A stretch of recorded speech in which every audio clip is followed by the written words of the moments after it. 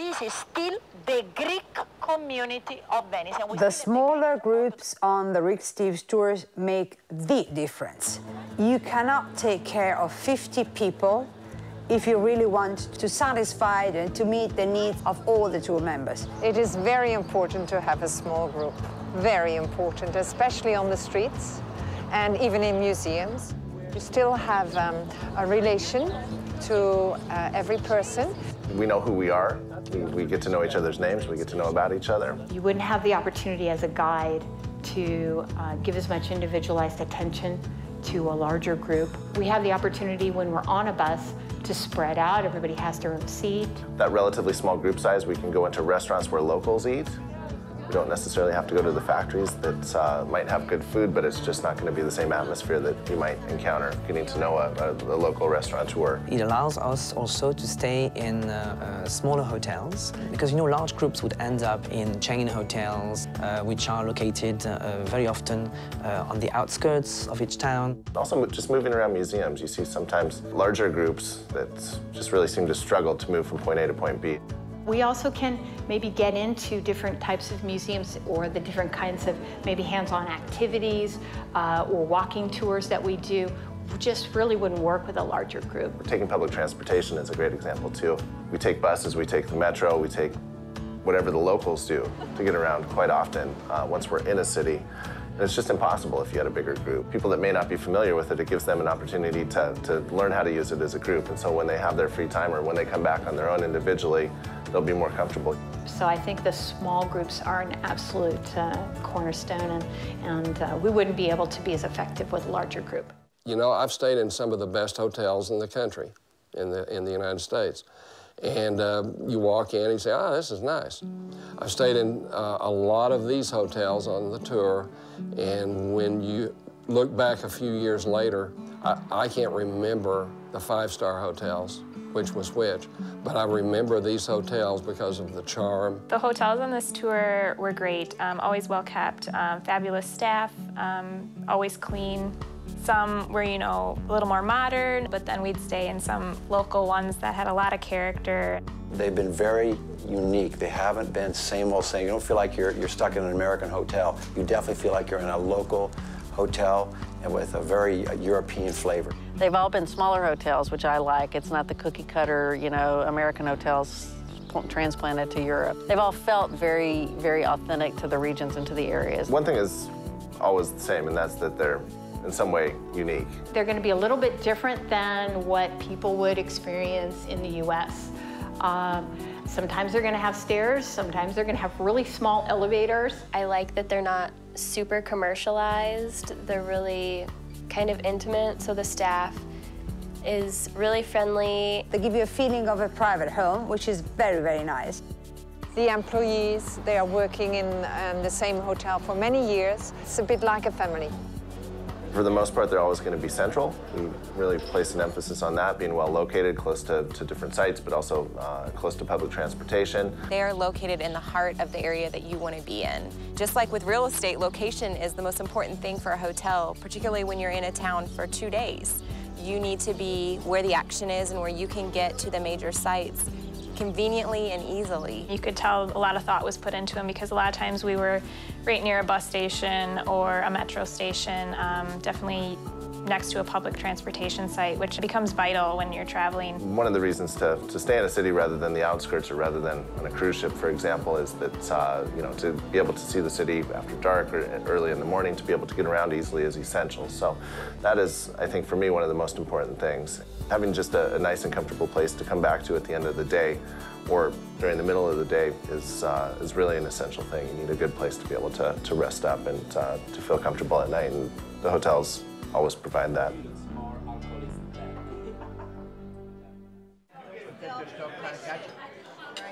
The food on this tour is fantastic, so you certainly need to pack your fat clothes. I was looking forward to the food on this trip, and I wasn't disappointed. I never had an empty stomach by any means. I'd say the one complaint that we might get is that we have too much food. You know, love goes through the stomach here. So we hope that everybody falls in love with our country. So we hope to give good food. Eating out when you travel alone can be kind of stressful. And on this trip, that's never the case. Every meal has been exactly what I wanted. For me, the best thing is I don't have to figure out where I'm going to eat every night. You know, I just want someplace that's going to be good. On our tours, we always provide breakfast every day. Breakfast is usually served at the hotel. Usually people are free for lunches, and we'll give suggestions for that. And for dinners, we have half of our dinners included. The breakfasts in the hotels are really different from place to place. And in a lot of places, like in Italy, for example, the local custom or local tradition would be to have a relatively small breakfast. So a typical breakfast might be a cappuccino and a croissant, for example. The hotel, they usually have that, but then they've also expanded it out and have a variety of different cereals and cold cuts and so on. But from place to place, it's totally different. When we were up in Munich, we had Weisswurst. What we would consider bratwurst was on the breakfast table and complete with sweet mustard. Delicious, but I think a lot of people were a little bit surprised by that. For all your lunches and half your dinners, you'll enjoy the freedom to choose your own restaurant. Ben has been really great about pointing us to restaurants and different places and telling us about some of the local specialties that we should try. And he's been right on the mark every time. If you have a meal on your own, there's the book or your guide to point you in the right direction, so you can end up eating with the locals and family-run restaurants and small places off the main drags. The other half of your dinners will be group meals organized by your food-loving guide. The restaurants we've been to have literally been some of the best meals I've had in my life. The group dinners are actually the best because in many towns or countries, maybe you can't decode the menu or you don't know where to go, what to order. You usually have a few choices that's narrowed down, but you get multiple courses. They're usually family-run, local, authentic restaurants. We go where the locals go. We don't go to the big tourist-oriented restaurants. We pick, as guides, restaurants that we hear about from other locals. It's the real food. The food we get on the Rick Steves tours is the real food. We don't have the experience of eating Americanized food that they think we want. Haven't seen a ketchup bottle in a couple of days, but I'm sure they'd bring one if I asked for it. Normally, we always try to give some choice, and we always have some side options for those who are vegetarians, you know, or have some dietary restrictions. We know what regional specialties are unique to each place, and certainly we try to take advantage of that. I always like to order things for the group dinners that people wouldn't necessarily order on their own, and that's one of the great things I think about travel. That is just having a chance to try all the local goodies, all the local specialties.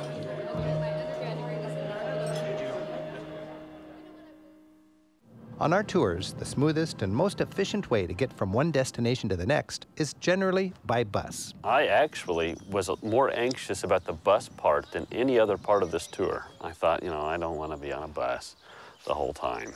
And it was nothing like that. I was very hesitant about the bus. When I saw the amount of bus time on this tour, I was like, that's not going to be good. But, you know, first stepped on that leather-seated, well-lit coach, like I was thinking this is going to be okay. We get off the bus and I'm thinking, was that really 4 hours? Because it felt like an hour and a half. I hate to say this, but you almost look forward to the bus rides because it is so relaxing. The buses, especially in this part of the world, are fabulous because you know that you travel 20, 30, 40 miles and the landscape changes. So you have views that you could never enjoy being on a plane. You have views you can never enjoy being on a car because the car is not high enough. On a Rick Steves tour, the buses are really, I think, probably different than other tours because we use a full-size bus, but we only have a maximum of 28 people on it. So there's always plenty of room to move around and feel comfortable, and if you feel like sitting next to somebody, you can, but if you feel like having a seat to yourself, that's usually a possibility. And the buses are all comfortable, they're air-conditioned. We've all got plenty of room. We can stretch out in 2 seats ourselves. The bus is big enough that we all have our own little aisle to sit in if we want to. You can stretch out, you can ask questions, have long conversations with people around you and get to know them.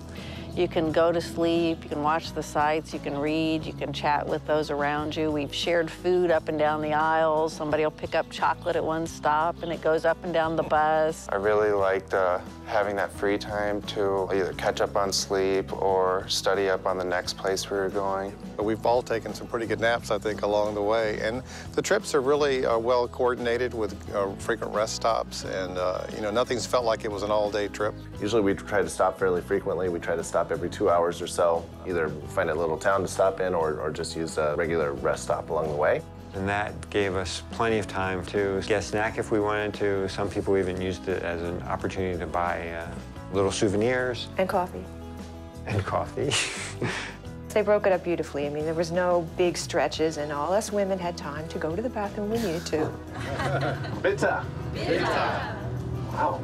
Before you get to a destination, you already know what to expect. You've already got a lesson in the language of the town or culture or country, wherever you're pulling into. I like to give a mix of quiet time and also take advantage of the fact that we're together, we have a microphone, and to talk about what's coming up next. Almost every day, Ben comes in on the bus for us and talks about what's going to happen that day, where we're going to go, where stops will be. He usually goes through the history or background of where the location is we're headed for. So it's always really interesting to get that information up front. There's a hike that you can do from Kleine Scheide called the North Face Trail that walks directly under the north face of the Eiger. He always gives us tips about places to go and things we might want to think about doing and places we might want to eat, where we might get the most authentic food. Then the great thing, too, is it's easy to answer questions, to go around, to move through the bus and to see if anybody has more specific personal questions that they need answered. It's been informative, it's been fun, and it hasn't really been intrusive. We know the drivers, they know us, and we have a good working relationship with them. Our driver, oh my gosh, he's been great fun, Joe. He's wonderful. Our bus driver, Joe, was such a charming man. A lot of fun. You know, he's an amazing driver. Got us through some tight squeezes in Italy and some really steep Alps in Switzerland, so he knows his stuff, and he was a great addition to our tour. He is always fun to work with. He's professional, he knows the route, and he's always full of suggestions, different options. And for example, we had a situation on this tour where a detour came up, they were doing some road work, and he suggested that we take the scenic route. And I think that for a lot of people going up and over the Swiss Alps, and just seeing the side of Switzerland that we, in a normal situation, would have completely missed, I think was a highlight for a lot of people. It's amazing how he can get this coach through these little narrow passes. And Katie is terrified of like heights and being on the mountains. And so, you know, she was watching as he took these sharp turns up in the Alps, but... I wasn't watching. He led us up on this pass that took us past the tree line in the Alps. And it was amazing, and it added so much to the trip. We got out, we got to see something we wouldn't have regularly seen. And that's the nice thing, is that we're flexible. Having our own buses allow us that flexibility, and having drivers that are willing to go above and beyond what's expected from them is a huge advantage for us.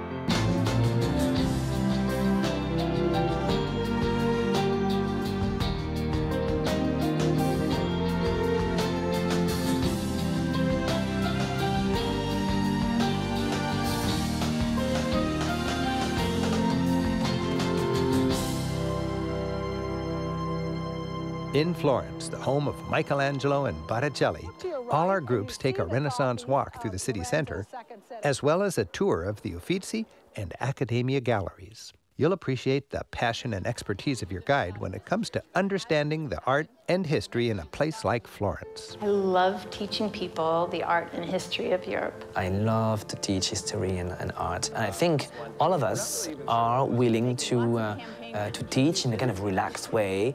This tour has done an excellent job explaining the art and the history and the architecture of all the places we've been to. It can be daunting when traveling in Europe because it's everywhere.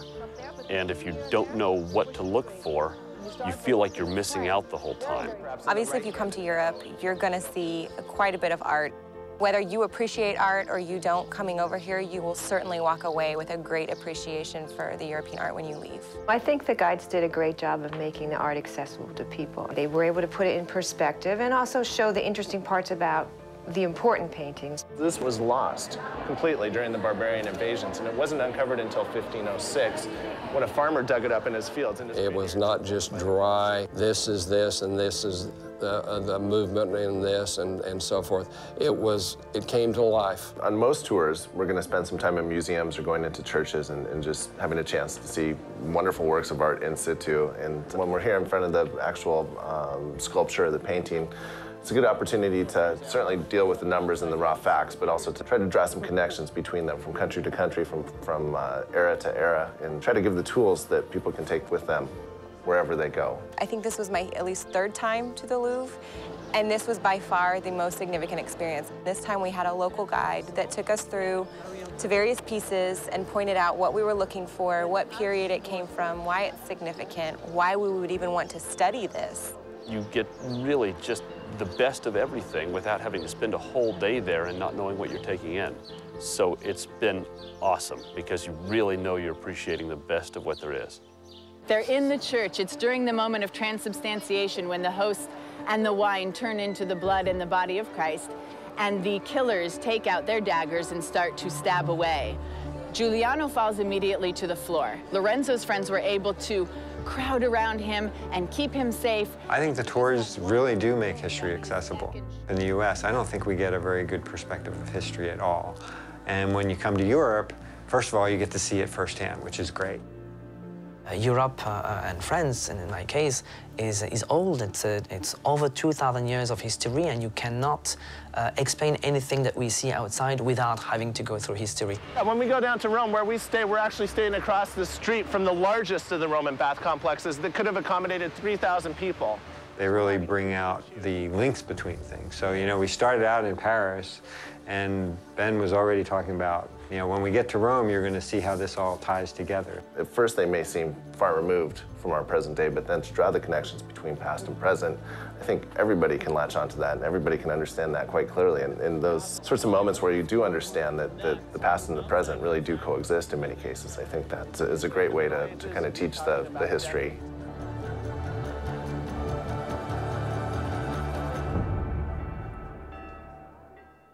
So Florence builds this magnificent church. Arnolfo di Cambio dies, and there's a big hole in the ceiling. There's no dome. They don't know how to build a dome. There's a wide range of different backgrounds that we all come from. There's plenty of guides that are from Europe. There's plenty of guides that are from the United States or Canada or elsewhere. The common denominator, I think, really is that sense of wanting to provide a good experience for travelers. I think that sets them apart. Rick Steves tour guides, I think they are like in a family. We share our knowledge, our experience with each other. The philosophy of the company is different. This is why I like the idea of becoming a tour guide for Rick Steves, because you really want the people to have the real experience. I think something that's very different is this teaching philosophy. We're trying to teach people to become independent travelers. We want people to come on our tours, but we also want them to learn how to travel on their own and be independent travelers, because we want them to go out and kind of have their own adventures and have their own experiences. My motivation is to make sure people have a good experience and have a good time and get out of their travel experience whatever it is they're looking for. Different people look for different things. Some people want to learn more about the history. Some people are more interested in the art. Some people are really interested in the food and wine. Some people just want to meet new people. Whatever it is that people are looking for, that's my primary concern, is that they find it. It is really a pleasure when you see on the face of your people that they like it, that they discover something, that there is something new in their life. What really I like very much and gives a lot of satisfaction is when I see the people getting back to their roots, if they have them here. We say that blood is not mineral water, so that it's in yourself. You should never, never deny your roots. It's when I see the joy in the tour members' eyes, and I have this very precise example here. We go to Mont Saint-Michel, and I remember being there with a group, and after dinner, everybody was out on the ramparts overlooking the tide going up and saying, you know, wow, this is real amazing. When I see an entire group on the ramparts enjoying that, it brings me some great joy. Having a chance to get to meet people that come from different parts of the country or different backgrounds, different age groups, and then to share those experiences together, and then to bring everybody's background and personal experiences together, I think that adds an element to traveling that's is really a lot of fun. I get to take people through these kind of quintessential peak moments maybe in their lives. Finally, they get the opportunity to come over to a place that they've been dreaming about for a long time. And so I'm the person that gets to facilitate this amazing experience. I get to see it through their eyes and get to share in that excitement, and I think that's probably the best part of being a guide.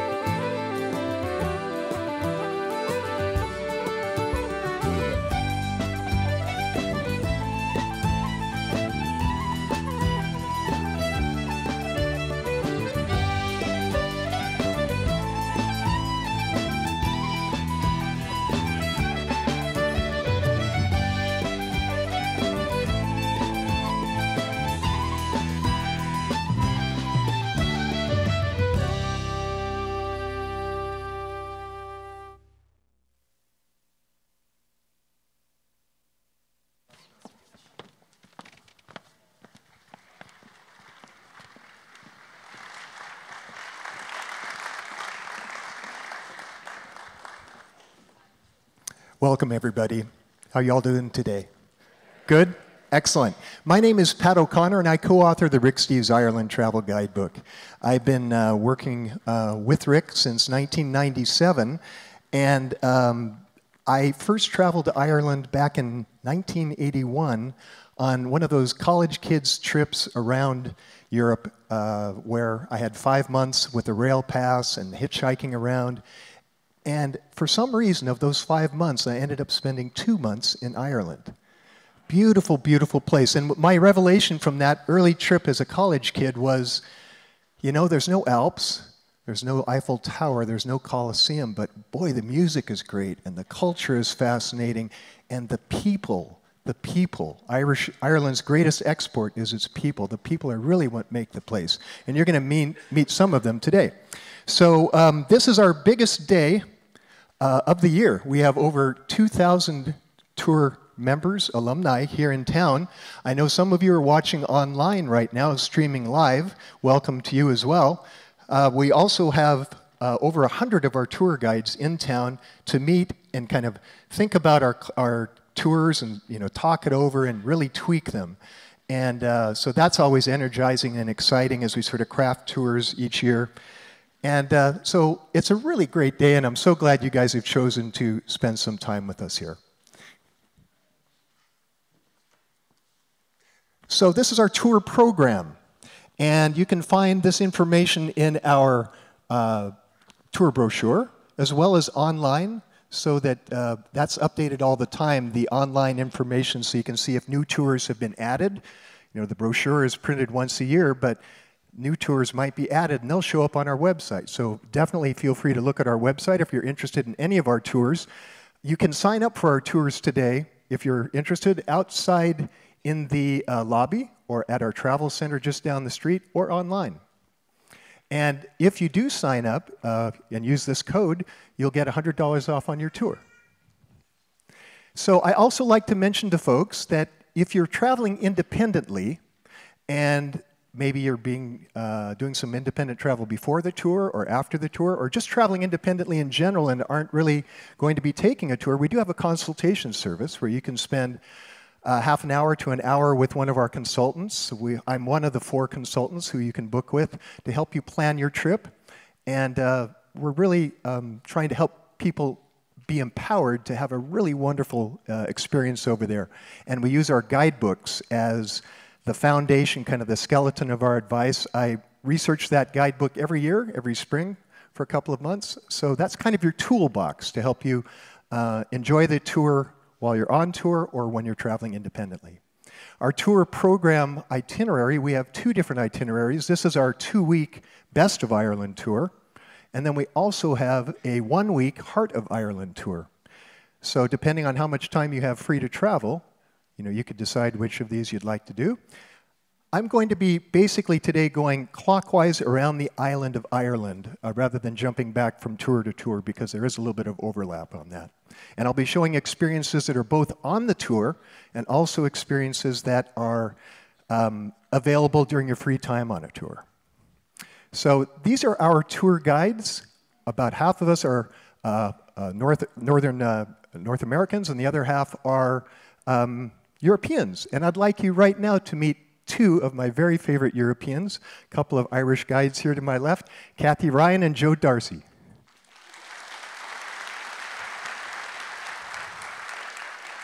So guys, I'd love to have you introduce yourself. Tell us just a little bit about yourself. My name is Joe Darcy, but when you're on tour with me, you can just call me Mr. Darcy. My wife, no, she leaves out the Mr. bit.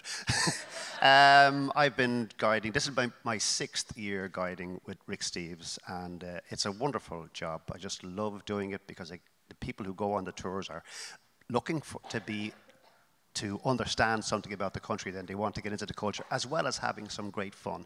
And when you're on an Irish tour, as well as having great fun, actually you will be getting a lot of crack. Anybody know what crack is?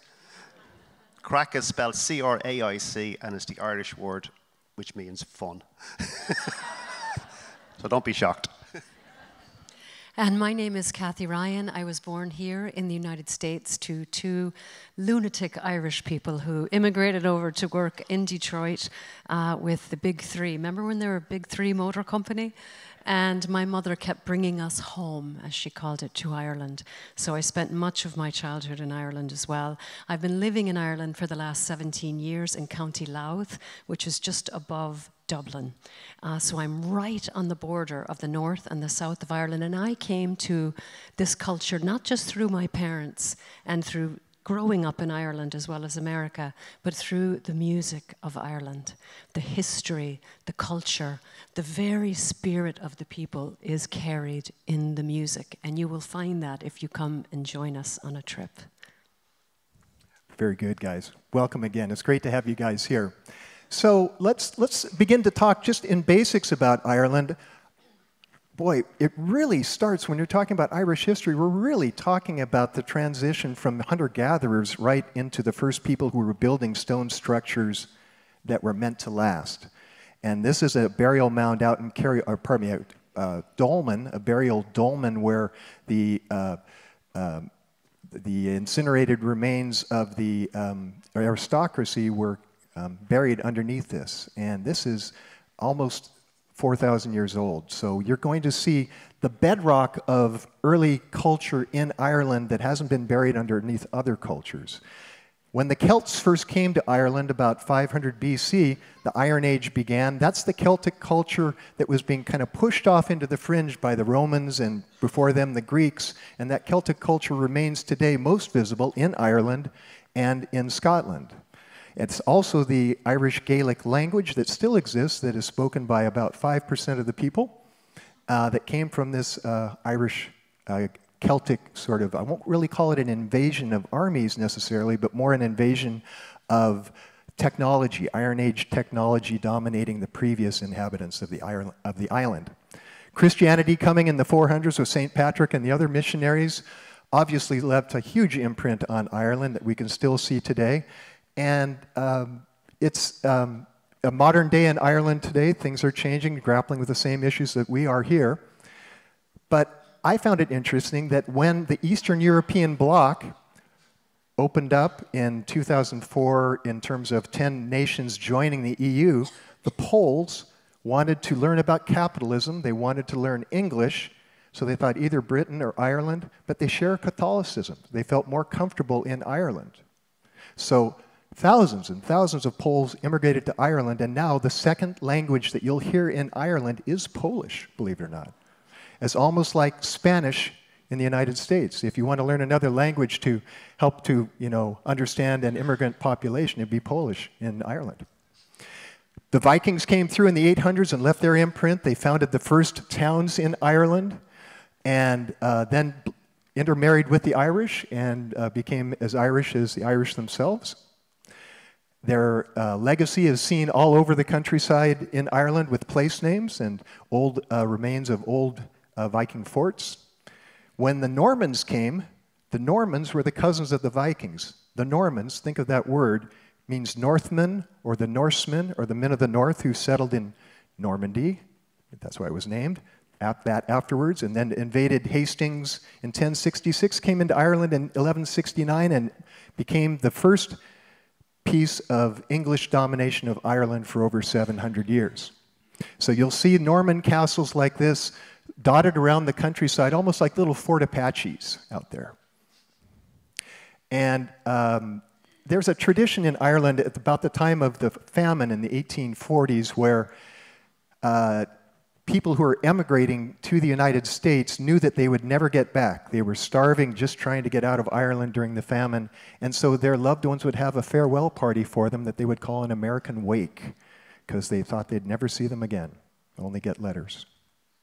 People in those days were the poorest of the poor, just trying to get on those famine ships, going from hovels like this into Hell's Kitchen in New York, not even speaking the language.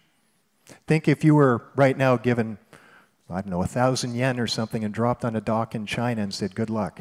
You can't tell the good people from the bad or what the customs are or anything like that. So really the Irish is the first wave of immigrants coming from Europe. Were very hard pressed. And, you know, immigration is a sad story, but it's also a story of adaptation. And today we have a very strong and very close relationship with our Irish friends. Every Irish person I talk to has a cousin or a sister or a son or a nephew in the States. It's a very close connection. So that's why people like you come on our tours, to come and find out a lot more about the destination you're going to. And here's one of my happy tour groups a few years ago. I always like to tell people that if you're traveling independently, you're going to spend about 25% of your time figuring out how to, where to sleep and where to eat and how to get from A to B. On a tour, that's figured out for you. So it's more efficient, and in essence, you can see on a tour in 3 days what it would take you 4 days to see on your own. It's just more efficient. We have group dinners about half the nights of our tours, and then the other nights you can do your own thing and have your own serendipity and your own discoveries. And we also, in any Irish hotel, you'll get a big cooked breakfast. This is not a continental European thing where you just get cold cuts and coffee and yogurt and fruit. Here in Ireland, you get a cooked breakfast that's really going to stick to your ribs. And so you get coffee and fruit, and you can see ham and eggs. And then there's a mysterious little object here. That is black pudding. And that's basically pig's blood sausage. So beware of anything on your plate that looks like a hockey puck. I'm slowly developing a taste for it. I didn't used to, but it's growing on me now. And for those of us here in Seattle locally, I do want to make you aware that we now have a nonstop flight from Seattle to Dublin on Aer Lingus. It started last May, so check that out. So you don't have to hassle with changing planes at Heathrow or, you know, Amsterdam or somewhere else. Just more direct from here, and that's good news. So we're going to talk now about Ireland. The actual island of Ireland is about the size of the state of Maine, so it's not huge, but it takes a long time to get around. And the interesting thing about it is that you're never more than 75 miles from the ocean, no matter where you are in Ireland. So that means that the climate is very temperate, even though it's pretty far north, about as far north as Edmonton, Canada, or the Alaskan Panhandle. But mild weather because the Gulf Stream hits it. So now we're heading into Dublin, which is on both of our tours. And I really enjoyed Dublin. It's a friendly, vibrant city that it really has a lot going for it. It is kind of a noisy city. Lots of pubs, a lot of boisterous people having fun. Bring little foam twisty earplugs in case you're somewhere where the pub action is going on later in the evening. And also, for those of you having a little extra time in Dublin before you even start the tour, take a hop-on, hop-off bus tour. It'll be a good orientation that first afternoon when you come in. That's good advice for any of the big cities where you might be starting your tour, in Paris or Berlin or wherever you might be going. So the finest piece of art in Ireland is thought to be this. This is the Book of Kells, which was not intended to be art initially. Kathy, how do you describe the Book of Kells to your tour groups? I describe it as a miracle because the Vikings went to the island of Iona, where this book, it is believed, began. It is the 4 Gospels created by monks in a monastery, which were the universities of that era. And they were huddled in their huts, no light, imagine it, the Dark Ages, short and brutish life was in that time. And they used inks from all over the world. The monks were practiced traders. They were also practiced cow thieves because cattle was the coin of the realm. That is a vellum page with ink from as far away as Afghanistan. Beautiful lapis lazuli. And they use gorgeous interlace patterns, which the Irish are now known for. But the Vikings went to Iona and raided it. And they killed 65 of the community there, but they didn't get the book. The book was secreted out to Kells, where work continued on it, and the Vikings came again in the 1100s, and they didn't get the book. They hid it in a bog. They got the cover, the bejeweled metal cover, and then the crown came for the monasteries and the wealth within them. And they didn't get the book. It was sent to Dublin. And we get to go into Trinity College and stand over a page that's opened for us on that particular day. And think about that. From the 700s, this book still is with us. So I think it is just a homage to artistry and to the honoring of God and to just resilience, protecting what is important in the culture. Yeah, very good, Kathy. It truly is a treasure, and we're always strategizing on our tours to get you to places in time to beat the crowds and to sort of more efficiently use your time. And this being a very popular site, we work diligently so that you don't have to wait in lines and so on. Also at Trinity College Library, right above the Book of Kells in the same building is this gorgeous hall where books are, I believe there's, Joe, isn't there one book published, all the books have been published since 1800 or something, they've got a copy of them stored away somewhere. Do I have that right? When we were part of the United Kingdom, there was an Act of Parliament passed, and every book, magazine, pamphlet, printed or published in Great Britain or Ireland, because we were the United Kingdom, a copy of it goes to Oxford, Cambridge, and Trinity College. And even though we're a republic, they still have that right, yeah. So they have a depository of about 7-8 million books. Wow. Not all in this one room, but yeah, great, cool. And you know, boy, there have been 4 Nobel Prize winners for literature from Ireland. The literary tradition there is amazing, and I was pretty uninformed about it when I was a kid. On that first flight coming back from Ireland, I bought Ulysses as something I just read on the plane coming home. That didn't work out. It really didn't work out. If you read the first page of that, you'll know what I'm talking about. Let me put this in more capable hands of Joe here, who's a real literary scholar on this. I have Ulysses by my bedside table. My wife thinks I'm mental. Has anybody tried to read Ulysses? Has anybody succeeded in reading Ulysses? Oh, less hands. But James Joyce, here's the thing, if you're in Dublin in June, the middle of June, June the 16th is the day that we celebrate the publication of James Joyce's weird and wonderful novel, Ulysses. And people dress up. It used to be 20 years ago, it was just 60, 70 of us dressed up. Now it's thousands of people dress up in the costume of the time of 1904, and we follow the trails of the central character, Leopold Bloom, around Dublin. Well, we follow them till about 2 o'clock, and then we stop at that pub.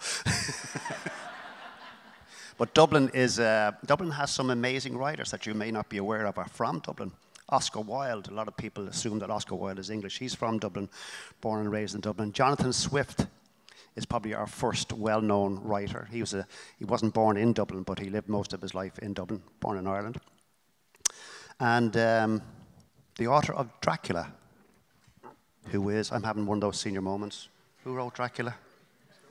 Bram Stoker. Bram Stoker was a Dublin man who went to college with Oscar Wilde in Trinity College in Dublin. So we have a host of writers in Ireland. Yeah, yeah. Very good. This is a little pharmacy that Joe actually gives readings of Ulysses at. It was a pharmacy that James Joyce featured in Ulysses.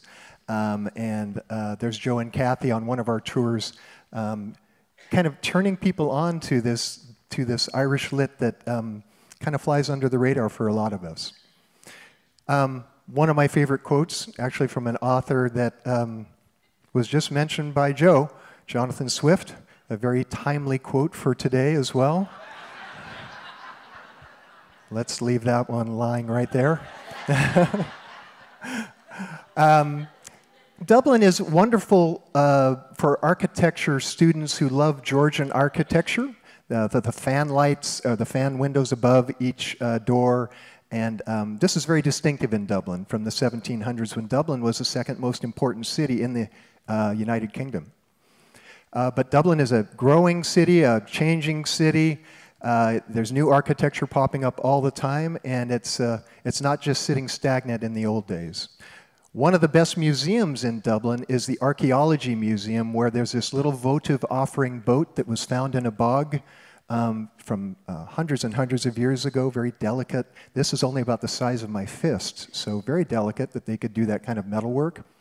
And the Guinness Brewery is also a holy pilgrimage for some folks.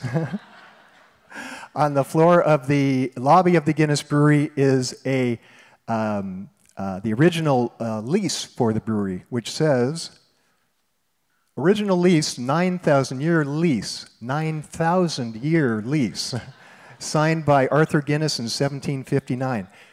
9,000 years at £40 a year is a decent price. Of course, that's been renegotiated since, but anyway, Guinness Brewery, of course, you can visit. Kilmainham Jail. This is where the very important Irish patriots were held and in 1916 executed, galvanizing the people into an independence movement that finally got them independence from Britain eventually after a half a dozen years of very bloody conflict. The Irish knew that whenever the British were tied up and distracted like World War I, that was the time to strike, and that's what they did in 1916. And most of the leaders were executed, but there was one leader named Eamon de Valera. Here he is in custody. He thought he was going to be shot, but he had an American birth certificate. He was born in Brooklyn and sent to Ireland as an infant, and the British didn't want to execute him because then they couldn't get America to come into the war in 1916. So he survived, luckily, because of his passport, and dominated Irish politics for 40 years. Eamon de Valera.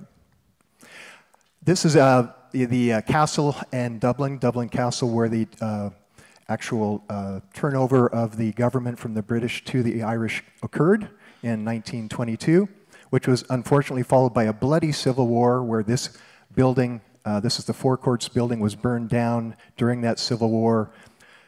The Civil War, the records that were burned in this building make it difficult now for us to track our genealogy because there were records there that went back to the 1200s. Eventually, though, Ireland kind of healed itself, and really what I like to mention to people is Eamon de Valera ended up on the losing side of the Civil War, but was elected president 10 years later. Think about this. What if Robert E. Lee was elected president in 1875? You know, think of the resiliency of the Irish democracy, how they were able to handle that. The Temple Bar neighborhood in Dublin is a big party zone, lots of fun if you're looking for stag parties and hen parties and expensive beer and fun. Great people watching over there. Great people watching.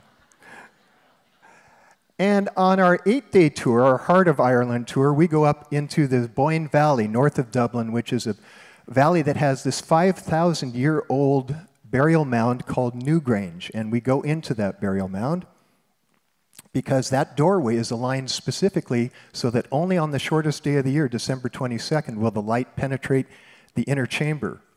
and then the spirits of the dead would be carried off, you know, in the rays of light. The gods would be pleased, and the days would get longer. At least that's what we think they were thinking. Kilkenny is a wonderful town. What do you think of Kilkenny? I love Kilkenny. Kilkenny is a medieval town. It gives us an opportunity to enter back into that segment of Irish history. It's a walled town. The medieval walls are still very much intact, some of them. There is a castle there that the Normans began building in the 1100s. It is still there and was later enhanced in the Victorian period. There's a beautiful cathedral to visit as well.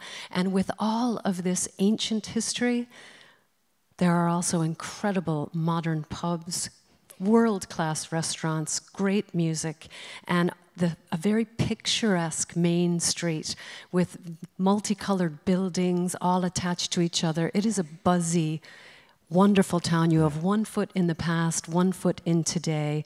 And the Vikings, of course, helped settle it as well. The Shannon River, you know, the rivers were the tributaries at that time. But it's a fun, buzzy city. What do you think, Joe? Yeah, Kilkenny is an easy one for myself and my wife when we say, will we go somewhere for the weekend? Kilkenny, it's just down the road. It is just buzzing, yeah. It's probably got, there's one street where there's 7 pubs in a row.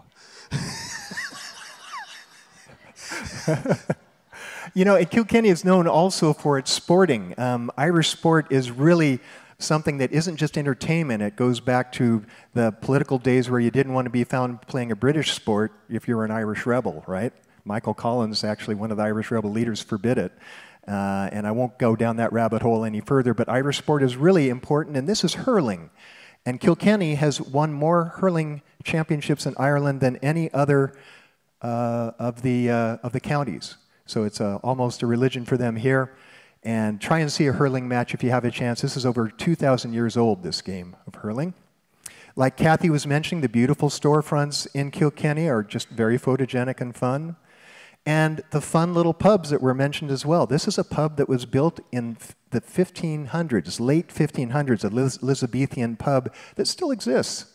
Holds about capacity right there, you're looking at it, about 20 people. The Rock of Cashel is a landmark in the center of Ireland, rising above the plains of Tipperary, where St. Patrick actually helped to convert one of the local kings. Definitely a stop on both of our tours. Where you get a chance to see Cormac's Chapel, a very well preserved Romanesque chapel from back in the 1100s, with some of Ireland's only frescoes that still remain. Kinsale is a lovely little port town in County Cork, our favorite little port town in County Cork, very historic. In Kinsale, we have some great walking tour guides like we do in some of the other towns where they tell us about the nautical history of Kinsale. In a nutshell, Kinsale had the last and final Spanish Armada landing. Kinsale is less than 10 miles away from the Titanic's last port of call at Queenstown. Kinsale is where the Lusitania sunk offshore, about 5 miles offshore. And the sailor who stepped onto a ship way back in the 1700s and got marooned on an island in the Pacific and was later rescued, and Daniel Defoe heard about this and wrote a book called Robinson Crusoe. That sailor stepped on the boat in Kinsale, Alexander Selkirk originally. So a very interesting town and a colorful town and a really worthwhile town where we spend a couple nights on our 2-week tour, especially visiting Charles Fort, which is a huge fort that the British built to fight off invasions that they expected from either the French or the Spanish, because the French and the Spanish were Catholic, Protestant England with Queen Elizabeth. How do you get to attack the English through the back door? You do it through Ireland. It was like the Cuban Missile Crisis. The Russians want to get at us. Here's an offshore island we can put some missiles on. So same kind of thing. Then we travel through Killarney National Park, a beautiful national park.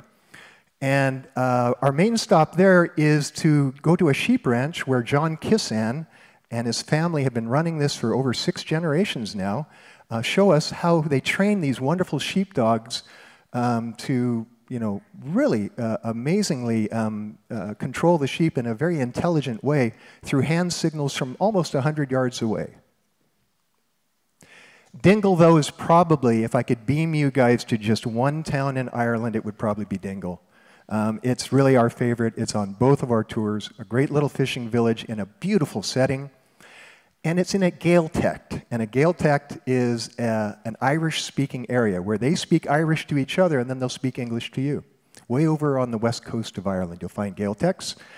And you'll see the Irish language all over Ireland flashing back and forth. Joe, what was it like to grow up in a society where you were both speaking English and had to learn Irish? Well, the Irish language is, and the amount of people who speak it is kind of sad that it's only, as you say, it's less than 5%. I think it's far less than 5 now.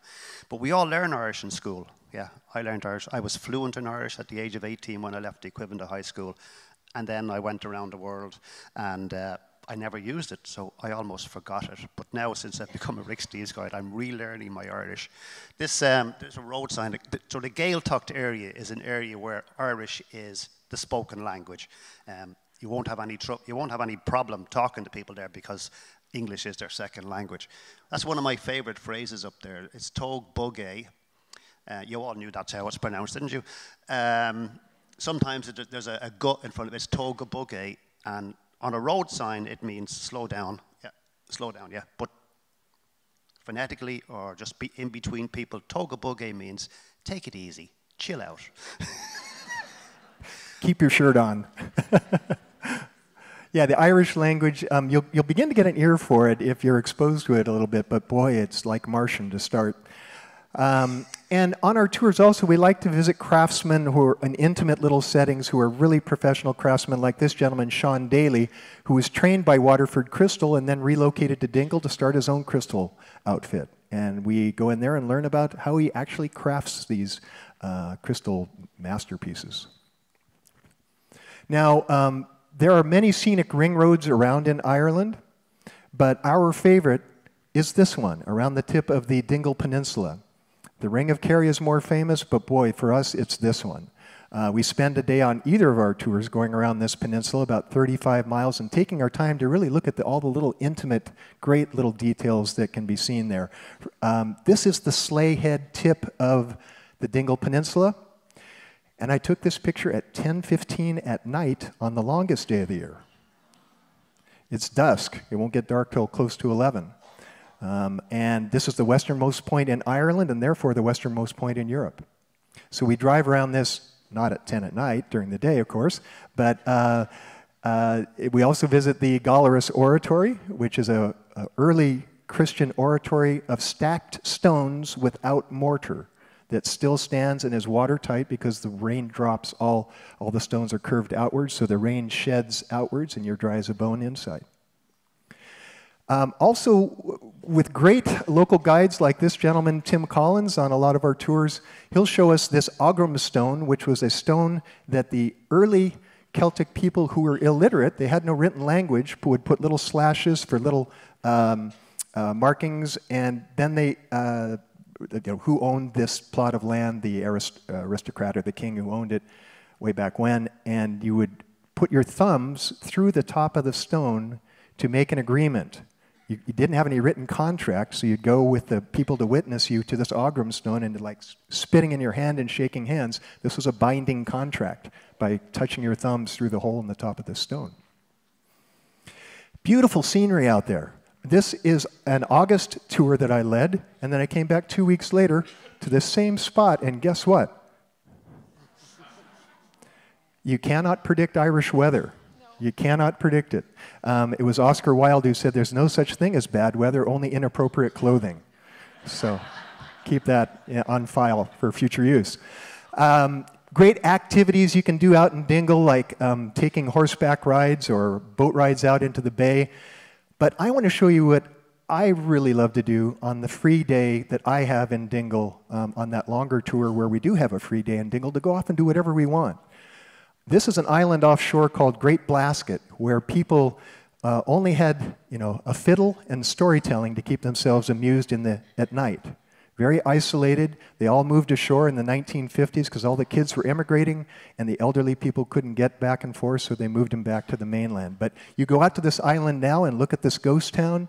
You get onto the island on a little Zodiac boat like this, And once you're on the island, there's no bathroom, no shelter, you know, no phones, no lights, no motor car, you know, any of that stuff, right? So you walk around on the island. If you get there early enough in the day, there's gray seals all on the beach. Great bird watching if you're a bird watcher. And you hike in heaven for me. This is like walking on marshmallows. This is mossy ground, and it's easy to follow the trail all the way along the crown of the mountain, looking down on the shoreline of the Great Blasket. I just think it was described once as a poem. Instead of it's beautiful, it's just so beautiful, we'll just call it a poem. And then when you get back to town, in the evenings, the pub culture is just so much fun in Dingle. And you can get into little pubs like this that are just little intimate little places for conversations, or you can gather like we did, 5 of us guides together one evening when our tours intersected. I can see Declan and Dara and Lisa and Jerry, my colleagues, all in this shot here. You may have one of them as your tour guide, and we've got a half a dozen other great tour guides as well who will be your guide potentially. The music in Dublin, or in Dingle, is absolutely fantastic in the evenings. The music comes on about 9:30 in the evenings in the pubs. Or if you are not a night owl, there are great venues like this one. This is the church in Dingle, where the musicians who will be playing in the pubs later in the evening are playing here at 7:30 earlier in the evening. Music in Ireland is amazing. And the Irish piper in particular is my favorite. This is different from the Scottish bagpipes. I won't go into the details, but more melodic and more scales or more notes, more octaves, I should say. And the harp is the national symbol of Ireland. It's the only nation that has a musical instrument as a national symbol. It's on their coinage. And it's just something that is really infectious. And I want to treat you guys right now to my colleague, Kathy Ryan. Would you be so kind as to sing us a song, Kathy? I would love to. Music in Ireland, singing is like breathing. It's not about being a brilliant singer, singing in the middle of the pitch, having an enormous range. It's not about celebrity either. It's about telling a story and taking people out of the room. There are songs about every single place, townland, city, village in Ireland, and about the people within, about every major skirmish and every minor one. The history is all in the music, and it keeps us tethered to it. And I'm going to sing a song for you now. It's a hymn, centuries old, that was put to music not that long ago by Liam Lawton. And it's a song that I would sing in a sacred site, one of the monasteries, or in Gallerus Oratory, because I think sometimes it's better to sing a place than to take photographs of it. So this is called Magrasa Maia. It's a love song to God. Alleluia, alleluia, alleluia, maglonior, stumaya smitila, alleluia, makriga jo. Magrasa Maia, Magarda Malia, Magrogel Smochirna, Magra Makrist, Magra Makri, Magra Fatu Arina Gloira. Alleluia, alleluia, alleluia, maglonior, stumaya smitela, alleluia, machriga jo.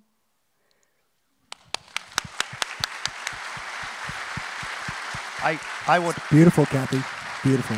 I would like to put on I would like to put on record that all of the Irish guides don't sing like that.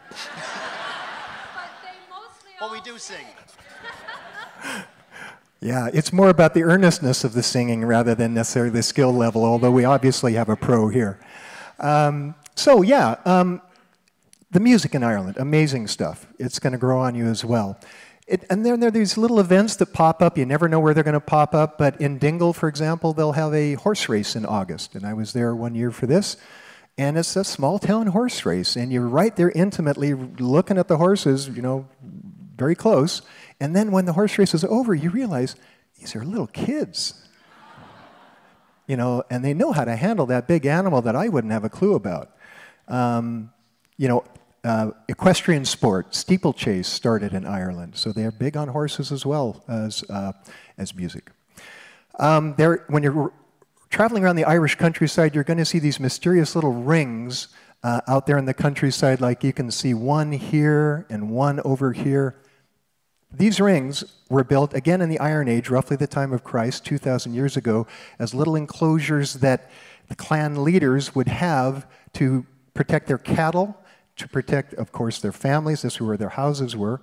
And all the clannish raiding, almost like cattle raiders. Cattle was a currency in those days. So you'll see these all over the place, and you can walk around on top of them. They're preserved mostly because people had a superstition that you didn't want to take a stone away from any of them, or you'd have bad luck. The Cliffs of Moher, we visit on both of the tours. Great photo op, 600-foot tall cliffs facing the Atlantic in County Clare.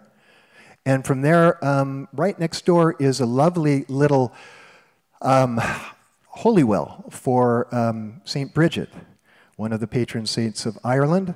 And right into the tiny little doorway over here on the left, if you walk through that doorway, you see a little equestrian well and all the religious offerings that were left there, where the Christians, actually with St. Patrick, they took holy, or spots that were considered holy to the pagans, and just sort of co-opted them and turned them Christian by naming them after a saint, and that tradition goes on today in Ireland.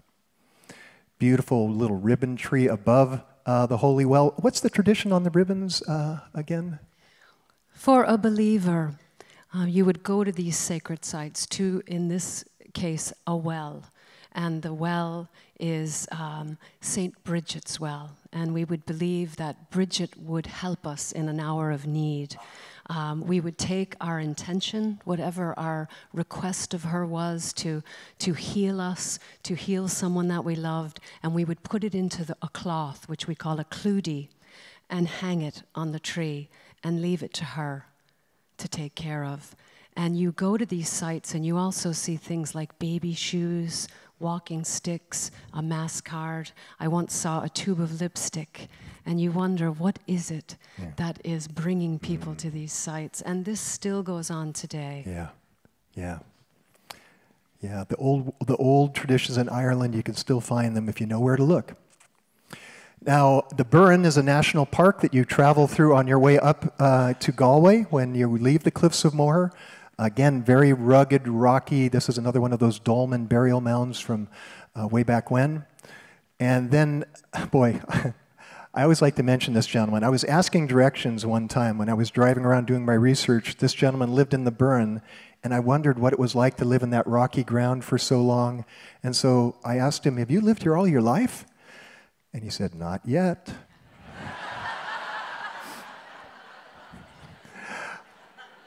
Galway is a great base town for us on our tours, where on the longer tour, the 2-week tour, we go out to the Aran Islands. And the Aran Islands is another Gaeltacht, where they speak the Irish language to each other, but they'll speak English to you. We get out there on a boat that's subject to the tides, so we have to wait for the tide to be right to go out there. We've got that all organized.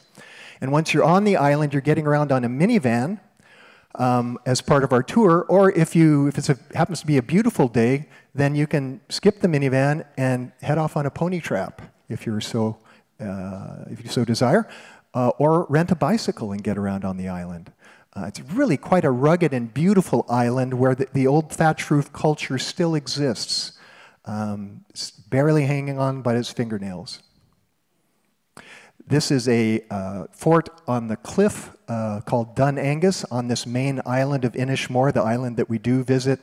And up there in this cliff, when you're walking around, you realize there's concentric walls, again built over 2,000 years ago, and the people in this fort, to defend themselves, gathered stones from other parts of the island and stacked them all up outside the fort. How are you going to charge that fort, right? The people are tough, hard-bitten people who had to live off fishing on the Aran Islands like basking sharks. Look at the size of this shark. It's not a man-eater, but it sure as heck is huge, and it sure will fight for its life. So these guys are in little currachs, and they manage to hunt for basking sharks. That's a tough hombre. And they couldn't farm. Look at the land. They would literally take sand and seaweed and animal dung and all collect it in one little 10-foot patch to create a little vegetable garden for themselves. They had to manufacture dirt, literally. Now we're moving around the top side of the island here. I'm going to kind of scoot through these. This is Connemara. We drive through Connemara on our 2-week tour. Beautiful area out there where we get a chance to see the 40 shades of green that Ireland is so famous for. The beautiful foliage of rhododendrons in the spring, fuchsia in June, Montbretia in August, depending on what time of year you're there. And we really enjoy taking people out to do a hawk walk. And Joe, you've had a close encounter. This might look scary, but when I saw that photograph afterwards, I had not been conscious that the hawk's wing was touching my face. It is perfectly safe, and it's one of a wow moments for a lot of people as you land that hawk on your hand. Great photo opportunities. Yeah. And on the 2-week itinerary, what Pat is after showing you is that rugged beauty of Inishmore. And then a day later, you go into this grand castle and you go back into ancient days and bird song. And that's what I love about our tours, the juxtaposition. We get to see so many different facets of Ireland. Yeah, absolutely. A lush place like this when we were in a rock wasteland almost the day before. And we'll pass famine graveyards. The famine was such an important part of Irish history, which I won't get into now, but it's the reason that I'm here instead of in Ireland, because my people came across in the 1850s as a result of the famine from County Kerry, were my people. You'll find these famine graveyards around. In the days when potato was the main food for all the people, just potatoes and buttermilk were enough to keep peasants alive. Just potatoes and buttermilk. Believe it or not, enough vitamin A and vitamin C to keep them going. And then, boy, you know, when the famine hit and so many people died and so many other people emigrated, you find these ghostly, lost, little sad lazy beds, they call them. They are the former plots of land that were once harvesting potatoes. The sad little memorials that exist out there for the famine, you'll find them, and we drive through a beautiful region of Connemara called the Duloc Valley that has a very sad famine story that you'll hear on the tour. We visit the peat bogs out there, and we step out on the peat bogs for just a minute or two so you can look closely and find things like this. This is a sundew plant. It is carnivorous because the turf or the earth is not nutritious enough to keep this plant alive, so it gets insects. And it's amazing because the bog is mostly water. When you're standing on it, it's solid. You're not going to sink in it, but it's more water than it is solid, and it's a natural trampoline. I normally can't jump like this, but I can on the bog. And you'll also see little communities of travelers who we used to call tinkers, but that's a politically incorrect term now. They prefer to be called travelers. 30,000 of them with their own dialect living around Ireland in a nomadic way still to this day. Sometimes called gypsies, but they're not ethnically gypsies in any way. They're as Irish can be. Croagh Patrick is the mountain that St. Patrick supposedly banished the snakes from on the top. And every year on the last day of July, there is a pilgrimage that goes to the top of this mountain. Thousands of people do it every year, I should say. I've had a chance to go up it 3 times. It's a 2,500-foot mountain. And if you're truly devout, you do it barefoot. Yeah, I didn't do it barefoot. And I'm sorry, the town of Westport is our base when we're up there in Connemara. We moved from there, pardon me, in Westport is a great pub to a gentleman named Matt Malloy, who's the flute player for the Chieftains music group, if you've ever heard of them. They've played in Seattle here a few times, the Chieftains. Moving around now, we're going to be going now into Northern Ireland. Northern Ireland is part of the United Kingdom. So they use the British pound up there, while in the Republic of Ireland, where we've been so far up till now, they use the euro. Northern Ireland is beautiful. Don't let the troubles that happened back in the 60s and 70s send you for a loop. It'd be like being afraid to go to Germany or Japan because of World War II. It's old news. Of course, you can find trouble if you want to walk into a neighborhood and say something inflammatory, but we're safe there. There's no problem that we have to worry about there, and it's beautiful. This is the Northern Irish coast. The Union Jack flag, by the way, is the combination of the saints' flags of, a little hard for me to see there, I guess it is, yeah, St. Patrick's Cross, the Irish, St. Andrew's Cross, the Scots, St. George's Cross, the English. You put all three of those on top of each other and you get the Union Jack flag. Which makes me wonder how the Welsh feel about things, because they're the one left out of the party. The Welsh have a very dramatic green and white flag with a dragon in the middle of it that if you threw that on here, it'd look like the dog's breakfast. So they don't do that. Anyway, the Ulster Scots are what we would call the Scots-Irish here. The Ulster Scots were planted because they were loyal to the king back in the 1600s in the north of Ireland. They took root there like they didn't in other parts of Ireland. And the Ulster Scots, still looking for opportunities after a few generations, many of them came across to our 13 colonies looking for more opportunities. They were the first wave of Irish immigrants way back in the 1780s. I think something like a third of our signers of the Declaration of Independence were Scots-Irish. The Scots-Irish were fans of a king named William of Orange, and they lovingly called him King Billy.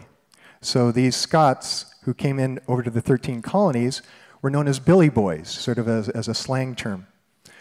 Well, they still didn't have the opportunities they wanted, so they heard about this new land over in what we today call Kentucky and Tennessee. They were the Billy Boys who went over the hills. They were the hillbillies. Okay, so the hillbillies, boy, yeah, here's some of our famous Scots-Irish presidents that we've had, like Grant and Woodrow Wilson and people like that.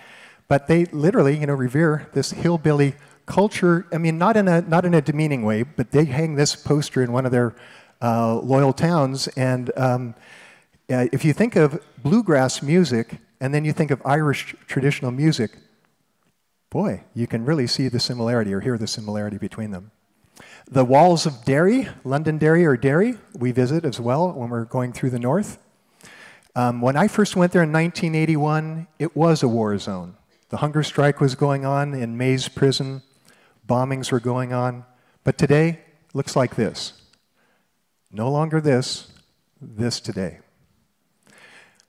When I was in high school in the early 70s, Vietnam was winding down, and all of a sudden we're seeing in Ireland the troubles going on up there. Again, the Good Friday Peace Accord in 1998 went a huge way to tamping down the problems, and I don't want to sound like Pollyanna, but things are getting better, one step forward, one step back in Northern Ireland, where today we tour through this neighborhood of the Bogside, which was a massacre site in 1972 on Bloody Sunday. The people revere here some wonderful heroes. You can see Mother Teresa in this shot. I've forgotten the South African president. Mandela, thank you. I wanted to say Desmond Tutu, right. Mandela, thank you. But look in the upper right-hand corner. You've got Martin Luther King. He is a hero to these people, because when television first came to Ireland in the mid-60s, on the news they were seeing civil rights marches, and the Catholics in Northern Ireland were going, well, yeah, we don't have jobs, and yeah, we don't have good housing, and yeah, we're being discriminated against. So they had civil rights marches, which then became flashpoints for the Troubles. Civil rights marches that were not intended to cause trouble, just simply to get civil rights.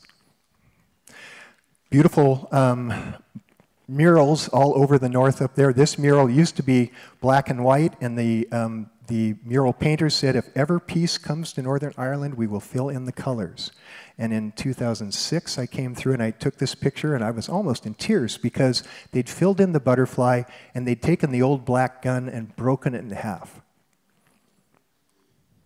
And there's a peace bridge now that connects the two communities in the north of Ireland, in Derry.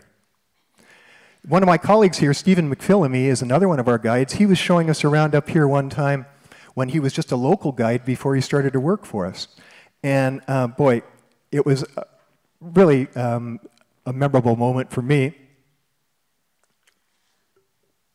because we were being watched by a camera. This was the early 2000s. It was panning back and forth. And then suddenly it stopped. Everybody was uptight, and Stephen just said, everybody waved to the camera. So we all waved to the camera, and it froze, and then the little windshield wiper went. It wasn't raining. He was saying hi back. So don't be uptight about the north. This camera's gone now. This is the train station in Derry, this coffee machine. I had to take a picture of it. And the reason I'm bringing this up are the cliches. They think of us, they think of Sleepless in Seattle and Frasier and coffee. What are the cliches we think of them? You know, leprechauns and shamrocks and stuff. So we'll broaden our perspectives and we'll see the finer shades of color in between there. We stay in Portrush, a beautiful town on the northern coast. We visit the Giant's Causeway, amazing geological formation. We tour the Bushmills Distillery, which is lovely and fun if you're a connoisseur. Excuse me. And we also visit Dunluce Castle, which is one of the most dramatically situated castles that I think I've ever seen. And on a clear day, you can see Scotland in the distance across. It's only 17 miles away across the water. When I was there one time with one of our tours, there was archaeology being done, and we didn't realize this big grassy field that was surrounding the castle had once been a town. Just 6 inches under the turf, if you cut down, you find an entire town used to exist there. And I can't tell you how beautiful the Northern Irish coast is. It's just gorgeous. All of Northern Ireland. There are many hidden little pockets that are quite beautiful. Belfast, an industrial revolution town that grew like weeds back in the 1800s. It went from 30,000 people to 300,000 people in just a couple of generations on shipbuilding primarily.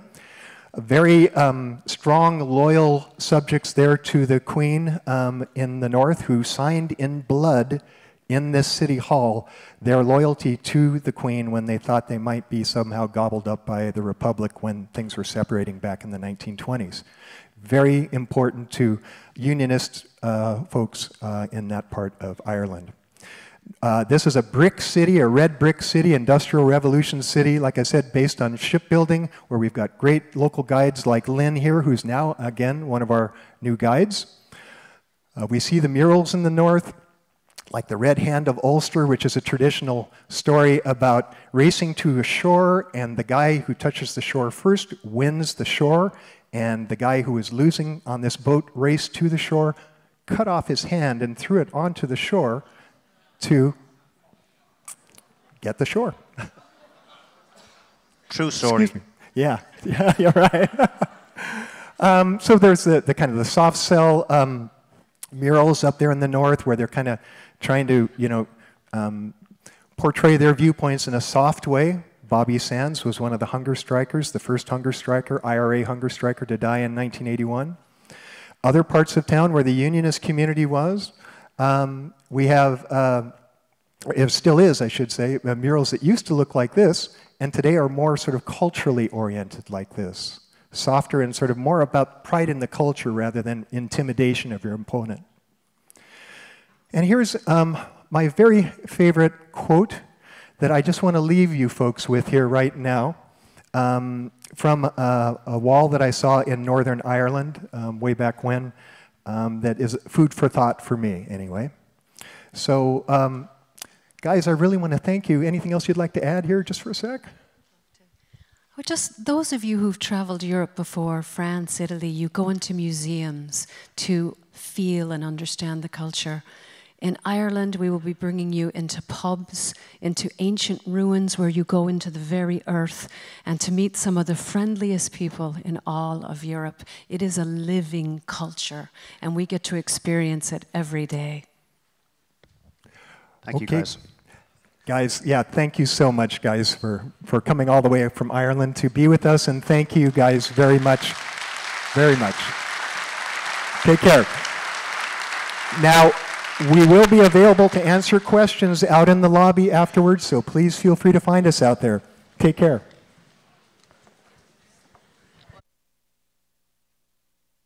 Hi, I'm Casey Gould at Rick Steves Europe here with the Test Drive and Tour Guide event. Thanks for watching, and today I'm joined by our Ireland guides, Kathy and Joe. Hello. Yeah, thanks for being here. First of all, for some context, what led you to guiding? Just your own background with it. The love of Ireland and wanting to share it. As simple as that. It is such a pull, Ireland. And it's an endless well of culture and history and endless arguments, many of which Joe and I have had. What has led you to it?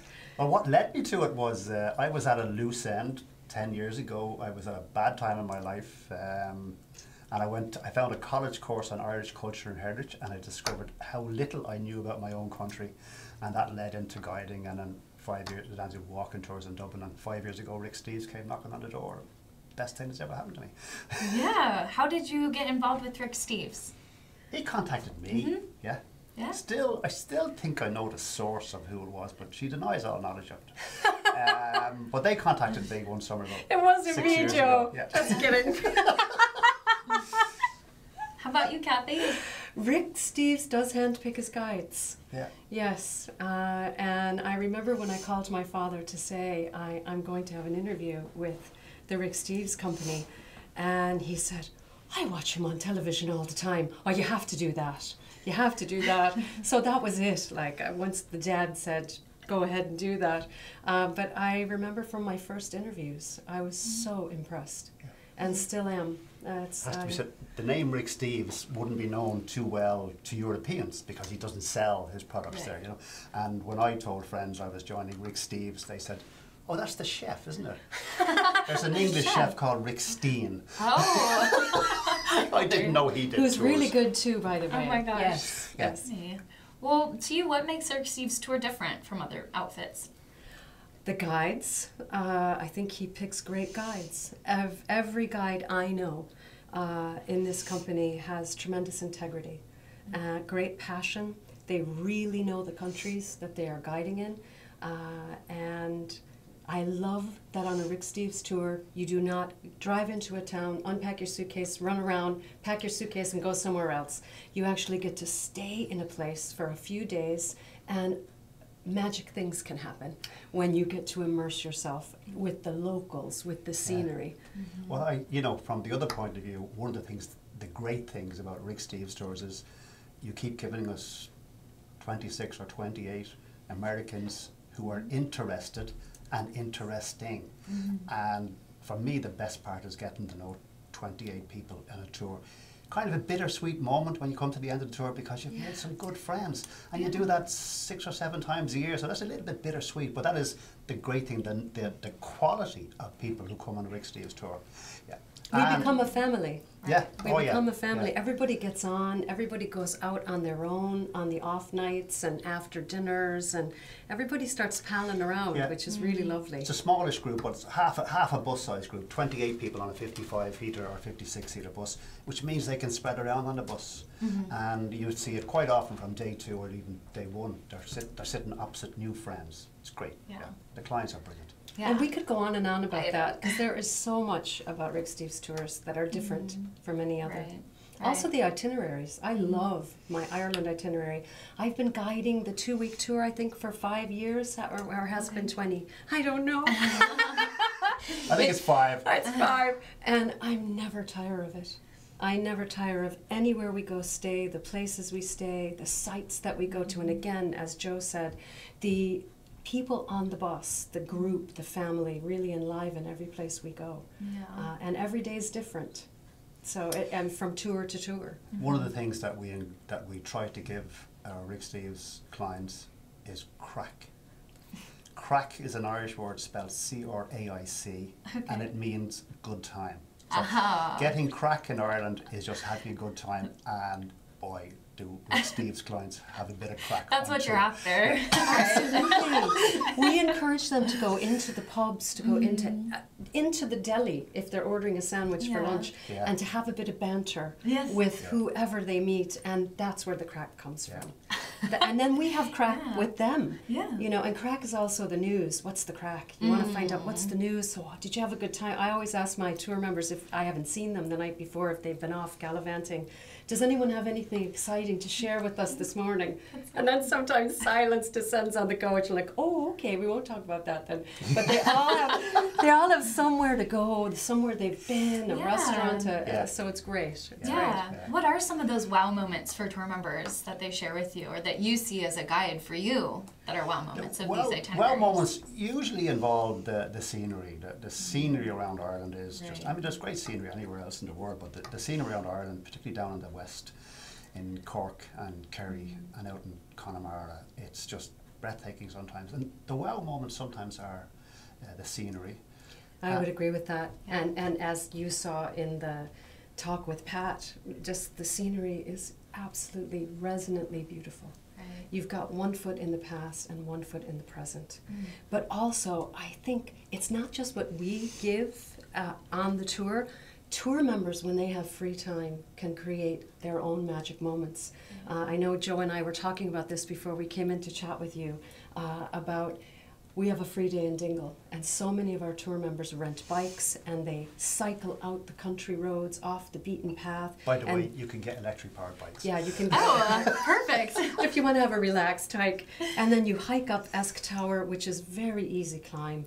And you have 360-degree views of Kerry, the Atlantic Ocean, and bring up a picnic lunch, come down. That was, for me last year, a couple of serious wow moments from tour members, creating their own magic. I've had that wow moment for myself when I hiked up to the top of this tower and the sun was shining, and I felt like I was alone in the universe until I heard behind me some American accents. Yeah, until you remember there's a few Americans trailing. Absolutely, but they weren't his Americans. They weren't his Americans. Do you know what though? I was up there one day and a fiddle player came up and he started playing the most lonesome, beautiful music on the fiddle, and it was just him. He hid behind a hillock and myself, and it was, and you can have those moments in Ireland. You can have moments where you as a tour member would go into the pub and meet some locals, and before you know it, 5 hours have passed and you've sang songs and you've shared stories and you might even be related. You know, the way Ireland is. It actually, being related, I've had a few family connections linked up on my tours over the years, including one occasion, a young woman from Sacramento. She knew she had family descendants from the Dingle area, and she met up with them. By chance, we just stopped at the right pub. Oh my goodness. And her relations were in that pub. And that was pure chance. I got all the credit, of course. You orchestrated it. And then the following day, on the free day in Dingle, she let me know that she was having dinner with her family. And it was a wow moment. Wow. But isn't that beautiful? Yeah, those are powerful moments. I was on a tour, similarly, a little different though, where I had a woman, I was doing the orientation tour of the town, and the next thing I heard her scream, and she ran across the street. It was a girl she went to high school with, across the street. And those moments happen in Ireland. There's a lot of serendipity over there. You're on an island away from the rest of the world, and there's the Irish diaspora is so long and extends forever. And then you also have everybody wanting to come to Ireland, because as Rick says, he thinks one of the friendliest countries in all of Europe. There's a very warm welcome for everybody who comes to Ireland. I've got two really good friends, live in Seattle, George and Eileen Murphy. There's Irish blood, obviously. And on my second tour, 5 years ago, we visited a cemetery. Cemetery doesn't sound like good fun, but actually it's a very historic, there's a way history in the cemetery. And he said, I wonder, would we be able to find my great-grandfather's grave. And we did. Wow. Oh my goodness. Wow. Yeah. I had to go down to they were with the group, and I'd done a bit of research, and I went over, George, Eileen, come here. I think we found a grave. Oh my gosh.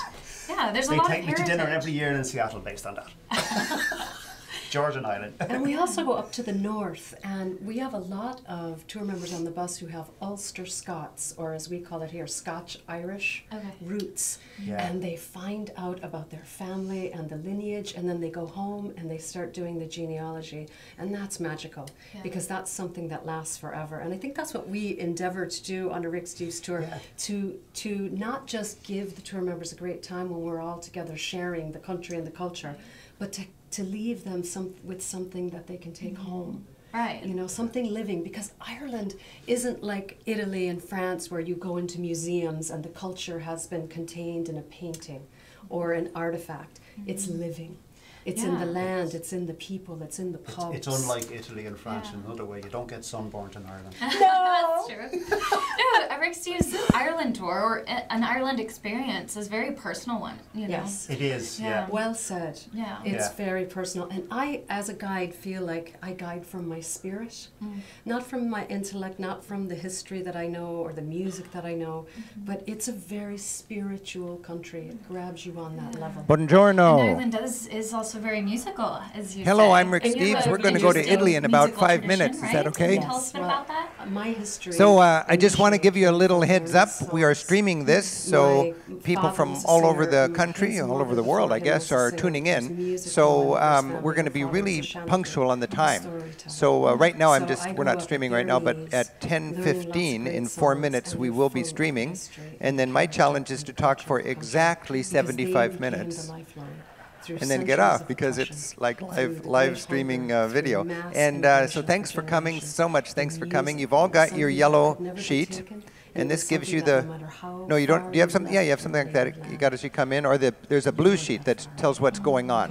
So that's your sort of indication of what's happening. We're having our annual tour alumni summit. So a lot of people here, how many of you are here as returning tour members? Raise your hand, please. So these are all people who took our tours last year. How many people have not taken a tour of ours yet? Raise your hands, please.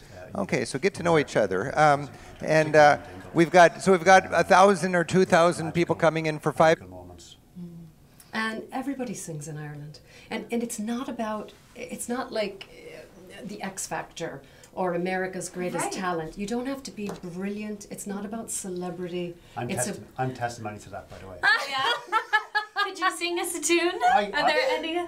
I sing some songs on the tour. I haven't got the level of voice that Kathy has, but I'm very proud when I get my tour reviews and they say Joe has a great singing voice, and I show them to my wife Phil, and she says, "Oh, you don't." I'll go on, sing a little bit. Are there any you could sing together? A short tune? In Dublin's fair city, where the girls are so pretty, I first laid my eyes on sweet Molly Malone. Through streets broad and narrow, she wheels her wheelbarrow, crying cockles and mussels, alive, alive, oh, alive, alive, oh, alive, alive, oh, crying cockles and mussels, alive, alive, oh. I jump up next to Molly Malone when we're on the Dublin Walk with my tour members, and I sing, and they all think, "Oh my God, she's just up there shamelessly singing." Well, that's a wow moment for a lot of our tour members. It's fun. To experience that. And the music in the pubs, what is that like, the pub culture? I mean, could you explain that? I mean, the pub culture is massively about music, and Dingle, as Joe mentioned, is one of the highlights for the music on our tour, because there are over 25 internationally renowned Irish musicians and singers living in Dingle year-round. So you don't have to pay $40, $50 for a ticket. We bring you into the pub to hear them singing. Then there are also those nights where You go into a pub and they're sitting around in a circle, the musicians and singers, and you just stand around them and listen. And they share tunes and share song. We call it tunes, the jigs and the reels, which were originally dance music. But it's in the pubs, and it can break out spontaneously. It can be a session that's been organized, and we always tell our tour members where to go. And one of them might get you up to waltz or to dance. And it's magical. Oh, it's absolutely magical. There's a great music session in a pub in Kinsale, yes. Dalton's, and they're not kind of purist Irish musicians. They're just a bunch of 6 to 10 old timers and young timers get together. There might be 2 banjos, 3 accordions, a fiddle, fellow playing the spoons, and they just blast out song after song, including some American songs, to get people singing along. And that's just a different type of session. It is. I always go to that one. Yeah, I love with my tour members. They love it, and I usually go home early, and they come wandering home at the close, and it's just about singing along. Yeah. And again, these are older men, most of them. Some of them are in their 80s. Oh my gosh. And they are still just, I call it giving it stick. They're singing with their hearts and souls. Well, that is beautiful. Well, thank you so much for your time with us. That's all we have. Thank you, Casey. But thank you for watching, and stay tuned for more travel classes.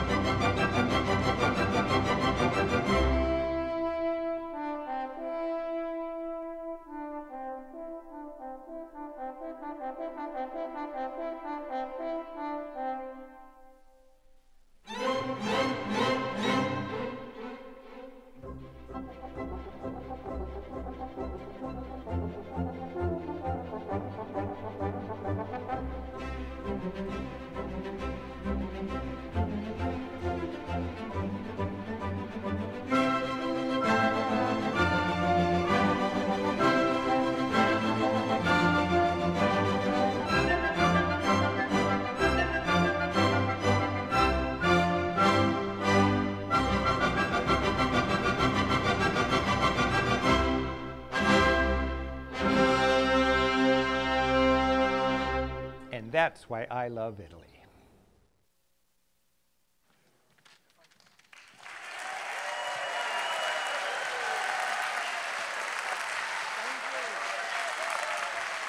Thank you very much. It's so great to see you. Thank you. Hey, we're going to go to Italy now, and we are just so excited about Italy. I got to say, just between you and me, Italy is my favorite country, and it is so much easier to enjoy Italy when you have some local experts to make sure you understand the context of what you're seeing. So we're going to take about an hour and a quarter to share with you our Italian itineraries, and we're joined here in Edmonds with a lot of travelers, and we've also got a streaming audience. So welcome to you wherever you are if you're dreaming about traveling on a Rick Steves tour to Italy.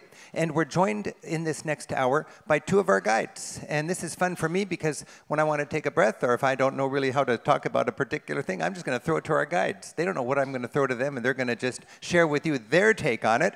We've got David Torti from Orvieto. Buongiorno. Buongiorno. And we have Alfio Di Mauro from Sicily. Ciao, ciao. And we have tours all over Italy, and these guys know that their country, it's called the land of 1,000 campaniles. A campanile is a bell tower, and every community, every little town knows the sound of their own church bell, and they're proud of it. And when Italy was created in around 1870, the founding fathers of Italy, they got together and said, okay, we've created Italy, now we have to create Italians. And they're still working on it. because every region is so proud, and that's what's fun about traveling. And for us guides, the challenge is to introduce our travelers to each region and to approach Italy in sort of a let's become a temporary local way. One of these guys might be a tourist. Probably not, but one of them might be a tourist. And that's your challenge, is to be there, make that scene.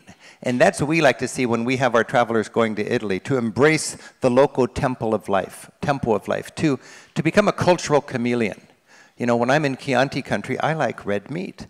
And I like strong, full-bodied red wine. It just goes together.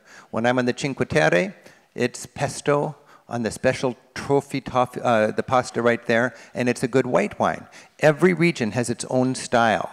And when we go as temporary locals, we have a more friendly experience, a more economic experience, and a better quality experience. Now, we've been doing these tours for so long, and we have friends who've been with us for 20 years. This is Beppo, and he runs a little restaurant in Venice, and last time I was within a group in Venice, we dropped by, and he just treated us like old friends. And that's the fun thing for us guides, to be able to bring our groups into the places of business, mom and pop places. That's what's fun, people-to-people travel, and I love to do that with our tours. Then we have that intimate experience with the help of the guide to make sure you know what you're eating, and then you've had that incredible Venetian or Roman or Sicilian slice of this great country. And, you know, eating is important all over Europe when you're traveling, but I would say in Italy, eating is really important. And Italians know how to eat with the season and to eat locally. That's what I like, a 0-kilometer meal. I love this notion that if you're a good eater going to a good restaurant, you can look at the menu and know where you are and what month it is, because Italians are so passionate about that. And that's part of us going local, and cleaning our plate is no problem at all. When you go to Italy, I think you'll have this fresh sort of abundance in the markets. We can check that out. What we want to do is again, we want to embrace the local scene. Here's an example of a great steakhouse in Tuscany, in Montepulciano, and I go here, and it's just filled with locals, and this man comes out and says, "Which do you want?" You don't tell him how you're going to cook it. He knows how to cook it. A few minutes later, you got yourself a nice steak. This is not a good place for vegetarians, I have to say. And then a couple minutes later, you're on to the next experience, okay? So there's all sorts of ways that you can slurp up that Italian culture. We like to give it in little portions so you can have a lot of variety. We know how to enjoy the great wine, and we know how to share that with our travelers. One of the trends these days when you're organizing a tour is to max out on the experiences. And in Italy, one of the great experiences is to go to a cooking school and actually to cook your own lunch. And you do it with the oversight of the chef. And I'll tell you, it's a lot of fun, it's hands-on, and when you eat what you just cooked, it's a memorable experience, and it's actually very tasty. Another great way to connect with the local scene is to enjoy just getting a cocktail and enjoying this aperitivo scene. Alfio, when you have an aperitivo on a square like this, what are you going to experience? You're going to experience happy moments outside your house with friends. So the drink is just an excuse to be outside the house. Italians have very small houses. In Italy, an average house is 800 square feet, 80 square meter. Okay, so that's why we spend all the time outside. So that's why during aperitivo time or the passeggiata time, it seems nobody's at home watching TV. There's just too many people and too much, not enough space. Go down and celebrate your community with many. In fact, David, I've done that with you in Orvieto. Yes. And that is just a delightful time in your little town. Yes, people get together, they go back from work, change, go downstairs again on Main Street, have a stroll, passeggiata. And they get together with their friends and family. The kids play, usually it's pedestrian areas, and the parents just maybe have a drink or two.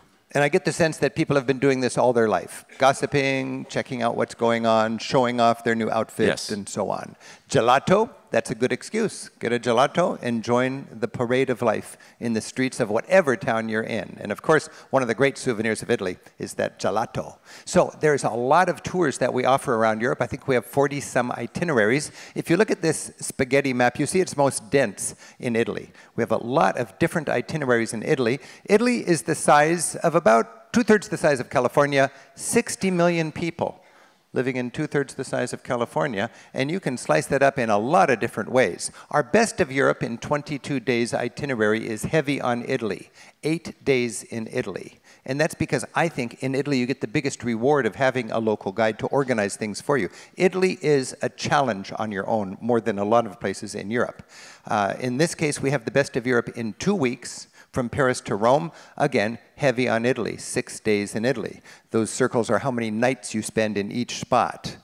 I love an open jaws plan. You fly into one city and out of another city. I think it's been years since I flew in and out of the same city. It just makes sense to fly in here, fly out there. Even if all you're doing is Italy, you'd fly into Milano and you'd fly home from Rome. It saves you 6 hours on the train and lots of time and money. This is our Best of Italy itinerary in 17 days. Imagine that. Now, notice that it's always 2-night stops.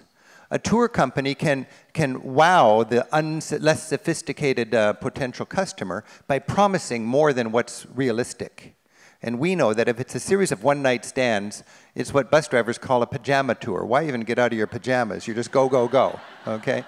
And we like to have 2 nights in a row every time. Even at the expense of a long day, we want to be situated. So in this itinerary, it's 2 nights in each stop. And it is a gorgeous itinerary. I just love that itinerary. Now, a lot of Americans only have a short vacation.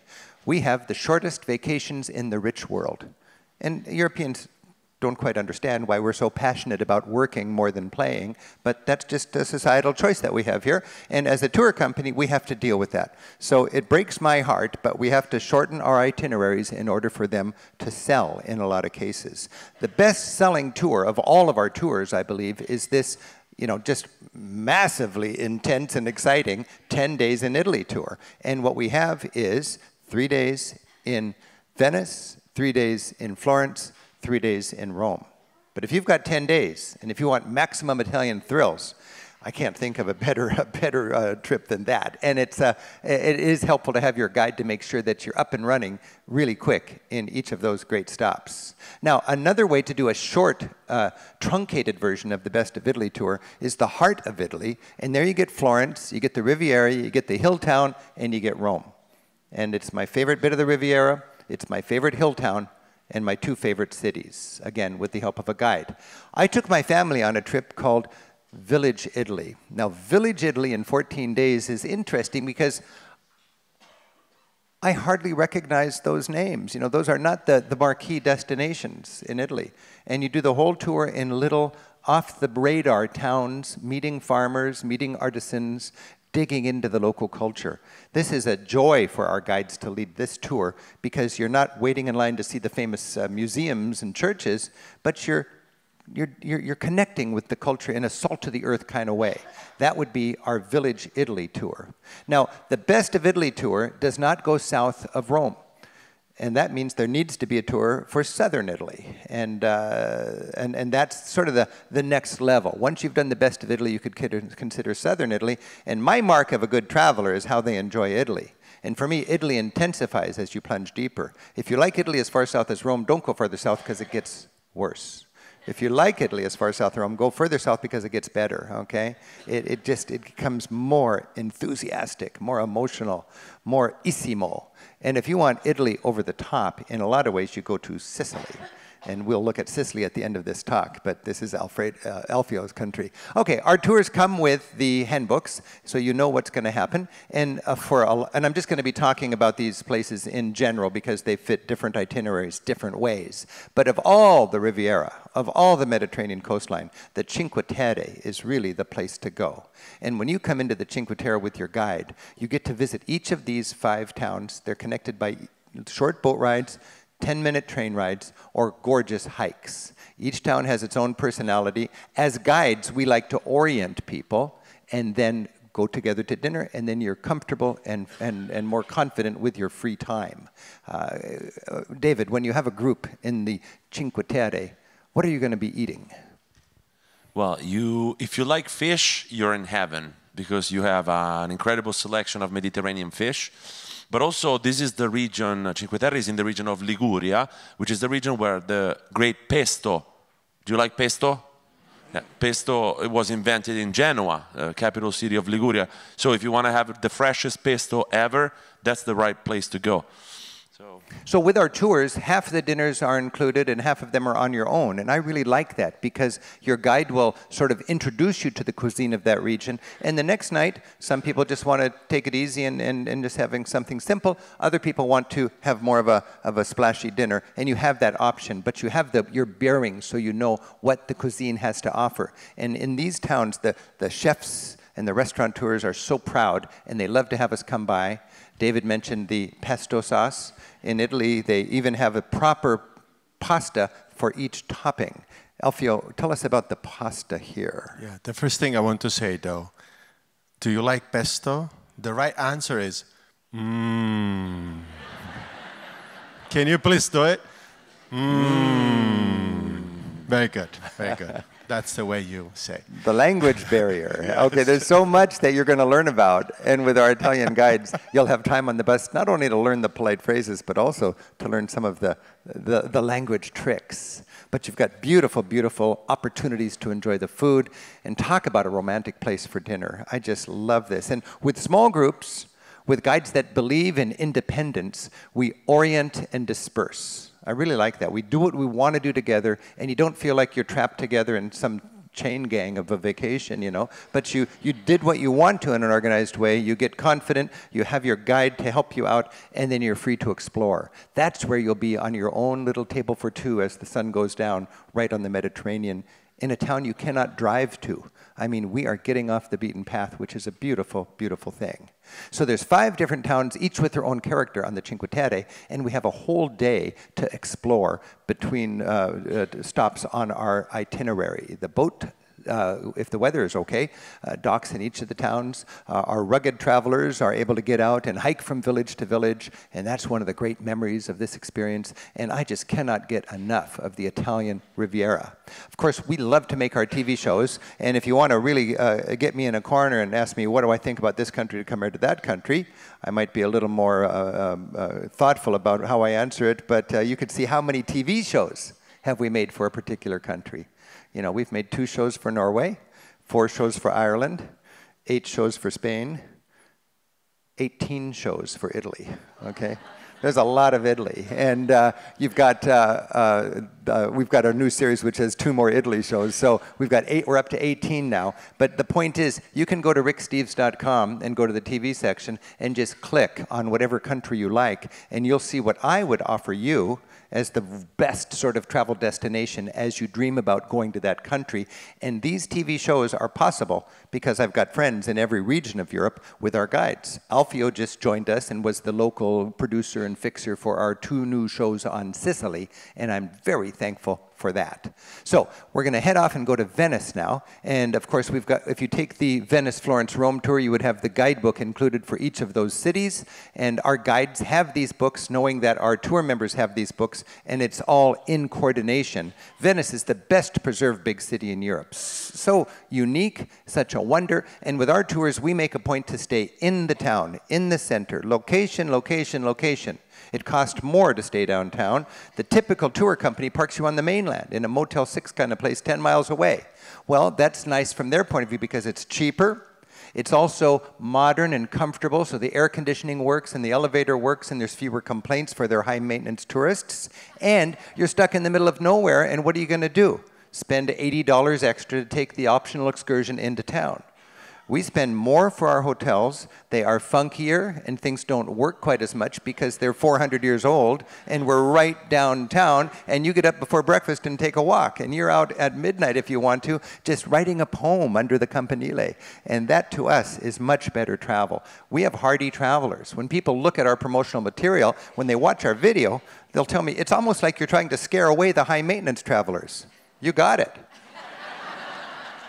We want a hardy group of travelers that wants to roll up their sleeves and really experience these countries. So we stay right downtown in that amazing island, and then, with the help of your guide, you'll be out and about and really appreciating the amazing history of a place like Venice, which 1,000 years ago was the economic and military and trade powerhouse of Europe. The Venetian dollar was the dollar of that whole area, and we'll learn why and how. And look at how the town has hardly changed in centuries. It's just filled now with tourists instead of merchants. And as guides, we are very thankful for our local guides. David or Alfio will know all of Italy, and they could do the tour of Venice just fine, but they would rather support the Venetian guide who we hire to give that local flavor. And in that case, David or Alfio would hold the map like I am here, as Elizabeth, who lives right there in Venice, as her family has for generations, takes us on that walk through the town. With Elizabeth, we'll know how to meet the mask maker. And when we have Carnival in Venice, we have all those wonderful maps, our masks. Who makes those masks? Well, this guy does. And through Elizabeth, we are friends of this artisan, and he's happy to show off what he does. I just can't get enough of the joy as a person who loves history to take our groups into the Doge's palace and to be able to understand what are the gondolas all about and why are they here. There's historical background, there's context, and then when we explore the town on our own, we're much better able to enjoy it. One of the things I found as a tour guide is not to worry about getting lost in Venice. Get as lost as you can, and keep reminding yourself, I'm on an island and I can't get off. And when you want to find your way, what do, David? What do you look for? Well, you look for a sign, and you can see clearly one in yellow. And it says in both directions, yes. St. Mark's. So you don't really get lost in Venice. You always get lost, but that's the fun of Venice. Get lost in Venice, because at some point you hit the water and bounce back. So. And the farther you get from the mainstream, the more enjoyment you're going to have, because you won't be in that mesmerizing trance between things that twinkle and glitter that hold all the mass tourists together. But you walk to the far fringe of that island, and David, you'll find these kind of pastel moments. Unique scenarios like this. Just around the corner from Rialto Bridge or San Marco Square, you find places like this. So you can complain about the crowds of Venice all day long, but what does that accomplish? Why don't you walk 15 minutes in the other direction and have a glass of wine here and be, I was going to say immersed in the wonders of Venice, but you don't want to be immersed in the wonders of Venice. You want to be surrounded by the wonders of Venice. Okay, that's good. The Bridge of Sighs, what a beautiful moment. And to go on a gondola underneath the Bridge of Sighs, that is really fun. Alfio, we make sure that our groups have an experience on a gondola. Tell us a little bit about that experience. Yeah, the gondola is this transportation that we have in Venice. And it's always a pleasure for us to helping people in getting all of this together, so we can have night excursion on a gondola. The best time would be the sunset time, because it's really such an amazing, beautiful experience to be on a Grand Canal nearby the Rialto Bridge at sunset. So this is, it's a touristy thing to do, but I'll tell you, I'm sort of inclined to be cynical about touristy stuff, but this is something you really need to do. And it's nice to have a guide to organize it, because they work with the gondoliers, and these gondoliers are, they're kind of an interesting crowd. I think isn't there a phrase that say, if you fall in love with a gondolier, you have hams over your eyes? What is it about these gondoliers and their personality? I never fell in love with them, but it doesn't apply to me. Well, they're very skilled, of course, because the gondola is a very different kind of boat. There's only one oar and 6 people in it, plus the gondolier, and it's very tricky to direct the gondola and steer and have it's a control. It's fascinating to be on a gondola for 45 minutes and watch how they'll holler before they turn around a blind corner. So it's very hard to become a gondolier. And how they fend off from the wall. Yeah, correct. It's very hard to become a gondolier. There's a limited license. It's in the family for a long time. Correct. And it's kind of a lobby. Yep. It's a beautiful experience. So you got to do that, and these are the kind of experience your guides make sure you have. If you want to just have the budget version of a gondola ride, you just hop on a traghetto, and it crosses like just a ferry where there's no bridges. And that'll save you 20 minutes of walking sometimes, but more importantly, it gives you a great, great memory. Last time I was with a group in Venice, we just took a traghetto across the canal to save us a lot of walking, as we were a few minutes late for dinner and we wanted to get there in a hurry, and it gave us a beautiful experience. In Venice, you get around by public buses, and these are floating public buses, the Vaporetto. And it's just great when you have a guide to help you get oriented. And after a day in Venice, you really feel remarkably at home in that amazing island city. And at night, there's a tradition of going out to the pubs and eating little morsels, little tapas. We know tapas from Spain. In Italy, in Venice, there's a unique tradition called the cicchetto, cicchetti, little ugly things on toothpicks that you wash down with local wine. And this is Gigi. And I knew Gigi when I was a college kid, and he's still running the same little bar. And ever since I was first there, we've been bringing our groups by, and we've got those friends, we've got those contacts all over Italy, and it helps us just connect more intimately. Occasionally in Venice, when you have a high tide and a wind, perfect storm of weather situation, you have a flood. And the lowest part of town is the main square, St. Mark's. And it's not unusual these days, because there are more floods now than there used to be able to experience Venice, as there's a reflection on the square that used to be filled with pigeons and tourists. On that main square, you've got dueling orchestras and all sorts of wonders, but we've got to move on our tour. This is one thing important when you're thinking about traveling through Europe. Assume you will return. Don't try to see everything in this one time. If you don't see everything in Venice, that's a blessing. You've got a reason to go back. I've got reasons to go back now after a lifetime of going to Venice, and I'm thankful for that. 3 hours south of Venice by bus, you get to Florence. And of course, we've got the information for Florence. And when you get to Florence, you've got the Arno River. And I'm fascinated by this notion of how the river was the reason for the towns in the Middle Ages. And David, in the United States, we have this notion of the wrong side of the train tracks. And it seems to me in Italy, you don't have the train tracks as much as the rivers where towns grew up. What do we have when we go to the wrong side of the river? Exactly. We have the rivers. We don't talk about the train tracks. When you go to the wrong side, it depends on what side you prefer. If you're looking for the highlight side of the city, where everything popular is, but also the bigger crowds are, you go to the side of Piazza della Signoria, Palazzo Vecchio, and so on. But if you're looking for more authentic residential Florence, hidden gems in town, you go to the Oltrarno, over the Arno. That's where you really find the locals, and that's where you can find some peace. So in Florence, it's Oltre Arno, over the Arno. What is it in Rome? In Rome, it's called Trastevere. Trans, in Latin, trans over, tevere, Tibere, Tiber, trans over the Tiber. So in so many cases, you just go to the rough and tumble corner, the part that was outside of the fortification, the place where people could trade without paying taxes, the place where the Jews and the immigrants and the I don't know, the musicians, the bohemians, and the tour guides used to hang out, right? And that's where there's more liveliness. And now they've grown beyond that, but they still have that heritage. Montmartre in Paris is that way. The South Bank of London is that way. Triana in Sevilla is that way, over the river. And of course, in Florence, you would have Oltre Arno. Of course, most of our focus is not over the Arno, but it's in the core of the town. And this dome is the sort of the architectural kickoff of the Florentine Renaissance. This dome was the greatest dome built in Europe up until that time. It inspired so many other domes. When Michelangelo was hired to build and design the dome at the Vatican in Rome, he said, I can build a dome bigger, but not more beautiful than the dome in my hometown of Florence. We get a chance to learn about that dome with a local art historian. If you want, you can climb to the top of the dome, you can go up to the top of the Campanile, and this is within a 10-minute walk of your hotel. That's the beautiful thing. All of these great sites are within walking distance of your hotel. You need to pack light, because now a city like Florence is traffic free. We cannot get the bus to our hotel.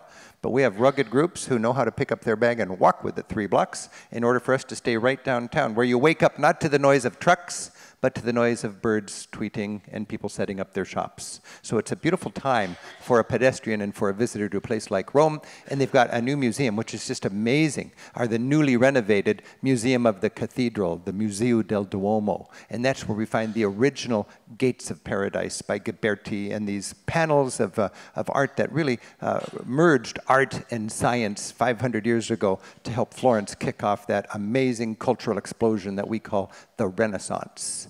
The main square in Florence is where we'll sort of find ourselves congregating, and that's in front of the Medici Palace. And the building right next to the Medici Palace was the offices for the administration of the city, and Uffizi means offices. And today the Uffizi Gallery is filled with the greatest collection of Italian paintings anywhere. And when we're there with our groups, we have a local guide that gives us a very exciting look and understanding of the Uffizi. Alfio, talk about our local guides in Florence, for instance, to enjoy this art. Yeah, this is Riccardo Nesti.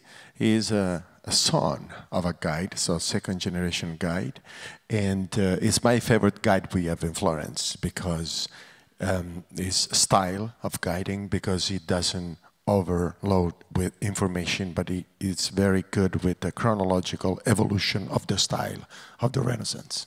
Yeah, I led one of our tours a couple of years ago, and I met this guide, and he just was a master. I mean, there's a lot of art historians, but the question is, how can you communicate the beauty of this art to the American that might not know everything about art? And he's so tuned into the needs of the tourists. And then you look at Botticelli's Eve, and you look at Venus, and you realize it's the same woman. And before it was a classical figure, and then before it was a biblical figure, and now it can be a pre-Christian figure. And that's part of this whole exciting humanism of the Renaissance, that suddenly pre-Christian thinking, pre-Christian aesthetics are okay. And the Florentine artists were leaders in that. And when we go to Florence, we will see David. And that's what's really important. When you take one of our tours, we book 6 months in advance, in a lot of cases, the most important sites. Because the reality is, these days in Europe, so many people want to see the same things that the typical tourist just physically cannot get in. There's not enough hours in the day or space in the museum to accommodate all these travelers. But we know you're going to Florence to see David. You're going to Rome to see the Vatican Museum and the Pantheon and so on. And we make sure, when at all possible, that our groups get in there, not only get through the door, but with a good guide, so you look into the eyes of David,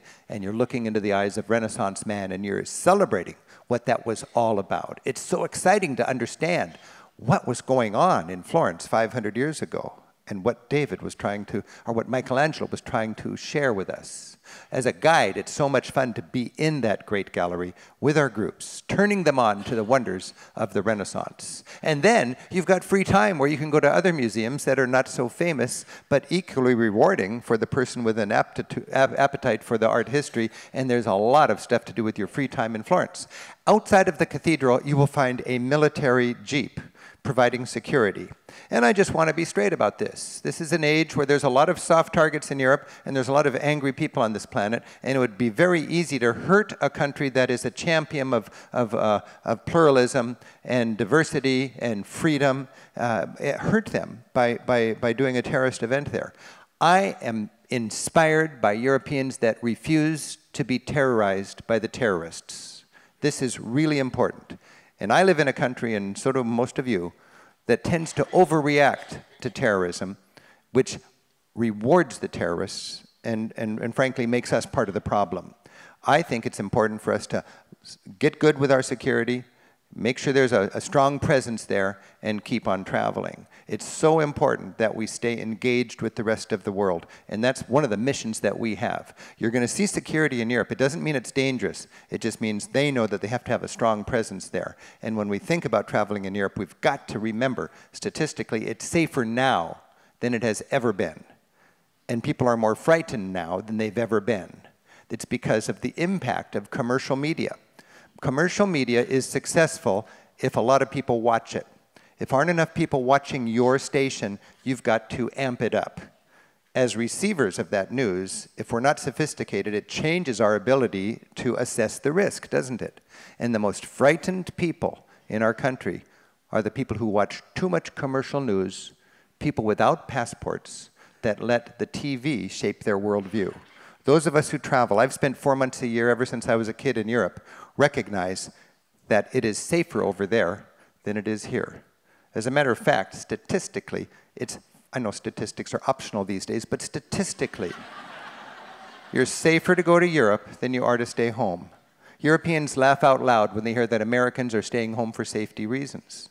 In fact, if you love your children and if you understand the statistics, you'll take them to Europe tomorrow. This is how we sell tours.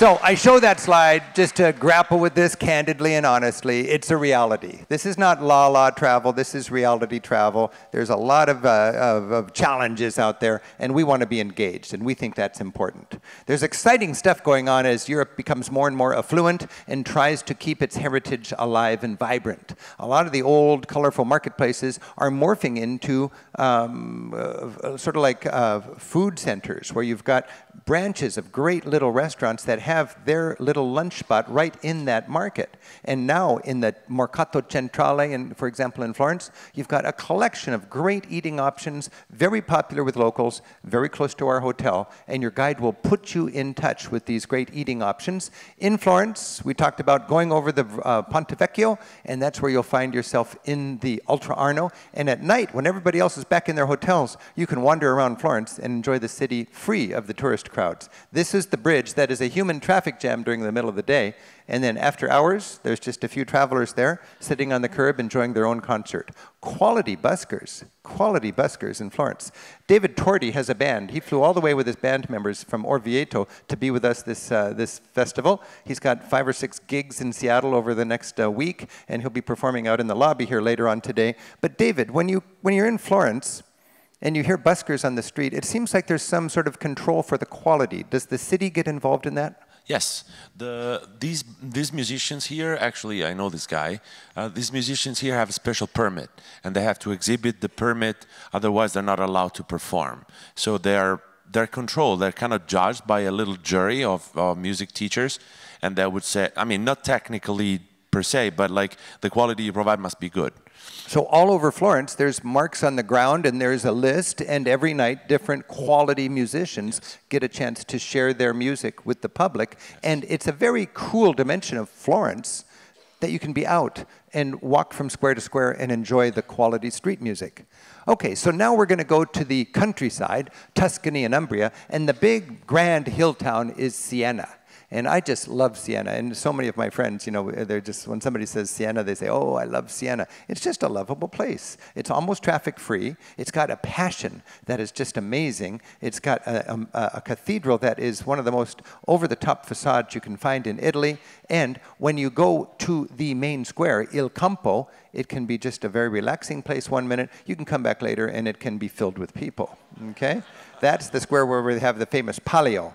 Twice a year, they have this incredible horse race. But I go to Siena all different times of the year, and it's just always a city that's ready to have a festival. If you can be there during the Palio time, it really is an unforgettable experience. Now, we do not base our tours around certain festivals. But if there is a festival nearby, our guides know it, and we do what we can to enjoy that festival. For a couple years running now, we've had a lot of tours that have been, for instance, in Munich during Oktoberfest. And it's just a lot of fun to be, you know, in Salzburg during Christmas market time, or in southern Spain during spring fair, and in Italy when there's a special little artichoke festival or whatever, your guide will know about it. Pisa is one of those bucket list sites. You got to see Pisa, and we're very close by. We'll check it out on the various itineraries. We have the Piazza of Miracles, and in the Piazza of Miracles you got the baptistry, you got the cathedral, and you've got the bell tower. And the bell tower, it must have been a catastrophe when it was being built. They didn't understand the foundation, and it started tilting even before it was finished. In desperation, they actually kinked up the top, so it actually has a kink in the building, trying to straighten it up. That's not a very good way to fix your problem, and it kept on tilting. They've stopped it from tilting, and today it's probably what butters the bread in Pisa. There's so many tourists going to Pisa, and it's a fun place to check out. So it's not tilting this much, but it is tilting.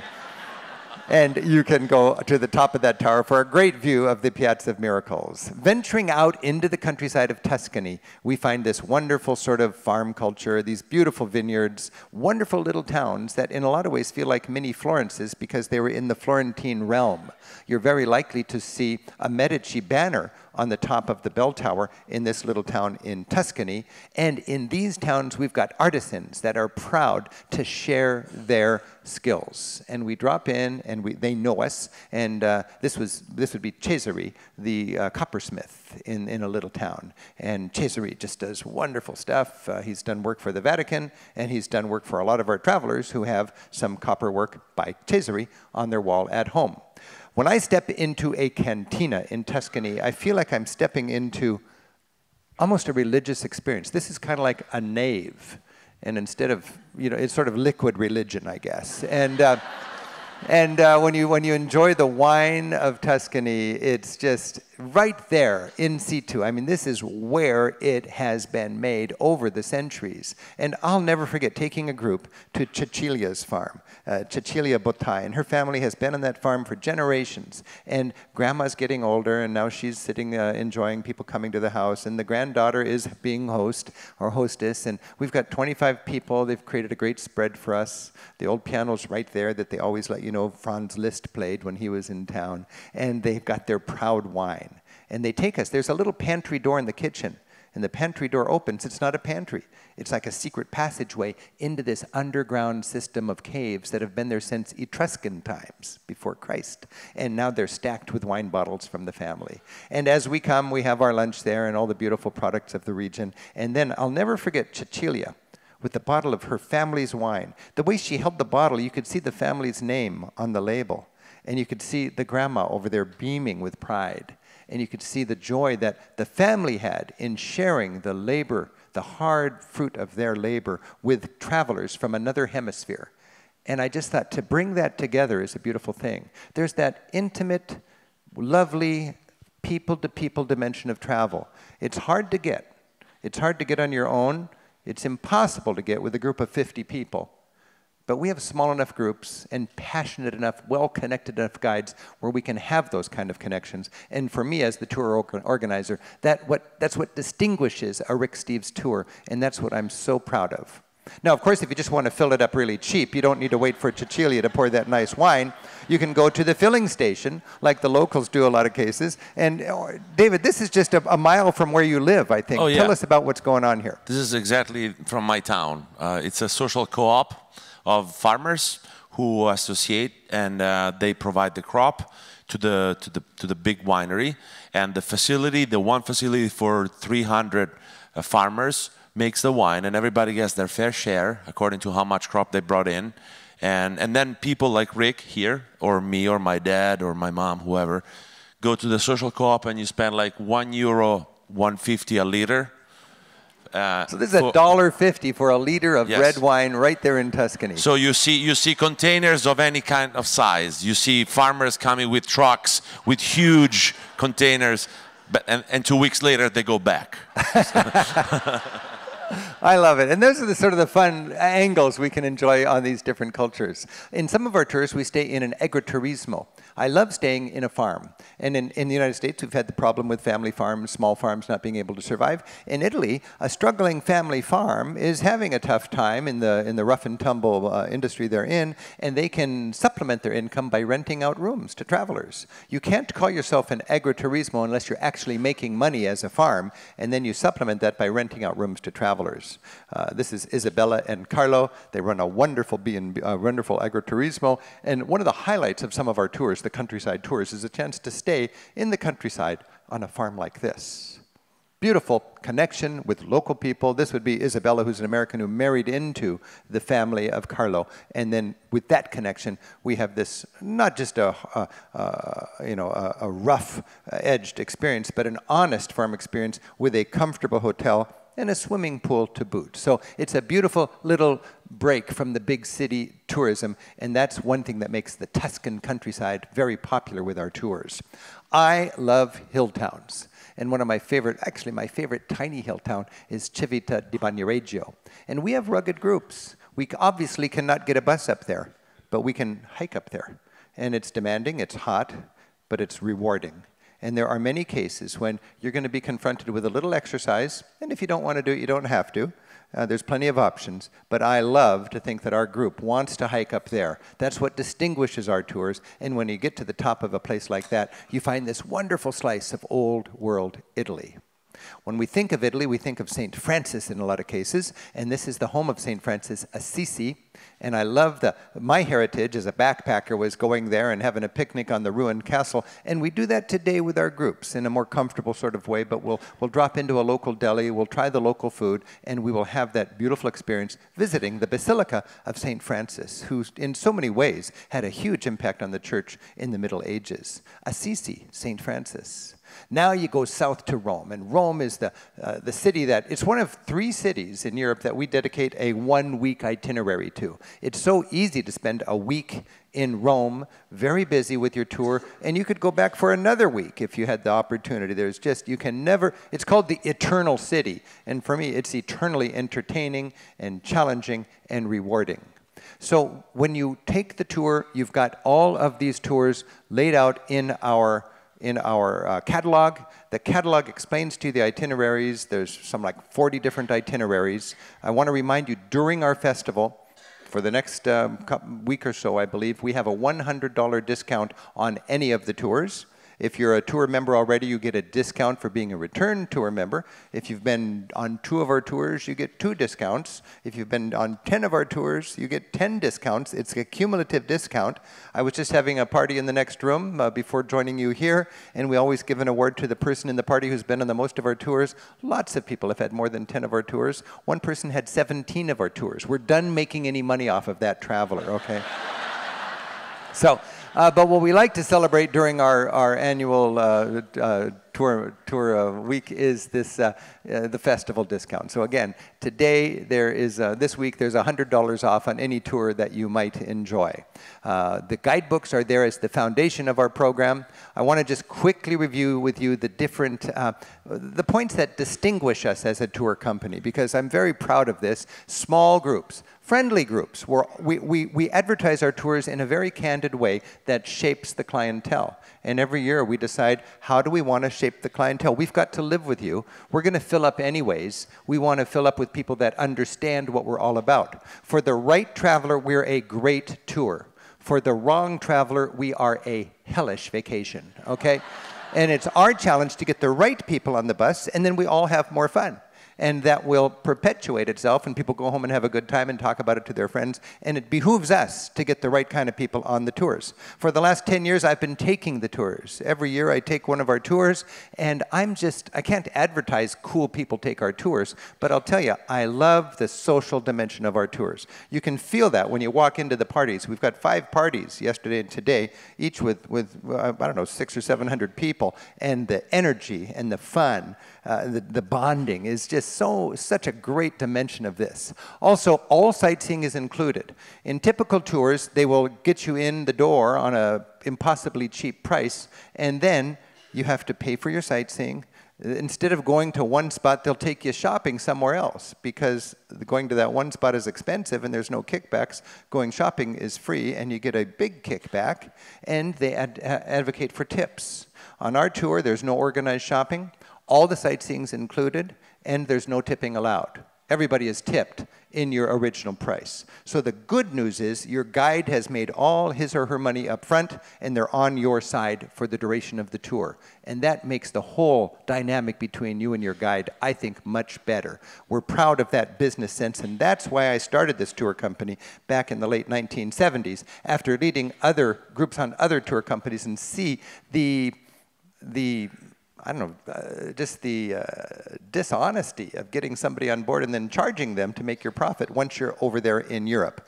Also, a focus on learning, as you can tell from our discussion today. A balance of group and free time, which is important to us. Wonderful guides, centrally run hotels, great meals, and lots of return travelers. We've got 40 different itineraries. Just a quick review. This is the Best of Italy itinerary here. We've seen most of these stops already. We're going to go ahead to Rome in a moment.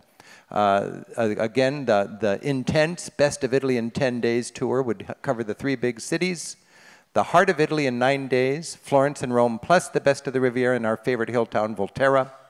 The Village Italy Tour, taking you off the beaten path with a focus on the culture and the artisans and the cuisine. Specifics are all covered in depth at the ricksteves.com website. And we've got lots of printed material, maps, and phrase books to support all of the traveling you're going to do.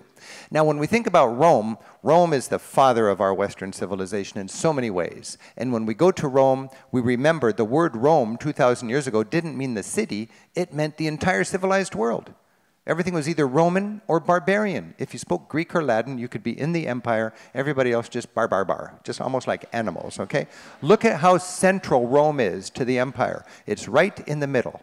And on Roman maps, the Mediterranean was called our lake. This is an amazing thing when we think of the power of Rome in its zenith. And when we go to the Colosseum, we step inside and we look at a building that could house something like 50,000 people with numbered seats. They could fill it and empty it as quickly and efficiently as we do the Kingdom, and when we, or our stadiums here. And when we get into these, Kingdom, that's pretty old. Kingdom, it's not as old as the Colosseum, and it doesn't have a roof on it anymore either. When we look at Rome, we see that we've got all of this ruins, and how do you bring that to life? Alfio, when you look at this architecture right here, how can we make that more meaningful? What are we looking at here? Well, just imagine this amazing arena filled with 50,000 rowdy Romans. 2/3 of the Romans used to be homeless at the peak of the empire. So just imagine how happy they were just to be there and look at the games. Just imagine the noise, imagine all of the body horror, and just imagine all of the amazing, vibrant Colosseum full of action. And this was used for 400 years. For 400 years? 400 years. Yeah, and it empowered the locals to be there watching other people have their misery. Absolutely. But also, all kinds of wild animals were brought to them because they couldn't really travel and see the animals from Africa, from Asia. So they were mesmerized by all of this diversity. So give your masses bread and circuses. Correct. You come here and it's just like a festival. Correct. So as guides, this shot was taken back when the Kingdom was still standing. As guides, there's nothing more fun than to take your group in to this amazing pile of rubble and to resurrect it and give it meaning. And that's what our guides are so passionate at doing. This is Francesca, one of our local Roman guides, and she knows how to resurrect the rubble of Rome. And our guide, Rome is intense. Rome is brutal in a lot of ways. It's hot, it's noisy, but it's really important to understand it. And when you go to the ancient wonders of Rome, you walk down that Via Sacra, the sacred way. That was the main street of ancient Rome. And with a good guide, you can populate it. You can imagine what the propaganda was telling the people. You can imagine the euphoria in the local people's hearts when the barbarian king was brought down in a cage and everybody could spit at him and throw things at him. And then you could see the trophies that were brought from the conquered people far away, those barbarians. To understand what was going on 2,000 years ago, to understand the immensity of it all. I mean, this is the Basilica Maxentius, back before Basilica meant church. And when we look at those huge arches and those vast areas between the arches, we realize, no, wait a minute, those are just the little side chapels. And when we look at that nub up here, we think, oh my goodness, that is the beginning of an arch that went way across this vacant lot the size of a football field. And then you fill it in with semi-precious stones and fountains and elegant people. There's no way we, in 2019, can really appreciate what was it like in Rome back then to the fullest, but we can give it a good effort, and when we have our local guides, they can bring us back to understand that this door has been swinging on that hinge for 2,000 years. There are bits of Rome that survive, and with the help of your guide, you can step into the Pantheon, and you can gaze up at that dome, and just be swept away in wonderment at how the Romans could build this beautiful, beautiful temple to all the gods, Pantheon. 140 feet wide, 140 feet tall, a perfect circle, and a celebration of Roman sophistication and culture. So much to appreciate in Rome, different layers. We've got the Villa Borghese, to me, the most sumptuous interior of any building in Italy. And inside the Villa Borghese, we've got statues.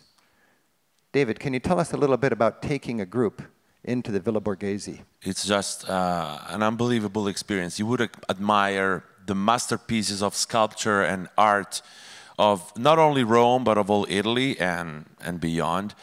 From Bernini to, I mean, the top artists that we've ever had, they're all in one building. And Rome has the Villa Borghese, which is breathtaking as soon as you enter.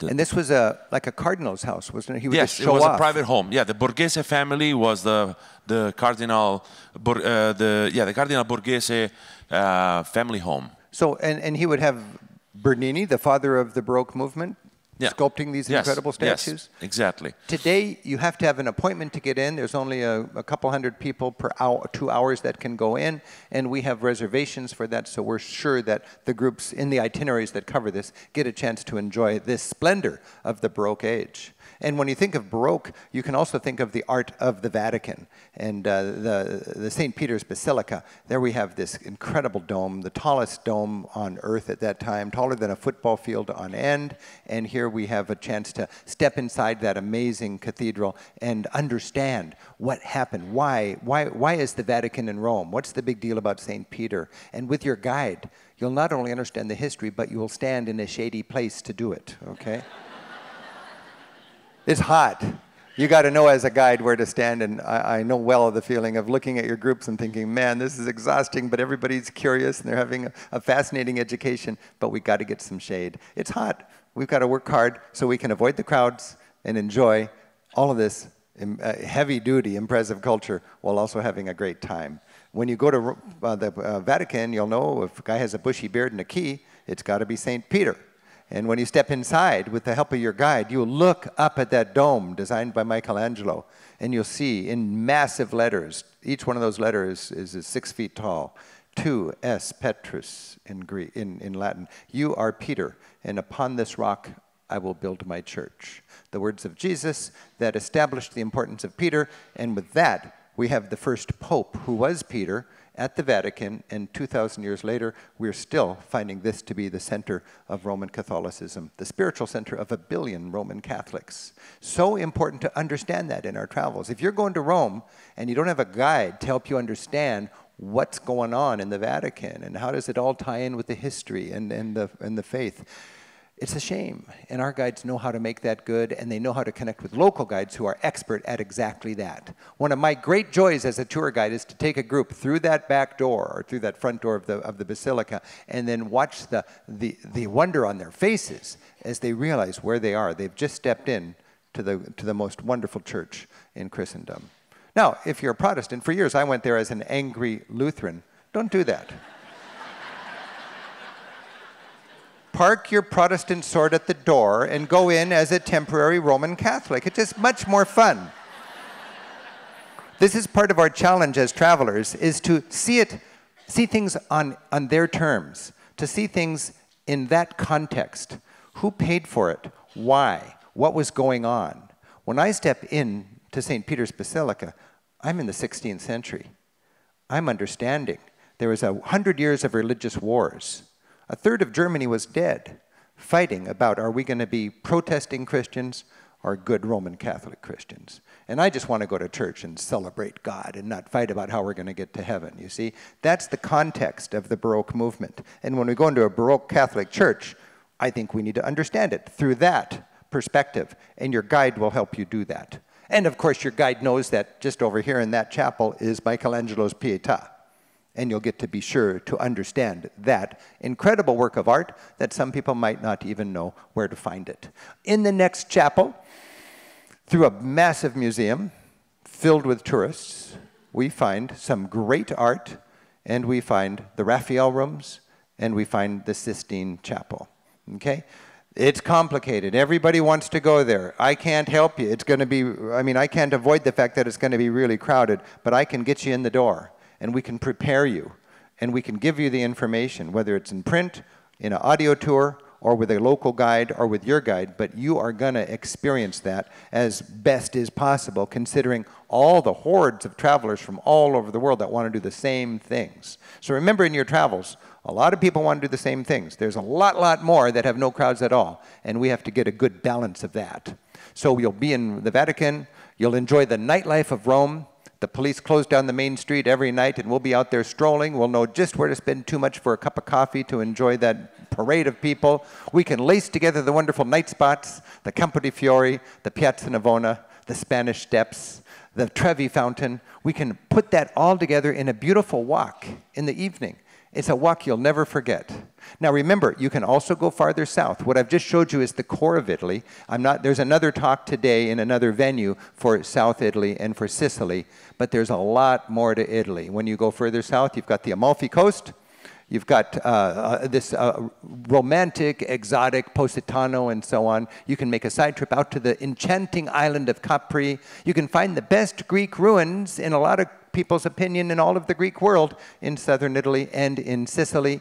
And when you go to Sicily, you've got a wonderland. I've spent a month in Sicily in the last year or so, 2 weeks on our tour, scouting for our TV show, and then 2 weeks with Alfio making our TV show. If you're curious about Sicily, be sure to go to ricksteves.com and click in the TV section, and you can watch the 2 shows that Alfio helped us make. And that is just an island that is so popular with our tour program. There you can see Alfio in the back as we're getting our selfie with the Agrigento Temple in Sicily. And Alfio here is meeting our first group. I, again, love to be a tour member, just like all of you, enjoying the hard work and the passion and the expertise of our local guides. Every day, you've got a plan. Every minute of yours is important. And with your local guide, like Alfio in his homeland, you know you're going to have that rich experience. You know you're going to meet the Contessa, and you're going to go into her house, and she's going to proudly show you around. And you're going to have breakfast on a beautiful perch overlooking Palermo. So there are so many ways that we can enjoy travel, the education, the cuisine, the people, the camaraderie, the spaghetti. Food trucks have a whole new dimension when you've been to Sicily. One of my favorite moments on the Sicily tour was enjoying this picnic put together by Alfio and his local friends on that island, and our guides that know how to make it all come together.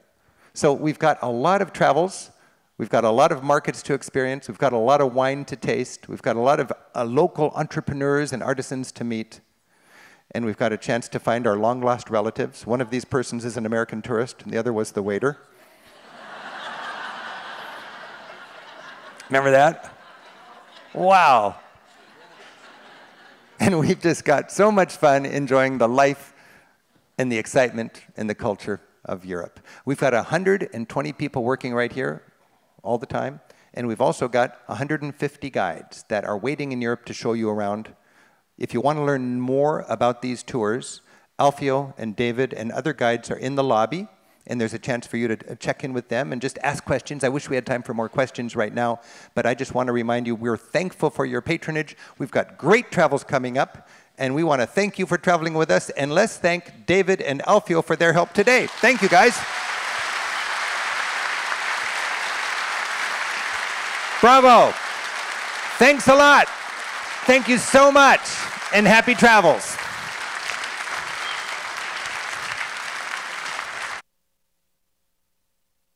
Hi, I'm Casey Gould from Rick Steves Europe here at the Test Drive a Tour Guide event. Thanks for being with us today, and I'm joined now by some of our fantastic Italian tour guides, David and Alfio. So thank you for being here. We're talking about all things Italy.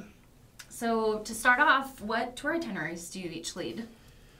I lead the Heart of Italy tour and the Village Italy tour, and also the Sicily tour. Okay.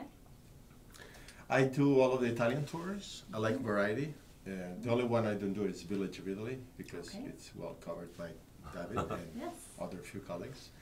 I am a native from Sicily, and so Sicily is also an important part of the program. But I like to spend time outside Sicily as well. So half of the year I am in other itineraries in the northern part. Yeah. So we have Alfio from Sicily. Where are you from, David? I'm from Orvieto, Umbria, the center of the country. We're between the northerners and the southerners. So What we makes take the best out of both. What makes Orvieto distinct? Orvieto is, to me, it's first of all, it's my hometown, but it's a great sized town to live. Not too tiny, but not too big.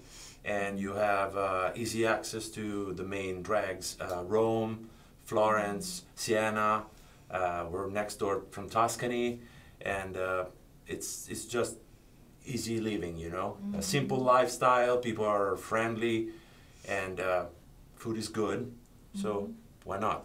Yeah. Centrally located. Yeah. We usually talk about food first, but eventually came. I tried to be polite, so I went culture first, but food is culture, you know, food is culture. So. Well, you think Italy, food is such a highlight. You know, what are some of the food experiences on the Italy tours that tour members have to look forward to? Well, they really enjoy all of the food that we have the chance to try during the tour, from snacks, from gelato, to this never-ending group meals. What's gelato? Yeah, what is gelato? Never heard. What is gelato? Well, What makes gelato different from ice cream? What makes gelato different from ice cream? It's basically fresher ingredients, fewer ingredients, and they are stored at different temperature, and there's less sugar. It has much less calories. So you can eat more. Yeah, Yeah. that's information we should give to everybody. Eat more gelato. In fact, when we're on tour, we will promise tour members that they're not going to gain any weight at all. Because there's some, activity, walking, standing, and they love the fact, that they can get a few more gelatos without being too much concerned. Yes, and also gelato is different all over the country. Some places have their specialty. There's the classic flavors, of course, but then if you go to a specific region, maybe they produce a great ingredient, and their gelato in that ingredient is considered to be the best. And so it's always a good stop to do a gelato tasting, whether you're in Tuscany or Umbria or Veneto, and Sicily, of course. Yeah, it seems historically that the Sicilians mastered the gelato, and then they exported it to Florence first, and then it went all over. But I told you already, this would have been talking about food only. So. But the funny thing is that if you look at Italy, it's a very vertical country. You know, it's 100% vertical, and it's layers of history, but also of cultures. So if you start from the very top and you move south, each stretch, each region or each area is very different, and most of the times completely different than the next one. Right. If you're in Rome and you go to Naples, it's like it's not even 2-hour drive, but it's a completely different country. So the food, the dialect, the accent, even the look of the people, the expressions, the gestures. The farther south you go, the closer you get. You know, you touch more. We are more beautiful in the south. Yes, they are. They're more beautiful. But we're in the middle, so we take the best out of both. You know? Well, with so many options and so many experiences, how would you help one of our travelers pick of the many tour itineraries we offer? Like, what's distinct about Heart of Italy and Village Italy for you, and how would you help someone decide? That's a good question, Casey. Bravo. Every itinerary is completely designed for specific reasons and has a core. I love, for example, the Village Italy tour that Rick Steves Europe runs, that I run for Rick Steves Europe, and there, for example, you want to look for maybe authentic backbone Italy. You go to small villages, small town vibe, you talk to the locals, you go to places where 99.9% are locals, there's maybe 1 or 0 visitors, maybe just our group is the visitor. And you go to locations where the group basically double the size of the village. Yes, exactly. Oh yeah, we go, for example, on the Village Italy tour, we go to Civita di Bagnoregio, officially has 7 residents. 7 residents. 7 residents. When we go to with a 24 Rick Steves tour member group, we're 3.5 times the residents of the town. So that's pretty incredible. It's pretty incredible. And it's not a joke, it's real. Yeah. It's the truth. So basically, people that come that want a quieter experience in Italy, they will pick the Village of Italy. Yes, those who already maybe experienced the big, the big guys, you would say in English, the highlights of Italy. The Vatican museums rather than the Uffizi Gallery, downtown for the Accademia, downtown Florence, Rome. And you want to experience more, and you want to see how actually small town Italians live. Village Italy is a great option. And Heart of Italy, for example, it's another tour that Alfio runs. Absolutely. Well. Heart of Italy is a great tour because actually it is half of the tour in big cities, and then the other half is in the smaller towns. Yes. So it's a very good compromise. But as in general, if you want a very intimate experience of the small towns and then village of Italy, if you want to visit the biggies, especially about art and history, and then you will get the Venice, Florence, Rome, which is like a concentrated tour with the best art. If you want a little bit of everything in a more extended way, and then I will definitely suggest the Best of Italy tour, which is our flagship tour. Fantastic. Right, it's comprehensive. So, and maybe as a first-time traveler, if you want the highlights, you do something like a Venice, Florence, Rome tour, or a Best of Italy tour. Right. And if you don't have enough, 17 days, otherwise a Heart of Italy tour. Yeah, Heart of Italy. If you have shorter vacation time, it's great. It's a 9-day, 8-night tour. The Heart of Italy, we both lead, and it's just an incredible sampling of Italy. You know, high-quality sampling of Italy.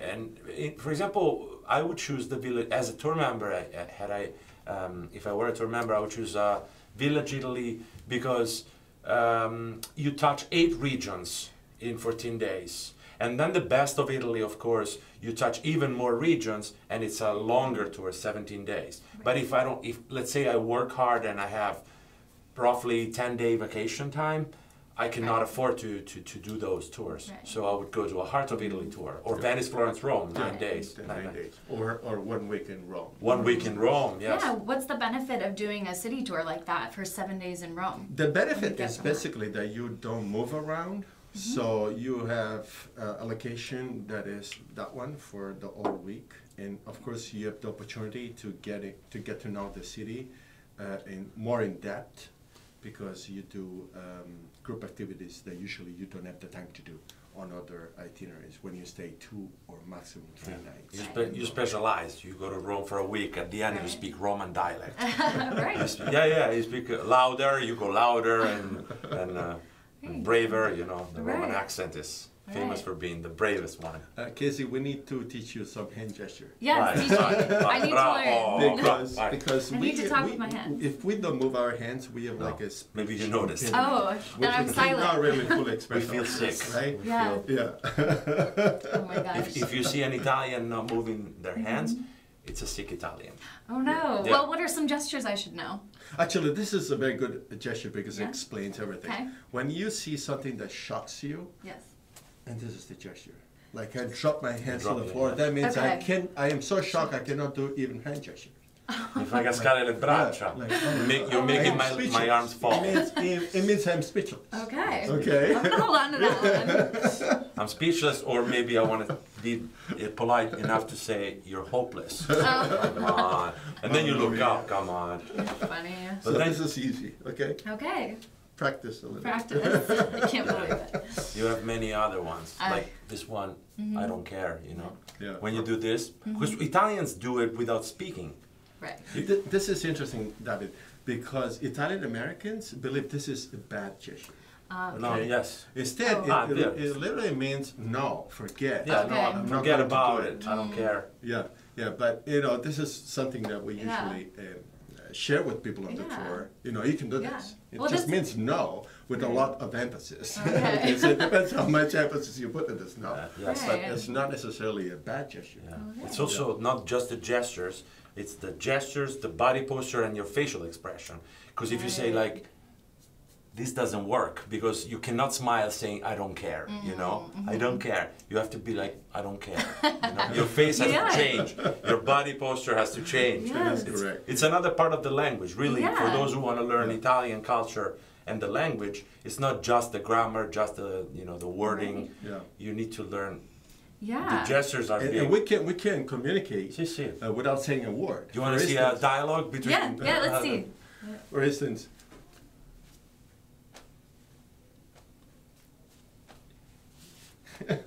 basically. Go for coffee. How are you? Yeah. How are you? And Fine. let's go for a coffee.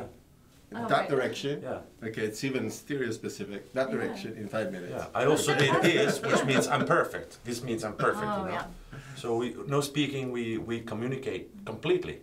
we can keep going for days. Yeah. No, it's like a teaching moment. And on the bus, you have 2 language lessons, I guess, right? Yeah, absolutely. Yeah, yeah. Yes. That's yes. fantastic. Yeah, hand gesture. And actually, we come from different parts of the country, so we're using general gestures, not specific to the area. Oh, okay. Regional. So Wow, it's so complex. I never knew. there are dialects in the gestures. Yes. Well, speaking of teaching moments, on the tours that you lead, is there a certain stop or visit that's your favorite, or a certain teaching subject that you really love to, relay to your tour members? I personally love ancient history and music also. I'm a musician. Yes. So music is a big part of my personal lifestyle, and therefore when I guide, I use music as a means to teach. But also ancient history, as I said. So when I do the heart of Italy or the village Italy, I mean, Italy is the cradle of many different civilizations. And it's always incredible for me to show our friends, our tour members, that after day 1 or 2, they become friends all of a sudden, and we're all vacationing together, to show them our origins, our background, our hometowns, and even if it's not we're not visiting our hometown, show them some ancient ruins where big part of our Western civilization comes from. It's an honor, and it's also a lot of fun. Yeah. So I really like archaeological sites. I guess I'm sure Alfio does as well. Yeah, absolutely. I love archaeological sites. I love history. I love art. One of my favorite moments for teaching is on the Heart of Italy tour and on the Best of Italy tour, when we are in Florence and we have a chance to talk about the Renaissance, how Europe emerged out of the Middle Ages, and it started there in Florence. And the wow moment of this teaching experience for me is taking the group into the Accademia Museum, the gallery, and talking about the David of Michelangelo. And what about that makes it wow? It happens in any tour that more than one tour member, they eventually start, having this very intimate moment, and you often see people that cry because of the beauty of the David of Michelangelo. Is this amazing sculpture that has an incredible history? It's 5 metric tons of Carrara marble that look alive. Wow. And it is a great chance for us to introduce that to people. Wow. And that's the epitome of the Renaissance, basically. So, so it's also the meaning that statue has, for the modern times, Right. The Michelangelo's David is the beginning of the modern times, everything came after the David and the perfection of it. Even if the statue itself, the block is imperfect, Michelangelo knew it, and he designed it that way because the statue, the block of marble was not 100% perfect. I mean, just the meaning of it is speechless. Every time I'm having, how do you say, goosebumps? Yeah, goosebumps. Because it's incredible. Yeah. It's incredible. It's a unique experience. Wow. Yeah. Well, thank you so much for being with us and sharing the Italy tours. That's all for the time we have for now, but stay tuned and we have more travel classes coming your way.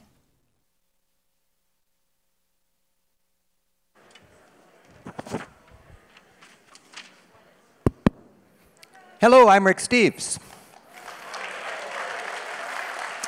And I'm here to thank you for thinking about your travel dreams and thinking about a Rick Steves tour at the same time. This is so exciting for us. This is our annual Tour Guide Summit, our annual tour members potluck reunion time, and it's a chance for us to share with all of our travelers our passion for Europe. Right now we've got 10 or 15 minutes of time where I can just entertain a few questions. I love to answer questions about Europe. In about 15 minutes we're going to be going to England. We'll have Lisa Friend, one of our guides, coming out and sharing with you specifics about that England tour. But right now, I would love to just answer questions you have about our tour program, about Europe, about England, whatever. And I want to give a special welcome to people who are joining us and enjoying this day of celebration of European travel in our streaming audience. So thank you for being here, and I'd love to hear a question. Yes?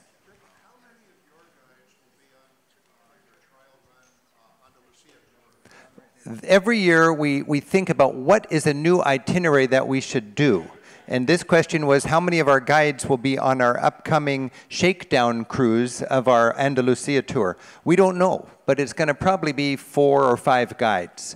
I know as a guide it's fun to do these routes together. Before we did our new Germany tour, our guides and our staff went in a van where there was just a gang of guides and staffers from my office to make sure they debated and experienced every day on that tour before we offered it to the public. For the Andalusia tour, and with Andalusia, we have a demand from our travelers to do more off-season travels. And this is a tour that would work deep into the fall and very early in the spring, Andalusia, and it's just so hot you wouldn't want to do it in the middle of the summer. So instead of having a van of 5 or 6 guides and staffers going around to work on the itinerary, we thought it would be more exciting to have 20 or 22 people on a bus with a gang of guides and not make any money on it. This is going to be a charity tour. So half of the money spent is going to go to Bread for the World. It's going to raise $40,000 for Bread for the World, and we're going to have a chance to have 20 or 22 guinea pigs on this route, okay? The great thing about doing a tour where you're not making any money, nobody can complain. And it's an adventure. I did tours in the old days where we had no reservations at all, and I would just experiment. In the very first tours, we'd stay up every night and debate what we're going to do tomorrow. And that's kind of our heritage as a tour company. So, what's that? We'd love to do that again. And this is kind of the fun that we have. Question over here. Is Iceland in our view for future tours? Yes, Iceland is it's a phenom how Iceland is one of the most popular new destinations in European travel. It's European, but from a geological point of view, Iceland is America also, because the tectonic plates of Europe and America come together at Iceland. And that's where you get all that volcanic activity. And I was just in Iceland working on our new Iceland guidebook, and I was straddling Europe and America. There's a fissure right there, and coincidentally, 1,000 years ago, the old Viking leaders of the Icelandic community would meet there, right on that spot, having no idea what tectonic plates were or anything, but that was the cultural heartland as well as the geological connecting point of Iceland. So Iceland is new for us. Iceland, we like to have a TV show and a guidebook and a tour all together because they help each other. They help us do a better job on all of them. We've got a guidebook out for Iceland now, and it's one of our best-selling guidebooks right out of the starting gate. I think of the 50 guidebooks that I've published, Iceland is number 5 right now. Little Iceland. So yes, we're looking at Iceland, and in the future, stay tuned, but we hope to have a tour on Iceland. Any other questions? Yes?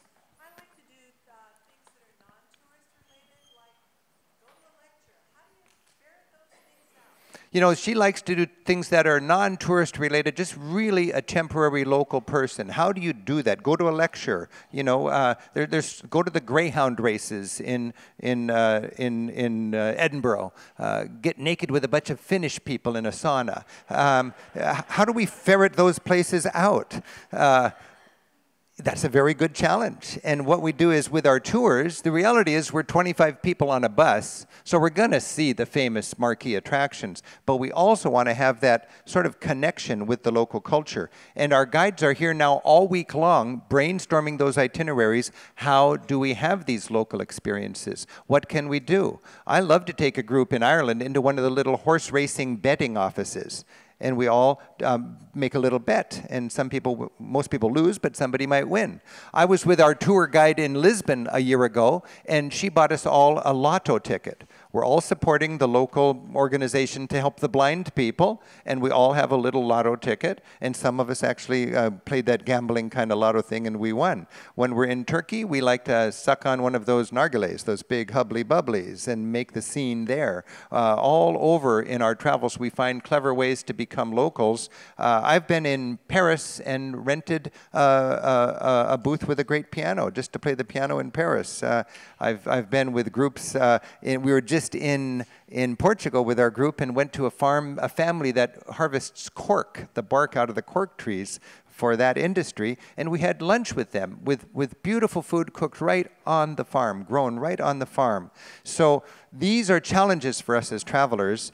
In a moment, we're going to go to England. England is a very easy place that way because we speak that language.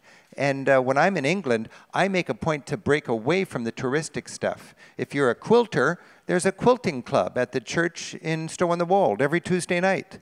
Are American tourists welcome? What do you think? If you're in the Stow-on-the-Wold quilting club, it'd be great to have an American traveler right there with you. So there are ways to do that. In London, you can get the local entertainment magazine, and you can find all sorts of special lectures. You can find all sorts of historic walks. You can find all sorts of ways to connect intimately.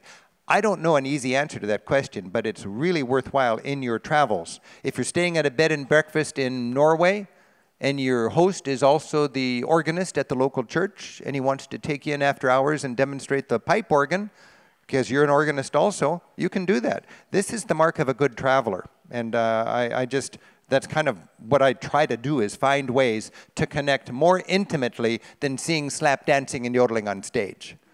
We're going to see slap dancing and yodeling on stage, but I'd also like to hang out afterwards with the regular people and be just a friend instead of part of their economy. Is there another question? Yes?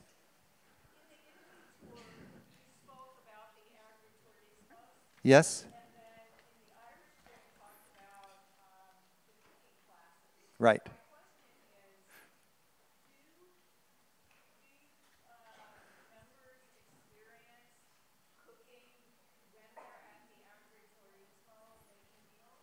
You know, the question is, we like to connect people with the local cuisine. In several of our tours, we have cooking classes. We have food tours. We visit artisans that make cheese, and we'll understand how they make the cheese and so on. Do we ever do cooking demonstrations at our agriturismo stays? I was on our Italy tour recently. We stayed at agriturismo, and I got to make the peachy pasta. And the hostess of the farm, she took an hour before dinner, and we all learned to roll that pasta. It wasn't very pretty, but it tasted really good, you know. And I've never made pasta before. Now I've made homemade pasta, peachy pasta, in the Tuscan style. So, you know, if we can do that, we do. And it's just, I was just on our Portuguese tour, and everybody painted a tile and had it glazed. And it was waiting at our hotel the next day, so we had that do-it-yourself experience that we took home. There are many ways that we can roll up our sleeves and get our fingers dirty in that local culture, and it results in, if not a physical souvenir, a memory that we'll cherish for the rest of our days. Question here.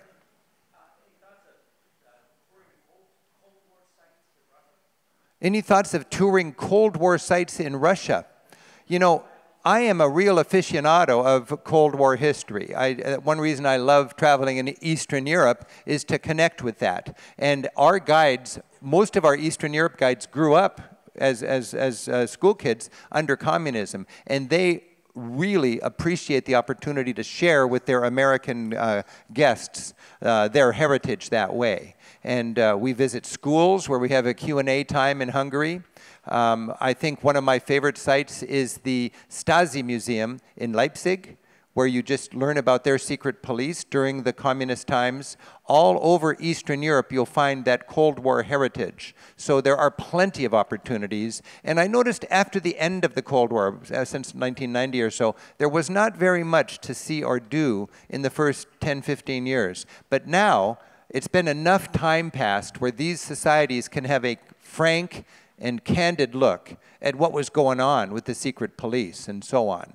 I mean, you know, Grandpa's dead now, and we can talk about what he did. And there is all sorts of fascinating history that you'll enjoy when you travel in the former Warsaw Pact countries. So there are good exhibits. There are opportunities to talk to people who lived there. I was just in Gdansk up in Poland, and I was in front of the Dock Workers Union building, and this is where Lech Walesa was so inspirational, the beginning of the end of the Soviet Union.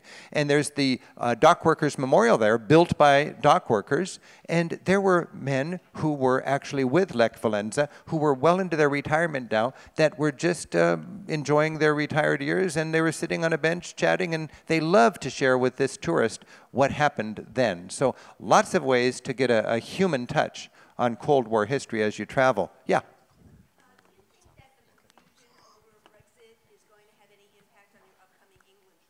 Is the confusion over Brexit going to have any impact on our upcoming England trips?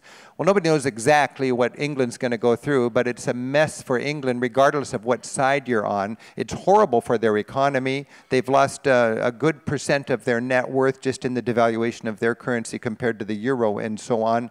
It's no fun if you're in England right now dealing with Brexit. What is the impact for the tourists? I would say there's no impact for the tourist. I've been spending 4 months a year in Europe for the last 30 years in countries that are in all sorts of crisis for local people. Think of the crisis that Greece was in a few years ago with the collapse of their economy. I went there with one of our groups wondering, what is the impact of this? A warmer welcome, a bigger appreciation of the tourist dollar, that's for sure, a chance to talk to local people about struggles that they're having to help me better understand struggles we're having. A lot of times I find I learn more about my country when I leave it and I look at it from a distance, and I talk with people in their societies who are dealing with problems, dysfunctional political situations, a divided society, fear-mongering politicians, media that's filled with misinformation and fake news. None of that is unique to the United States. When you go to England, it's a great opportunity as a case study of what happens when you have people with an agenda confusing a populace in order to get their votes. It's really powerful. I think it's tough for these local communities, but it's a blessing for a traveler to have the first-hand experience by going there. The irony is a lot of people choose not to go there because there's people with vests, colored vests in Paris, demonstrating, angry. No, that's a celebration. That's freedom. That's venting in a democratic way. And the Parisians and the French love to have a manifestation, you see. So these are opportunities in our travels to connect with reality. Now, there's one guidebook that outsells my best-selling guidebook. My best-selling guidebook is Italy. The only travel book in the United States that sells better than my Italy book in a routine way is the guidebook to Disney World in Orlando. Disney World is, you could call it travel, but it's escapism. It's La La Land. And for a lot of people, that's their notion of travel. That's not my notion of travel. My notion of travel is getting out of our comfort zone. It is learning about the other 96% of humanity. It's reality travel. And that's our mission. We are so excited about introducing our travelers to the realities on this planet because our society is confronted with unprecedented challenges and we need a smart electorate and we can learn in our travels. So I want to thank you for coming here today. I really think it's an honor and a huge responsibility to be trusted with your precious vacation time and your vacation dollar. We've got 140 guides in town all week. We're working hard to get our act together so we can meet your very high expectations. In a moment, we're going to be going to England, and we're going to be going to England with the help of one of our lead guides, Lisa Friend, who's in our staff right here in Edmonds, and a couple of our English guides. And this is an example of the fun that we have for you as you sort through all the options that you have to turn your travel dreams into smooth and affordable reality. So once again, thank you very much for being here. And now we're going to have a little sizzle reel to get you in the mood for England, and then you're going to meet Lisa Friend, okay? Thank you very much.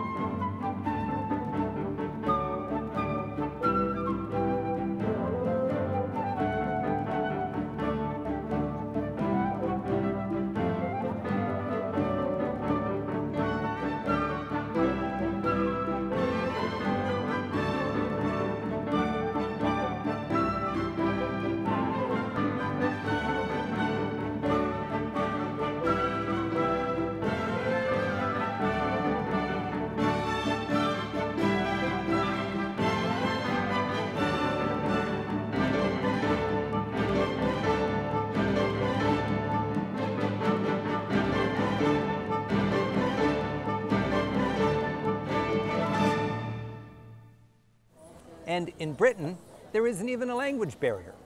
Well, not much.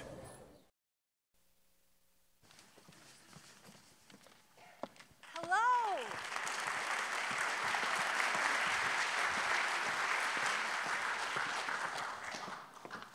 Hello, my name is Lisa Friend, as Rick just said, and I'm very happy to be here with you today. I am both a tour guide and a travel consultant. I've worked for Rick Steves since 1999. I started when I was 12. And we, myself, along with my colleagues Jeannie Carmichael and Liz Boardman, we're here to paint a picture today of what life is like on a Rick Steves tour. You guys ready for this? Is this your first class of the day? Well, I'd like to welcome you, and I'd like to welcome the people at home. So, what's great about a Rick Steves tour? You're all aware that this is sort of a sales pitch, yes? I don't want to surprise anyone. So just memorize this. But I would like to point out a few things. Our mission is to equip and inform and facilitate learning. First and foremost, we think of ourselves as guides, we think of ourselves as teachers. And to that end, a Rick Steves tour has a couple of things going for it. Small groups, focus on learning, sightseeing included, no tipping, no selling of optional excursions, no nickel and diming you. That means you pay what you pay, we think it's a fair price, and we as guides are on your side for the entire tour. Another great thing about Rick Steves tours today, they're $100 off. So that's wonderful. You use the promo code DRIVE19 online when you sign up. And we are a ragtag group of 175 guides and 100 office staff. We have a wonderful website full of things like our Travelers Forum, rail information, articles, Rick's blog. But if you want them delivered to your inbox, just sign up online and you'll get the newsletters every month. You can also connect with Rick on Facebook, YouTube, Twitter, and Pinterest. And the recipes that he shares on Pinterest are stellar. We also design and produce our own luggage line. What is different about a Rick Steves tour is we expect you to carry a carry-on size bag. So when you go off on the road like I do for 40 days at a time, it's in a carry-on size bag. I teach a packing class, and I say, do you want to know what the secret is to carrying one bag for your whole trip? It's laundry. Just wash your clothes. You don't have to pack 40 pairs of underpants. We also equip you for your free time with a lot of really good, well-researched information. And about 25% of your time is free on a Rick Steves tour. We don't want you to think that we're in lockstep all of the time. We want you to have some time for your own discoveries as well. We have money belts, and just for you guys, I want you to understand that this is the greatest bargain. This is an adapter, a plug adapter. We sell it for $1. Take 3 or 4. You'll lose them. They are, however, the thing you are most likely to find in your hotel room. I know that from personal experience. And we have small groups, 24 to 28 people. Mainstream groups are 52. They'd break the bridge. So we like to keep it light. We have consulting services, half off for tour members. That's what I do when I'm in the office 9 months out of the year. And we're going to be talking today about Great Britain. So we're talking about 3 tours. This is our Villages of South England in 13 days, which we're going to talk about first. But we also have a 2-week Best of England tour, weirdly misnamed because we also go to Wales. And then a 1-week tour of London. Now, a lot of people don't know that Great Britain has some of the best Roman ruins anywhere. So you see these beautiful Roman artifacts, like this is the head of Minerva that we see in Bath. Or the fact that the Romans made it all the way to almost Scotland. Got a little bit nervous about the people up there. Said, that's okay, we'll build a wall, we'll call it an empire, we'll stop right here. So Hadrian's Wall. And then, of course, the iconic things. Double-decker buses, Big Ben, the city apartment of the Queen, Buckingham Palace, and then beautiful little villages. In the Cotswolds, these little thatch-happy cottages with gardens and stone circles. 900 stone circles in Great Britain. Famous ones, not so famous ones. And then there's the wildlife. You must watch yourselves when you're out hiking. And beautiful churches, we're going to talk more about that. We have a church expert with us today. And a lovely melding of the Gothic and the modern. And from a personal perspective, from England to Seattle, Tacoma, with Dale Chihuly. This is at the Victoria and Albert Museum. Friendly locals with almost no language barrier. Almost. So we're talking about Great Britain today.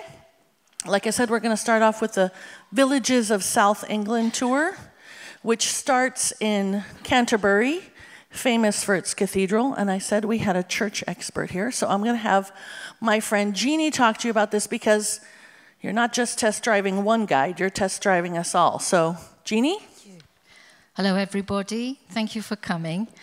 We start this tour in the gorgeous city of Canterbury, which has perfect little medieval streets, gorgeous ancient buildings, the most impressive of which is the fantastic cathedral. And the cathedral is very important from the point of view of English history, because it was here in 1170 that our most important saint, Thomas Becket, was brutally murdered. 4 knights literally burst into the cathedral and hacked him to death with their swords, which cataclysmic event echoed around the known world. Now, the king of the time, Henry II, was rather embarrassed by this, as you can imagine. So he had made for his friend's remains the most beautiful golden shrine. Can you imagine a massive golden box studded with jewels, on top of which was a ruby the size of a man's hand? Now, this shrine became a magnet for pilgrims from all over the world. And I'm sure you've all heard of Geoffrey Chaucer, the Canterbury Tales. He tells us their stories. Now, if you've not read the Canterbury Tales, I have to tell you they are rather saucy, they are rather rude. But in one of them, Geoffrey Chaucer teaches you gentlemen something you really should know, the secret of what women really want. Now, if you buy me a drink later, I might whisper it in your ear for you, okay? I thought it was a ruby the size of a man's hand. Yeah, that helps. So after we leave Canterbury, we go to Dover, and we go see Dover Castle, right across the English Channel from France. Very important historically, this castle, because it's so close to France that it was known as the defensive jewel of England. And there's a quote that says, "He who holds Dover holds England," because this was the bastion, the first line of defense against invading countries. So this was important in the 12th century, but it was also important during World War II, because the tunnels that go beneath Dover Castle, which we visit on the tour, were the headquarters for Operation Dynamo. There's been a lot of press and Hollywood attention for Operation Dynamo in the last few years. Some of you may have seen the movie Dunkirk or Our Finest Hour. So that was a retelling of the greatest civilian and military collaboration ever. They saved 388,000 men from the beaches of France. They brought them over in big naval ships. I get a little emotional. Big naval ships, little fishing boats. And these men who were just living their lives in Dover and the south coast of England, they stepped up to help their countrymen by risking their lives, and 126 of them died in the effort. They risked their lives to bring the men back, and 138,000 French. So it's a really important part of history that happened here in the castle. Now, while we are in Dover, we will be looking for bluebirds. We will see the White Cliffs of Dover. But we also, because we're sort of Rick Steves, we have opinions about things. And my favorite White Cliffs are actually down the road a bit in Beachy Head. And we take a walk and we see these beautiful white chalky cliffs. And Rick Steves tours are physically active. You saw the path. We're not driving down in a bus and seeing them from a window. We're getting out, boots on the ground, seeing, feeling, hearing, smelling the sights that we're here to see, to connect with the culture that we came to see. Pubs. Pubs are one of my favorite parts of England. I want you to know one thing about pubs. Actually, I probably would want you to know a lot of things if I were your guide. But for now, for today, I want you to know 2 things about pubs. You don't have to tip in pubs, and you don't smoke. So that goes along with our philosophy, because we have non-smoking tours. But a lot of people still have this antiquated vision of pubs being very smoky places. No, you can't smoke anywhere inside in England for like the last 15 years now. Something like that. And then we continue along the coast, headed west to the historic dockyard at Portsmouth, which has a beautiful Tudor-era ship from the time of Henry VIII, the Mary Rose warship, which got into a fight with the French, and it was so overweight, overloaded with guns, that it actually got swamped during the battle and just sort of keeled over, sank to the bottom. And then probably, 20 years ago? Maybe you would know better than I. How many years? 86? They resurrected it, they pulled it up, and they've been preserving it ever since. So we see that, and we see the HMS Victory, which was the ship that went to the Battle of Trafalgar, where Horatio Nelson lost his life on the deck. Well, actually, he died below, but he got shot on the deck. And it's a wonderful ship that you can scamper around. There are very friendly docents. You can pretend to be a pirate or Horatio Nelson as you see fit. Very experiential. And then we head to Stonehenge. And I would like somebody who is very passionate about these stones to just talk about it for a second. Thank you, Lisa. I think just seeing that image of Stonehenge is probably something that you all tend to recognize. It's part of our history and it's one of the wonders of the world. But we're so lucky we are able to take you to Stonehenge. But just to give you just a brief overview, Stonehenge was actually formed between 3000 and 1500 BC. But we never know why. There's always so much mystery surrounding Stonehenge itself. When you see the large stones, this is local stone. This is a stone called sarsen, and it's found within a 20-mile radius. But inside the stone and inside the stone circle is actually something called blue stones. Now, blue stones are not local to Wiltshire, where Stonehenge is actually based. They're actually traced 240 miles away in southwest Wales. So someone decided it was important enough to drag these stones to the middle of Salisbury Plain. We still don't know why. There's so many theories about it. Was it a place of cremation, a place of healing, a place of medicine? One thing we do know, the stones are actually aligned with the sun, the moon, and the stars. And in fact, on the summer solstice, the sun rises above the main altar stone. So it would be wonderful to be able to take you to Stonehenge and let you have your own theories. Tell us what you think. From Stonehenge, we're leaving Wiltshire and we're going further southwest of England and we're heading to 2 counties. This is the counties of Devon and Cornwall. Now, the slide you can see at the moment is actually in Devon, and this is the Dartmoor National Park, a beautiful area, about 500-600 square miles. And within Dartmoor, the land is actually owned by the Duchy of Cornwall, the land and the houses, which basically means the Duchy of Cornwall is actually Prince Charles. Can you imagine Prince Charles being your landlord? I'm sure he doesn't actually go around and collect the rent in any way, but Prince Charles owns the Dartmoor itself. But here on Dartmoor, it's the wild ponies, the obviously Dartmoor ponies, as well as cattle and those sheep, the sheep that Lisa showed you earlier. But again, we've got more stone circles. We actually, as Lisa said, we have about 900 stone circles throughout the UK, and more can be found here, along with some of the Bronze Age settlements, again, with stone houses. Now, these Bronze Age settlements, we're talking about 3,500 years ago, so we know people were on Dartmoor at this point, and we think it was mostly to do with some of the natural resources there. To transport some of the natural resources, it's not unusual to see this type of bridge. This type of bridge is called a clapper bridge, and again, it was for people to be able to move around the moor itself, as well as transport livestock. And the main natural resource there was actually china clay, as well as tin.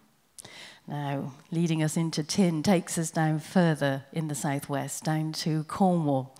And we have the opportunity of taking you to one of our tin mines. Do we have any Poldark fans? Now, can I just ask you, are you a Poldark fan or an Aidan Turner fan? But more hands. I like the woman who, both hands. Both hands, yes. Both hands. Both, please. If you are a Poldark fan, obviously you'll know that this is all based around the tin mining, and for some reason Aidan Turner seems to take his top off at every opportunity. However, what we ask you to do as we accompany you into one of the tin mines in Cornwall is actually don these hard hats. I'm afraid they only come in this colour, but everyone looks spectacular in them every time. Still sticking with the actual tin mining, the booming of the tin mining industry in Cornwall really came about during the 17th century. Now, we take for granted so much these days that we have refreshments and facilities wherever we go. There's a Starbucks on every corner. But here in Cornwall, during the 17th century, there were no such things. And it was actually the wives of the tin miners who came up with this traditional dish. Now, this is called a Cornish pasty. And basically, it's very similar to a pie, generally a meat-based, meat and vegetables. And the miners would actually take their Cornish pasties down to the mines with them for their 12-hour shift. And obviously, it would be filling enough for them. However, what you may notice, a traditional Cornish pasty has this very thick crust around the outside. Now, these days, we tend to eat that. However, we weren't supposed to. This was where the miners actually held their pasty, because working down the tin mines, there was always a threat of arsenic. So they wanted to hold on to the crust of pasty, throw that part away without touching the food they were going to eat. Right in the south of Cornwall, there is a small rocky island, and this is where we find St. Michael's Mount. And again, we're very lucky to be able to take you to St. Michael's Mount. We know that we've had people living on St. Michael's Mount for about 1,500 years. Originally, it was a Benedictine monastery. It was later fortified to be a castle, and in more recent years, it's been the home of the St. Alban family. But one of the beauties of taking you to St. Michael's Mount, it has a pilgrim pathway, a causeway, that joins the actual mainland itself at Marazion across to St. Michael's Mount. Now, when the tide is out, we're able to actually walk along that causeway as thousands of pilgrims did in years gone by. Not to worry, though. If we get there and the tide is in, there's always a little fleet of boats. But one of the more interesting and humorous things is to try and see people time it, that they can just about make it back on the causeway before the tide comes in. One of the highlights, again, of being in Cornwall, this is in North Cornwall now, and it's the ruins of Tintagel. Now, Tintagel was the, so say, birthplace of King Arthur. King Arthur, who ruled England with his knights and the Round Table. Now, this is the tradition. This is thought to be his birthplace, and again, a ruined castle right on the edge of the Cornish cliffs there, with the waves crashing against the shore underneath us. Now, with the legend has it, if King Arthur was real, and many people believe he was sent to Avalon with his knights to sleep, and would come to England's aid in a time of need. I wish he'd wake up. I really wish he'd wake up at the moment. We could do with him. We could do with him at the moment. But there are other things, other mystical things that we associate with Tintagel itself. Anybody recognize that handsome gentleman on the left-hand side? This was the photograph that was used by Rick. This was for his first edition of Europe Through the Back Door. And you can actually recreate that particular image. I like to think he's looking a little bit out of breath after walking up those steps, but it's a beautiful place to end our time in Cornwall.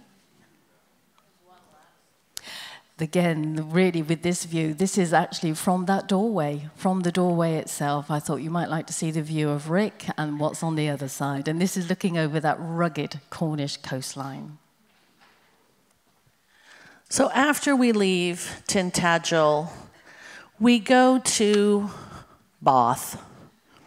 Liz says Bath. I say Bath because if I say Bath, I sound like an idiot. But it's important that we let Liz talk about Bath because she is a Bath native. One of the things we're doing here is we're ending the Villages of South England tour here with one night in Bath. And if it's not enough, you can certainly lace together our beginning of our 14-day Best of England tour. So Liz, will you tell us a little bit about your hometown? I'd love to. I'm very lucky to live in Bath. We're now in the southwest of England in Bath, and the city itself is a Georgian city. Now, when we say Georgian, this is just a period of architecture we use from 1714 to 1813, when we had the 4 George kings, so we just call it Georgian. It's a beautiful area to live in. There is another famous resident, and that's Jane Austen. Jane Austen lived in Bath with her family, and in fact, every year we have a Jane Austen festival when we're all secretly looking for Mr. Darcy to come down the street. But one of the major features of Bath is the beautiful Roman baths. Now, the beautiful Roman baths were really started back in AD 122, but it was an ongoing project. It took them about 300 years to actually do the baths in the temples, and it's a wonderful exhibit to be able to walk around. And within the tour, we obviously do entrance for you into the Roman baths. Now, right next to the Roman baths is actually Bath Abbey. Bath Abbey, originally from the 7th century, but it's had a few extensions over the centuries as well. But again, inside, it's a beautiful example of our Gothic architecture. And if you're feeling very energetic, it's a 212 steps to the top of the tower to get some magnificent views over Bath itself. Now, this costume, this dress, this is what every woman in Bath wears every day. Well, they would have during the Georgian period anyway. We have the Fashion Museum in Bath. It's in the building called the Assembly Room, again, a beautiful building in its own right. But the Fashion Museum, definitely worth a visit. It takes us fashion through the centuries, and there's always different ongoing exhibitions. I do remember vividly when they brought Princess Diana's clothing exhibition to Bath once as well, so a very popular place to visit. You may have noticed the colour of the water in the original Roman baths. Believe you me, you're not going to want to actually put your hand in that original water. It's a luminous green colour. But if you were really keen to actually submerge yourself in some of the hot water from the Bath Spa, we now actually have something called the Thermospa. Now, the Thermospa opened in 2006, and this is a designated area with a beautiful rooftop pool where you can actually swim in those lovely warm waters. I just wanted to warn you, the Bath waters are known for their healing powers as well as their fertility. So if you do go swimming, I can actually give you proof of that. I actually have a twin brother, and I have twin daughters myself. So just go careful, that's all I'm saying. Just go very careful. Now, if you like photography, you've died and gone to heaven here. These are the beautiful ruins of the great abbey of Glastonbury. Now, this was one of the most important abbeys anywhere in Europe, but then along comes Henry VIII. And what a vandal he was, wasn't he? And a really rather great husband as well, don't you think? Anyway, he destroyed this great abbey, but it's all the more poignant being ruined, I think. Now, this is a very important abbey for us from the point of view of spirituality, because we have a legend that St. Joseph of Arimathea actually brought the Holy Grail to this abbey, looking for a place to conceal it. He was waiting for a sign from God as to where he should hide the Holy Grail. He was walking along with a wooden stick, As he put his stick on the ground, it burst into white blossom. And he took that as a sign that this was the place. So that's why the abbey is there. Now, amazingly, there is still the holy thorn tree here that we can show you. It's a cutting, it's a descendant of that original tree that St. Joseph of Arimathea planted. And it's a hawthorn, so it should flower once a year. The holy thorn flowers twice a year, once at Easter, once at Christmas. It's inexplicable, but it does, and I have seen it. Now, more importantly, Glastonbury is also where we think Arthur and Guinevere are buried. And as Liz said, please God, he will come back quickly, because I think he's the only one who can sort out Brexit for us. So come back, Arthur, as fast as you can. Now, very close to Glastonbury is the beautiful little city of Wells. And to be a city, you have to have a cathedral. And boy, does Wells have a beautiful cathedral. Now, it's 12th century, and what it's famous for is this fantastic west front. You see, bear in mind, in the 12th century, very few people can read. So you need visual learning aids that the priest can point to and tell you about the saints, the bishops, the kings, the queens. But imagine, this originally was polychromatic. Lisa bet me I wouldn't dare say that. What that means is it was multicolored, it was brightly painted, because it is a visual learning aid, if you think of it that way. And if you think the 12th century is a mud-colored world, isn't it? So can you imagine it would be like a foretaste of heaven? Now, it is the most beautiful Gothic architecture. That's the cloisters that we're looking at now. Can we have the next slide? That is the gorgeous scissor arches. It is the most perfect little jewel of a cathedral. But the town itself is lovely too, because right next to the cathedral is this perfect 14th century street, the Vicar's Close. And these houses have been lived in continuously since the 14th century. Not by the same people, obviously, but, it's the oldest occupied street anywhere in Europe. So as we leave the Bath and Wells and Glastonbury area, we're actually heading further into the Cotswolds now, and we'd like to take you to a stone circle. Not maybe as distinctive as the first one we spoke about, but this one is called Avebury. Now, Avebury itself, what I love about Avebury is the fact it's so unspoilt. Stonehenge is wonderful in its own right, but you don't touch the stones. You use a footpath around the stones. Avebury, we can take you up to the stones. It's actually 3 stone circles. There's about 100 stones there in total, and then this huge 30-foot bank on either side. And it's wonderful to be able to share that with you by walking around that bank, looking down on the stone circles. Obviously, you can just go up to them, touch them, see if you get any particular vibes. And being so quiet, normally there's more sheep than people during our visit to Avebury. So nearby Avebury is my favorite stately home. I can't call it, I can call it a palace, but to me it's a stately home because the Queen doesn't live there. The 12th Duke of Marlborough does live there, and it is the largest private home in England. That's a good view of it. We don't visit all of it, not all of it is open to the public, but a lot of it is. So we tour the palace, and then we have time for the gardens. And the gardens are just a 17th, 18th century masterpiece of landscape architecture done by the renowned Capability Brown. So you'll have a chance to see that. And then we're still in the Cotswolds. Blenheim Palace is in the Cotswolds. And the Cotswolds are famous for their sheep. More importantly, they're known for what the sheep produce. Yes, don't think of these as sheep. These are woolly gold mines. Because the wealth of England literally was built on the woolen trade. You see, up until the time the cotton trade took over, we supplied the known world with wool.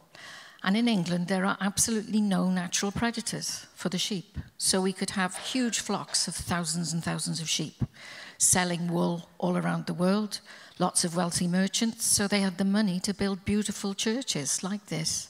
We call them sheep churches or wool churches, and they are absolutely delightful. But not just beautiful, big churches. Even the agricultural workers lived in these lovely little thatched cottages. Nowadays, something like this would sell for millions, can you imagine? But the roof is made out of thatch, because thatch originally, you see, was the cheapest roofing medium. It's the wheat straw that grows in the fields.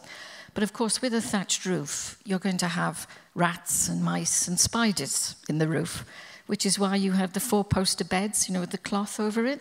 Otherwise, you wake up in the morning with a mouthful of spiders, which is always pleasant. Well, of course, the cat and the dog are going to be on the roof, aren't they, chasing the rats. So when it rains, that gets slippery, they fall off the roof. So that's why in England we say, oh, it's raining cats and dogs. Because you'd be in the kitchen, you know, and Fido would come whizzing past. Now, the Cotswolds is beautiful scenery, and it's perfect walking scenery because the Cotswolds is very gently rolling countryside. So we take you on walks through that countryside. It also has fabulous little villages and lovely village pubs. And we take you for dinner to one of these pubs, and we have a musical evening where folk singers sing you the traditional songs of the old agricultural workers. So that is a great night out. Now, I'm a proud Welsh woman, and this is our symbol. This is the Draig Goch, the red dragon.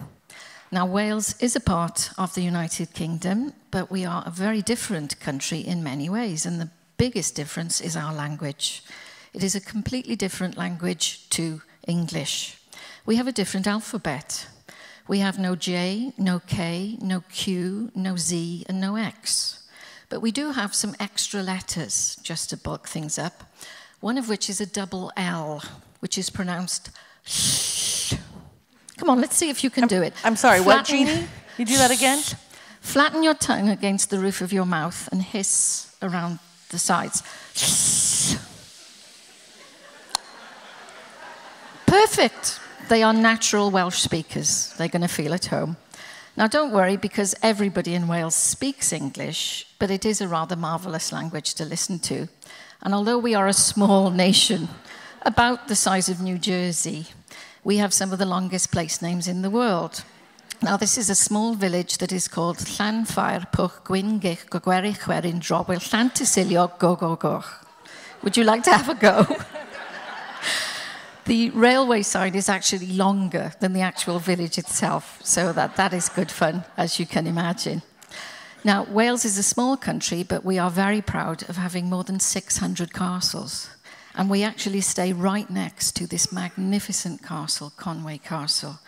And it's a little walled town. It is an absolute gem. It is just delightful, as you can imagine. Now, we also stay right next to this glorious national park, the Snowdonia National Park, which is lakes and mountains and the most stunning, the most breathtaking scenery. Not that I'm proud of it or anything, as you can see. But also, you see, we even have prettier sheep than they do in England. Look at this. Your sheep are cold, Jeannie. Absolutely. Now, we take you to a Welsh sheep farm. And Farmer Gareth will tell us all about how he runs his sheep farm, and he puts on a sheepdog demonstration, which is fascinating because there is almost a telepathic communication, you know, between him and his dogs. It is absolutely wonderful to see, and he lets us have a go as well, which is great fun, as you can imagine.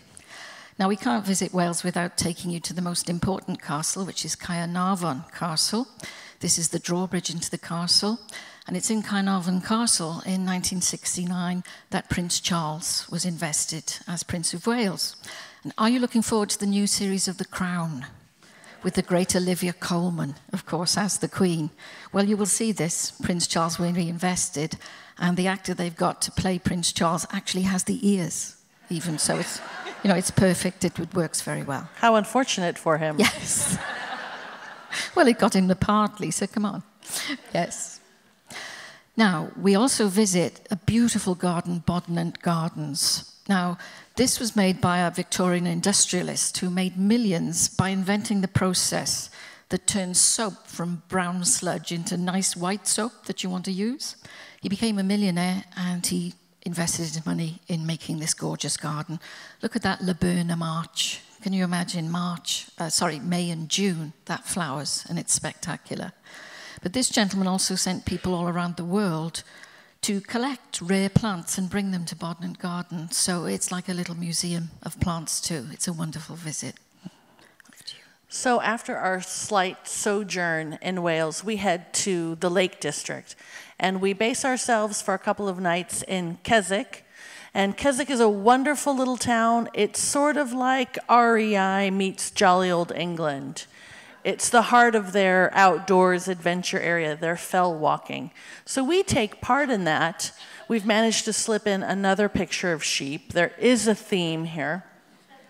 But we take a beautiful, little wooden boat around the lake as a group, and then we orient you to all of the different hikes you can do. So we want to make sure that we have a hike for every person's particular desire.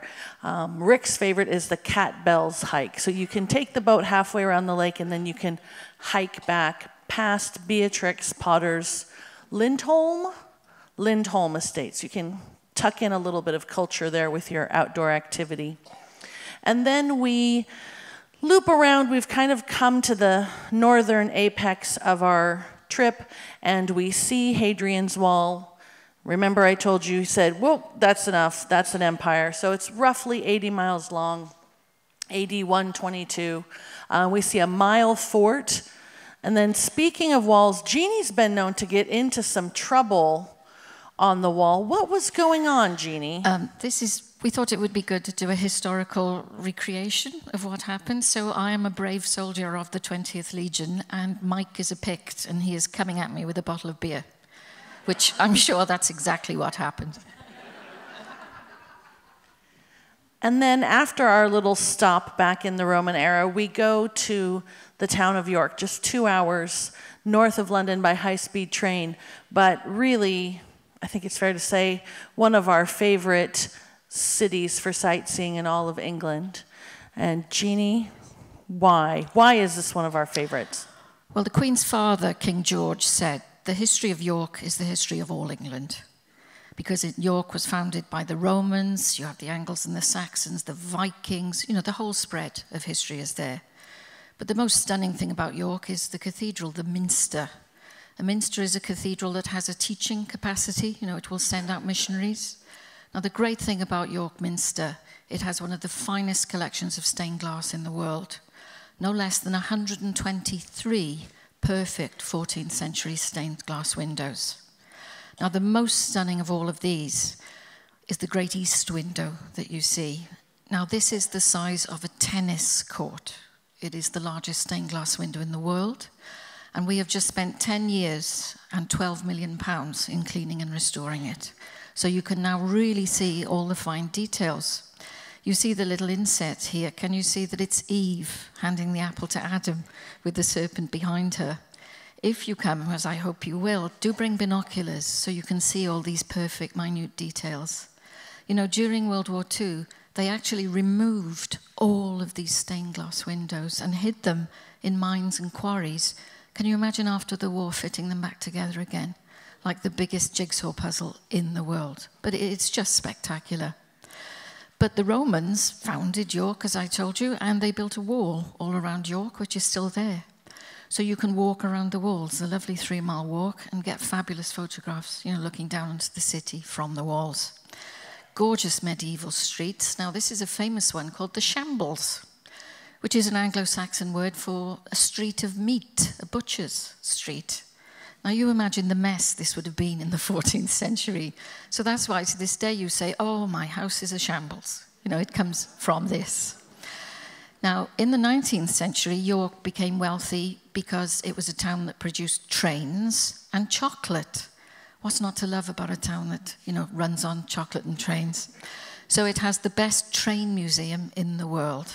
And if you like trains, oh, well, that's it. It's just perfect. So fittingly, what we do to leave York, we board a train, a high-speed train at the lovely Victorian railway station, and it's a 2-hour journey down to London, and we arrive at King's Cross Station, which is where platform 9 3/4 is, of course, with Harry Potter.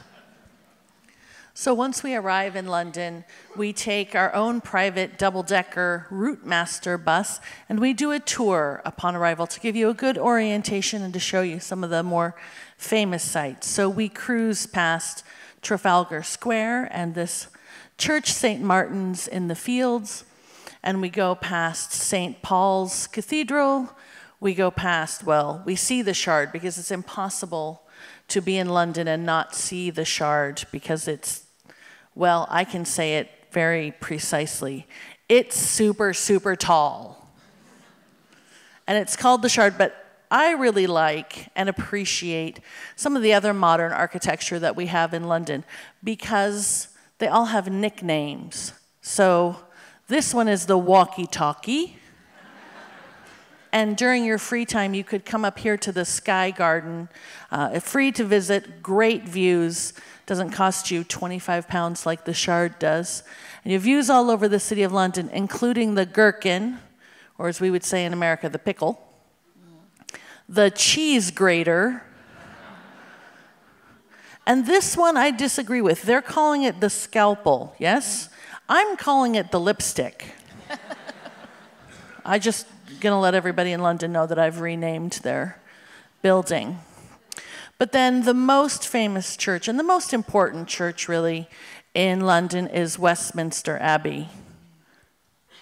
Now, Westminster Abbey is 1,000 years old. It dates right back to the year 1065. And it's our great royal church. It's where for 1,000 years we've crowned the kings and queens. Buried in Westminster Abbey are 26 kings and queens of England and Mary Queen of Scots as well, plus about 3,500 others. Everybody from Charles Dickens to Charles Darwin rests here. But what is most stunning about the Abbey is the architecture. Look at this, the beautiful nave of the Abbey. Now, of course, it is the seat of great royal occasions, like Princess Diana's funeral, for example. It's where the Queen married Prince Philip. They're still married 72 years later, despite his driving skills. But, of course, the most recent royal occasion is the wedding of the Duke and Duchess of Cambridge, William and Kate. And they had the genius idea of moving living trees into the nave for the ceremony, which, as you see, works marvelously well. Now, the latest person to be buried in Westminster Abbey is the great scientist, Professor Stephen Hawking. And he rests in between Charles Darwin and Isaac Newton. And what better place for him to rest? So we'll show you all of these graves of these wise and wonderful people. But just take a look at this exquisite roof. Now, this is what we call fan vaulting. This is the Henry VII Chapel at the back of Westminster Abbey. This dates to the early 1500s. Now, you know, we can put a man on the moon, but we cannot reproduce this. It's a lost art. We don't know how they did it. Our greatest builder, Christopher Wren, was asked, could you make a ceiling like this? He said, certainly, just show me where to put the first stone. It's a masterpiece of balance. Now, my favorite person in the Abbey is this lady, Elizabeth I. And as you see, she doesn't look like Kate Blanchett in the films. But oh, what a mind. She is the greatest political mind our country has ever produced, in my humble opinion. But of course, the big thing is, was she or was she not a virgin? Now, they've recently opened up a new museum in the Abbey, and they actually show there Queen Elizabeth's girdle. So all you gentlemen can come and gaze at the Queen's undercrackers, which I'm sure she will be whirling in her grave, should she know that.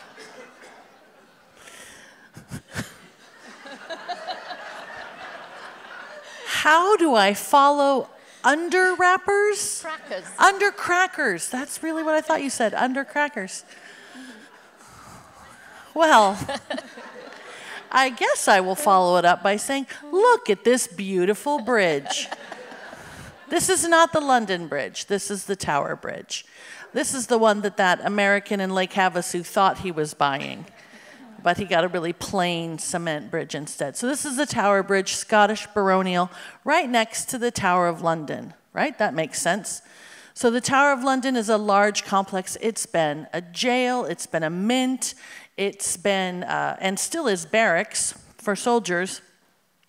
The center of the Tower of London is this white tower.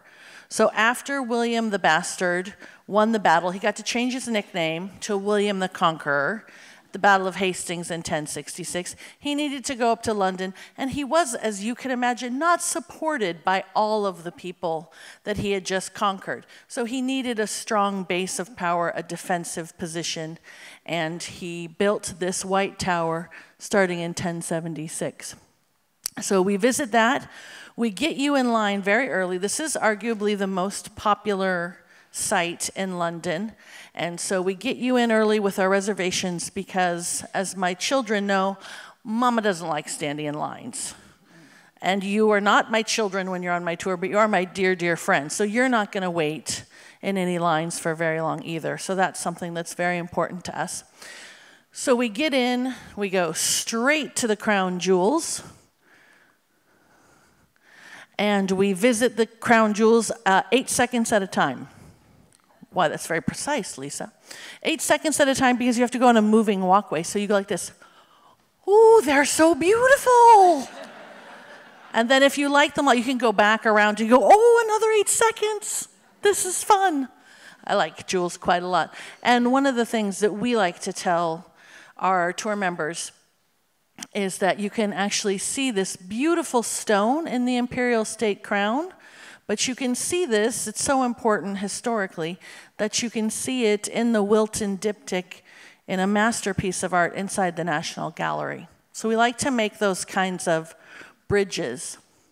And then afterwards, you have some free time to do a beefeater tour. So the beefeaters are the nicknames of the yeoman warders who live on the property and have several decades of faithful service to the Queen, and their reward is they get to live inside a castle and take tourists around. This is truly a reward. They're very generally happy.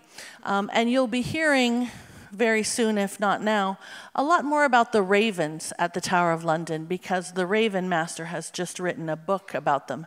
And the legend goes that if the ravens leave the tower, the monarchy will fall. They're locked up at night. They're not going anywhere. And you know, we call the yeoman warders, we call them the beefeaters because they got an extra ration of beef because they were so important. The ravens get extra beef too. That's not a lie, that's the truth. So we take you and show you the Tower of London before we have our farewell dinner on the 2-week Best of England tour with a little bit of Wales thrown in. But we didn't want to end that today because a tour that we all love very much is the 7-day Best of London. If you don't want to go with a carry-on size bag, if you want to pack a little bit heavier, or you just want to dive really deep into English history and culture, come and join us for the Best of London in 7 days. So we stay in one hotel and we see plenty of sights in London, and we want to end our talk today with talking to you about this tour, which is very dear in our hearts. We take a similar bus tour, our own private route master bus. We go past the horse guards. At 4 in the afternoon every day, you've all heard about the changing of the guard, right? Okay, so that's at 11 in front of Buckingham Palace. I prefer the 4 p.m. dismounting ceremony because it's horses, there's better uniforms, there's little tassel jiggles, pretty exciting. And we take you past Trafalgar Square again. And Liz, can you please explain to me and my friends, by example, why there is a skeletal horse on a plinth in Trafalgar Square? Well, you can't flog a dead horse, as they say. No, that plinth has been empty for many years, and we couldn't agree what statue to put on it. They did a survey of Londoners, and it was a tie between a statue of Princess Diana, Mrs. Margaret Thatcher, or our most famous racehorse. So they said to us, right, you can't decide. We're going to put a different statue every 18 months, and when there's been 12 of them, then you can vote again, which one you like best. This one is not going to get my vote. So while we're on the London tour, we have an afternoon cream tea. And I asked Liz and Jeannie, how does one eat a tea? This is very important that we instruct our tour members how to do this right. And they practically got into a fist fight, the two of them. So Liz, will you tell me what is the right way to eat a scone? Personally, I think the right way is cream first, followed by jam. But I was talking to you earlier about the counties of Devon and Cornwall. Now, there's a huge squabble between the two counties who first started the cream tea. If you eat cream first, followed by jam, that's Cornish.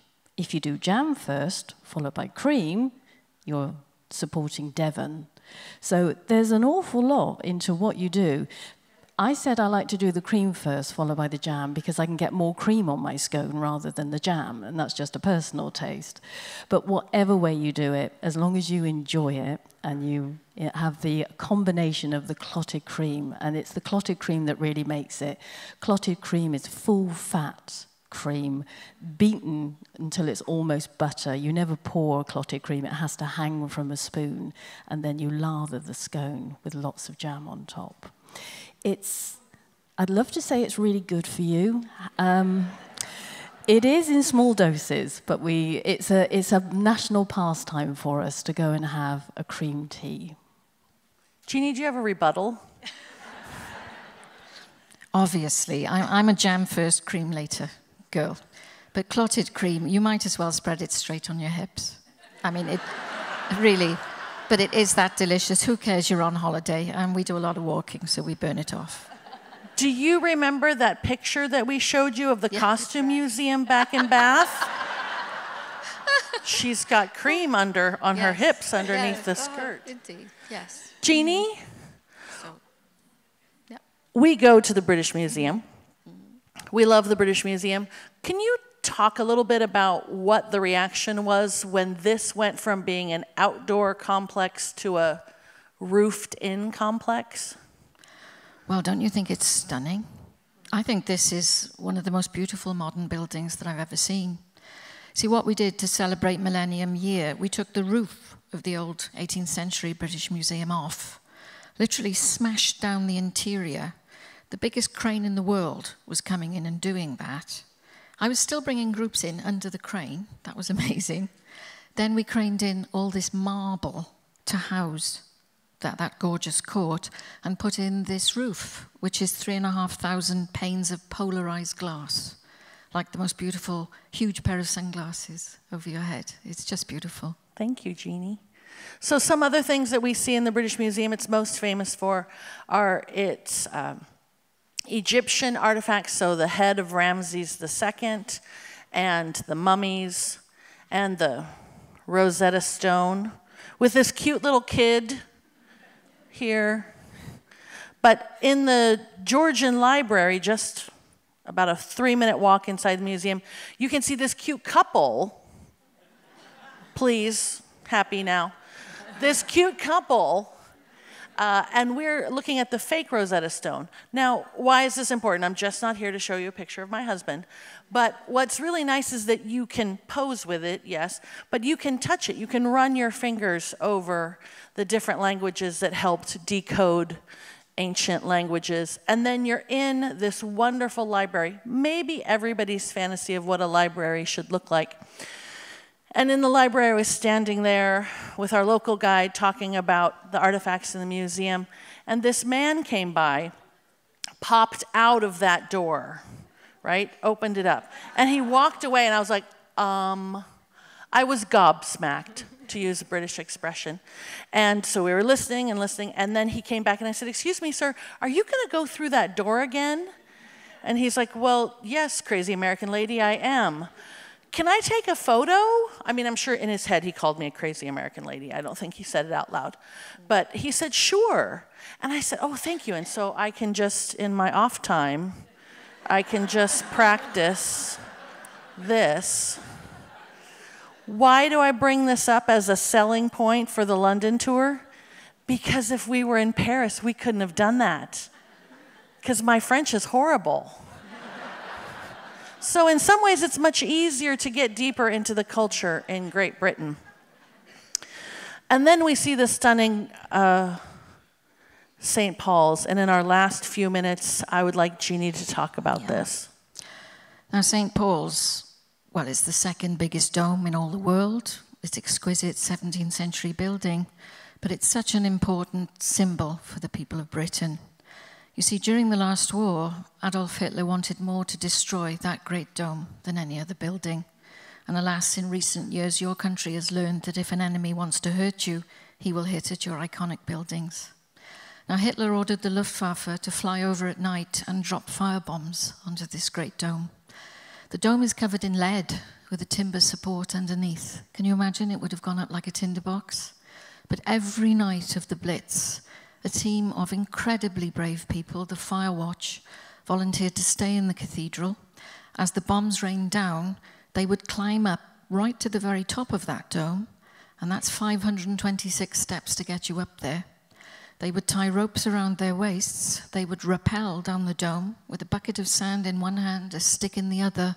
They would pull off the fire bombs and extinguish them in their sand buckets. One terrible night, 28 bombs hit that cathedral. 28 times they went out there and they saved it with their bare hands. Sorry, I'm getting emotional because my father was one of them. I'm very proud to say that. So this is not just a gorgeous building. It's a symbol of hope and overcoming impossible odds. Now, talking about people with great spirit, now that is the interior, great hearts. Sir Winston Churchill, of course. But Churchill always said, it was the people of Britain who were the lion, I just gave the roar, which I think is a lovely way of saying it. And he also said, which I think is very apposite for both our countries at the moment, when you're going through hell, keep going. Isn't that wise? No, thank you. Now we get to take you into Churchill's secret underground war bunkers from which he ran the entire war, and that is fantastic. It's honestly, you can smell the cigar smoke. You expect to see the old man come round the corner at any time. If you're at all interested in war history, that's a must. Funnily enough, it's back to me for food and drink now. We obviously have thousands of pubs in the UK, but I wanted to just mention to you, I don't think we've always had the best reputation for our food in the UK. This has changed completely. Yes, we do eat fish and chips. We love fish and chips. It's one of those, you smell it, you want it, you eat it, you can't move. Simple as that. But in recent years, we've really made an effort with the type of food we present, the quality of our food as well. So any of you that have been to us already, I would welcome your feedback of how the improvement has taken place. At this point, I know you know some of our celebrity chefs. You've probably heard of Jamie Oliver. And I wanted to apologize for Gordon Ramsay. I'm so sorry. So, yes, Gordon Ramsay, yes. I saw him actually at the Highlands game this summer with some other chefs, and he didn't scream at anyone, so that was nice.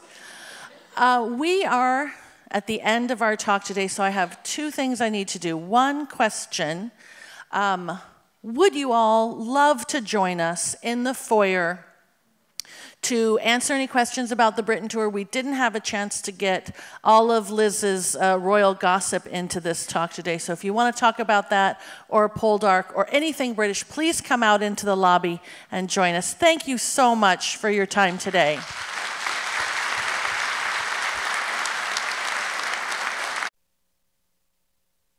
Hi, I'm Casey Gould at Rick Steves Europe, here for the Test Drive a Tour Guide event. Thanks for being with us today. Right now I'm here with our fabulous guides, Jeannie and Liz, and we are talking about England tours. So thanks for being here. It's really exciting to have you. Pleasure. Yes. Pleasure. First of all, which tours do you lead for Rick? Jeannie, you go first. I mainly do the London week, but sometimes I do the best of England. Great. Which includes Wales as well, of course. I think that's the irony. I'm also doing the best of England, and as Jeannie said, we do dip into North Wales as well. Mm-hmm. But I'm lucky enough I also do the Southern England tour as well. Fabulous. Yeah. What is it that you love about guiding, and how did you get into it to start? I've done it for 40 years. I trained... I can't be. I know. I started as a fetus, obviously. I trained to be an archaeologist. Oh, wow. And then I realised how dull it is. You've spent your life digging holes, and your nails are always in such a state. So, you know, to be honest, I realised with my interest in history, but I also like people, and if you're in a muddy hole, you tend not to, well, you meet dead people, but not live ones. So that's what I decided to move into. So. Well, mine didn't really involve dead people, but it was a case of I'd always worked within the tourist industry, and I live in Bath, and we're very lucky in Bath. It's a real hive of a place. Lots of people come and visit the area as well. So working for the English Tourist Board in that area was a full-time job, really. I took a short break, had a little bit of time in schools when my children were younger, and as soon as they were a bit older, I was able to then start coming out on tours, and it's been great ever since. Nice. Well, Jeannie, for the London tours, what's the highlight for you being able to guide that city-focused itinerary, and what do your tour members love about it? The whole of London is one big wow. That's such a hard question, Casey, because it's, and obviously for different people it's a different wow, but the great thing about it, you see, we see the iconic sites, so if people haven't been before, but we also do a lot of tucked away hidden things that even if you've been to London many times before, you might not see. So it's a great mixture, and people love it. Well, it is the best city in the world. not that I'm boasting. No, we're not biased. No, not at all. Well, and I understand that you're a Blue Badge guide, right? Yes. What is that, if you could explain to our viewers? You do a 2-year training course, which is absolute torture, and they teach you literally everything there is to know about London. I mean, for example, Westminster Abbey has 450 monuments, and you have to learn every one of them, and that's just for the one church. They wouldn't be allowed to do it to dogs, but they can do it to trainee guides. So is that you with your dead people again? That's me with my dead people. Is there a theme? Is there a theme coming here? Oh my goodness. Well, and Liz, with the country tour, getting, outside of London, what are the highlights of that? I think you've just summed it up, actually. It's the fact, when we have the guests coming on, many guests have already been to London before, and as Jeannie said, it's a fantastic city. But I'm privileged to take them outside and show them what else is within the UK. And we're only a little country, from top to bottom, we're only about 800 miles. But we have such a variation of scenery, a variation of different cultures, different foods, and I think for many of the guests, they have this vision of the rolling hills or the small mountains and everything. And we've got it, we can show it to them. We've got some fabulous beaches, but it all depends on the weather. But whatever, it's stunning. It's a real privilege to be able to take them out of London and show them another side of the UK. Yeah. But no bad weather, just bad clothing. That's right? exactly it. Rick's got it right. There's never bad weather, just bad clothing. Right.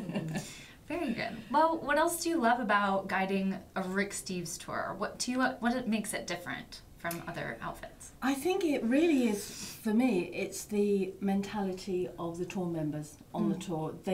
They're excited to be there. Many of them have already done their own research, and they have possibly their own agendas that they want to see, as well as obviously what we can offer them on the tour. But they are independent travellers, and we try and encourage that as well. They don't necessarily want to be led by the hand and shown something for 1 hour. You can do other tours, and it's almost like a whistle-stop tour. And we, on the Rick Steves tour, we try and do as much time in places as we possibly can. And as Jeannie said earlier, we try and show them something that they maybe didn't realise was there, or something that they had heard of, but possibly didn't know how to get there. So it's a pleasure being able to do that. It's that element of the tour members. They're great. And the big kick for me is when you see them enjoying it. It's something that makes me very happy as well. And we're often asked the question, do you ever get bored with the tours? Because, we do. Never. Never. It doesn't happen, does it? Because every tour is different, because you have different people on every tour, and they're seeing it for the first time. So you're lucky enough to be part of their excitement with it, and it's very contagious. Very contagious. Yeah. What do you think of that? Well, yes, but for me, I would say that Rick Steves is the only company that lets me treat the people like grown-ups. No, quite seriously. Other companies, I have to treat them as if they are slightly retarded. And I am very much like a nanny, and I'm shepherding them because the itineraries are ridiculous. Far too much is pushed into an itinerary. So you're running from one place to the next, and you don't have time to really enjoy it. Well, with Rick Steves, I treat them as adults, if they're not there at the designated time, we leave, you know, because they're doing something else. Yeah. So it's great for everybody, and you don't get, I mean, some tours, don't you always get the one who's late, the one who's annoying, you know, the one who wants attention all the time. That doesn't happen with our tours, and it's a breath of fresh air. I think the group size, that's the other big thing as well. You know, for both Jeannie and I, we've worked with other companies, and it wouldn't be unusual to have 42 people. It doesn't happen. I've done a tour with 70 people. Oh my goodness. What? Did you have rent-a-crowd? Double-decker bus. Wow. What? That seems so hard to manage. Well, that's when you have to, you know, absolutely get the whip out. Can you imagine the name game on that? Oh my lord. Oh my lord. That would be a challenge, wouldn't it? Oh dear. Yeah. Well, and for some of our viewers that are thinking of a Rick Steves tour, they don't know the name game.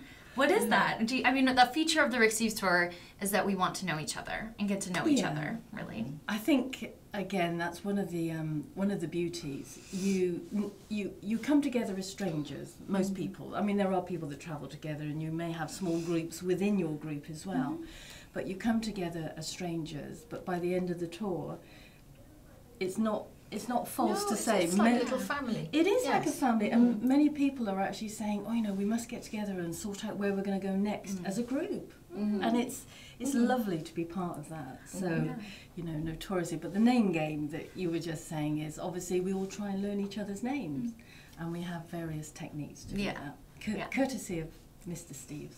Yeah. Well, and like Rick says, we're a merry band of travelers, it's just about creating that atmosphere, I think, right? Yeah, exactly. Well, when you have your tour members coming on the England tours and they have their list of these discoveries and things that they have on their mind, what do they come to you with, their ideas of what they want to see and do in England? Well, obviously for me it's mainly London that I work, so theatre's a huge draw for them. Yeah. I mean, every night you can choose from 80 different performances, so they're asking me a lot. What have you seen? You know, what do you like? Yeah. Museums, we've got 250 museums. You know, because it's a nice balance of organised sightseeing and free time. So I try to give them as much help as I can with, you know, what they'd like to do in their free time. And it's nice because you get to know people, and some people are interested in some things, some people are interested in other things, and you know, we can tailor the advice that we give them for that. Yeah, I think, as Jeannie said, it's a wonderful balance of organised things for us to do with them, as well as they have their free time, and it's been able to advise them with their free time. This is why, as we said earlier, many of them have already done some research and have an idea. And it's not unusual. Jeannie would have tour members on the London tour who would then maybe come on to the Best of England tour. Right. Yeah, so I do warn them about you. Understandably. And vice versa. So when they have that small period where a tour is finished before the tour starts, it's often us that they're looking at to say, you know, I've got what can we do 3 in these days. few days? Yeah. What stuff should I be doing? And it's great to be able to put all that forward. Yeah.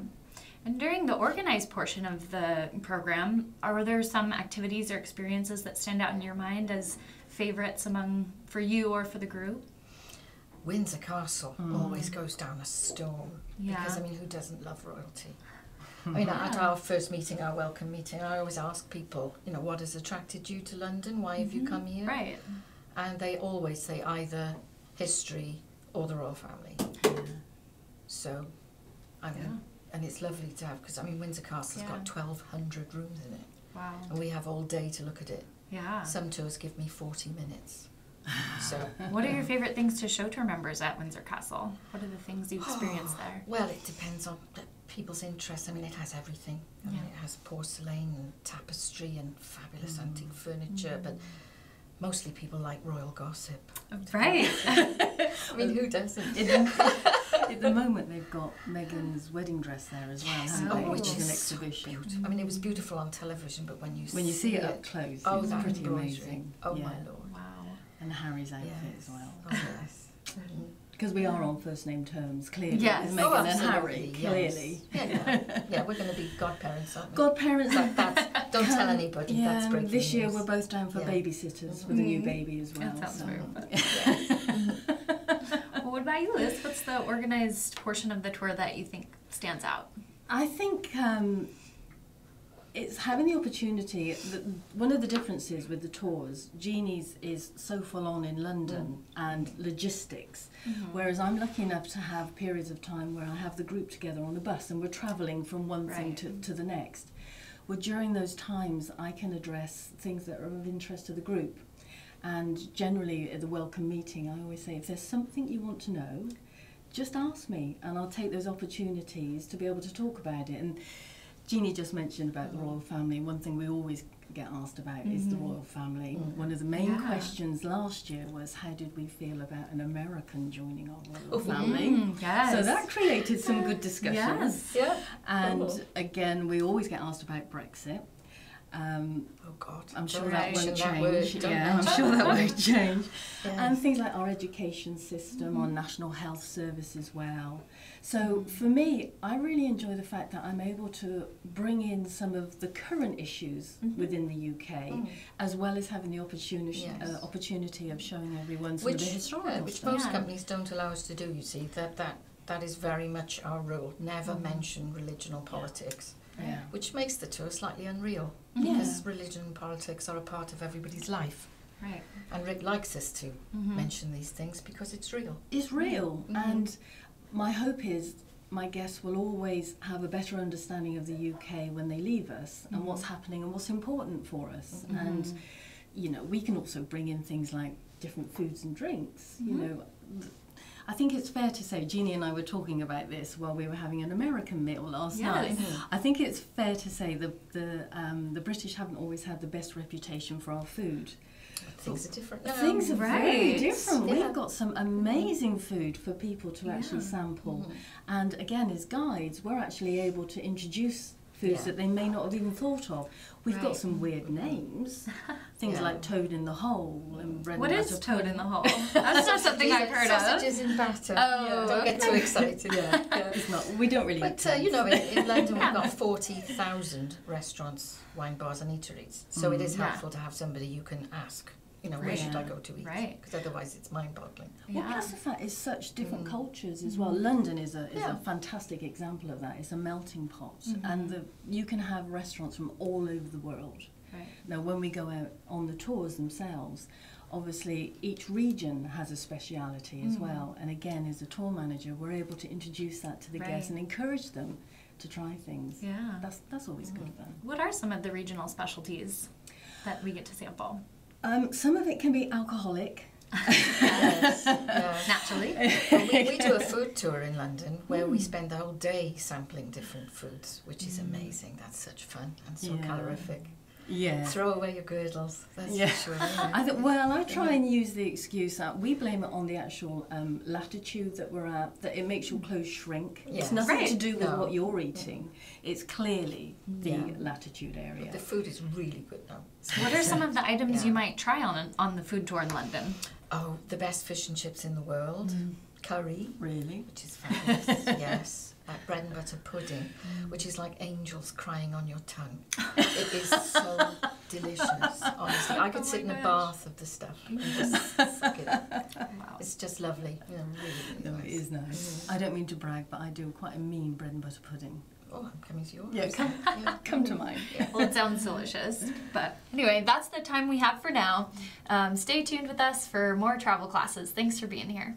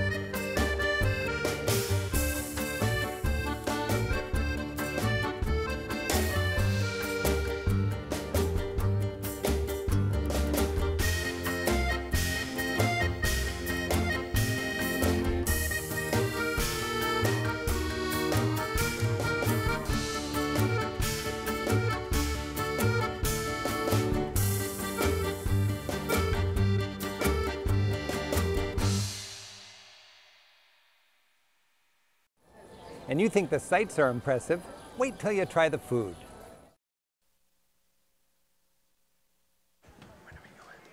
Right now, okay, thank you. Thank you.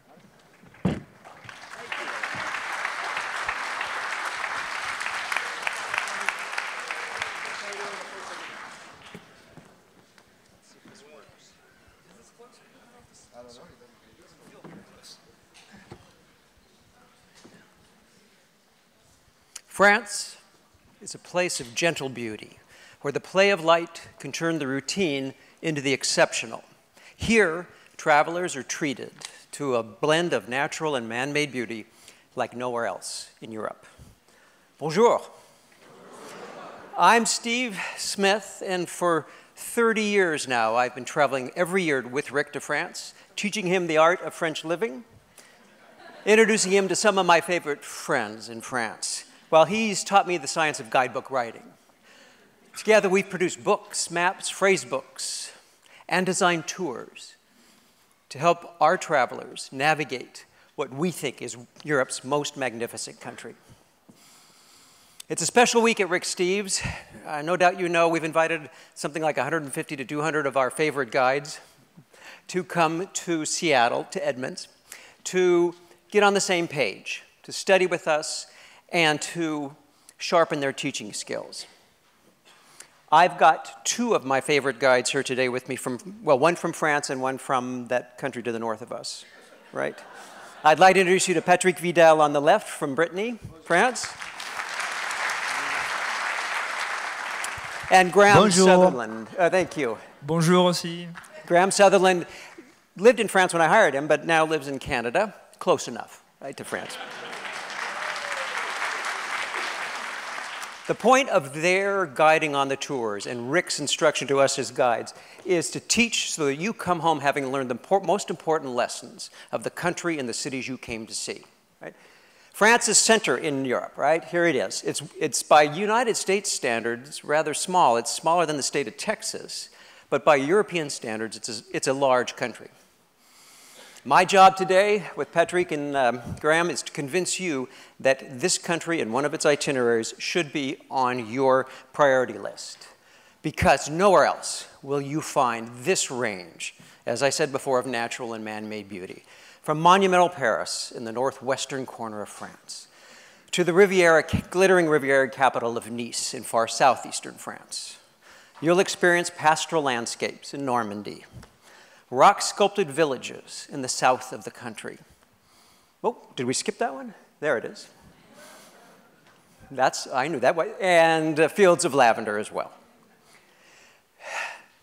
France has two distinctly different coastlines, the Atlantic, the cool waters of the Atlantic, and the rugged peninsula that Brittany forms, forming its western limit.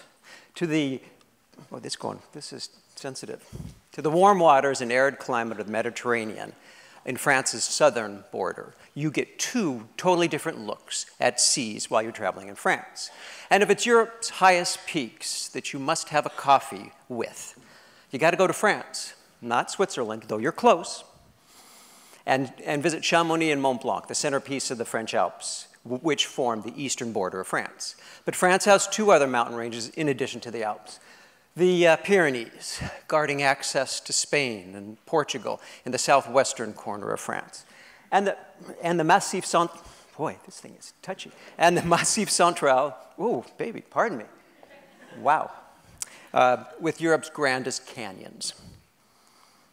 Every region in France has a distinct culture.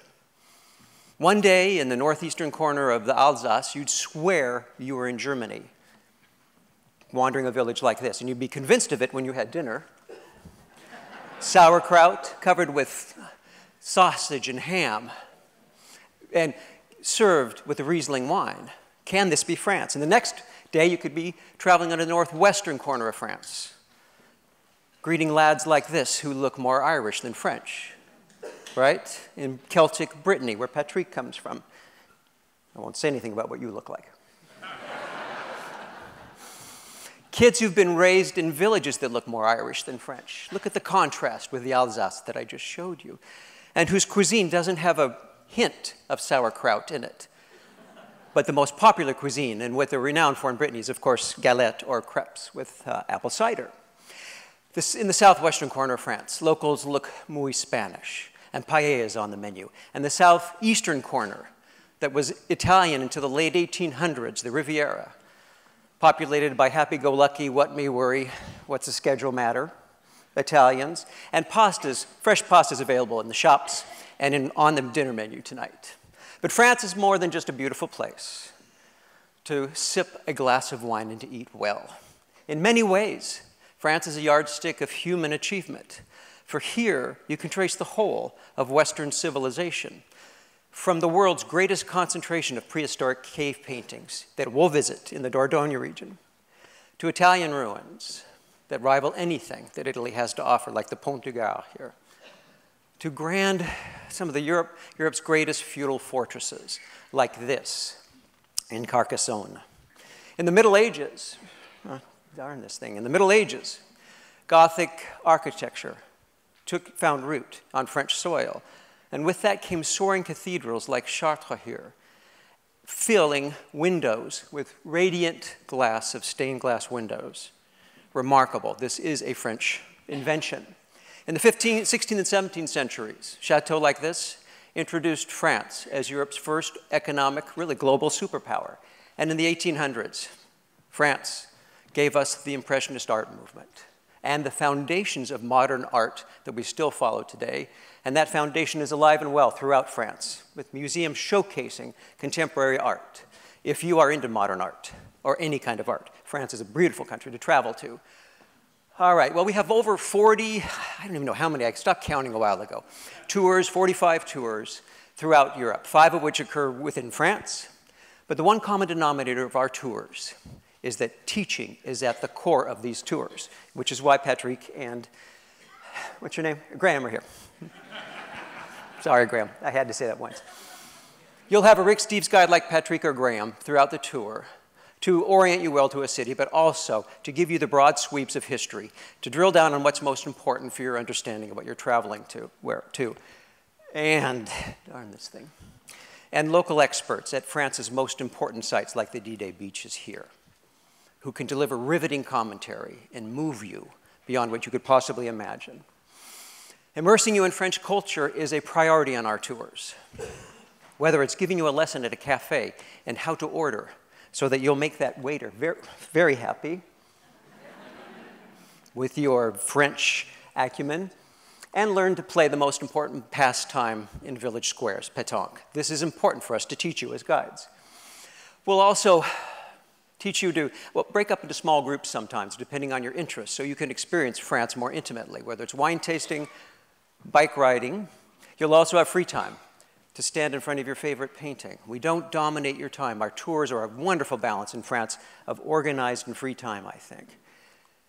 Or just sip a cafe au lait on a sun-dappled square. You need this time. You can't spend all of your time in listening to your guide talk. D'accord? There are over 400 different kinds of cheeses in France, and our goal is that you taste every one of them. So we have a picnic every day. No, when we can, we'll make a dent in those cheeses with picnics like this. It is true, there are over 400 different kinds of cheeses. And at dinner time, we want you to sample the delicacies of France that you probably don't get much of in the United States. Lamb, duck, right? Foie gras, snails. You don't have to love it, but you have to try it, unless you're a vegetarian or whatever, that I understand. We use the same restaurants often that Rick and I find in the guidebooks. And we learn about restaurants from our guides as well, so it's a nice symbiotic relationship. Your guide will help you choose the perfect romantic bistro on your free nights in Paris, or use our guidebook to help you that way. We update them all every year. Okay, or to find that perfect view restaurant in the countryside. You're teamed up with our guidebooks and our guides to help you have a marvelous trip. We have, I mentioned before, 5 itineraries within France. We're going to talk today in this hour about the Paris city tour for a week, and then do this pretty much clockwise loop in the northwestern corner that we call Paris in the heart of France.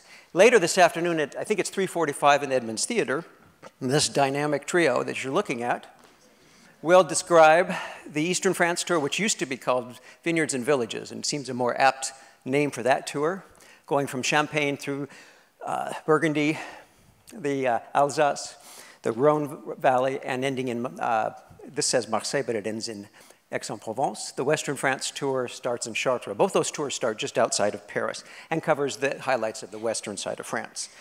There's also this little red tour with 3 nights that starts, it's the Basque tour. It starts in very far southwestern France. Not right. I love that tour. And it gets credit for Spain because there's 6 nights in Spain and only 3 in France. Okay, but at least it starts in France. That's a good thing. All right, and Dave will be covering that later, I think at 5 o'clock today. Then we have a My Way tour that starts in Paris, runs through the Loire Valley, south and east, through Lyon, the French Alps, Provence, and the Riviera. And these are really unguided tours where you have a tour manager, the young fellow in the blue shirt, I think that's blue, with the yellow wristband, to help you make reservations, plan your days, but you're on your own. These tours tend to attract a younger clientele because they're cheaper, and you're independent. Families love the My Way tours. The My Way France is relatively new, and the idea is that you'll use all the materials that we produce to help you be your own guides in the course of that trip. All right, no matter what tour you go on, you choose for, you'll get $100 off if you sign up in the course of this weekend, I believe. You can sign up online in the lobby of this auditorium. Out front, there are people who work in the tour department to help you out there, and in our travel center in our main office throughout the weekend. All right, here's where Patrick and Graham get to talk, finally. Let's talk about what you came to hear about today, the 1-week city tour in Paris and the Heart of France tour. And as I showed you before, we'll start with a week in Paris, and then the second part of this talk, we'll do this clockwise loop through Brittany, Normandy, Burgundy, northern corner of Burgundy as well. All right, you'll get our guidebooks as your Bible that allow you to follow along with what your guide is telling you and to read up maybe because you couldn't hear or you didn't remember everything, or for sightseeing on your own. And you will start and unpack once for a week in Paris, capital of art, literature, food, and art. Stands as all. There's a lot of art. A lot of art. Stands as, I knew I'd forget that. Stands for all the fine things that human civilization has to offer. And on our tour, you've got a week to uncover that civilization, right? Whether it's summer or winter or any season in between, this city sparkles. Paris makes a good destination any time of the year. And our tours run throughout the year. Our neighborhood that we choose to base ourselves out of for this week is the 7th arrondissement, wedged between the Eiffel Tower and the Seine River, with promenades along the river, walking streets like the Rue Claire, that you can end up becoming a temporary local. That's our goal, is that you'll become a temporary local on the tour, grabbing your own baguette or hanging out in one of the local cafes along the Rue Claire. Our hotel is marvelous. It's a lovely 3-star hotel. And the rooms are smaller than you're used to. That's typical in Paris.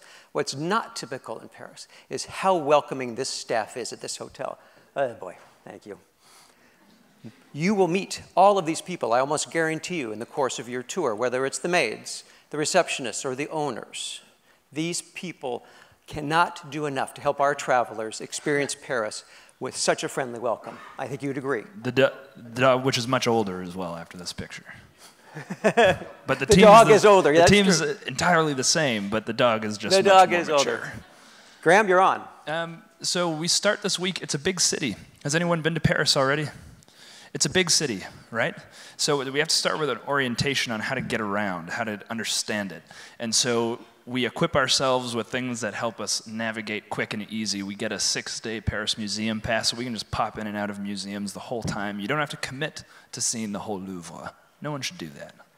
You see a wing, and then you go do something else, you can go back another time. And this is the metro lines. The map usually terrifies people. You open that the first night, and everyone wants to leave, but it's actually very easy. So we make sure we do an orientation together. It's essential that we all feel comfortable with it, and we do.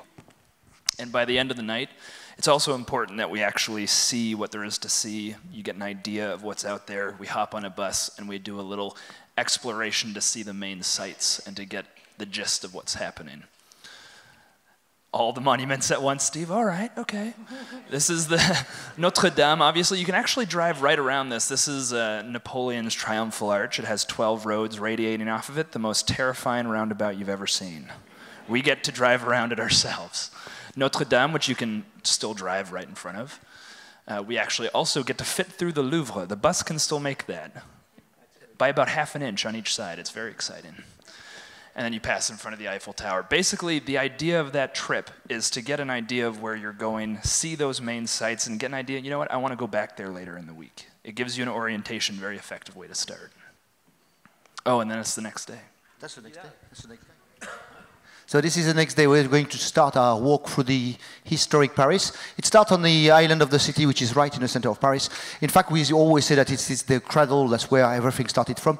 This is not true. I mean, we discovered 10 years ago, they did some digging, archaeological digging, discovered that the remaining of the original tribes were a little bit further up the river. But still, the story is much better if we make it start on the island, where Notre Dame is, where we can talk about the 180 years it took to build it, where we can give you all our talks about the statues that you can see in front of it there, including Saint Denis with his head in his hand, which is very easy to recognize.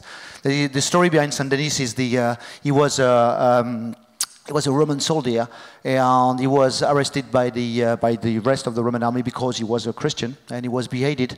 And as a strong Christian, after being beheaded, he picked up his head, walked up the hill of Montmartre, washed his head down there, and he kept walking for a few miles down the road there. I don't know if he rolled his head down there or something like that, but he walked all the way down there, collapsed, and they built a new church on top of where he collapsed, which is called Saint Denis nowadays. I mean, new church at the time. We're going to visit Notre Dame and be impressed by the size of it. It's an enormous church that's very, very busy. We're going to visit the Sainte Chapelle, the Holy Chapel. That is a very interesting 1200 building, which look at the inside of it. It's just an amazing painted and colorful building that it's very interesting. And then we go to the upper part of the church, and what we meet is that. Ooh, very, very impressive. Let there be light. So that's the stained glass windows of the Sainte Chapelle that we are going to inspect one by one. Maybe not, because there's 1,500 of them. We'll take our time to introduce you to them. You'll have time into the place there to discover where the crown of thorn, and I'm preparing my TH because in French we don't have TH sound. The crown of thorn. Bravo! It's good, huh? Yeah. If I think about it, I can be pretty good. If I don't think about it, it can be anything. But okay, that's it. So the crown of thorn was worshipped at the very end of the church down here, and it's an amazing church. When you walk through the outside, you don't realize what you're going to bump inside. I mean, a lot of you have been to Paris. I'm sure a lot of you have been inside there. So that's an amazing place for that. Then we start walking along outside of the church. We start entering the Latin Quarter. Latin Quarter called like that because that was the beginning of the university in Paris. The studies you were doing down there were old theology studies, so you were speaking in Latin. So it became the Latin Quarter. You've got some, they don't speak Latin anymore down here. It's Shakespeare & Company. There's something very interesting with the Shakespeare & Company, that the last couple of years, they've opened a little bar next to it, a little snack bar just next to it.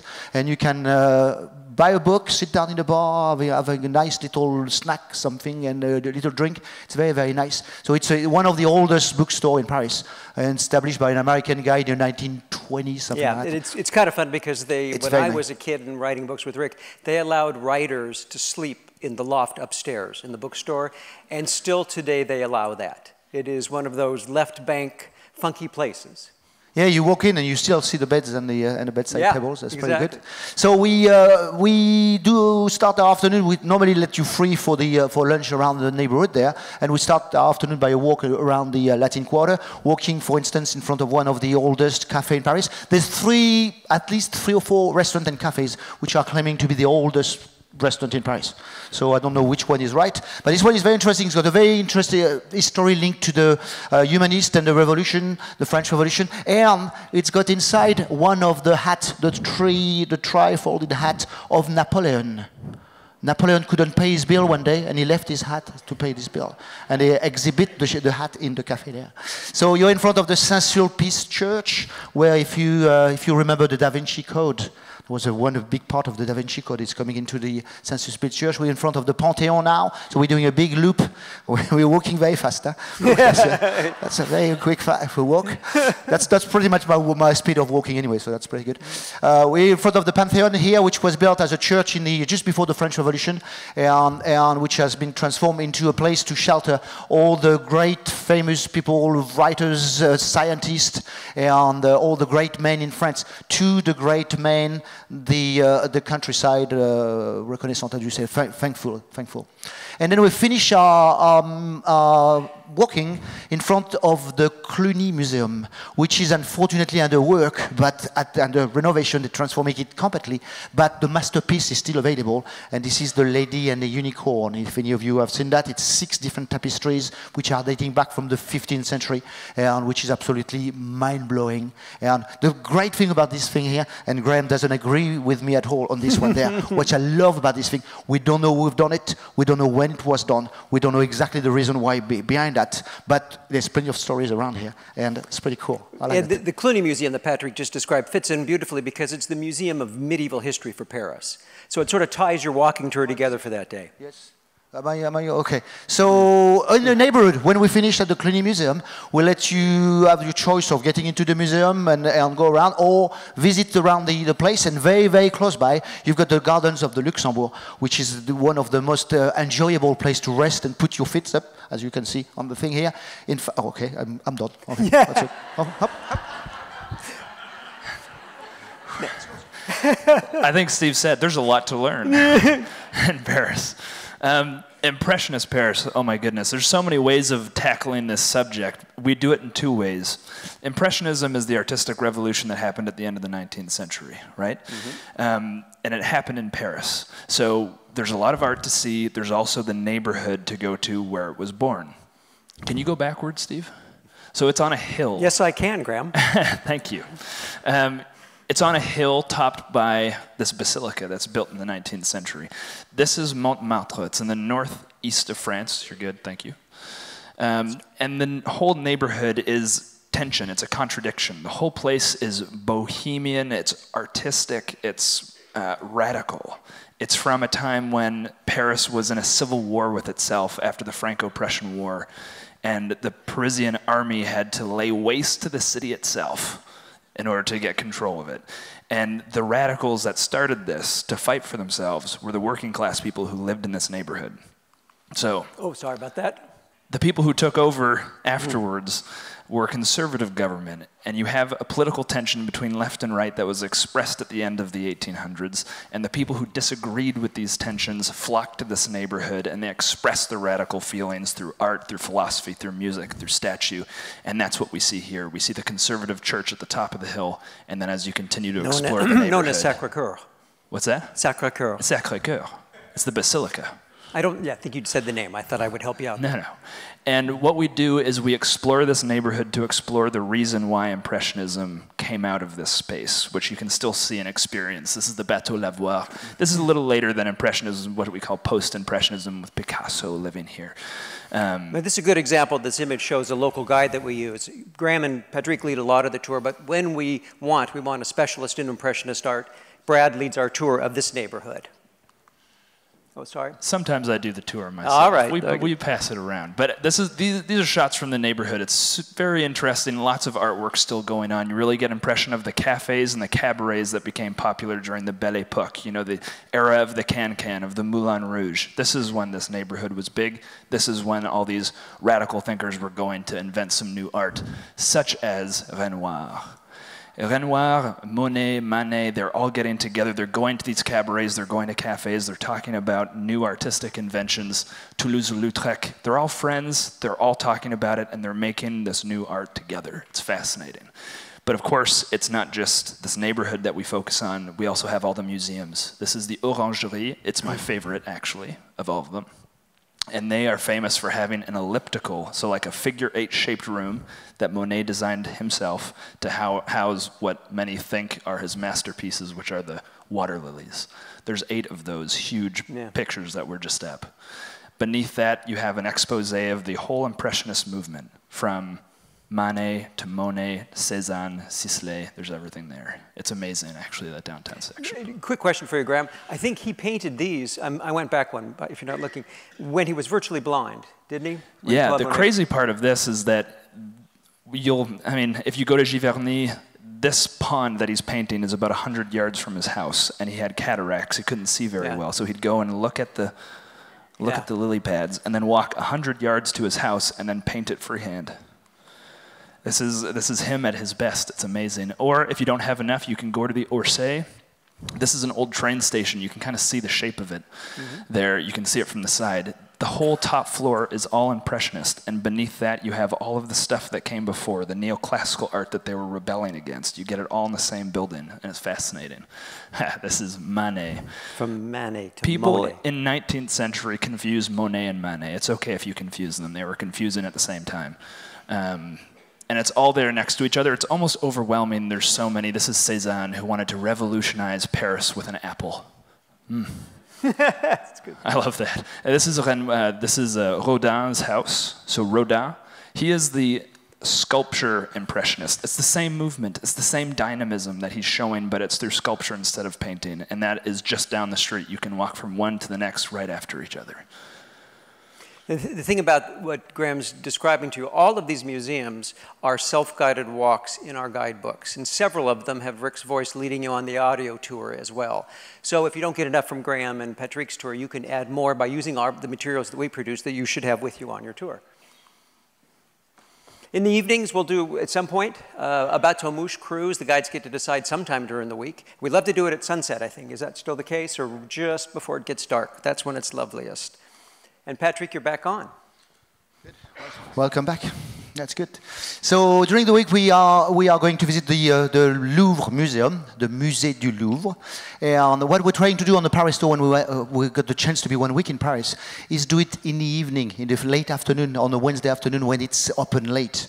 So that allows us to avoid the crowd, to avoid having less people around. All those masterpieces we're going to see, and we're going to see masterpieces from very, very different periods. We're going to see from the antiques and very early period of the history. We're going to move to the medieval time and the beginning of the Renaissance with La Joconde, to end up with the great paintings of the French traditional or academics in the 19th century, with the raft of the Methuselah with Jericho here.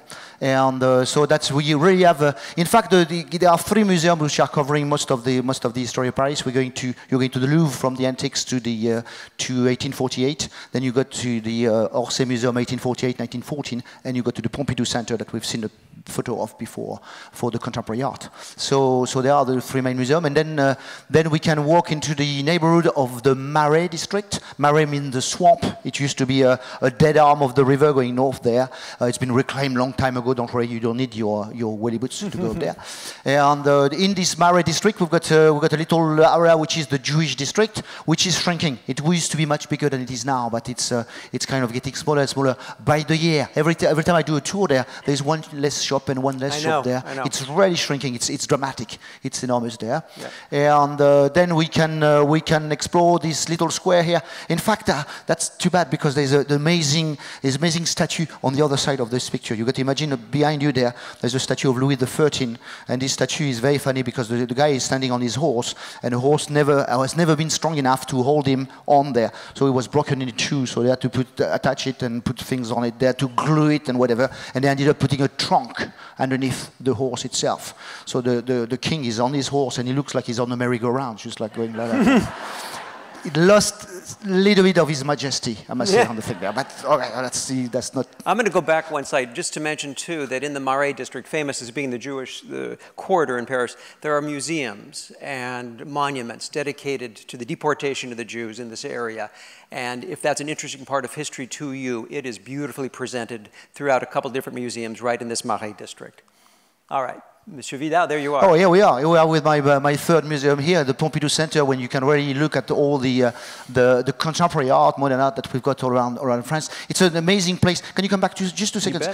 If you go up, they are doing some work at the moment, so they are transforming it a little bit. But normally, when you go all the way up there, you got some of the best views on Paris are from the top of this structure. Right. Very, very nice views. In fact, the Parisians say that the best views on Paris are from the top of Pompidou Center because you don't see Pompidou Center. So that's the...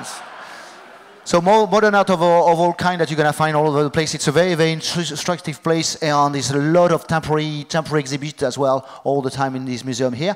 Then you can move very, very next door to the Picasso Museum, which has been refurbished 2 or 3 years. They closed it down 2 or 3 years for revamp it, and it's an amazing place. They've done an amazing job on that there.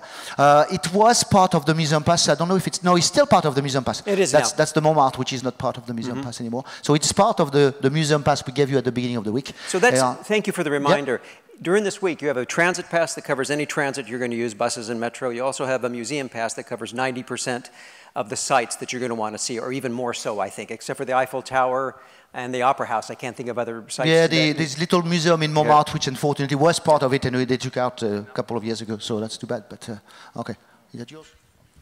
So naturally, Versailles is one of the most important highlights that people come on the Paris tour for, and of course we dedicate a whole day for it. We go there in the morning together. We go and visit Louis's house, his humble home, which was a hunting lodge originally. It was his dad's hunting lodge, and he decided to gussy it up a little bit and turn it into a proper house. Yeah, thank you. So we come down the Tree Line Boulevard, we come in together, and we do a tour of the main chateau, which is the central section. And this is where a lot of the highlights are as far as what we imagine Versailles to be. So we get to go we usually enter on the right wing. We have a special time that we go in together. And we get to visit the chapel. We get to visit the king's own chambers where, this is the king's bedroom. Good timing. He would get in there, and he would get all the most important nobles of France to come around, and they would be so lucky as to hold the candle for him while he changed. That is the most important role. That, I'm so honored to hold this candle for you. We do that for Rick sometimes. Yeah. Yes. This is actually Rick's room. There's also, of course, the Hall of Mirrors. This is an addition that Louis made, and it was just to impress diplomats. It was very important, but it's a lot more than that. It's a lot more than what Louis intended it to be, because it was here that the German state was created in the 1870s. Very good. It's also where the Treaty of Versailles was signed after World War I. Not a coincidence. So that tour takes us all morning. And by the time we're done, you get to choose what you do with the rest of the day, because there's a whole bunch of other things to see, especially the gardens and the flowers. The gardens are enormous. You'll spend all day in it. Look at that. So the time period of Versailles we associate with absolutism, right? The Sun King. It wasn't just about ruling the country. He expressed it by not only building a castle, but by actually building the land around it. He totally restructured it just to make this view. If you feel impressed, that's because Louis wanted you to feel impressed. All of the flowers, all of the bushes, all of the architecture, it's all there to impress you. It's nice and fancy and very tasteful, but it's all supposed to intimidate, and it works. Until later on, when they decided they wanted to pretend to be peasants every once in a while, and they built this in their backyard. It's a fascinating place because there's stuff like the different castles, the different, this is the Trianon. Actually, the Trianon's coming up. Do you have a picture of it? No, sorry, yeah. Oh, well, there's a few different things to visit, and it's absolutely wonderful, and you have the rest of the day to do it. So we tend to dedicate the whole day to spending time there. And it's covered, the gardens as well as the interior of Versailles are covered well in the guidebook. There are over 50 sites covered in the guidebook, 21 self-guided tours of neighborhoods and museums. Your guides and our guidebook will help you sort through those options for your free time. And that's where you want to be selective. You may want to come down about 10 minutes from your hotel to the Berge de Seine here. This is a brand new promenade right on the river. Until about 2 years ago, and when I lived in Paris, cars ran right on, you can see it's still a street. This was an expressway that the mayor of Paris made off limits to cars and on limits to pedestrians year-round. If the weather's good, it's an easy stroll from your hotel right down here to enjoy a break along the river. Maybe you'd like to go for a bike ride. Paris is flat, with a lot of bike lanes dedicated just to bikes. Rick and I rode up a self-guided tour on a bike in Paris. It lasts about half an hour. Anybody can do it, right? Or, pardon me, maybe you want to explore the Champs-Élysées and climb to the top of the Arc de Triomphe. I think it's 274 steps, trying to remember my book, and gaze down. I thought it was 11 boulevards. You said 12 earlier, but I won't mince words, that form this, that feed into this crazy traffic circle below you. Where it's the only traffic circle in the entire country where the right-of-way goes to the people coming into it. Yeah, it's true. I don't know why the law is different. And then you can sashay your way down the most impressive of those boulevards, the Champs-Élysées. And at the end, by the way, of the Champs-Élysées, if you could see this better, is the Louvre Museum and the gardens in front of the Louvre. So it's quite an access. You can stop to buy a purse where you need an appointment to get in that will cost more than that last automobile you probably just bought. But it is all about seeing this showy place to walk and to experience Paris at its finest. In the 1600s, Louis XIV built this huge edifice for veterans, as a hospital for his veterans. Today, it houses the greatest military collection there is in France, and maybe arguably in Europe, from great exhibits, brilliantly presented, from knights in shining armor to World War I, and particularly effective is the World War II exhibit. Again, covered in our guidebook, is the Invalides Military Museum, whose most important resident lies powerfully dead in this tomb under the church tower, dome, Napoleon Bonaparte. This is a bone-tingling experience, even for Americans to see. It's astonishing how revered he is amongst you Frenchies, since he led so many of you to disasters a couple of times. But I digress. We don't and I have the clicker, so I move on. To the Opera House. This is one of my favorite sites. It's been renovated recently. If you haven't visited a grand opera house from the 1800s, you must go. The Opera Garnier in Paris is grand, and it's all about a time and place. It's a temple to the Belle Époque. Look at what the interior looks like. When you walk into this place, it's about being seen, not what you saw. But you can tour the auditorium and create your own phantom of the opera experience if you want to. It's a very beautiful, and we do a good self-guided tour in the guidebook now to the Opera House. You don't have a picture of the ceiling, do you? No, you don't. No, the Chagall ceiling. The whole ceiling's done by Chagall, the whole thing. It's absolutely incredible. They should advertise that. I took it out because I knew you'd ask me that. No, I do talks just on Paris, and then we do get some of those slides you're asking for, Graham. It's a good question, and it is a good part of that. And Eiffel Tower, it's a place to tour on your own. It's about a 10-minute walk from our hotel is the Eiffel Tower. You'll want to make reservations. If at all you can organize yourself to do it. It's hard to get. It's very popular. You'll still get in if you don't have reservations. Either way you go, come at the end of the day. This is my advice. Come up when it's light still. Watch the lights of the city come on, depending on the time of year you're there, and descend at night. Or sort of at night, anyway, when it's darker. It's brilliant, brilliant place to see. All right, that's our Paris city tour in 1 week, between free time options and organized tours, time with our guides. Now we're heading out to Paris in the Heart of France tour, which starts with 3 nights in Paris, where we will, with the same guides, fit in as much as we can. We have 4 nights total in Paris, and so you'll get about half of what you could accomplish in the city tour of Paris, I think, between seeing the Notre Dame Cathedral and getting a historic walking tour of Paris with the Sainte-Chapelle stained glass as well. You'll get a great orientation to the Louvre Museum and be allowed to tour that on your own, so we can make the most of your time. Same thing with the Orsay Museum. There we are, just across the river. And I prefer, by the way, the Champs-Élysées at night. If you have to choose day and night, and it's a walking tour in the guidebook as well. Take the night, visit it at night if you have to. Or explore your favorite neighborhood. You'll have time to do these things on the Paris and Heart of France tour before we head out to northern Burgundy. Is it me? Yes. It is you. You come so fast. We are really time to be prepared. Practiced at this.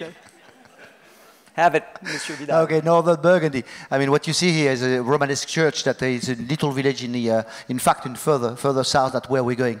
But we are just hitting a little bit of Burgundy, and what we're going to discover is the diversity of France. And here, what we've got is a crazy man who decided a few years ago, in 1997 exactly, that he wanted to rebuild a medieval chateau the way they were built in the 1200s. So with the same techniques, with same ideas, the same, and it's going this way here. I've seen it from the word go. There was absolutely nothing, and it goes up and up and up and up. And we've got on this photo with our local guide, which is absolutely amazing, Sarah, which is a very, very good guide. You can see the way the chateau is going to be there. Look at the way they're planning to be finished in 26, 27, something like that. There. So a few more years to finish this chateau. The whole project is like 40 years. 40 years that they're taking to build. Because they want to keep going. They want to build a church, they want to build a mill, they want to build plenty of things. In fact, there was a project to do the same thing in the States.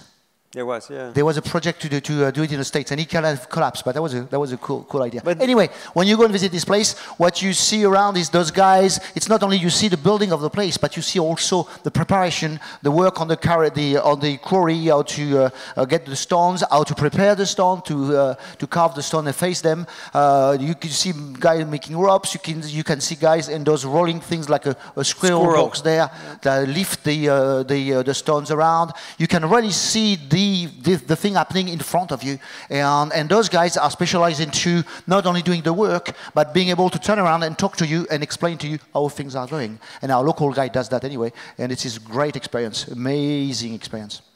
I agree, and the whole point of this is a study effort. They wanted to understand how medieval castles were built, and this is so typically French. Just farfelu, we would say, just kind of this crazy idea that we're going to put a building in a quarry, right? And dig the stone right from the quarry using only the tools of that, except for the eyeglassware that's protective, right? Yeah, some of the ropes have got to be changed, security shoes as well. And steel-toed shoes. But they've got the archaeologists, historian coming around and studying with them and thinking, okay, that must be the way it's worked there. Oh no, that doesn't work, let's not do it like that.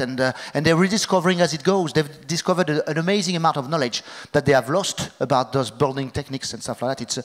It's an amazing site. It's very, very interesting. It's amazing because 20 years ago it didn't exist.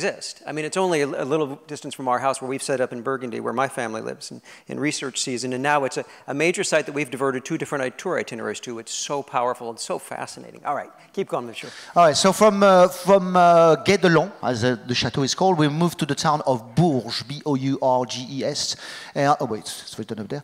And this town is absolutely amazing. We're going to talk about the church in a second, but there are more than 150 half-timbered houses, which have been rebuilt in the beginning of the 1500s, because there was a big fire at the end of medieval time. It's an amazing historic center of town. Then we go and see this church, which makes feel, when you walk into this church at St. Stephen Church in Cathedral in Bourges, it makes you feel like Notre Dame was small. Yeah, exactly. It's just unbelievable. Notre Dame has got it's a huge church. It's pretty much the same size, both of them. This one is a bit shorter, but a bit larger. And Notre Dame has got this feeling when you walk in that it's a bit dark and it's a bit secluded a little bit inside there. When you walk in this side, you've got all the space. There's nobody around. You're the only one around.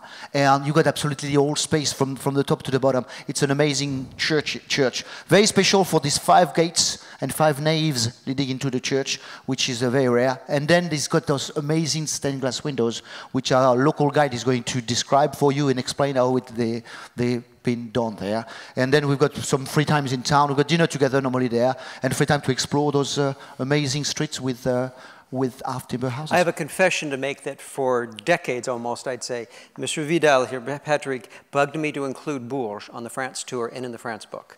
And Rick and I had to go there together. I don't know. When was that we went with Rick? You and me, was it 15 years ago, 10 years ago? That was 2002. And now it's a highlight for our tour members because it's something you're not expecting.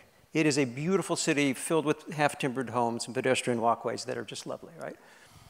You ready for the Loire? Yeah, from there we go to the Loire, which is, the Loire is so nice. The weather's nice, the food's good, the wine's good. It's just one of these very, very pleasant places of the country. Do you have yeah. So these are all goat cheeses. They're covered in ash, whether it's a wood or vegetable ash. You're meant to eat it. It's there to keep the shape and to let it age properly. And you can get it everywhere, and it's so cheap. And the picnics here are fantastic. So Amboise is where we stay for 2 nights. The castle that you see above there is one of the royal chateaux. The reason we go to the Loire Valley, actually, that's our hotel as well. Our hotel's right at the bottom of the castle. If you're lucky, you can see out the back window and see the parapets above. We go to the Loire Valley because the kings lived here for about 100 years in the 1500s. They lost Paris during the 100 Years' War, so they had to go here. But then they thought, you know what, the cheese is really good. And so they stayed during the period that we call the Renaissance. It's when they got really comfortable and bored and decided to invade Italy. And when they invaded Italy, they got a whole bunch of stuff coming back: the culture, the art, the philosophy, the artists, the artisans, and also the women. Very wealthy banking women from Italy got married into the royal families in France, and they came and helped them redecorate the castles. And so we get a whole bunch of very beautiful castles that used to be fortified turned into these beautiful Renaissance chateaux that we get to visit while we're there. It's fantastic, and also an important aspect of how women influenced the Renaissance. As we explore, this is actually still Amboise. We get most of a day there. It's kind of a nice down day. This is where Leonardo da Vinci lived his last 3 years.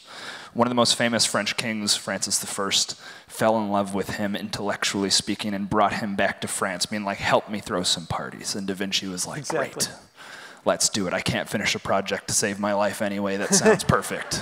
But I'm really smart. Yes. And so he'd come and throw a bunch of parties, and the king gave him a house down the street. He finished his life there very happy, and they have an awesome exhibit where you can explore a bunch of recreations of his inventions. There's a garden where they have a bunch of life-size ones. It's astonishing the inventions that this Roman candle 500 years ago thought of and designed. I think he wrote right to left in books, right? So people couldn't follow his writing, this kind of thing. And mirror backwards, I think. Yeah, and the museum does a fine job illustrating the genius of Leonardo da Vinci, I think, don't you? Okay. So this is Chambord. We actually go here on the way to the Loire Valley. This is a very unusual castle in the Loire Valley because it wasn't there before. Francis I just built it because he wanted a hunting lodge to show off to his other competing kind of nobility around. So that was just for hunting. It's this massive, monument of the Renaissance period. You get to walk around and explore it. From the rooftop, do you have a picture from the roof? From the roof, you can see all of the decorations. They're really trying to adopt all the Renaissance stuff, but they're too Gothic still. They're too Northern European to quite get it, and it's just this hodgepodge of designs. He's thinking about if any boar are going to pop out of the forest at the end of that path to see if you can run down and spear it. That's what they would do. That's what this building's for. Yeah, I mean, there's so many chimneys. I think there's 365 chimneys on the chateau. And they all come out the top. And they do. And you can wander around this pincushion of chimneys. And the reason they're there is because hunting is a winter sport. All the forests in France are deciduous. The leaves fall. It's easier to see the boar and the deer, et cetera, in the wintertime. And thus, we have tapestries and fireplaces in every room. All right, moving on. We should kick it up. Chenonceau is more of a typical Renaissance chateau in the area. This is what often people are there to visit. This used to be a castle. It's the more part over the river. And then as the ladies that became royalty came to take over it, like Catherine de' Medici, for example, they would come and gussy it up, make beautiful gardens, and they become not only beautiful things to visit, but also really important monuments to that Renaissance period of French history. And that's the kind of stuff we talk about when we go. You'll get to see the gardens and the interior of Chenonceau. It is typically Americans' favorite chateau, I think. Chenonceau tends to win, yeah, I think so. With Medici's bedroom and a kitchen that will bowl you over. Okay. There's a rotisserie for a chicken that goes into the water and turns because of the water current. I love that kitchen. All right, here we are, from the Loire Valley. We're going to head into Patrick's country, right? This is where you live. This is your view. That's where I live, yeah. That's not where I come from, but that's where I live. And Brittany is a place of rugged coast, and it's a very, very interesting area. We just do a little touch of it, but we're going to do, that's the town of Dinan, you've got in front of you here, with a lot of half-timber houses, a lot of very interesting old buildings, and a lot of history in the place. And more importantly, the very, very special gastronomy. I think that's the next picture coming in. Yeah, well, here we are. Very special gastronomy that you don't find in many other places in France, which is based on the crepe, or what we call in Brittany galette, which is made with buckwheat, not with normal wheat, with buckwheat. And the original one was, this one is a bit of a complete one with a lot of things inside, but the original one was a sausage one. You would cook a country-style sausage, you roll it in your baguette, and you go back to work. That's the ancestor of the hot dog. I mean, that's... one of the ancestors of the hot dog, certainly. But there was the snack of the time. There was ready the food to go back to work straight away and not to spend too much time there. So anyway, we move away from we finish our crepe quickly, get the crepe as a dessert, and move away to the Mont Saint-Michel. The Mont Saint-Michel built this little hill like that. That's a monastery which was built in the years 800. And the story behind that is the bishop of the area, Mr. Aubert, who get a visit of Saint Michael, said to him, "You've got to build me a monastery on this hill there." And he woke up in the morning, he said, "No, I don't remember that, it was a dream." So he does that the second time, and the third time Saint Michael decides to mark his point and put his finger on this forehead like that and mark his skull with a hole in the thing there. So now you recognize Aubert wherever is represented very easily, because he's the only man around who's got a hole in the thing there. So that doesn't happen to many people, so that's pretty cool. So anyway, they've just redone the entrance. It used to be a causeway blocking the way of the water coming in here. And the problem that they develop is that they find out that the sound was, when the tide was coming up the hill there, the flat bed here, the sand was kind of accumulating in the area here. So what they've done is they knocked down the causeway and they built this bridge that you got around here. So now the water, when it comes around there, the water goes all around the place. We are in a place where the tides are some of the highest tides in Europe. Right. It can be up and down something like 50 feet.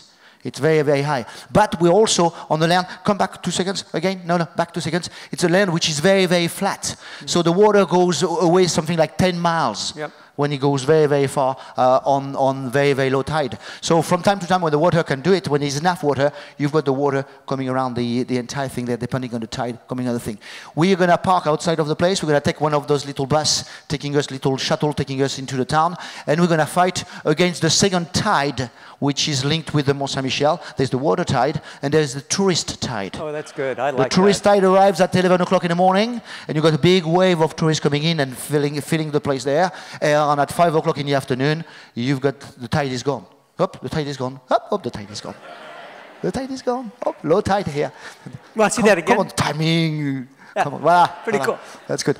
It's a big thing. When we arrive there, nobody is still very busy. We get in the town very often, elbow to elbow with people and get into the place there. We get into the place where we get our keys. We get spread around all the place because there's not that many hotels, so we got to use 3 different places on the island itself, and including one of those this hotel here, and with the amazing views on the bay, on the chateau, on the monastery. We've got dinner together on the island here, and we're lucky enough to be there at night when we can have that kind of view at night on the thing there. If they don't forget to switch up the light, it happened a couple of times.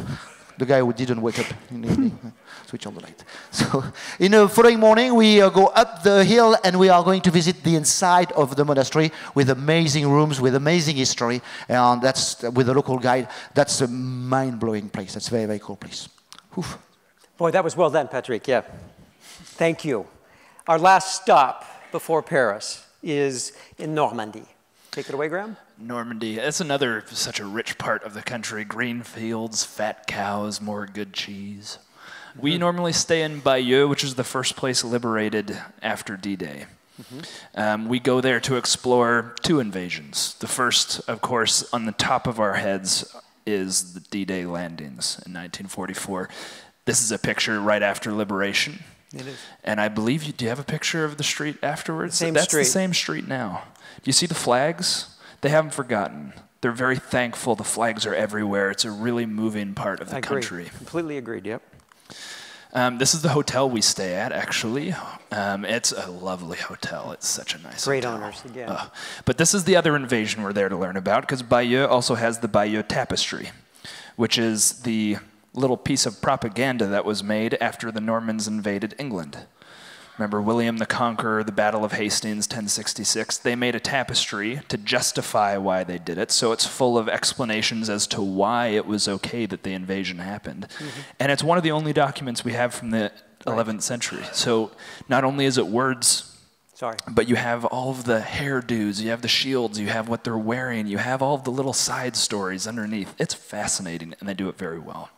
But of course, the next day, we spend the whole time learning about what happened on D-Day. It's a very intense day with a very good guide. We have spent a lot of time trying to make the perfect itinerary to explore what exactly happened and how, because of course you're on the ground and there's a lot of sites.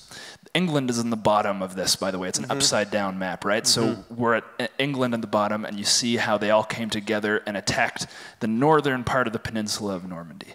And that's the stretch that we get to explore. We explore not only the parts behind the landing sites, but also the landing sites themselves. We go to Utah and Omaha. It is a very emotionally intense day. And we do get to see some museums, not all of them.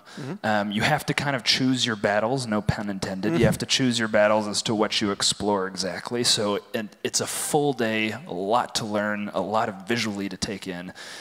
This is a site where the paratroopers landed, and one of them's still there. I'm just kidding. It's a dummy with the parachute, but they know that people are coming. The villagers fed him. They know that people are coming to explore these places, so they're well equipped. It's actually the wrong side. He didn't land on that side. True. But that's where the square is, where people can see it. And it was from The Longest Day. You know the movie The Longest Day?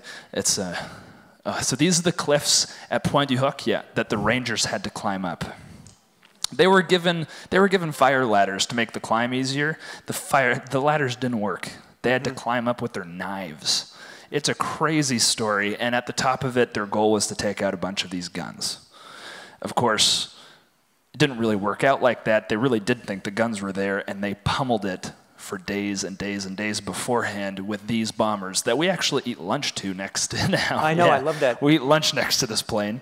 But bombers like this are what made Pointe du Hoc look like that.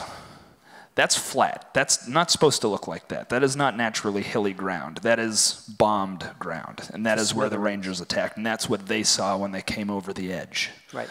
It's very intense. And of course, we finish with the American Cemetery, always for taps. Yeah. Do you see that? Yeah, this is, for Americans, one part of Europe's history that you have involvement in, if you're American or Canadian, British on our tours. And it tends to be more powerful visit than you realize before you go. And only for the positive is that experience tied to America, something realized in this area. And the American cemetery with about 10,000 Americans left here is a very moving way to end that day, I think, Graham. Okay, I'll wrap it up. Thank you, guys. As we return to Paris from Normandy, it's about a 3-hour drive. We'll stop halfway to Paris at the Camp David of Impressionism, following the Seine River to Claude Monet's gardens, where he spent the last 40 years of his life cultivating his flowers and his art. And as Graham said earlier, with cataracts toward the end of his life, it's astonishing. But you get a sense of what inspired Claude Monet to paint. Yeah, you're shaking your head, exactly. It's like Gothic architecture. You get to see the birth of these artistic styles, whether it's architectural or painted style. It's a marvelous visit. You have plenty of free time to wander those gardens on your own. We get in the back door, as it were, and we give you plenty of time to enjoy the whole area, not just the gardens, but the village as well. Before returning to Paris, just a little over an hour from Claude Monet's garden, where we'll have one last night to take care of loose ends with us together, maybe catch a tower-filled sunset, and plan your return to France, which I hope is something you will do. All this information is on our website, as I mentioned before. And remind you that there is $100 off if you sign up over this weekend for any tour that you choose to sign up for. After this talk, Graham and I and Patrick will be joined by other French guides in the lobby to answer any questions. We always get people traveling independently. Typically, you'll have questions that are about before or after the tour. We'd love to help you with those. So whether you trust us to take you with Rangway Vidal to France,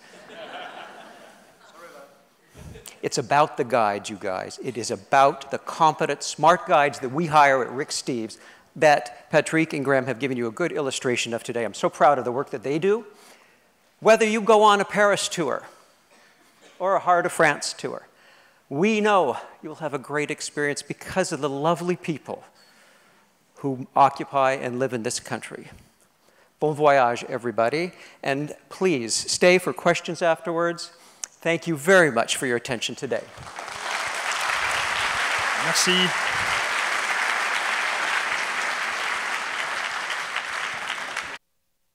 name is Tara Swenson, and I'm here with my colleagues and friends for the Test Drive Tour Guide interview. I have Patrick and Virginie. They are two stellar guides for our France program, and I'd like to welcome you today. Merci. Bonjour. Oh. Some French? Yes. Merci. I love it. I love it. Thank you for joining us. I know it's been a whirlwind adventure. You just flew in. I just did, yes. Into the car, into a radio show with Rick, and now here with us, and you as well, Virginie, Yesterday, right? but, Today. So thank you very much. I know it's very busy, and we appreciate this.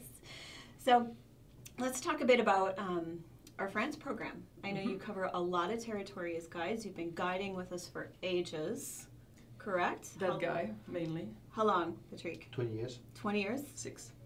No. Yes, goes by fast. It does go by fast, doesn't it? Doesn't it? Well, still. Very respected guides and a lot of fun, as we know you to be.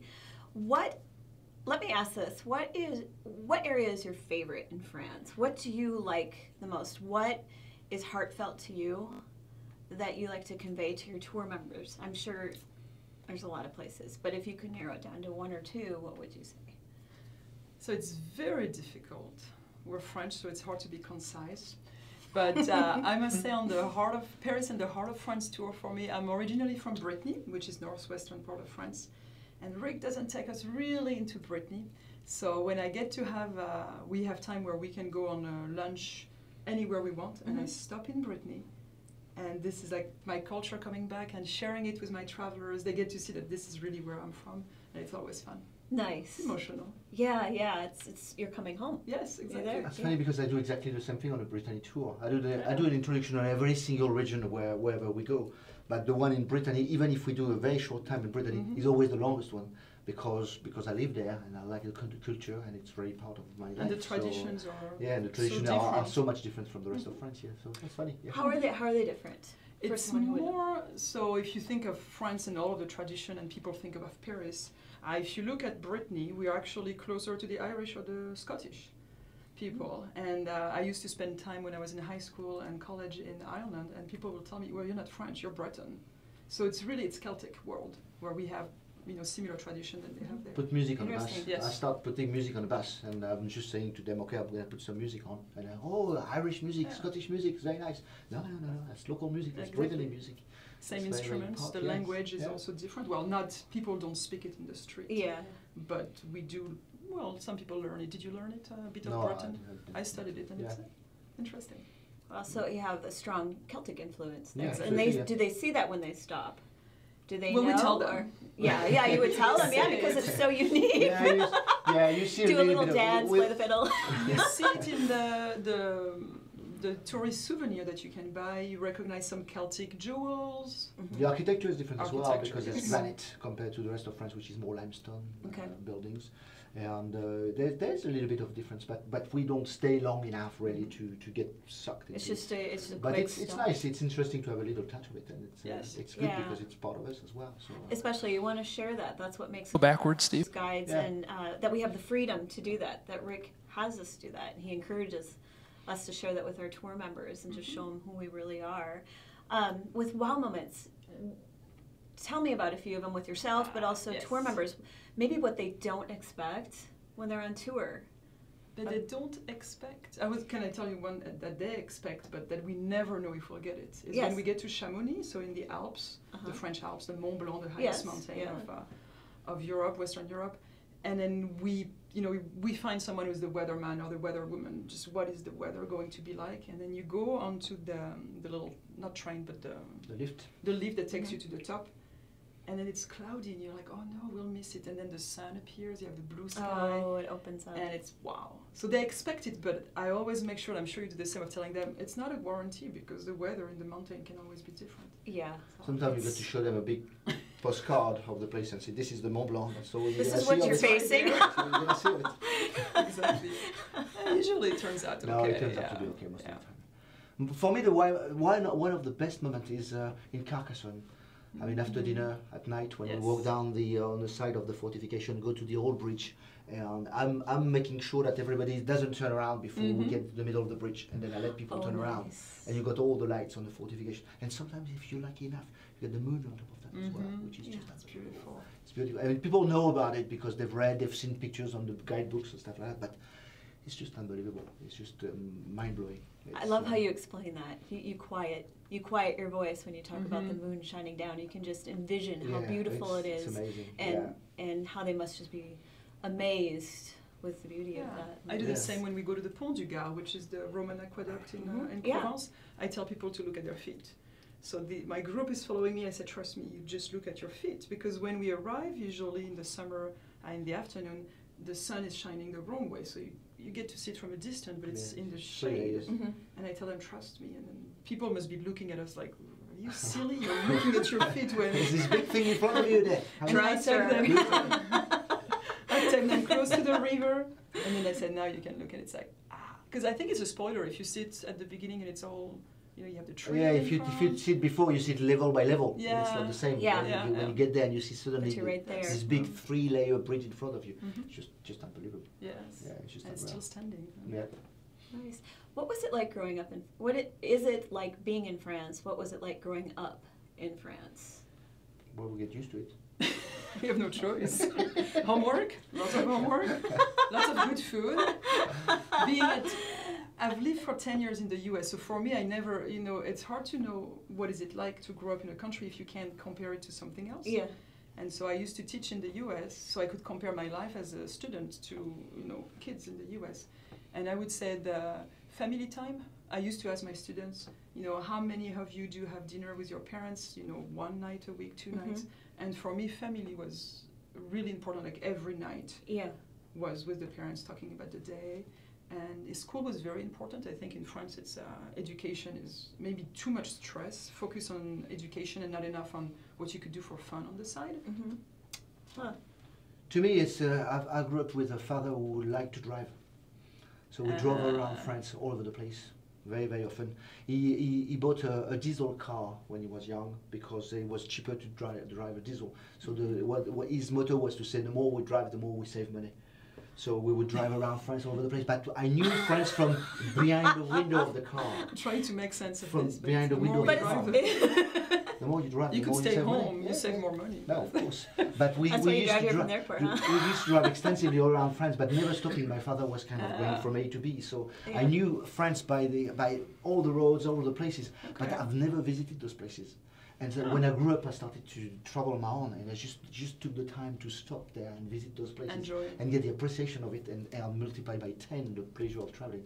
That's my father was a bit of a gypsy, and I'm a bit the same as well. So, but at least now I'm seeing the places, and what is great about guiding is to take people to those places. I mean, people always say, "Oh, I mean, you've been there so many times." Yes, but I've never been there with you. I've never been there with the people I'm taking there at the moment, and seeing their appreciation, and see how they like the place, and the wow moments and stuff like that makes all the difference. And every group must be different. Absolutely. It's just like you said, you see it through their eyes. I always step back. It's surreal when I think about what they must be feeling or seeing, and for the first time, and I just think, wow, how lucky am I? We are very lucky, because I see the Mont Saint-Michel. I've seen the Mont Saint-Michel 150 times in my life, but most of those times I've seen it through the eyes of people who've never seen it before. And seeing their faces. I see it as a new thing every time I go there. It's the people that makes it's the difference. luxury. It's an amazing thing, because people who travel. I mean, French people living in France, they don't have the appreciation for those places anymore. Everybody who lives in a country somewhere, you don't have the appreciation for the place you see every day. But we are lucky enough to see those places through the eyes of people who've never seen them before. And that's amazing. That's such a great. That's the experience. It's not just. And people do ask sometimes, don't you get bored? Yeah, absolutely. Yeah. This is my office. Okay, sometimes it does rain. Most of the time it's nice weather, and they're excited to be there.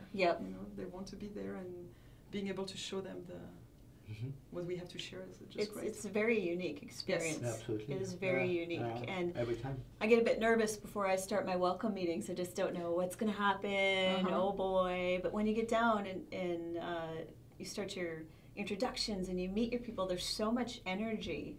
What keeps you motivated? What keeps you going? I guess it's seeing it through the tour members' eyes, but is it also any special moments that you can reflect on? That for me, as ex-teacher, for me, I'm still teaching. The best classroom in the world is this, France. I said, the streets of France. That sounds very odd, but that's the best classroom. And it's just knowing that, I've learned so much when I lived in the US, being able to share some of my culture, some of the site with people. I look for that, and it just makes me happy. It's the best job, I think.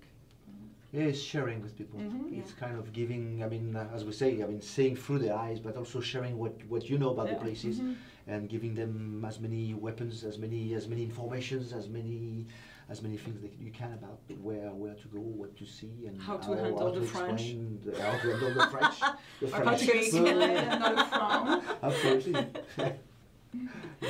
So that's a great job. We're very lucky to do that. Do tour members ever have any worries or fears, anything that intimidates them? One thing that really people, one thing is about language, and it's not about French and American, it's about any language anywhere.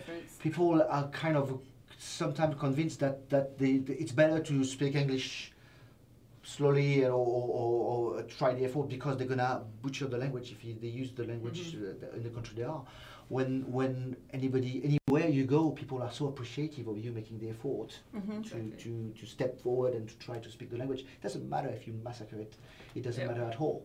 It's not the point. People will realize that you make the effort and will be very happy. And they'll love you. They'll just smile. They'll be happy. Exactly. And then they'll switch to English. Yeah. Otherwise, if you start only in English, they'll be like, I speak French here, we're in France. But then if you try in French, they'll probably speak English and they'll help you. And it's even more important in France. France has got this kind of, French people are this pride about their culture, their language, and are pretty protective about it. And I think that's important to French people. And when you travel anywhere in the world, but specifically in France, make this effort, step forward and try to speak the language, whatever you know about it, 2 words, and say them wrong, it doesn't matter. Yeah. It makes people, that's the start, that's making people smile, laugh, and speaking of an exchange, that's connection, absolutely. Yeah. And that makes all the difference. And maybe another fear, well, if I can call it fear, which is linked to the language, is the food and the wine, because the way we name wine is very different from what people are used to in the US. So they've heard of the Bordeaux, of the Champagne, but it's just, having the wine list, which is huge, with those names of what we call terroir, which they have no clue, and then the food, because we don't say, this is a steak with fries, we have to use like 20 words to describe just a steak with fries. And so that could be a bit daunting. So is it cold by the time you get done? Probably. Very, very I like it when they do the translation. When we go to a restaurant somewhere and I've got to present the menu before, and you've got a long, flowery word explanation in French, and then you translate in English, and it goes 3 words. Because they don't know how to explain that's it. Okay, I like the tête de veau. Tête de veau is literally veal's head. Oh my God. So I always tell people you have to order the tête de veau. And I kind of pretend that they're going to really have the veal's head on their plate. You must be coming from Lyon. I live in a city where we have lots of meat specialties. So, but and then it's just like it looks much better than Spam. So, right? Yeah, that's it. You know Spam? I know Spam.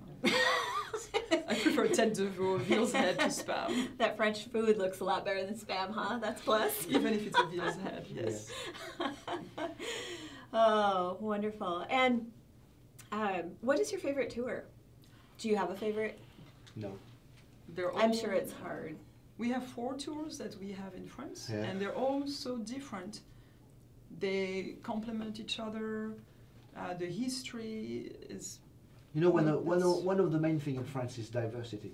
It's, from Alsace, which is coming to Germany, to Brittany, which is Celtic, which the southwest where I come from, which is very Spanish-oriented, to Nice and Provence, which is more Italian, and to the Alps, which are more Swiss feeling, to different regions in the center, which all have their different feelings as well, which is more Burgundy, which is more what we think of France. Everything is so different: architecture, culture, language, history. Food.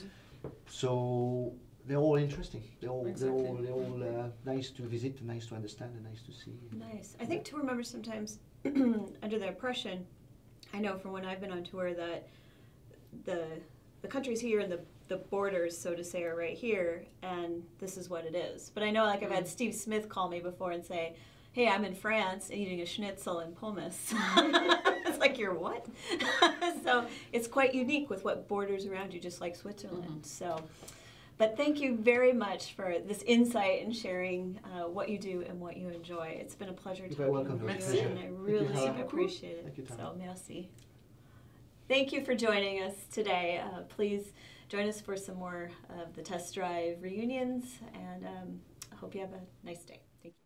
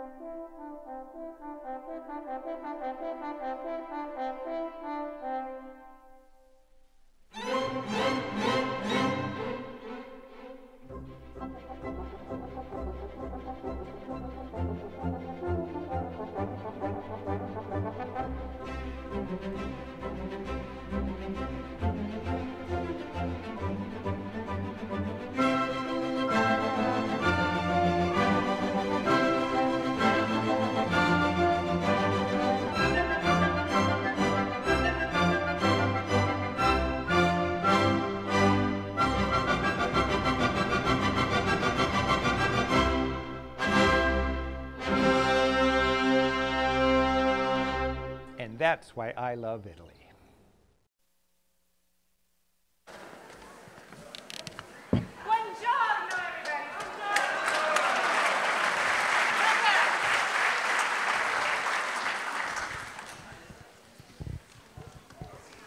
Hello, everybody. My name is Sarah Murdoch, and I'm here today to present to you Southern Italy and Sicily in all their beautiful glory. And today, I also have along with me Alfio Di Mauro, who is a colleague of mine. He and I together, along with Rick, wrote the new upcoming Sicily book, The Mysterious Sicily book, which will be out in April this year. So I'm very excited to be here with you today.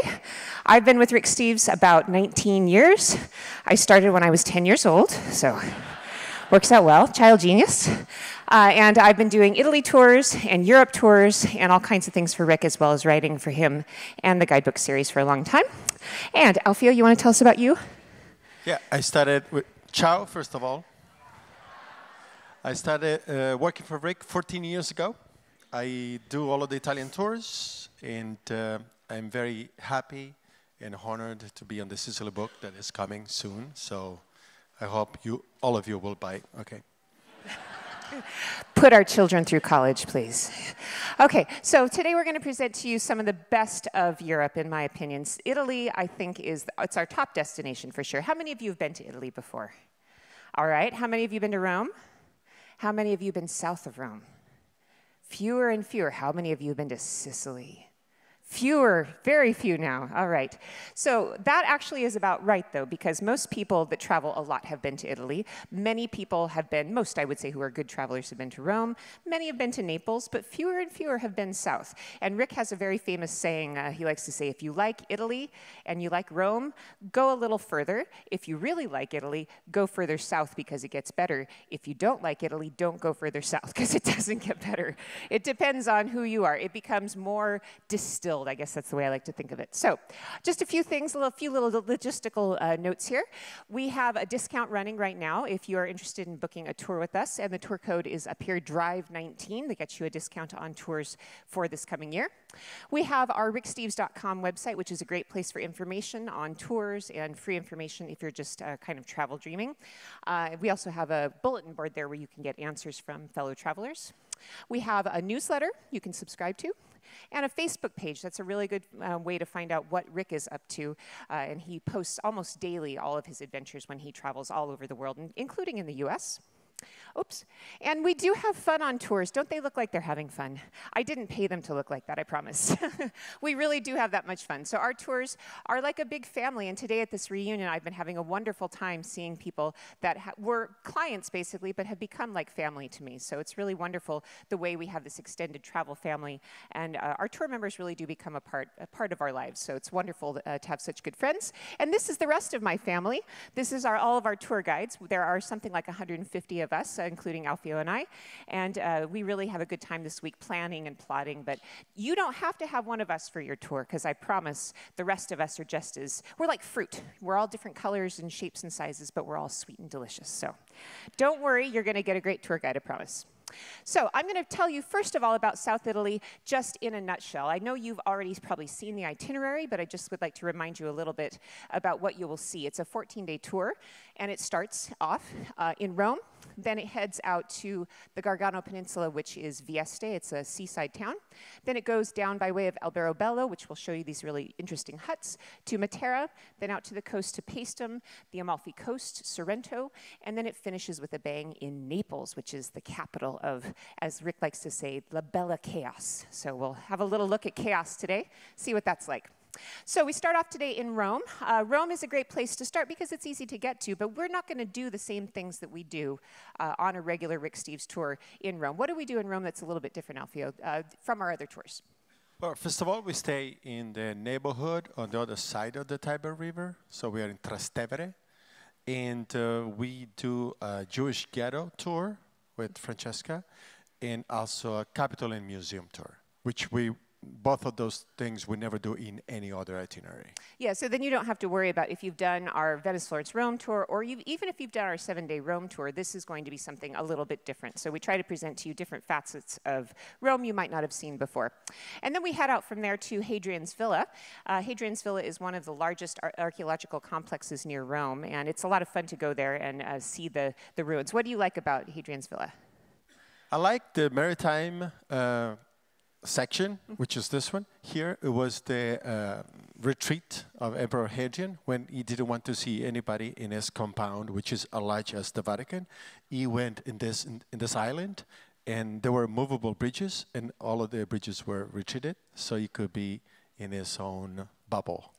I need one of those. I have teenagers at home, so maybe I'll build one for myself. What a good idea.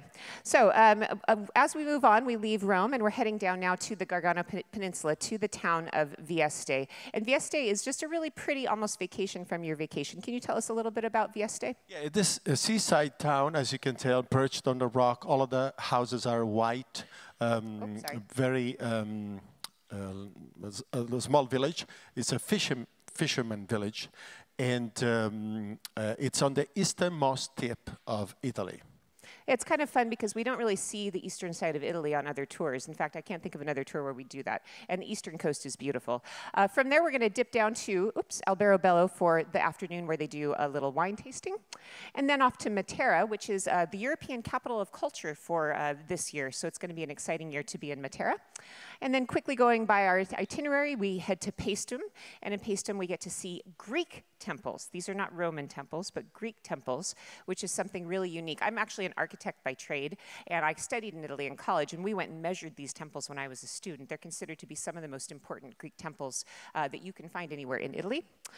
Then we head off to the coast, and we spend some time on the Amalfi Coast. And then Sorrento is a home base that we use for a couple of days while we're there to see a few of things around, like Capri, or going down to see Pompeii. The center of Sorrento, of course, is like a sort of a resort town.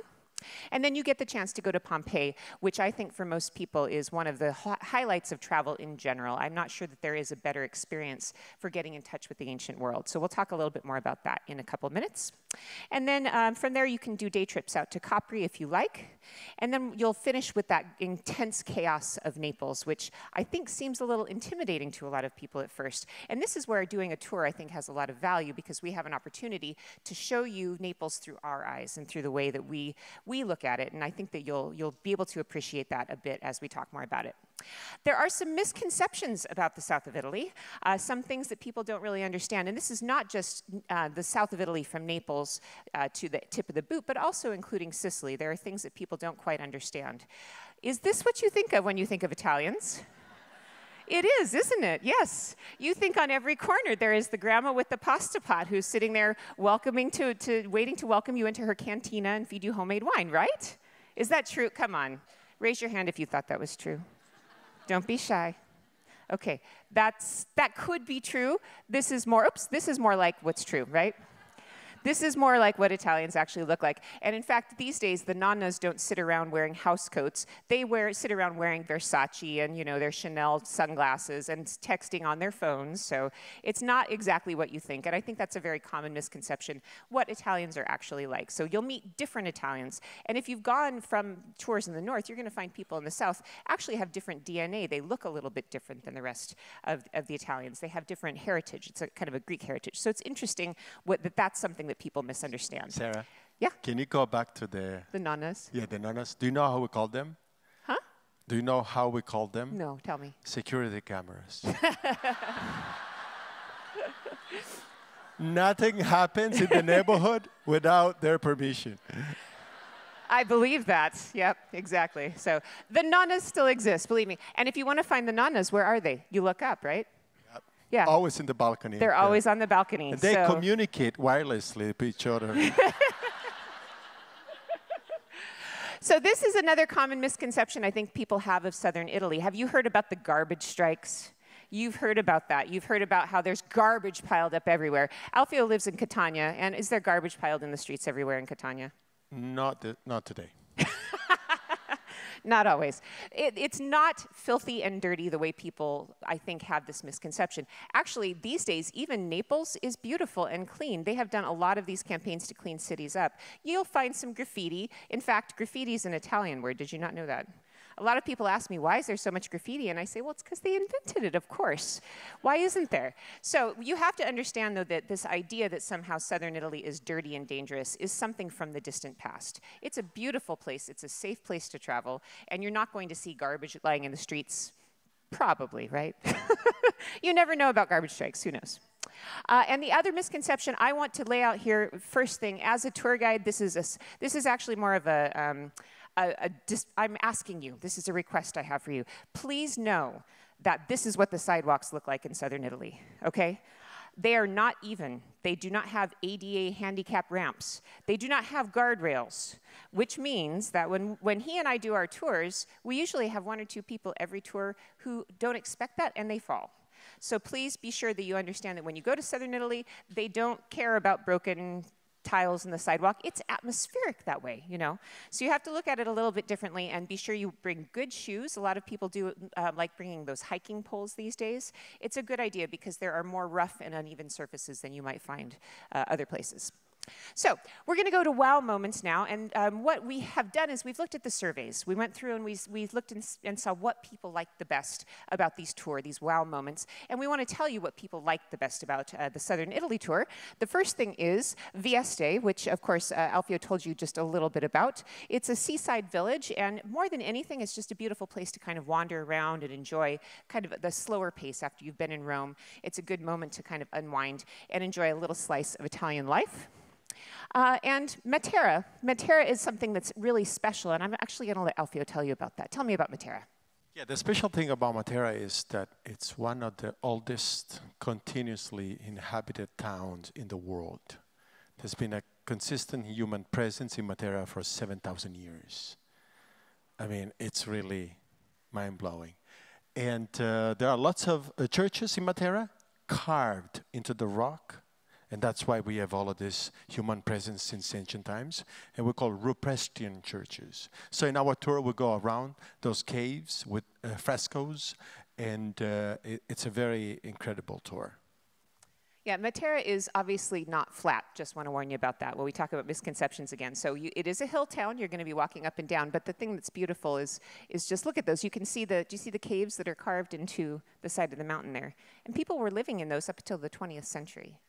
So this is something that's very interesting. It's a different style of life, a type of life that had continued for thousands of years in the same way. So this is one of these places that's so special in Europe. That's why they've made it the capital of culture this year. They want people to come down and see this continuousness of life. I mean, think about that, 3 millennia more or less of continuous inhabitation. So I think when I'm in a place like that, it's a really good way to get in touch with with people of the past. So this is a very special place, and I think you will very much enjoy it if you go on this tour.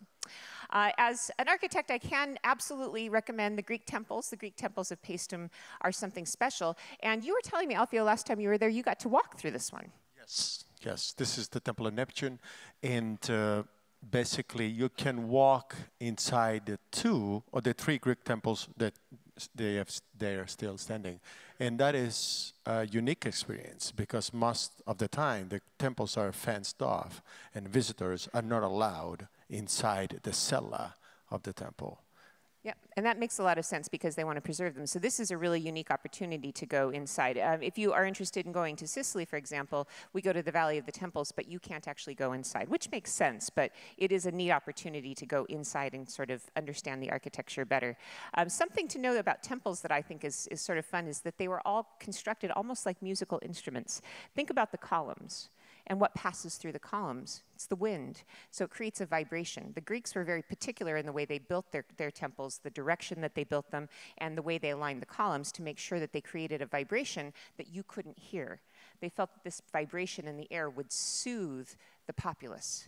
So it was sort of a way of mass kind of hypnosis, in a sense, to make sure that there was good sort of happiness amongst all of the people that lived in the population. So these temples had multiple functions. And it's really neat to go and see them in person. They're huge, and to get an insight as to how people 3,000 years ago thought and how they worshipped. So it's a moving experience to see some of these up close and to actually go into them. I think a wow moment for most people in Italy in general is the Amalfi Coast. This is one of those crazy places where you go and the streets are teeny tiny and there's 10 cars wide trying to get through. And I think every time I go down there, I see some car scrape its sides as it goes down the road. And that's why going on a tour is great, because if you go on a tour, you don't have to drive. We'll leave that up to Alfio, right? You're going to drive? Going down the Amalfi Coast? What do you like about the Amalfi Coast the best? I like the dramatic views that you can have in the Amalfi Coast from towns like Positano, or if you hike in Sentiero degli Dei. I like the seafood there. It's among the best in Italy. And the people are so warm and welcome. I love the Amalfi Coast. It's one of my favorite in Italy. The views really are pretty spectacular. One thing I wanted to quickly point out about, I am always interested in the history of things, even if this is beautiful and you can't help but feel romantic about these different locations. There are some interesting historical aspects. This is the church, the Duomo in Amalfi, and doesn't it look like you're in Africa? Isn't that strange? And that's because this part of Italy in the distant past traded with North Africa. And so when they traded not just their goods, but their cultural ideas. And so they went down and saw the architecture of the Arabs, and they brought it back and incorporated things like these stripes into their churches. I think you've probably been to central Italy and seen stripes on churches. If you've been to Orvieto, have you been to Orvieto? Or maybe Siena? Mm-hmm. Yeah, it's the same idea. They took this Moorish style, and then it just became fashionable. I think a lot of times we look at this architecture and we think, oh, there must be a meaning, a higher meaning. No, it's like IKEA furniture is really fashionable right now. You know, it's this, what is the fashionable thing of the time? So it was, at a certain point around the 12 and 1300s, fashionable to have these stripes because it showed that your town was worldly and it was connected to other parts of the world. So it's interesting when you go throughout Italy and you see how Italy's not just one culture, but it's a cultural mix. And the South is where we really see that cultural mix kind of being highlighted. So Ravello, this is one of the best places. You've seen this on tourist brochures, I think, but to actually stand there and see that kind of a view with the lemon-scented air is really something quite spectacular. So Amalfi Coast, I think, is a justifiable wow moment for most travelers. And also, if you want to go to the beach, I'm a beach lover. I like getting into my bathing suit and laying on the beach. Just to let you know, topless bathing, not so much a thing anymore, just because I don't want you to be embarrassed. But you can still go and enjoy La Dolce Vita. You can get your sunning bed and you can enjoy a nice swim in the Mediterranean. And the Amalfi Coast has lots of great opportunities for sun lovers as well. Nearby, we take a day trip to Pompeii. And this, I think, is one of the most incredible parts of the tour because you really do get to see the world the way the Romans lived. You can see in the background of this image Mount Vesuvius. Something that's hard to imagine is, watch this, how I draw the line on this picture, like this. This is how tall Vesuvius was before it blew its top, okay? So that's a lot of material that was blown up. There are multiple sites that are archaeological excavations from the time period around 80 AD. The ones at Herculaneum are small, and they were hit with a pyroclastic flow, which is almost like superheated gases. So there's more preserved there, but it's a smaller site. Pompeii was hit with all that debris that I just showed you, all that, the pumice, the little kind of tufa stones, fell and buried Pompeii and encased it in a gentle way almost. So we have a lot more that they were able to dig up quite easily here at Pompeii. And we have things that are preserved like the infrastructure of the city of Pompeii. This is a crosswalk, actually, and how ingenious, because the fountains would overflow and wash away all the debris of the day, so the street would be really wet, but you wouldn't want to cross that street, would you?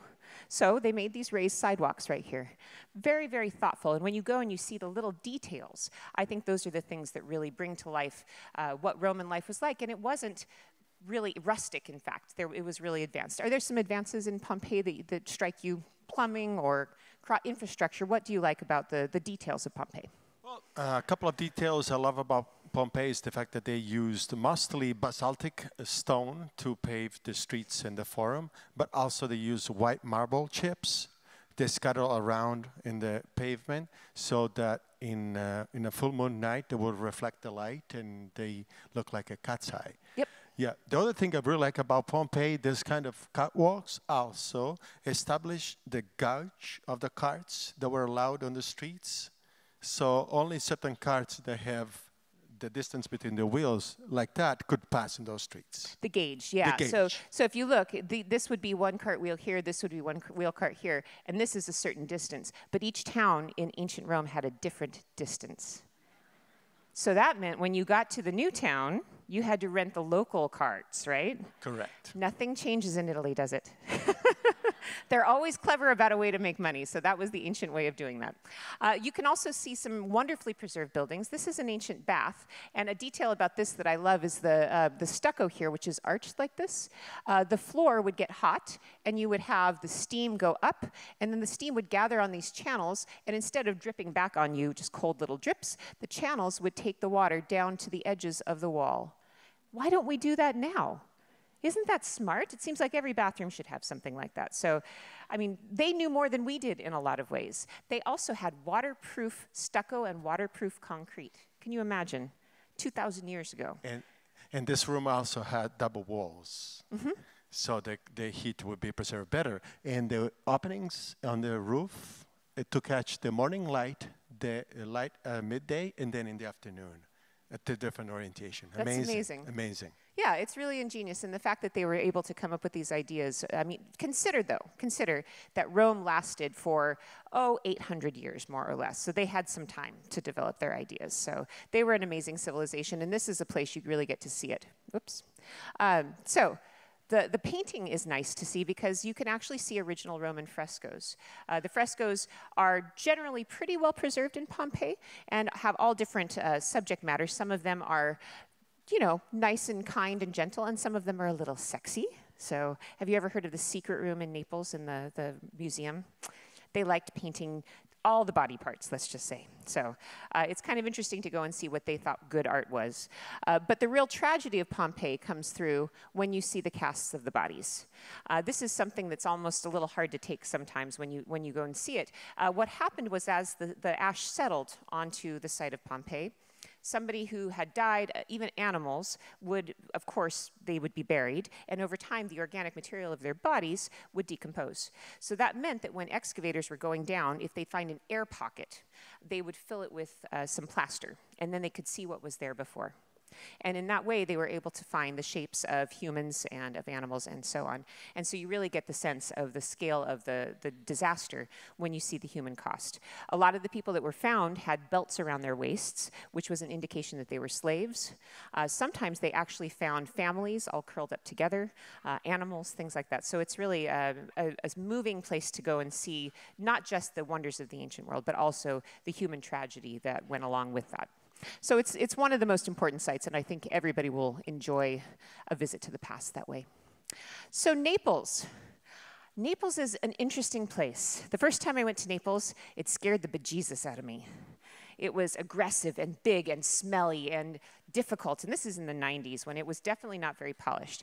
But you know, the thing is, over time, Naples has really grown on me, and I found that it's a really elegant place. And part of what I didn't understand that I want you to know is that Naples was the capital of a kingdom for a few hundred years. It was the capital of the kingdom of the two Sicilies. So this was the place of the Bourbon court.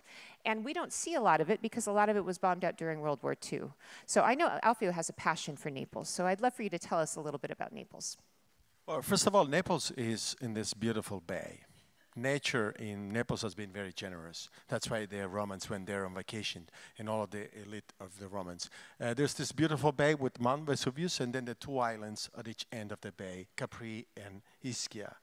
And as Sarah said, it was the capital of the south of Italy, so it has it's a treasure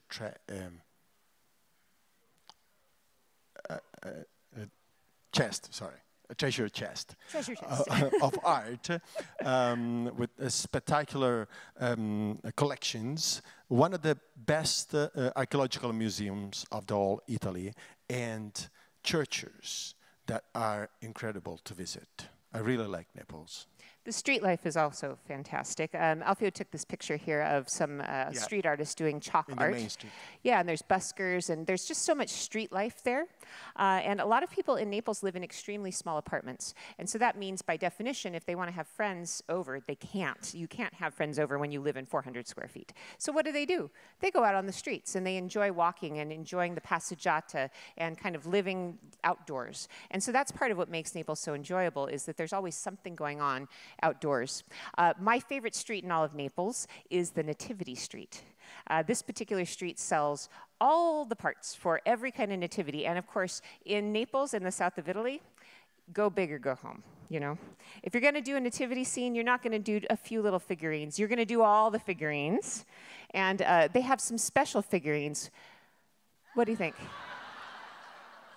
So tell me about these. What's the tradition behind this, Alfio? Well, the people in Naples are very irreverent, okay? So they make fun of everybody. Doesn't matter how powerful you are. The more powerful, the more exposed you are to be in a nativity scene in Naples. So you will always find, you know, famous people from the most recent news. And it's really amazing, as Sarah said, to tour that street and see all of the characters. I know that probably Trump was not at the nativity, but you can put him in your nativity scene now. You know, make nativities great again, that kind of thing. Did you see? Sarah, did you see Sophia Loren up there? Oh, Sophia Loren also. Sophia Loren up there? Add a little sex appeal to your nativity scene. These have moving parts too. You can get ones that do things. They have engines and move around and all Did you notice the Korean missile here to the left left corner? Yeah.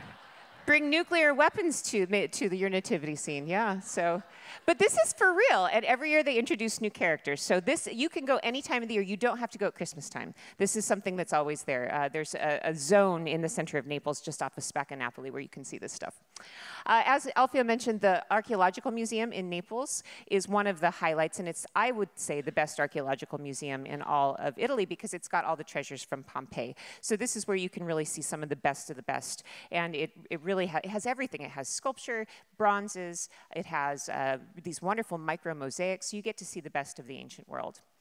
And as far as the sort of after the Roman times go, art-wise, you also can see the Baroque period. So Naples was a very, very wealthy city during the 16 and 1700s, and they invited artists to come and carve for them, the Bourbon family. This is one of the most famous sculptures from that time period. This is the Veiled Christ, and I think it's a magnificent piece of art, but it's surrounded by other pieces that are kind of equally stunning. So this is something that people have often said is a wow moment from them on this tour. A couple of things I want you to know about what you can do that's only on this tour. You can go to a buffalo farm. You can't really do that on your own, and you got to tell them about the back scratchers in this picture. Yeah, I mean, this buffalo are like princesses.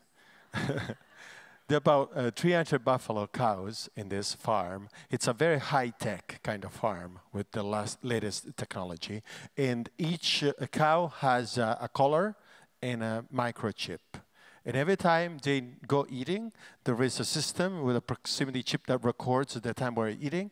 Every time they want to be milked, there is a system that records how much milk they produce. If they don't eat, if they don't make milk, the vet is going to fetch them because they know there's something wrong with them. They probably are not feeling good.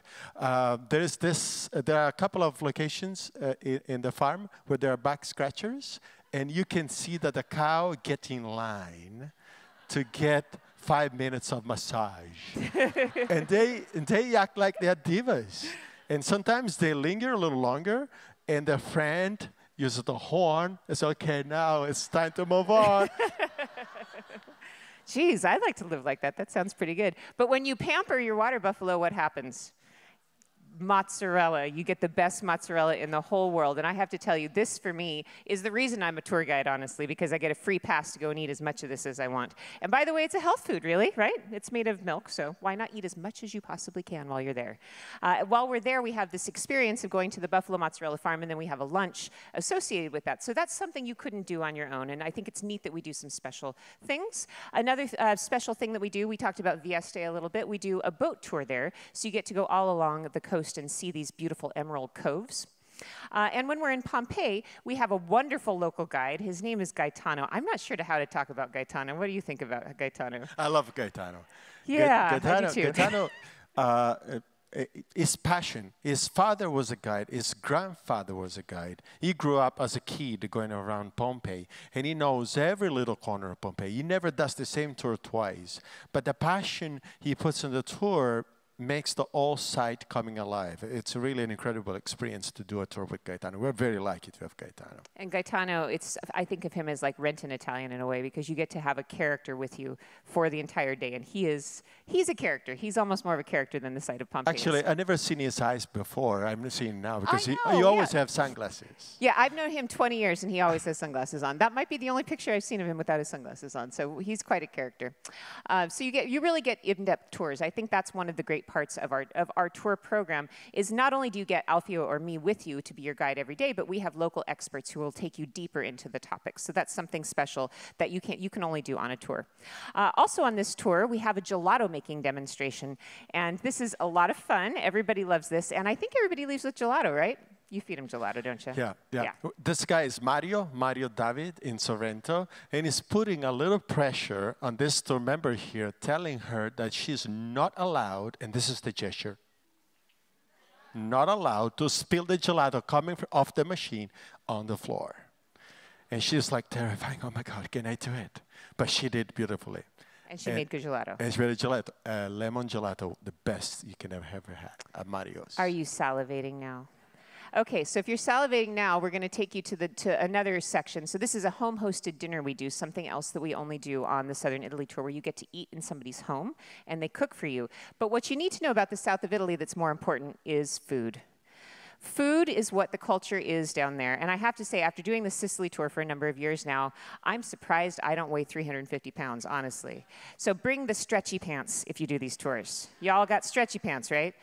You're going to eat well, and if you don't eat well, if you leave skinnier than when you arrived, your guide is going to wonder if they didn't do a good job. So please eat. This is what you do in southern Italy. And Alfio, I have to say, he and I have had some of the best meals ever. I don't think I've ever had a bad meal with you. You know everything about food.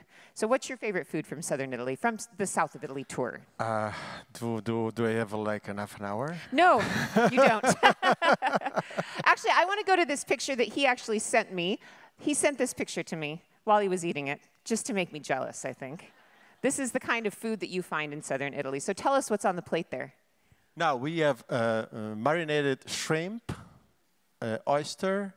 We have tuna, fresh tuna tartare, fresh tuna up there, and tuna tartare here. And that is a soy sauce. That is a kind of a scampi, which is already cut in half. And that's another oyster. Yes. That's about right. Yeah, I feel bad talking to you and not actually giving you food. It seems wrong. This should be like a dinner lecture, and I talk to you while we eat. So the food is wonderful. The pizza, of course, is a highlight of Naples and southern Italy. Naples is the home of the original pizza. It was made for the Queen Margherita when she visited Naples. And of course, we have the red, white, and green of the Italian flag, tomato, mozzarella, and basil. And they make that just as the typical pizza. So if you're going to go to Naples, this is the kind that you are going to have. But Alfio told me once that it's different than what you find in Sicily. How is this different than what you find in Sicily or other parts of Italy? The dough is made with white flour only. Instead, in Sicily, we use semolina flour, so durum wheat flour we mix with the white flour. In Sicily, we cook the pizza a little longer, 3 minutes. In Naples, the cooking time is a very high temperature, but only 1.5 minutes. Okay, and usually pizza in Naples tend to be more traditional.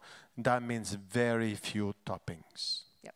Like if you ask for Hawaiian pizza in Naples, you are going to give to the pizzaiolo, the pizza maker, a heart attack. No, yeah. Please don't ask for pineapple and Canadian bacon on the pizza. I think they take away your passport when that happens, don't they? Yeah, I think so. Okay. Anyway, enough about food. I think we could salivate all day talking about food, but this is one of the highlights of both of these tours is the food. And believe me, Alfio and I know how to eat well. I always say never trust a skinny tour guide. These are called sfogliatella. I ate these in college every single day, which shows.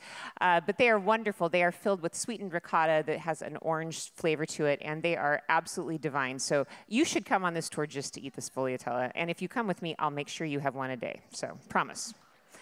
We're moving on to Sicily now, and Sicily is actually, I would say, between the two of us, this is our real passion. We just finished writing the book with Rick. Alfio is from Sicily, he's from Catania, and everything I know about Sicily, he has taught me. And I have to tell you, it is one of the great discoveries of my tour guiding world, and of my life in general, to have been lucky enough to spend time on this island. You probably don't know much about it. What you know is probably a misconception, though, so we're going to talk about that in just a second. This is the flag of Sicily. It's the red and the yellow, and in the middle is the trinacria. It's a little bit of a strange symbol, but it's something very ancient. The legs represent the points of the island of Sicily, and the face is a gorgon who represents the Medusa. It could represent Mount Etna. We're not really sure, but it's something very ancient. So it tells you something about a place when their symbol is something that goes back more than 3,000 years. So this is a cultural crossroads. It's a place where you're going to see something you've never seen before. So I really invite you to Sicily for that purpose. Let's give you a quick lap around the island.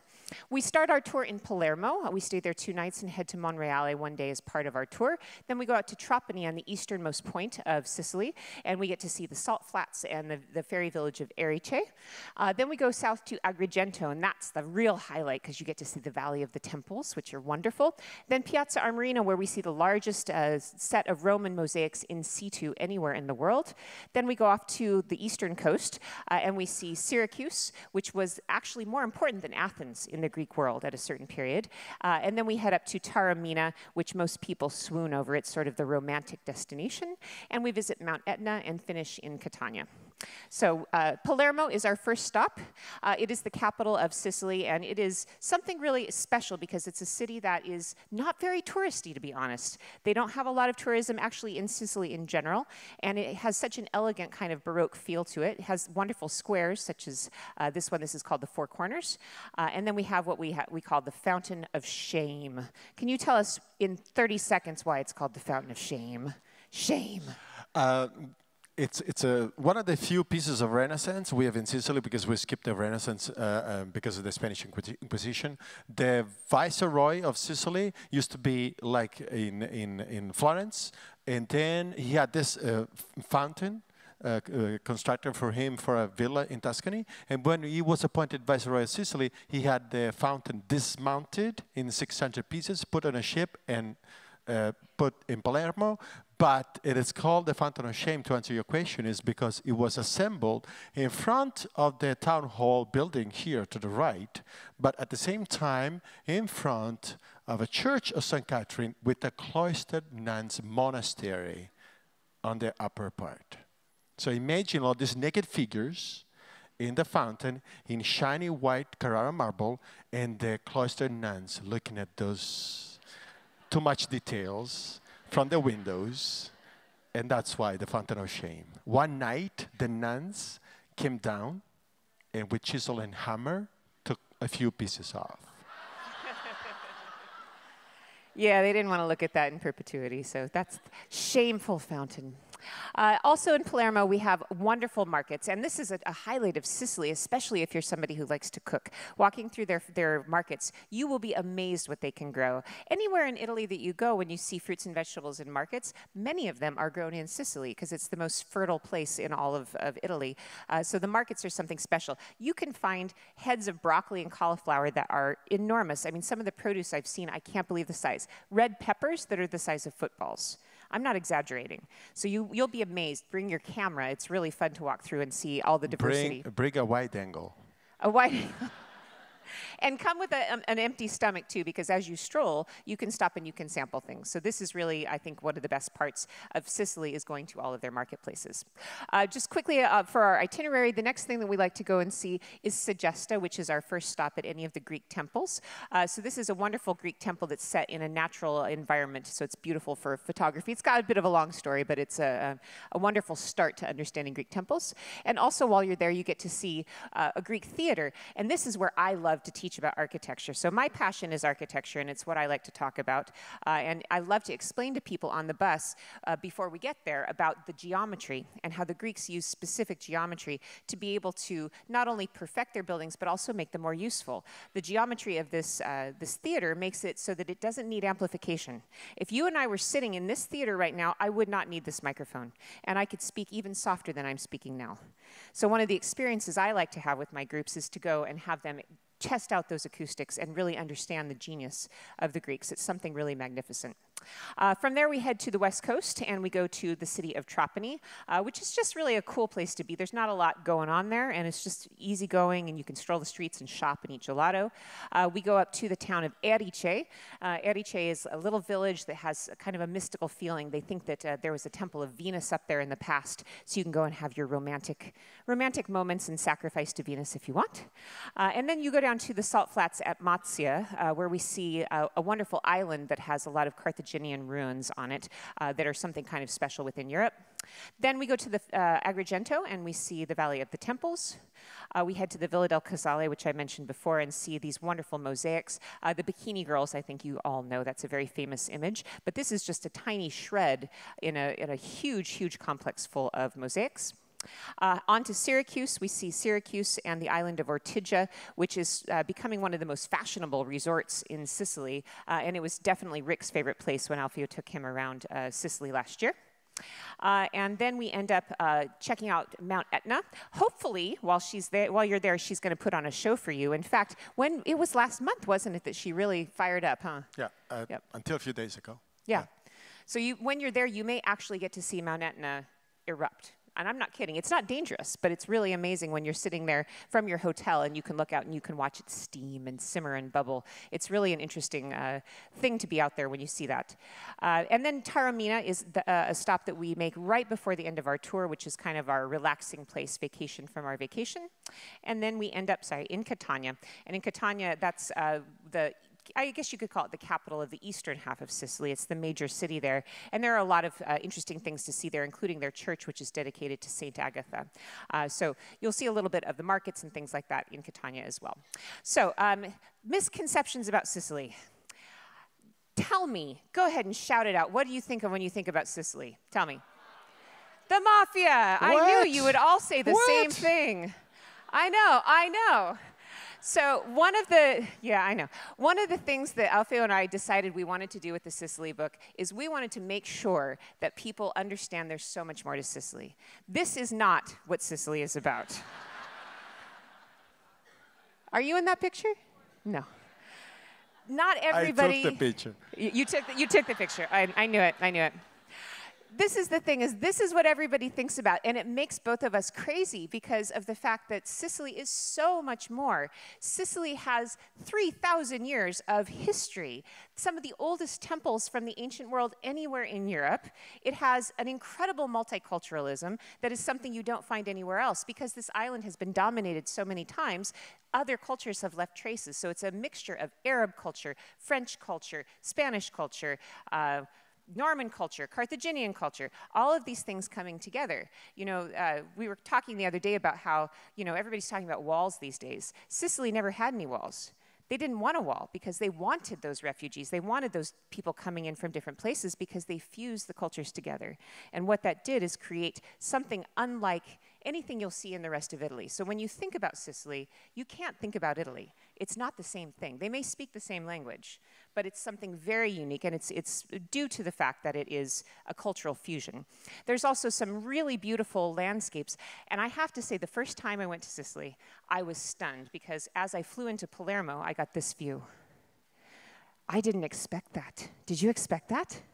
When I think of an island, I think of sandy beaches and palm trees and a flat island. But Sicily is a mountainous island. It's very rugged. And in fact, isn't Mount Etna one of the highest points in Europe? It's the tallest volcano, I believe. It's the tallest active volcano in Europe. Yeah.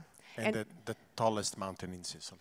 Yeah, so the landscape is something that you wouldn't believe. I mean, you have Mount Etna on one side. On the other side, you have these incredible peaks and these beautiful turquoise waters. So it's about 75% of the land of Sicily is hills and mountains. Can you believe that? Did you know that? 75%. So it's not what you think it is. And that, for me, is the draw of Sicily, is every time I go, I discover a new aspect that I hadn't expected before. So wow moments are pretty easy on this tour. There are too many of them. How many wow moments do we have? Every day, pretty much, right? So why don't you tell us a little bit about Monreale? This is the beautiful Cathedral of Monreale, in my opinion, the most spectacular medieval church in the whole Italy. It was built in about 20 years or less, and nothing in Italy is built in 20 years. This church has 68,000 square feet of golden mosaics inside, 30% more of St. Mark's Basilica in Venice. They tell biblical stories. It was built by the Norman King William II, and it's really an amazing location. And adjacent, on the south side of the cathedral, there's this cloister of the Benedictine monastery. And the cloister has amazing columns carved with mythical, biblical figures. And there's two of them that are alike. Yeah, actually, when we were working on the book, Alfio and I went around and cataloged all of the column capitals because they're all different. And they even had Starbucks back then, you can tell, right? Do you see it? Yeah? Workers like their coffee, you know, so nothing changes. This really is a great, spectacular thing to see. So Monreale, I think, is at the top of most people's wow moments, just from an artistic standpoint. So there's so many different facets to Sicily. So the art is one of the highlights for sure. Oh, there we go. And also the towns, going to the villages. And this is a lot of fun. Tell me about the cable car up to Erice. It's really fun, isn't it? This is, the photo is taken from Erice towards the city of Trapani. And these are the beautiful Egadi Islands out there. And we usually take the funicular on a calm day, if there's no wind, on the way down, because we visit Erice, we have a lunch there, we visit the hilltop town, and then eventually our final destination, this is day 3 of the tour, will be the city of Trapani down there. So this is the Erice. This is Erice, yeah. So Erice is one of the wow moments for a lot of people because it's so pretty and overlooking Trapani. And then, of course, a wow moment is the Valley of the Temples. These temples are from Greek times, and they are some of the great architectural treasures of the world. I studied these when I was in architecture school, so this is one of those things that is incredibly important because they're so well preserved. This is the Temple of Concordia. In front is a piece of artwork, and this piece of artwork is this very handsome Icarus falling from the sky, is very popular with my female tour members. He's got some nice buns on him, but that's one of the highlights. Another highlight, though, is another kind of large man laying on the ground. This is a funny feature of the Valley of the Temples, are what they call the telemon. And if you can imagine, these giants, these stone giants, were just about 1/3 the height of a temple that doesn't exist anymore. So the scale of these temples it's almost hard to understand. This one would have been the size of like a 10-story building, wasn't it? Yeah. So if you can imagine a 10-story high temple. Some of these are just incredible to ponder when you go. A lot of them are destroyed, but a lot of them are still there, and we have a wonderful guide who takes us through them. The Villa del Casale, of course, I think is a wow moment for me because I've never seen any kind of mosaic cycle like this before. It's in the middle of nowhere. That's the weirdest part. You drive through the middle of Sicily, and all of a sudden, boom, you find this incredible villa full of beautiful mosaics. They're highly detailed. They feature a lot of animal scenes, and they have, of course, the bikini girls, as I told you before, but it's kind of wonderful to walk around there and imagine what Roman lifestyles of the rich and famous must have been like if they could afford work like this. The details on the animals are wonderful. Look at all of the skin on of the elephant. Wonderful details, the clothes that people are wearing. It's almost sort of like a picture book of what Roman life must have been like. This is a funny one. You want to tell us about this one here, what we think about this? Basically, in the baths of the villa, there is a room after the sauna where the customer would have taken massage. And the massage would have been given by the slaves. And for some reason, the decoration on the floor even tells us the name of those two slaves, which must have been very, very good at massaging. One is called Tite, to the left, T-I-T-E. The other one is called Cassi, C-A-S-S-I. And they both have bracelets in the ankles. They have a kind of a tie. Cassi comes probably from Persia because of the strange pointed hat. And Tite is carrying like a bucket. A bucket probably was, they were cleaning the floor because Cassi has, what do you call this? A broom? A broom. A broom. Yeah, so these, the thing that's interesting is to see how they document daily life. It's not just animals and things like that, but you get a little hint about what the daily life of the Romans was actually like if you were of this level. Another wow moment for people is Mount Etna, of course. This is a photo I took myself in the fall. Can you look at the steam coming out? We had 2 vents open at the same time when I was there visiting, and it was really incredible to watch. It's a different show every time you go, and so that's definitely a wow moment for a lot of people that are visiting. We actually go up onto the mountain. You have the opportunity to go and take a walk on a couple of the lower craters.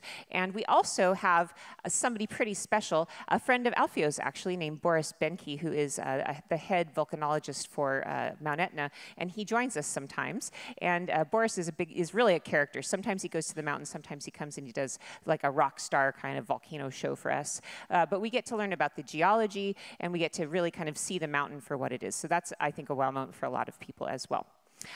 Tour-only experiences. This is where we get to do some really special things for you guys. This is one of my girlfriends now. Her name is Alvine. She is one of the last princesses living in Palermo, and she invites us into her home. We come into her home. She lives in a castle, and what's the history of her castle? Tell us a little bit about it. Basically, the house of Contessa Alvine and Alessandro Federico, her husband, is built on the former walls of the city of Palermo. And they've been in this house, I mean the family, since the 1200s. It doesn't really happen that often. And especially there's this part of the house, which is the tower, the middle-aged tower, where we go during the tour. It's an incredible experience because the nobility, after the unification of Italy and we shift from monarchy to republic, basically disappeared. But they're still there, and it's incredible to get to know them. She's such a gracious host, too, so this is something very special. You can visit with people that are sort of our friends, and we introduce them to you. As I was mentioning in the theater in Segesta, I embarrass myself terribly, and I sing for you. I won't do it now, I promise. But what I like to do is I like to bring everybody down with me and show them the focal point of that theater, and then let you sing as well, and you can really hear those incredible acoustics. There's no way I can explain that to you here. That's something you have to be there for, and that's the beauty of travel, is you get to have experiences you wouldn't have anywhere else. We have wonderful experiences with food. This is Maria Grammatico, who I've adopted as my own personal Italian grandmother. She gives me life advice. She likes to talk about men a lot, actually, so she gives me man advice. She's a wonderful lady, and she's a pastry chef. She does a wonderful lunch for us, and then we have this cooking class where she teaches us to make cookies. And the cookies have funny names, don't they, Alfio? Tell me. Oh, come on. Why do I? You have to, come on, tell us. Okay, this particular cookie that Rick is making, and actually it was very, very good. I didn't expect that. It was very, how do you say, handy, very... Yeah, he was handy. Yeah, very, very, very, very, very skilled. They have a funny name. They're kind of a cone in shape, and they call this the... yes. Thank you, the nun boobies, yes. The breast of nuns. The other ones have funny names too, like beautiful or ugly but delicious, and the cat tongues and things like that. Oh, the sour lemon one is called mother-in-law's tongue. Good names, right? So these are fun experiences we have just with our tour. We take you out on a boat to the island of Mazzia, and we get the chance to really interact with ancient art. I think this woman wanted to take that one home with her as her new boyfriend. But you get to have some wonderful experiences with archaeology. And we have meals. We set up a picnic out on the island of Mazzia during good weather, and we get to have a big family-style meal. We also go to a puppet theater where we see a tradition that's been going on for multiple generations. Puppets, I know that puppets are creepy. I know that. But Sicilian they aren't they? Marionettes, they're creepy. You're nodding, I know, they are creepy. But these kind are not creepy. These are different. They're knights, and they tell the stories of the Knights of Charlemagne. And every time we go there, we see a different episode in this historical cycle. It's a big cycle of stories. So it's fun to go and see what happens every time. There's definitely a beheading. There's definitely body parts flying everywhere. And the way they do this with these puppets is really spectacular. I think it's something that's impressive. And then they bring them out, and they walk them down the aisle, and you get a chance to see them for yourself. They're not so big when you see them, but they look huge on stage. This is Alfio's favorite museum. Do you have a second to tell me what you love about this museum? It's a very special museum to him. It's a very special museum. It's dedicated to the invasion of the Allies in World War II. Sicily was the battleground operation 11 months before D-Day. And what I like about this museum, that is a museum that talks about the war, but makes you thinking about the value of peace. And it's important because the other thing I think is interesting is it's a World War II museum from an Italian perspective. Were they the good guys? Were they the bad guys? Nobody knows the answer. It's because it's a gray area, and that's what's really interesting. It's to see it from the losing side, essentially, but how did they feel about it, and how did they present World War II? So it's a very moving museum. He is an incredible tour guide. Hope you get him, because I'm okay at it, he's better at it. It's a passion, though, for all of us to present World War II to our groups when we visit. And then the food, we have wonderful experiences with showing you how to make pizza. Everybody gets to see how to make a Sicilian pizza from a pizza master who actually tosses pizza as a sport. Have you ever heard of that? It's the thing where you toss it around your head and you do tricks with it. So he shows us how to make a wonderful pizza. So we have to wrap up with the food. The food is the thing, right? Sicilian food is incredible. You can eat everything here. Please do bring the stretchy pants for this tour, because you're going to need it. There's wonderful specialties in fruits and vegetables, seafood. The first time I went to Sicily, Alfio took me out for a seafood dinner, and I don't like seafood, and I looked at it and was so embarrassed. I didn't want to eat it. But over all these years, I've become accustomed to more of it, and I love it now. So what I want you to do is when you go to Sicily and you see the tentacles, I promise you, when you see the tentacles, you go, oh, gross. But then when you try it, you go, oh, that's not gross after all. So please do try the tentacles and the giant fish. Rick enjoyed the giant fish. So try everything there. You can have, this was just for him. He was really hungry that night. We have a good time eating and trying all kinds of different specialties. Lots of melanzane, which is the eggplant. And you also get things like couscous, which are really different. And what is your favorite dish in Sicily? What would you eat if you could eat anything? Wow. I really like if you can go back to the pasta, this one here. I always ask this recipe in a restaurant I go in Agrigento. It's either linguine or spaghetti, and then they're wrapped in fried eggplants. So they're inside fried eggplants. And it goes like a double cooking, because the final cooking happens in the oven, and then you put some salted ricotta cheese on top, a fresh basil. It's one of the best things ever. Yeah, I can hear the stomachs rumbling in here. You guys are hungry, aren't you? So this is why we go to Sicily. We eat, I would say actually, I talk about food in Sicily not just as a meal to fill the food hole. What it is it's the Museum of Food. And if you don't go to the Museum of Food, you're not seeing all of Sicily. So that means you have to eat everything. It's your duty, right? You are obliged to try everything. So try the couscous, try the fish, try the melanzane. Oh, but the sweets. I have 2 minutes left, and I want to tell you about the sweets. Boy, my dentist loves that I do Sicily tours now.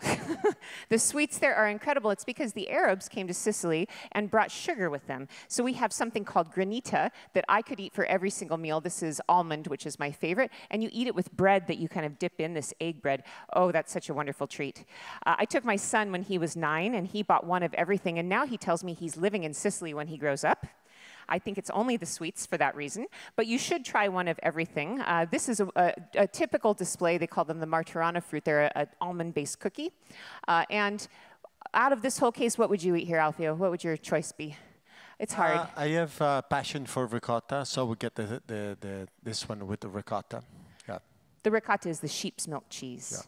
And you can have it in every different form. I think that that's all you eat is ricotta, isn't it? I've seen you eat so much ricotta. It's so wonderful. So you can go there and you can have wonderful sweets. You can have savory dishes with ricotta too, but the sweets are truly the thing. And there's one thing I've left 1 minute for that I haven't talked about, and you know what it is. What is that? Cannoli. The cannoli. You've seen The Godfather. What's the famous line? Take the cannoli, right? The cannoli is one of the most special foods in all of Sicily. It is a fried shell stuffed with ricotta cheese, and it has sometimes chocolate chips, sometimes little pieces of orange in it, and it is one of the most wonderful foods you can ever eat.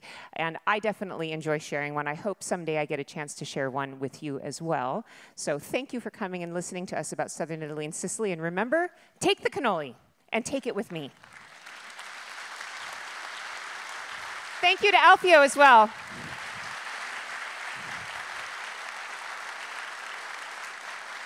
We will be out in the tour cantina if you'd like to come and talk to us now. We're happy to talk to you about Southern Italy, Sicily, or anything else Italy. Our fabulous tour guides, Alfio and Sarah, and we're discussing our South Italy and Sicily tour itineraries. So welcome and thanks for being here. It's very exciting to have you. Thank you. Thank you. Yes. First of all, what is your personal history or connection to the regions of Sicily and South Italy? Why do you choose to guide in that area? Well, I've been guiding for Rick Steves for almost 20 years, and I focus on Italy because I studied in Italy as, to become an architect when I was in college.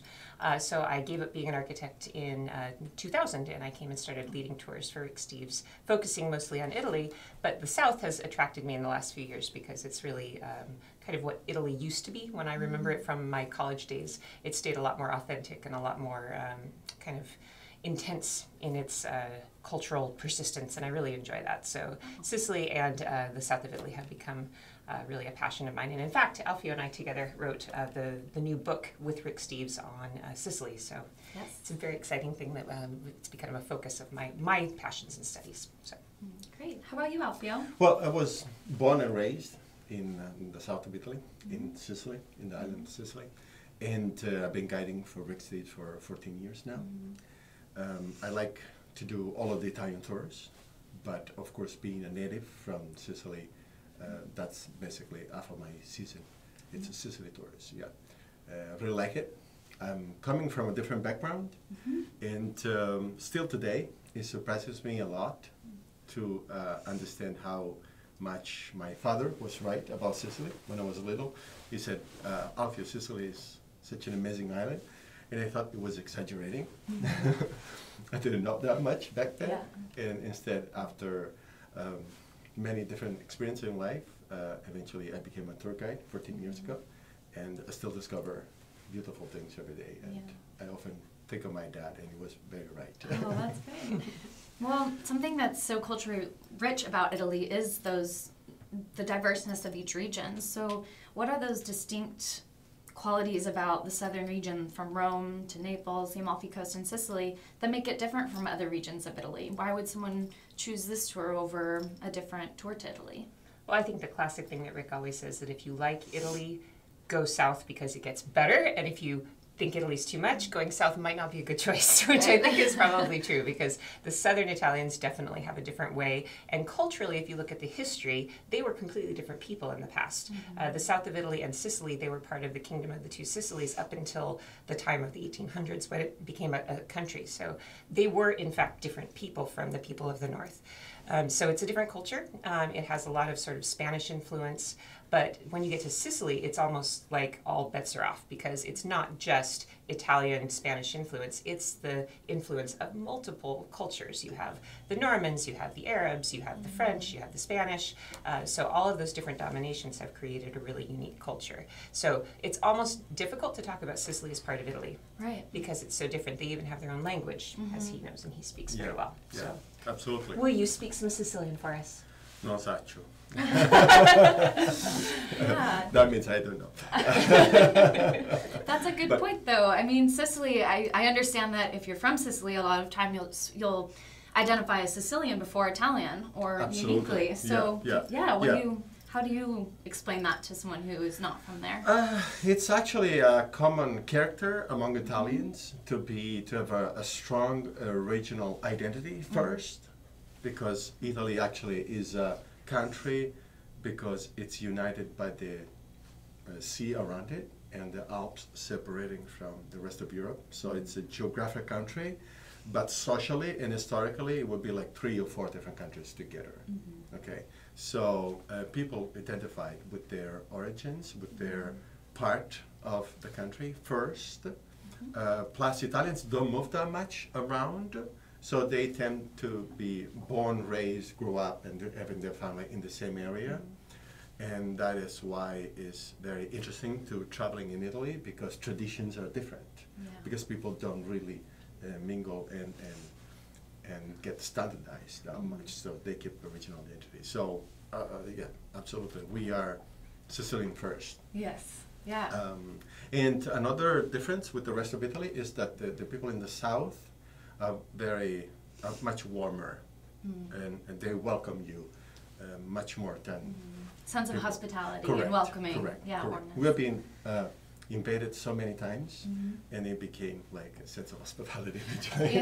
But I would also say that as far as Sicily goes, it's not just that they're more hospitality oriented, but there's not as many tourists. It's not as touristed as, say, Rome or Florence, you know, where you go and there's a crush of people, or Venice. You get to Sicily and it's wide open spaces, and you're almost greeted like something unusual in a way. I mean, you can go to parts of Sicily where tourists never ever go, and that's kind of a neat thrill to see a culture that's a little bit separated, and it's just that small distance, that little distance of water between the island and the mainland that makes the difference, I think. And especially if you go on the off season, because Sicily is as south as the north of Tunisia, and we have a very spread season. If you go in the off season months, there's even less people around. Yeah, and I've you been have more laying space for yourself. I've been on the beach in November getting a tan in Sicily, so you Yeah. can go anytime and there's nice weather, so it's good. And we're starting February, at the beginning of February, so. Yeah, that's fantastic. Yeah. Well, it's in such a complicated and diverse culture. Being an American guiding in Italy, what's that like for you, Sarah? Oh, it's fun. I love it. And I feel like I'm kind of a gray area because I've been in Italy since the 1990s, kind of early 1990s. And I speak the language, but it's also, so I don't know, I think having an American guide can also be an advantage because I understand both sides. I'm American, but I'm a little less American than maybe a normal American, and I really understand Italians. And so it's kind of a nice thing to be that cultural interpreter. And there have been so many instances where I've had to intervene, with misunderstandings between my tour members and locals, and it's kind of a neat moment to go, oh, I understand what's going on. This is just clearly a cultural miscommunication. There was once a tour member who was really upset because they had to change rooms in a hotel. And so I went to talk to the hotel owner, and the hotel owner said, well, but they reserved this particular room. And in America, we don't have this idea that you reserve a particular room, but this is an Italian thing. And so it's been kind of a fun thing I understand that immediately. So it was something that was easy to do. So I think of myself as AC/DC, I understand both cultures. And I've obviously started talking with my hands, so, what are you going to do? So you have that. I've been there so long that, I can't help myself. I have to talk with my hands now. Yeah, well, I think that's one of the strengths of our guide team that's distinct on Rick Steves tours, is you come from different perspectives and you get to really use who you are as an individual to deliver your tour. And so what is it about guiding specifically that you love? I think, in my personal opinion, being a native of Sicily and being an Italian, I see as an amazing opportunity I have to be like an ambassador of my country. And I have this incredible opportunity to give tour members an unbiased version of history, and try to get rid of stereotypes and all of that. Yeah. And I always say to my tour members, I only have one chance to spoil you with my island. So I'm trying to do my best. Yes. And I feel honored, actually, because all of these people have been traveling from so far, and they will be there 11 days. The majority of them will not come back. Right. So I really do my best to spoil them. Yeah, that's impactful to be the first point of, you know, I guess, the introduction to the country you're representing for a lot of people. Yeah, absolutely. For me, I would say that I wanted to be an architectural history professor. That was my goal in education, and I got sidetracked by this job, and so I never went and got my my doctorate in it. But I wanted to teach architectural history because I think it's interesting the way buildings explain cultures, and there's so many different levels to it, political and sort of anthropological. I love explaining history through buildings. So for me, being a tour guide is my way of doing the thing I wanted to do, except for that it's better. Not just showing slides, you're actually in the place, you're in the building, and you can, I mean, really architecture is art that you interact with. So it's so wonderful to walk through a building and explain it to people, and they have that experience that you could never have just looking at a slide. So I think of myself as a professor in a certain way, but I teach architectural history. But I think the other thing I love, and the longer I do this, the more I enjoy it, is storytelling. It's so much fun, all the things that I've learned over time, and just being able to tell history in a way that makes it fun and interesting. And so many people come on the tours, and I know a lot of times you get people who they just came because they wanted to get a suntan or something, but then they leave hearing stories that make it come alive a lot more. So that's one of my most enjoyable things, is telling stories. And you know, Alfio is a masterful storyteller as well. Yeah. So it's really fun. I love listening to him talk because he's so good at you know, weaving a yarn. And I hope that I'm the same way. I think that that's an important aspect. Definitely. Yeah, Alfio, is there a certain story or part of that subject matter of your tour that you love to always share with tour members? There's so many things to say, especially in Sicily. Where he's being modest. What he likes is the World War II Museum in Catania. That's his. Oh yeah, absolutely. But there have been actually so many world wars in Sicily fought before Christ, and so history in general is my favorite topic. Sicily is the most invaded island per square foot in the world. Wow. So just imagine that, how many layers. And yes, World War II, because we have this museum in the city of Catania, which is actually the city where I was born, and it's the only one of its kind in the whole Italy. Sicily was the first landing for the Allies in World War II. And so we have a museum dedicated to that event. And for me, it's an amazing opportunity to talk about this complicated moment in history for the whole world. And people really enjoy it, to go through that museum. Yeah, it makes a great teaching moment. Absolutely, absolutely. Yeah, and with the architecture focus, is there a certain building in Italy that you love when you're on your tours? It's just you look forward to it every time to kind of tell that story through a certain building on the tour or a certain site? Well, I would say for each of these tours, the thing I really enjoy in Sicily is the theater at Segesta, because I like to talk about geometry and the Greek philosophy behind the architecture, because we understand what temples are, we understand what theaters are, but what a lot of people don't understand is the way they actually functioned, that they were almost used as musical instruments, and the theaters in particular. This is my favorite part of that day, is that I love to take people to the theater in Segesta, and I don't sing well, but I love to sing for my group. So I'll find the focal point. If you find the focal point in that theater and you sing, everybody can hear you as if they have headphones on. And it's just a really magical thing. I talk about it on the bus. I tell them about Greek history and the Greeks, how they design their architecture, but when you get them there and you actually get them in that moment and they understand the geometry, that's a wonderful thing. And as far as the South Italy tour goes, I think taking people to Naples is really neat because we have such a negative image of Naples in our heads, and that's because it was so bombed in World War II. It has a very complicated history, but when you can take them through and show them the elegant parts of that city, I think that really changes their opinions of Southern Italians in general as well. So it's a very elegant city. Yeah, these make great wow moments. I mean, they do. You know, I mean, having someone engage with Naples and learn the truth of it and experience it for themselves is definitely something that I can see would make guiding so worth it and so much fun. What are some of the other wow moments for tour members on these tour programs? I think one of my favorite, and also for the people on tour, is the gelato demonstration we do on the South of Italy tour in the town of Sorrento. We have, now is a friend, because we've been going there for 14 years, Mario David of Gelateria David. And tour members can't believe that such a great gelato comes from so simple and very limited amount of ingredients. Everything is fresh. So lemon juice that was just squeezed, and some water, some sugar, and then of course he has expensive machines to make the gelato in a few minutes.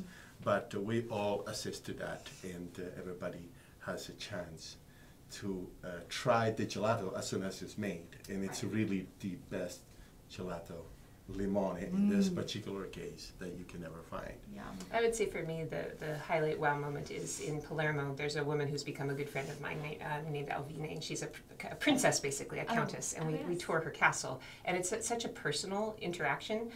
We get to know the people so well, but these are things that you can only do with a tour because they become contacts, but then eventually friends of ours. So it's wonderful to introduce people to somebody who's a friend of mine, and she sings for them and she shows them around her house, and it's just a really special thing because how often do you get to meet a princess?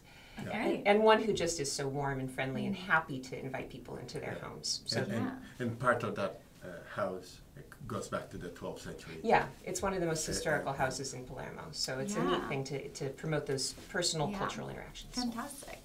Well, that's all the time we have. Thank you for watching, and stay tuned for more travel classes.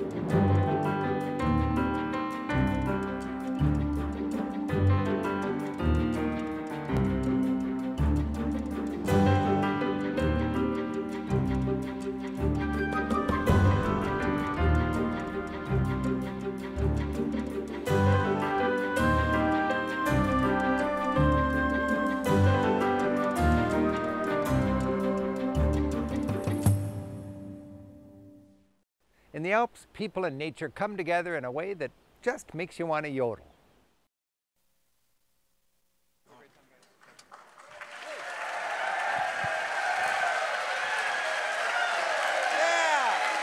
Deutschland! We're going to go traveling. Thank you so much. Thank you. I'm Rick Steves, and we're celebrating travel, and this is our annual alumni weekend. We've got all sorts of travelers who've enjoyed our tours in the last year coming by. We've flown 140 guides in from Europe to have a week-long series of workshops and seminars so we can really learn from our experience in the last year of tour guiding and break from this huddle and make sure that we're going to meet your high expectations if you want to join a Rick Steves tour. And I love this part of the program. It's called Test Drive a Tour Guide, and we've got all the venues in town booked and filled with different itineraries, and all of us guides get to share our ideas about these itineraries. And I like it because I'm joined by a couple of our German tour guides to be able to throw to them questions over the next 75 minutes. And we're joined by Fabian Ruger from Berlin. Hi. And Holger Zimmer, also from Berlin. Schönen guten Tag. Schönen guten Tag. And I'll be able to just, I have no idea what I'm going to ask them, and they don't either. And we'll just be going through these slides and talking about our itineraries, and then giving us different angles on it so that we can have a better understanding of what these tours might offer you.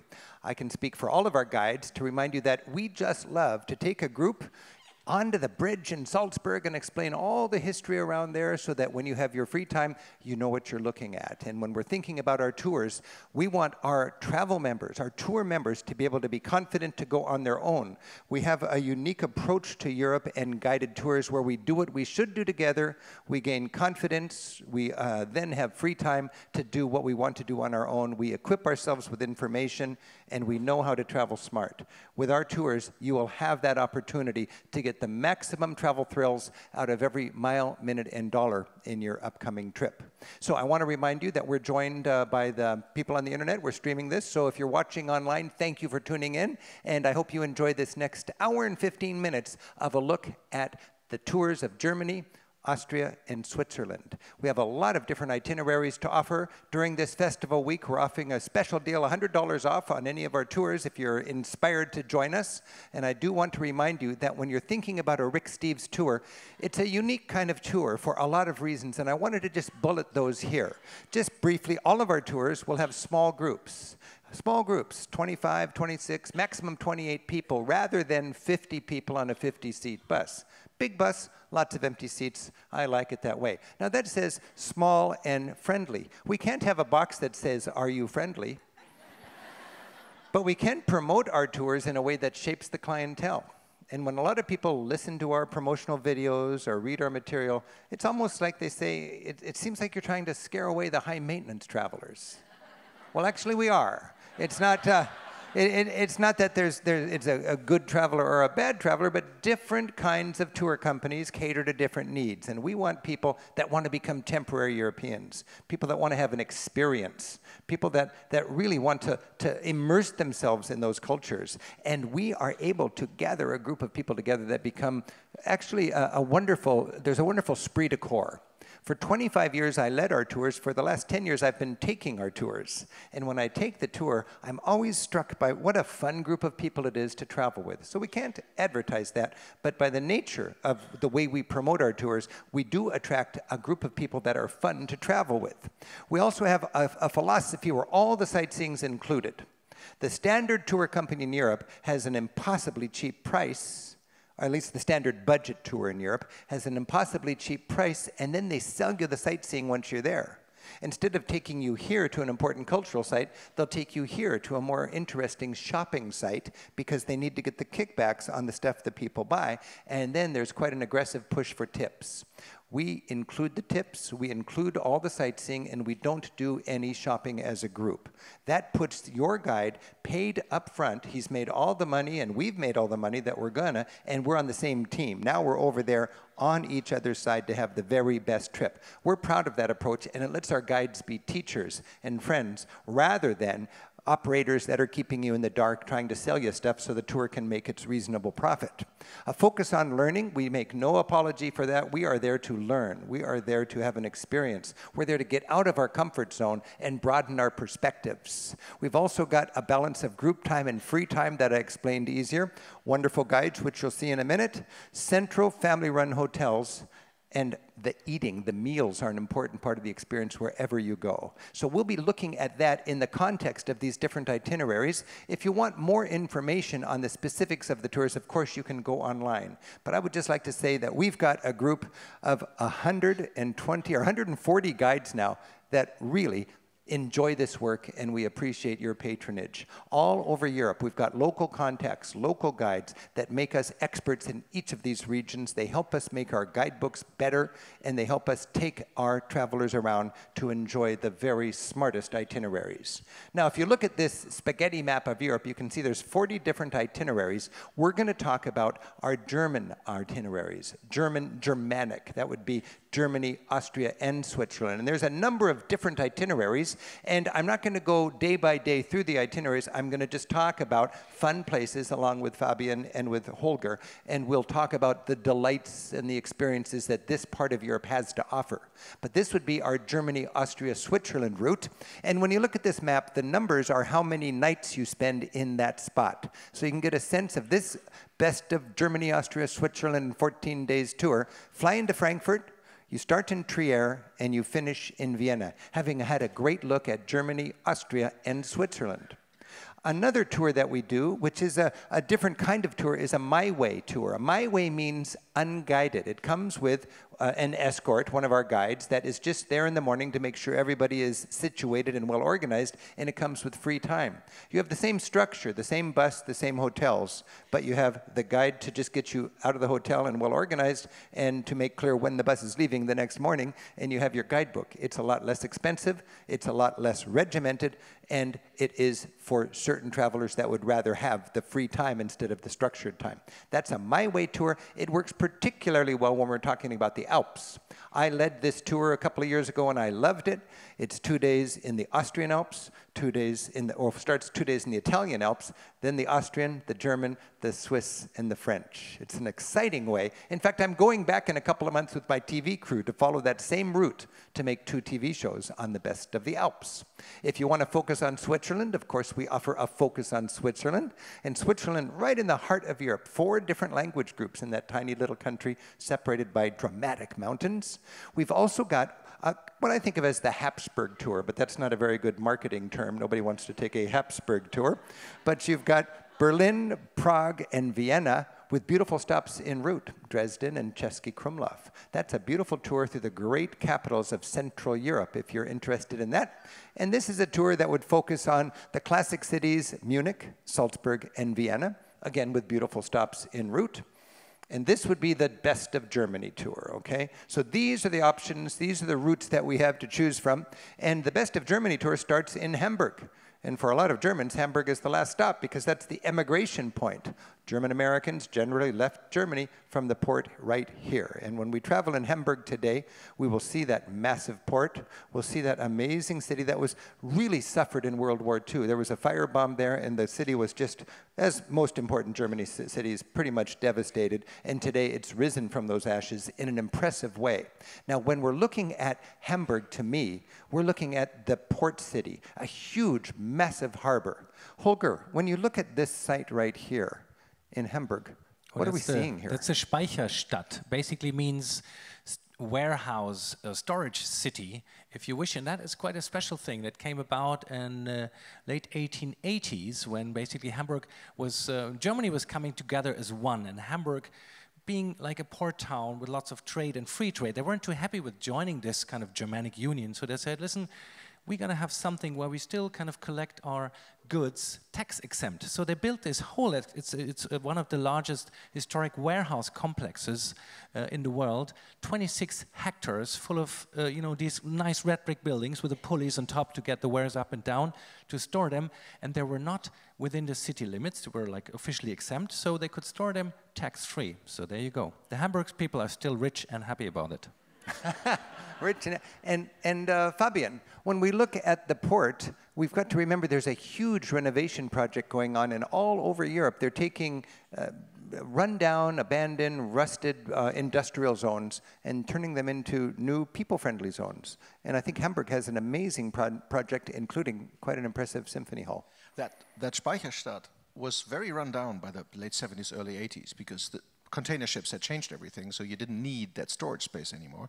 And the city of Hamburg needed a new plan. And in London, they did the Docklands. I don't know whether everybody's done that. So that's a whole new city part there. But they watched that from Hamburg, and Hamburg always looks at London as a great example.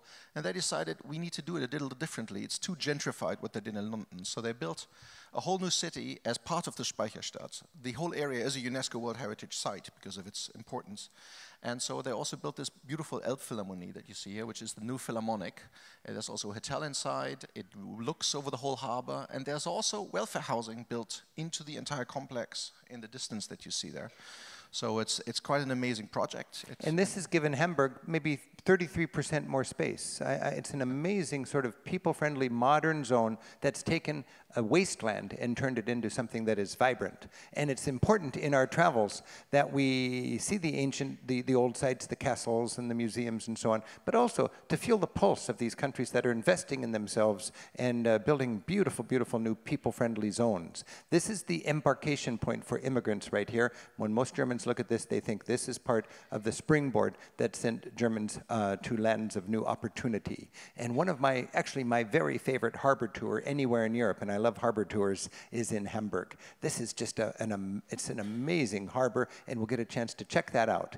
Now, both Fabian and Holger are from Berlin, and Berlin must be the most changed city in all of Europe. Of course, when we grew up, it was split. Since 1990, back together again. Today, what was the Berlin Wall is just a pipe in the pavement and a bunch of tourists looking around for Checkpoint Charlie, okay?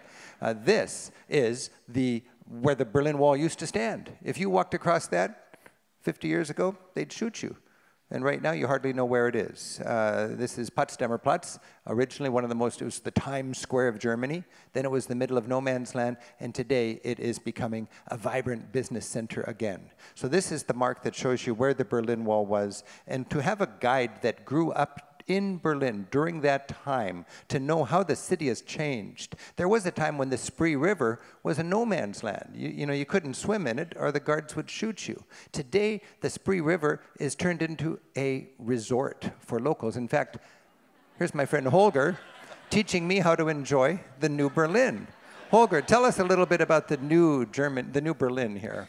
Well, I would say really, you know, every city has their characteristics, but for me what really embodies Berlin is energetic, creative, and just in flux. And Berlin really is a city, and that's, I can speak from the time, you know, the 30-odd years that I've been living in Berlin, but also the last 100 years. It's a city that always changes, that is never finished. So whenever you come to Berlin, you will see huge building sites and cranes galore, and that's just because it's constantly moving, very energetic, but, you know, full of art and culture at the same time. You know, when I did my first show on Berlin, it was long after the fall of the wall, but everything was very West-oriented, and most of the script was former Western Berlin. When I was there just a couple of years ago with Holger working on our new show for Berlin, it occurred to me nothing was in the West. It was all the East. It's not the East, but when you drew the line, the heartland of Berlin seemed to be stuck in the Eastern zone. And today, I think that's where the vibrancy is. And it's such, if you haven't been to Berlin in a while, it's a whole new city to check out. That's for sure. And there's lots of areas in the former East that have become creative and kind of bohemian chic, I think is a good way to put it. Lots of creative little restaurants, lots of art galleries, lots of jazz clubs, and it's a beautiful opportunity if you're taking a trip around Germany and starting and finishing in Berlin. Give yourself a few extra days for Berlin. When we think about Berlin, of course, we Americans think of it in terms of the Cold War and the Berlin Wall. Fabian, this is a park, and tell us what is the historic significance of this park in Berlin. So this is a park that's called the Mauer Park, the Wall Park, because what you see there is actually a field that was called the Death Strip. It was between the two sections of the Berlin Wall, and if you had tried to run across that as late as 1988, you would have been shot by an East German communist guard for, you know, trying to escape from communist East Germany.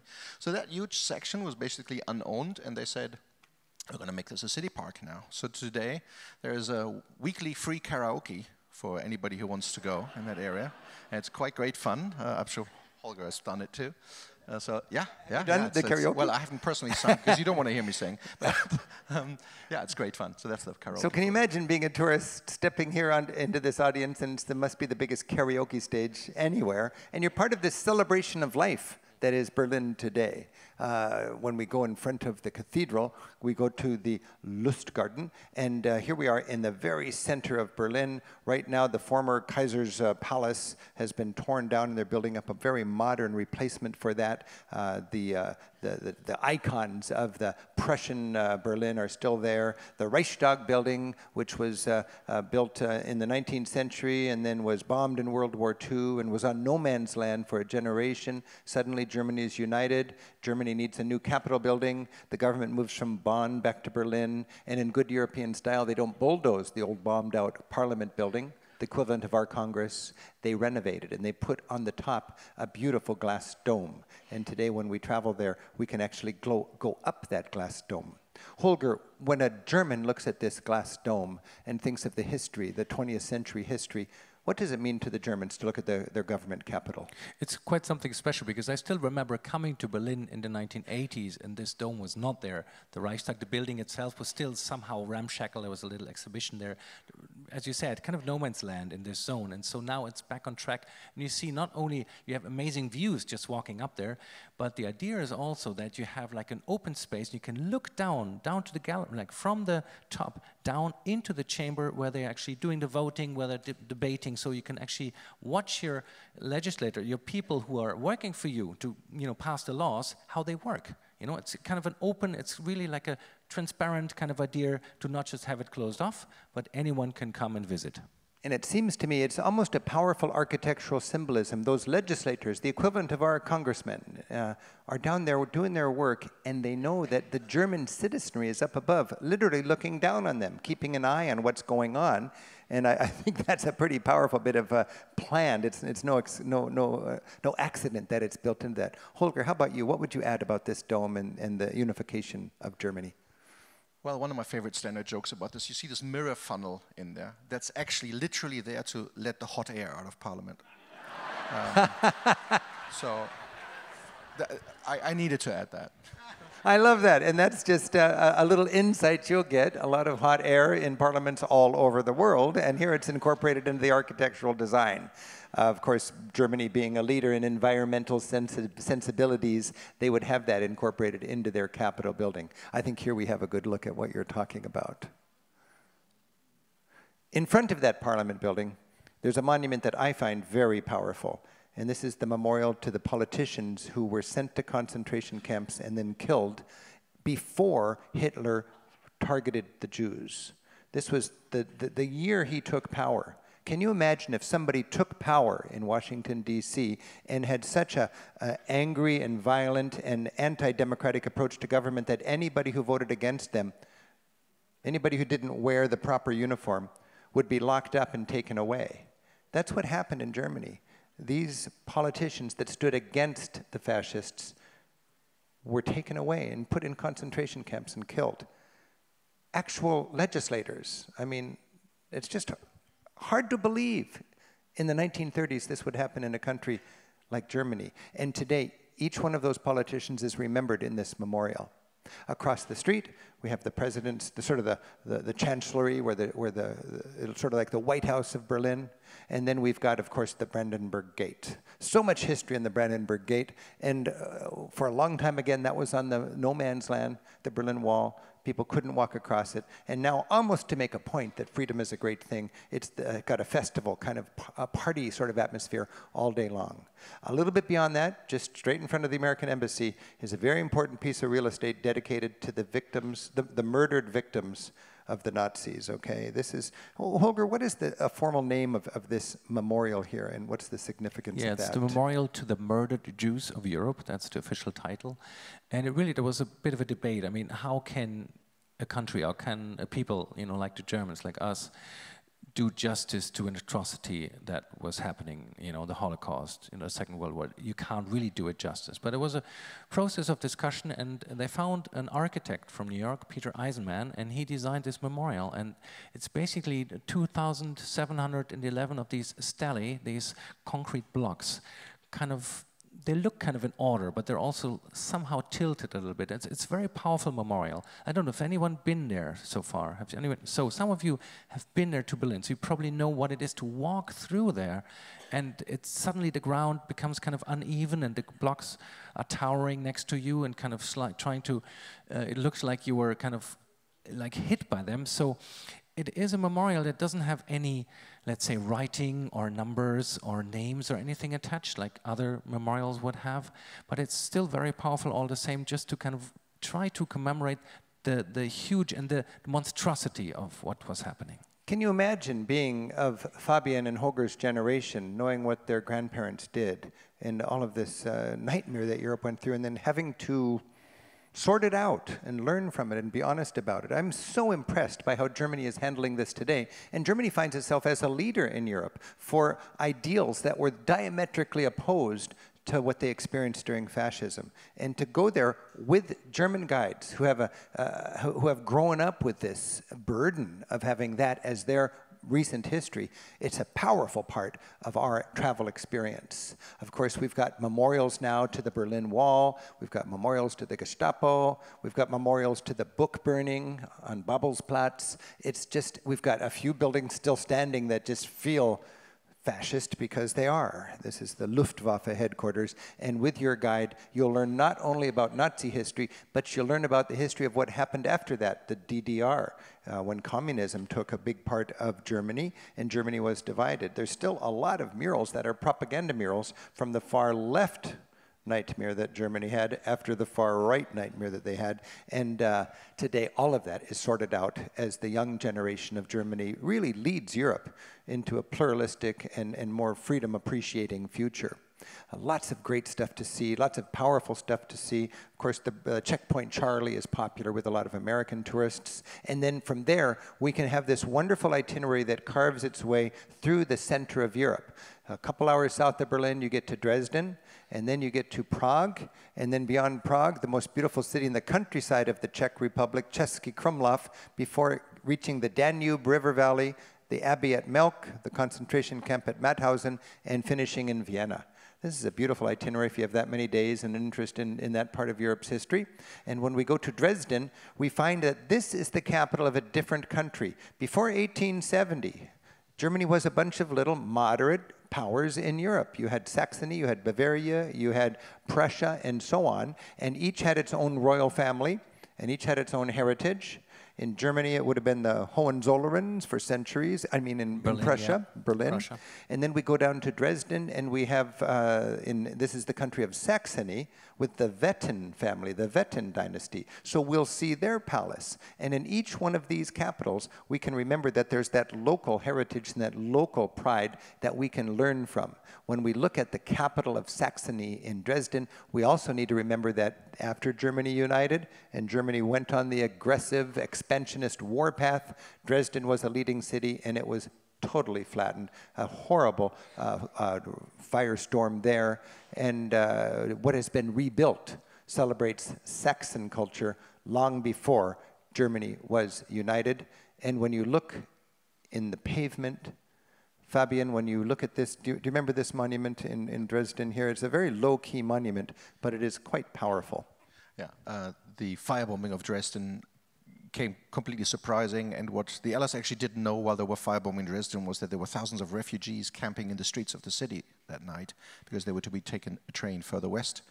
And so this monument commemorates the 6,865 corpses that they had to pile up. You know, that those were just the ones in the streets, and so it's depressing, but it's a small memorial spot that you have to discover yourself. If you keep your eyes open, you see it in the streets, and then you can read the inscription. And then you go to the Frauenkirche. Fabian, what does this mean to a Dresdener? The Church of Our Lady of Dresden, which was an incredible Baroque sandstone cathedral built by the Lutherans in Dresden, and it got completely destroyed. It collapsed in the firestorm, and the communists, of course, didn't want to rebuild it. But it was always the symbol of the city of Dresden. So after German unification, for the first time, the Dresdeners could talk about rebuilding this, and a beautiful get-together occurred where some of the sons of the bomber pilots of the Dresden bombing met together with people from the city of Dresden, and then donations came in from all over the world to finance the rebuilding of the church. The black stones you see in there are original stones still found after the war, brought back into their original position, and everything that's bright about the facade is the proper reconstruction using the same stones from the same quarry. Holger. Yeah, I still remember the very first time ever I came to Dresden. It was just a couple of months after the wall had come down, and this whole area was still just a piece of rubble. There was nothing there, right? So, in that, 70 years after the war, basically. So, and then, it really, as Fabian said, it was an effort of the people, of the citizens of Dresden to say, listen, we'd like to have this back, and now we can visit it. There's amazing concerts in there, and just Dresden has become back to life. Yeah, I remember every time we'd visit with a tour, it was a little bit higher built, and finally, the Frauenkirche is finished. And you go inside today, and you have a memorial to the cross that was found in the ashes, in a beautiful, beautiful church. Farther south, we get to the capital of the Czech Republic, Prague. And Prague is just such a wonderful contrast to these other cities. This is a Slavic capital, and we have the Charles Bridge here, and Prague is known as the golden city of 100 spires. It's the one great city in that part of Europe that was not bombed in World War II. Consequently, it's got the best preserved old town center, and this is just a delightful place to check out, especially with your guide, and your guide will know the local guide, like Hansa, who's a Czech teacher, and he will meet our group, and he'll take you around. And to be with Hansa, who was there when the Czech people won their freedom in 1990, can you imagine the Czech Revolution? It was nonviolent, and it was like 100,000 Czech people gathering in the street on Wenceslas Square every day for 10 days, every evening for 10 evenings. And the story is they all jangled their keychain at the president's palace, the communist president's headquarters. And they're all saying, it's time for you to get your keys and go home. And they do that night after night. And Hansa tells this story. I get excited telling it even indirectly, but Hansa was there jangling his keys. And on the 10th night, they jangled their keys, 100,000 strong, and the communist president had checked out, and they had won their freedom. And then they had their great playwright, who was Václav Havel. He took to the balcony, and they declared their independence and their freedom. It's just, there's history happening in our lifetimes. And when we travel in this part of Europe, we enjoy that. We understand it, and we can be inspired by it. The bridge now is a celebration of freedom. It's a celebration of entrepreneurial kind of hard work. There's all sorts of artisans and musicians, and it's just a fun slice of Europe. So this is the itinerary here for the best of Germany. And we've just added this to our list of tours that we offer in the last couple of years, and it's been a huge hit, and it's a chance to focus just on Germany. You can see the itinerary there, and again, the numbers are how many nights you'd spend in each of those places. To put that in perspective, this is the United Germany, of course, and that's the size of Montana. So you could spend that many days, 2, 4, 6, 8, 10, 12 days in Montana, that much real estate, enjoying a lot of history and a lot of diversity. As Holger mentioned, there's all that different diversity within that one country that we think of as Germany. Of course, tourists want to see Rothenburg on der Tauber, and in its day, when when Frankfurt was just a wide spot on the road, Rothenburg was one of the most important cities, economic powerhouses in medieval Germany, feudal Germany, when there must have been a couple hundred independent princedoms and dukedoms and petty states in what is today Germany, each with its own walls, each with its own coinage, each with its own customs and traditions. It's fun to check that out. And somehow Rothenburg is beautifully preserved, and to wander around there, especially in the evening, is a beautiful, beautiful experience. They've got a fascinating medieval crime and punishment museum, and medieval crime and punishment is more than just a torture dungeon. It's a fascinating look at how Europe developed and so on. Yeah, and, Rick, yes? This was just someone who did not finish his plate. That's right.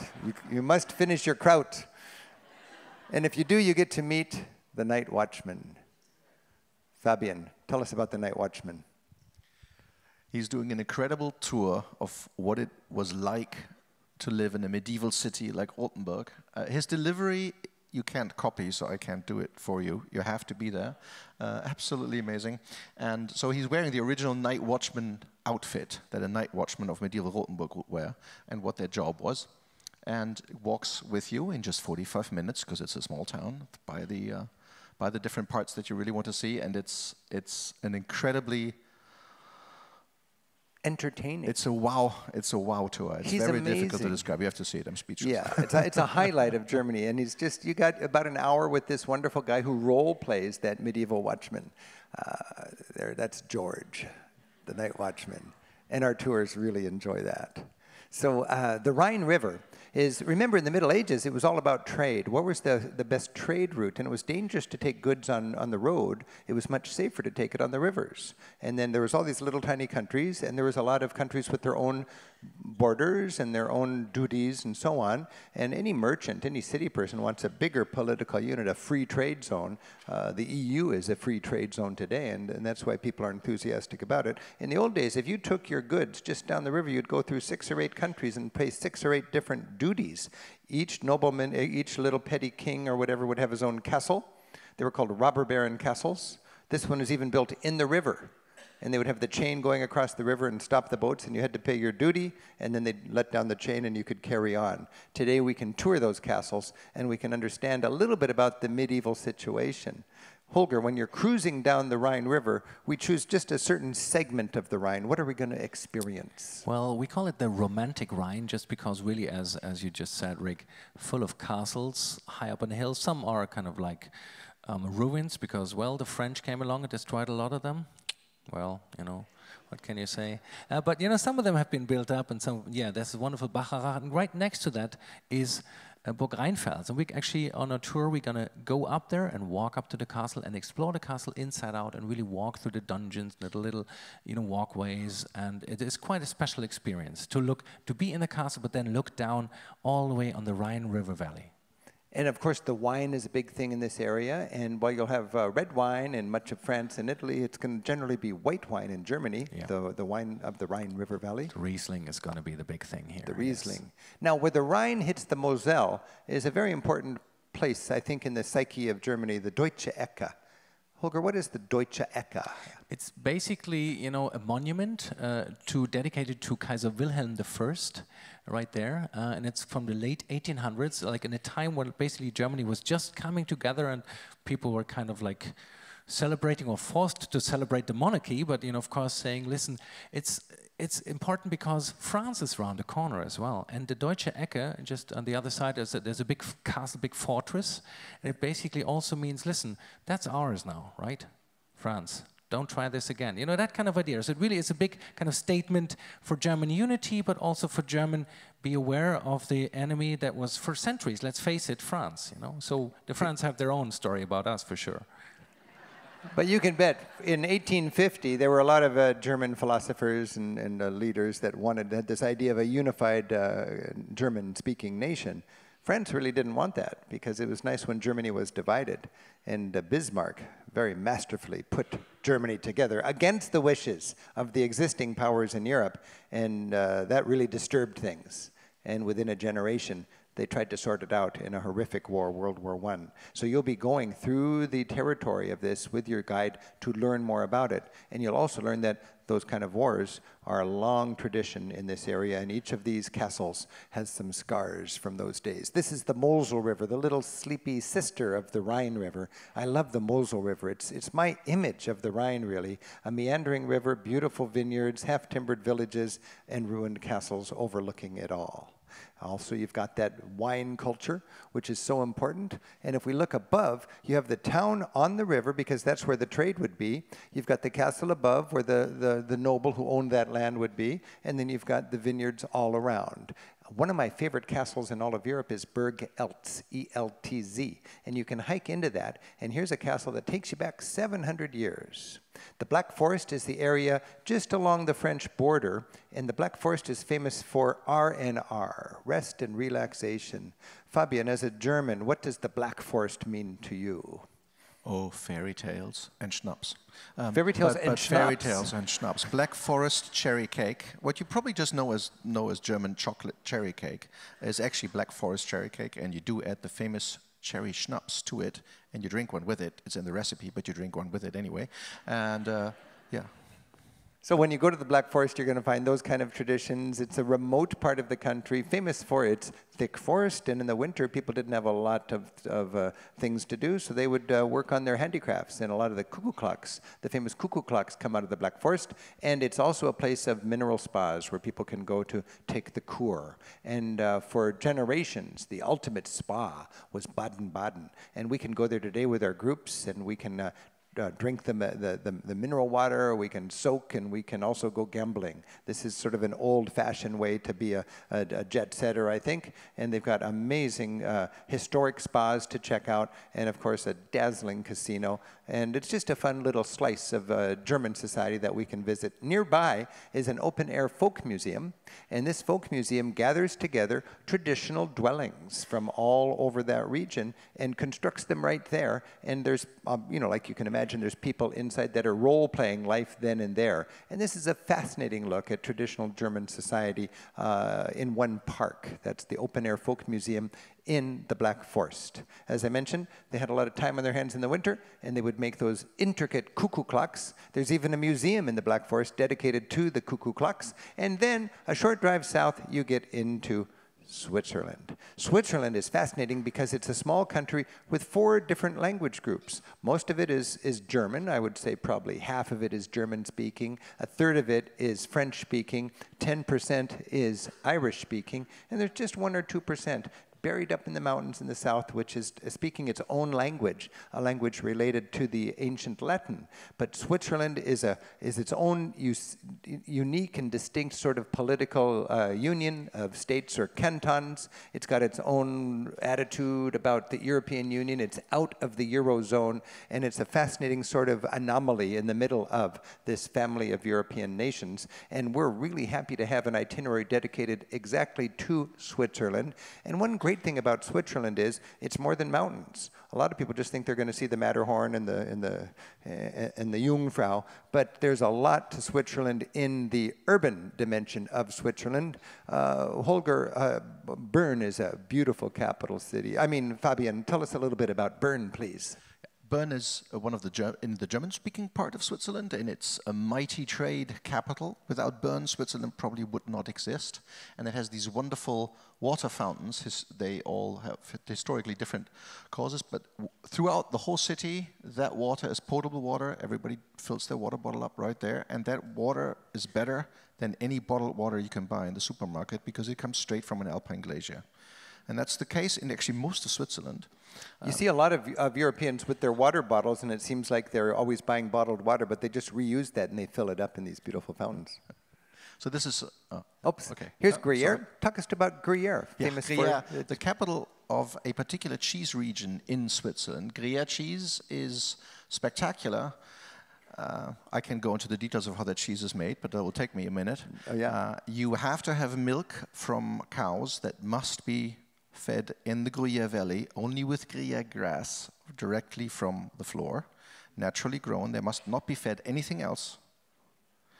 So this is a legal requirement to be called Gruyere cheese. This is the legal requirement to make that cheese. That's the quality requirement. And it's also, of course, the Gruyere cheese is 2/3 of the cheese that you would use for cheese fondue as well. So, and the beautiful city of Gruyere itself, very tiny medieval city where the Counts of Gruyere lived, and they played a major part in Swiss history later. So it's a beautiful little stop that we make on the Best of Switzerland tour. And then we come to Lac Léman or Lake Lucerne and Lake Geneva. Lake Geneva. There's different words for lakes because there's different languages, right? So and on Lake Geneva, we find the beautiful city of Lausanne, and then we go high up into the Alps and we find the Berner Oberland. This is famous for Interlaken. We all know about Interlaken, I think, and the Jungfrau. And most of the tourists go down to Grindelwald Valley. We like to take a right-hand turn at the intersection of the two valleys and go into Lauterbrunnen Valley instead. All the big bus tours are in the more highly promoted Grindelwald Valley. We go to Lauterbrunnen. When we look at this valley, it's just like a textbook example of a glacier-shaped valley. In fact, in a lot of school books, when they say the glacier carved out, they use this photograph to demonstrate that. And it's just famous for its waterfalls. After a rainstorm, the whole place is just cascading with dramatic waterfalls. And we stay up in the, well, there's a number of different places we stay, but we're up in the high end of that valley, and from there we can ride the lift up to the Schilthorn. We can go down into the valley and then up to Kleine Scheidig, and you could even take a train up the north face of the Eiger to the Jungfrau Joch, and that is just 11,000 feet above sea level, and it stops right here, and you get out of the train, and you can look out the window at that north face of the Eiger. And it's just a remarkable example of Swiss engineering. Why did they do it? I guess because they could, but 100 years ago, they drilled that tunnel through the Eiger to get all the way to the top of the Jungfraujoch. There's a lifetime of natural thrills you can enjoy right here in what's called the Berner Oberland. Fabian, what's a highlight for you as a tour guide when you take your groups to the Berner Oberland? If you're a fan of James Bond, the peak of the Shilton Mountain was used for the 1968 James Bond movie, In Her Majesty's Secret Service. I don't know whether you remember that Bond movie. It's where Telly Savalas, Kojak, is the Bond villain, and Diana Riggs of the Avengers, she's the Bond girl. And they had the weirdest Bond ever for that Bond movie. It was the Australian actor, George Lazenby, who only made one Bond movie. This one, they never hired him again. And in the showdown, the whole showdown, a good deal of the movie takes place on the peak of this mountain. It's this mountain station. And we are taking on this tour the cable car up and have breakfast up on that station. We look at the Bond exhibition and take in the view. It's spectacular. And this is if you're a Seattleite, you know the Space Needle restaurant revolves once every hour. It's like that, on top of an Alp. Sorry, it's a lot better.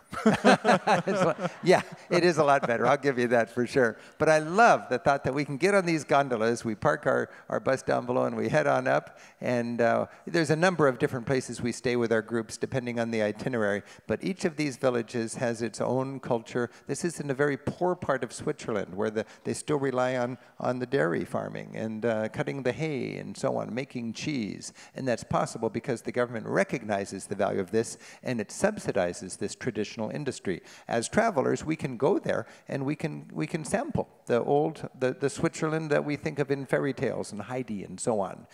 For nature lovers, of course, it's wonderful in the winter for skiing. We use those ski lifts in the summer for hiking. And when we get to the top of Kleine Scheidegg, this is that mountain base right at the foot of the Eiger, and that would be the Jungfraujoch. So we're just having a cup of coffee here and maybe a light lunch, and then we can go back down, we can hike, continue, or we could get on a train here at Kleine Scheidegg, and we could wind our way up. We could stop right about there and look out the window. And then we could finish up here and look south into the glacier that heads towards Italy. But it's just a breathtaking opportunity. This is the Jungfraujoch. And this is, what, 11,000 feet above sea level. And from there, you feel like you are on top of the world. I just love this opportunity to go up there. And if you're not much of a hiker, you can take the lift up and then stroll around. You can take the lift up and hike down. You can take the lift up to here and hike over there and then take the lift down. Or you can just sit in the valley floor and enjoy a nice strudel. So there's plenty. You can calibrate it to what your appetite is. But I love to be high in the Swiss Alps, literally tight-roping on a ridge like this. On one side, I've got lakes stretching all the way to Germany. On the other side, I got the most incredible alpine panorama anywhere, the Eiger, Monk, and Jungfrau.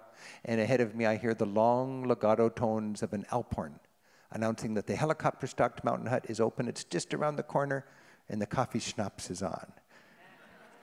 I get excited just thinking about that. I just love it, because you're hiking, but you're surrounded by culture. It seems like man and nature shared the same crib. It's just all together. And with our groups, I just took our Alpine My Way tour. I was leading that, and I had so much fun with our groups, immersed in all that beautiful nature, the cow culture, the opportunity to have a picnic, marveling at these cut glass peaks, listening to the sound of that Alphorn. It's real culture, really alive, and we can enjoy it today. They've got these amazing Swiss chalets, and this is the Schilthorn that Fabian was just talking about. That's on the other valley, riding up the other side, 10,000 feet above sea level. You go up there in the early lift, and it's discounted enough to pay for your breakfast. And you sit there and you enjoy that, and then you can walk out and pretend that you hiked all the way up there.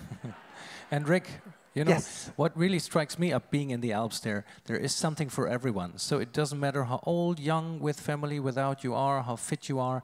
There's great walks and hikes, like ranging from like half an hour nicely along the flower trail to like 3 or 4 hours serious hiking up and down with changing views every minute you go. So it's quite something that everyone can enjoy. I love it, absolutely. In fact, one of the best trips I ever made with our family was we flew into Vienna, and we flew out of Zurich, and we just enjoyed the Alps all the way across. And the kids just loved it, something for everybody.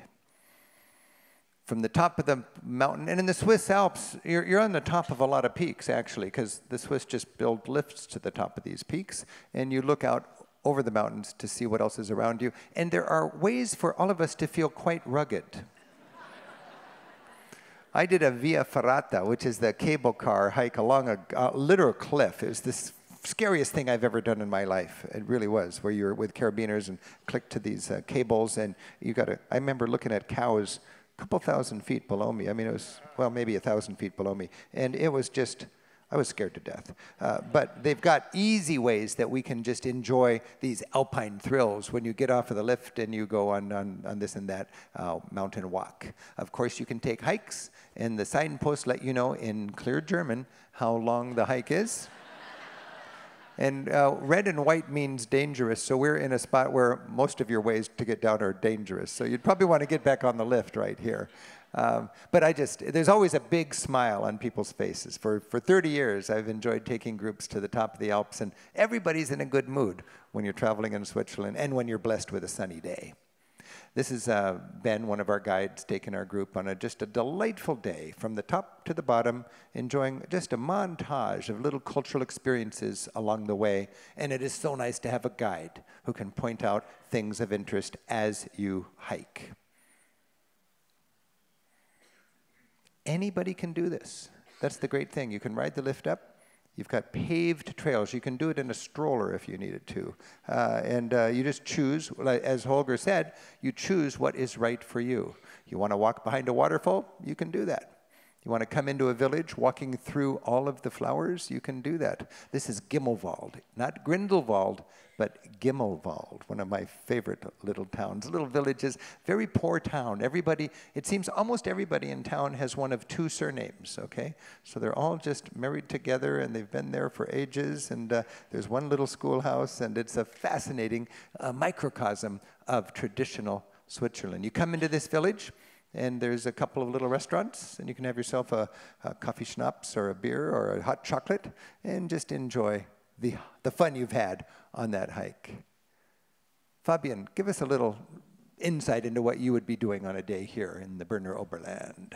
Oh, I love to take the hike from Mürren down to Gimmelwald for a number of reasons. You're walking downhill to that village that we saw before, and you're still way above the valley floor. And Gimmelwald is, you see some pictures of it, you're looking up at Mürren, that's way up where our hotel is, and so we're walking on a path on the left-hand side that would lead down into this village, which has the peculiar history behind it that they didn't want to become like that village up there. They didn't like too many hotels. So they said, how can we stop the building of hotels?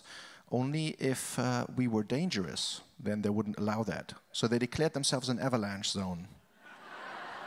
The town had a vote on that, and they declared themselves an avalanche zone, and there are no concrete building hotels in that village. It's absolutely fantastic.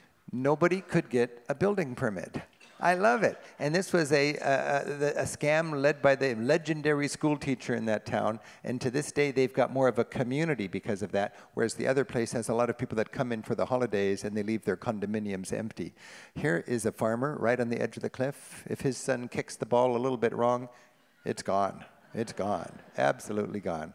When you're in Switzerland, you've got the traditions still alive. I remember many times when I've been in Switzerland, with groups especially, the cows and the goats are brought down from the high meadow, and it's just a cultural festival.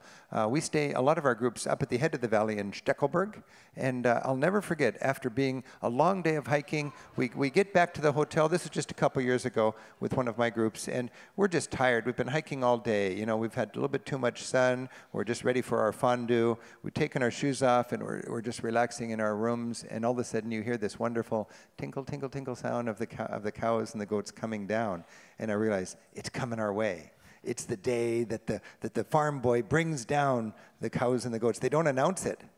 And we all jumped out, put on our shoes, and came down. Holger. It's full of these surprises. Like we were there just last year at the 1st of August, which is like the national holiday in Switzerland. And suddenly we were kind of at this similar, little streets. And we heard this noise, this roaring noise. It was not cows going, but it's the strong man of the village carrying these huge cowbells, kind of like the size of that, like really, and they would swing him in unison, and that was like a deafening noise, but something very amazing to behold. They would just go slowly and step through the village and back again, and that was something special. And this is a tradition not for the tourists. This is for the locals. There's nothing touristic about the flowers on that cow's head, you know? When I look at this shot, I look at a hotel that's not one of the most comfortable hotels on our trip. In fact, it's probably the worst hotel on our trip. And I'm thankful we stay there. Because if you want a comfortable hotel, you'll be in Interlaken, and you'll never have the thrill of the cows coming through. But our travelers are more rugged. They're thankful they're way up here in a rustic hotel because they wake early in the morning to the sound of the cowbells. So that, you've got to decide what kind of a tour are you looking for. I like to stay in a town where the people that serve us breakfast spend the rest of the day cutting hay. And when they fill that tarp full of hay, they sit on it and they ride it like a toboggan all the way down to the barn. That actually happens right now in the town of Gimmelwald. And these are the people that we get to meet. These are the real people. This is people-to-people travel. If you want somebody in a fancy coat to carry your bag up to your room, it's the wrong tour. But if you want to have a beer with this guy and learn a little bit of Schweizerdeutsch, this is a great, great tour. If you want to watch this guy cut kindling, this is a great tour. If you want to have your fondue and get a little cooking lesson from the chef beforehand, this is your tour. So this is what we really are enthusiastic about in our tour program. We love our bus company that works with us because for a lot of bus drivers, this is a little bit unique. As I mentioned, we've got small groups with big buses. 25 people, 50 seats. That's the typical situation, and our guides like that. We're well organized. We'll let the youngest member of the tour give out the room assignments as we approach the hotel, so everybody's had a chance to figure out where they're going to be tonight. The rooms in our hotels are nothing fancy, but they're good enough for me, and they're good enough for our tour members, and we're just very proud of the comfort level and the cultural intimacy that works together. Big, healthy breakfasts in Germany. In a lot of countries, breakfast, well, not a lot of countries, in England, breakfast, the traditional breakfast is kind of like a heart attack on a plate, It's good, but you wouldn't want to eat that every day. In Germany and in Switzerland and Austria, the breakfasts are just amazingly fresh and healthy, and our guides have worked very carefully every day to make sure you've got the most efficient game plan for that itinerary. Holger, talk a little bit about the daily plan and posting the schedule. Yeah, basically what it is, it gives straight information to anyone on the tour, and we'd like to post it like a day or two or so, or have like already 2 days there, so people know what to do, they know where we're going to meet, they know where to get up to, and when breakfast is going to start, but also maybe what is not included, because they have a lot of time, on the free time to do it themselves and figure it out. And so there's really this good balance of things that we do together as a group, and the opportunity to just venture out and do your own thing and really fill your own book of experiences with your own thing that you wanted to do. And I love the fact that each guide gets to personalize it with their experience and their fun, so every day is an adventure, and it's just filled with memories. Okay, now we're back in Germany, and we're in Munich, the capital of Bavaria. And just like Dresden was the capital of Saxony, Munich is the capital of Bavaria. And when we think about Munich, we can actually see the circular road that was the old town wall. Now it's gone, and you've got a circular boulevard, and the old gates are decorative pieces in the big roundabouts that mark every big intersection. And like most big or major cities in Europe, it's on a river. Munich is a wonderful place for people on a bicycle. And in many of these towns, you can rent a bike and get around on your own that way. With your guide, you will learn what is the story of that town. Of course, Munich would have been bombed in 1940s, and today you have a feeling like it was rebuilt on the cheap in the 1950s, because that's what it was. Can you imagine the undertaking in Germany of rebuilding that entire country when your economy was in a shambles anyways, and that's what they had to do. So little bit by little bit, Germany was put back together, and today, a generation later, when Germany is the mightiest economy in all of Europe, they're taking that renovation and even making it better. It's a work in progress. It's exciting to see. The great palaces have been rebuilt, and they glitter now like they did 200 years ago. And you've got these traditions, like going into the wonderful marketplaces and the beer gardens, and in the shade of the chestnut trees, enjoying that traditional wine. There's so many ways that you can be a temporary local in Germany, enjoying the good produce. I know Germans love fresh bread. Fabian, talk a bit about bread in Germany. Oh, well, I think there are 250 official types of bread in Germany.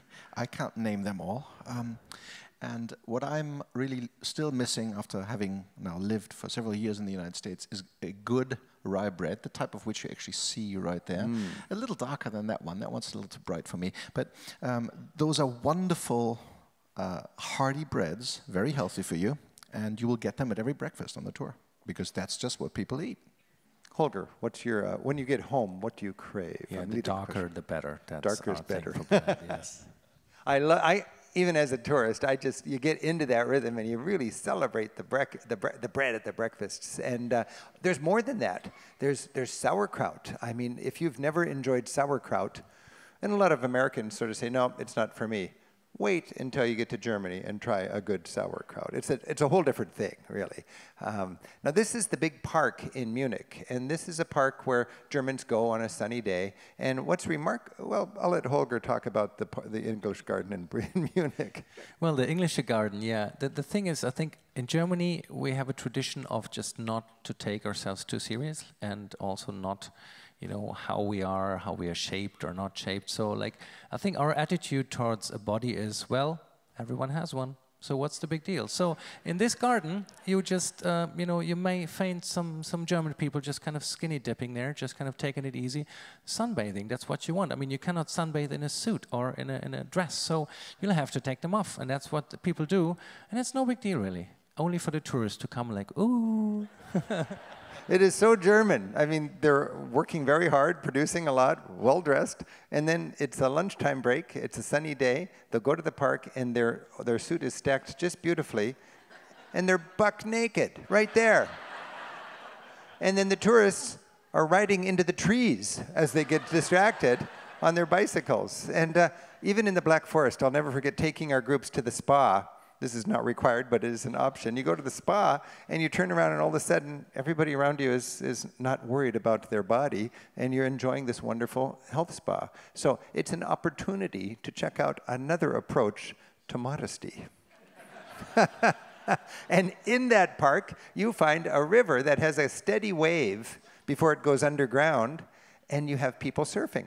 And all day long and all night, it's even floodlit, you've got people lined up to surf there. And it's just one of those fun little unique dimensions of a great city. When you're in Munich, you can check out the surfers. When you're in Munich, you can go to the Chinese pavilion and have this amazing beer garden with a wonderful traditional food. And, oh my goodness, big beers.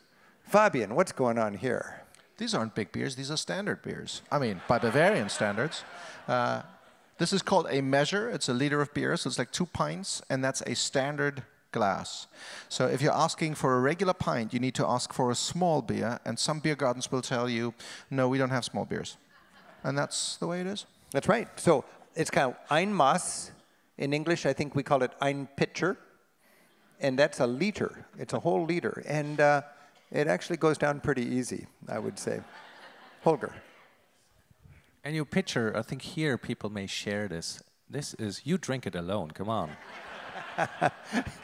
If somebody ordered a pitcher and just drank it straight in a bar here, that people would look at them funny. But in Germany, everybody's got their own. And as Fabian said, it's a little bit embarrassing to order for a half mass, ein Halbmaß. The lightweight thing to do would be to order a Radler. A Radler would be a shandy. Beer cut with soda or lemonade or something like that. But when you go to the beer halls, you can have a great time. And the Oktoberfest is going all the time in beer halls like the Hofbrauhaus. So we can check that out on our tours. Of course, the traditional Oompa music and a chance to hang out and sing songs and drink beer with the locals. For the last couple of September, I just happened to have been in Munich during Oktoberfest, which starts in I think the late September, and it goes through the first week or so of October.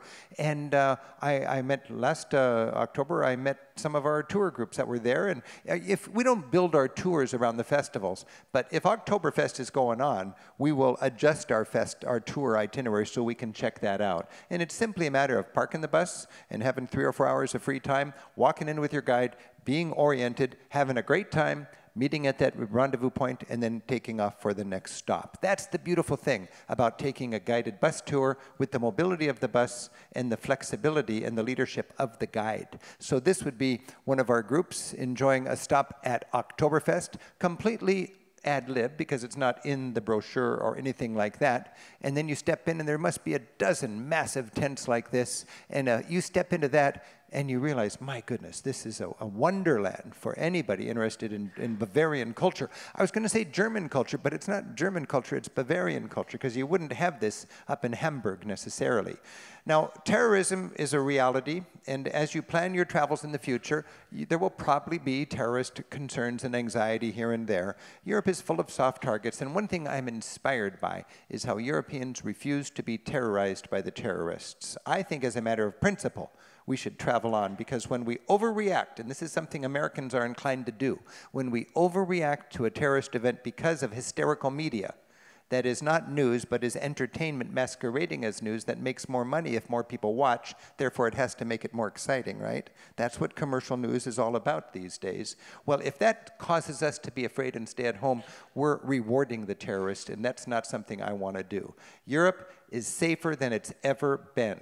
Period. I'll stand right here and vouch for that. I've spent 4 months a year all my life, and it's great.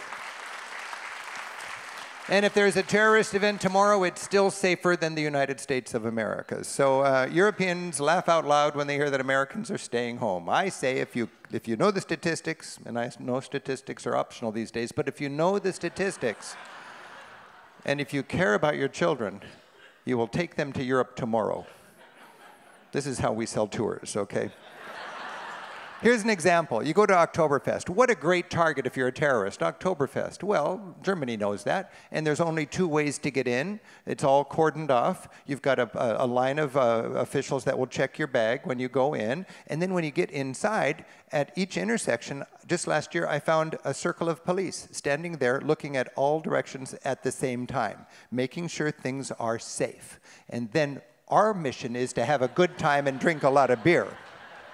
Well, I have to say, I really love my job as a tour guide, but really Oktoberfest, I'm very worried for my people. Not because someone will go and you know, blow them up or something, but because they meet so many locals who'll buy them drinks, it's hard to bring them back home to the hotel. So that's the reality of danger at Oktoberfest, lies in the beer.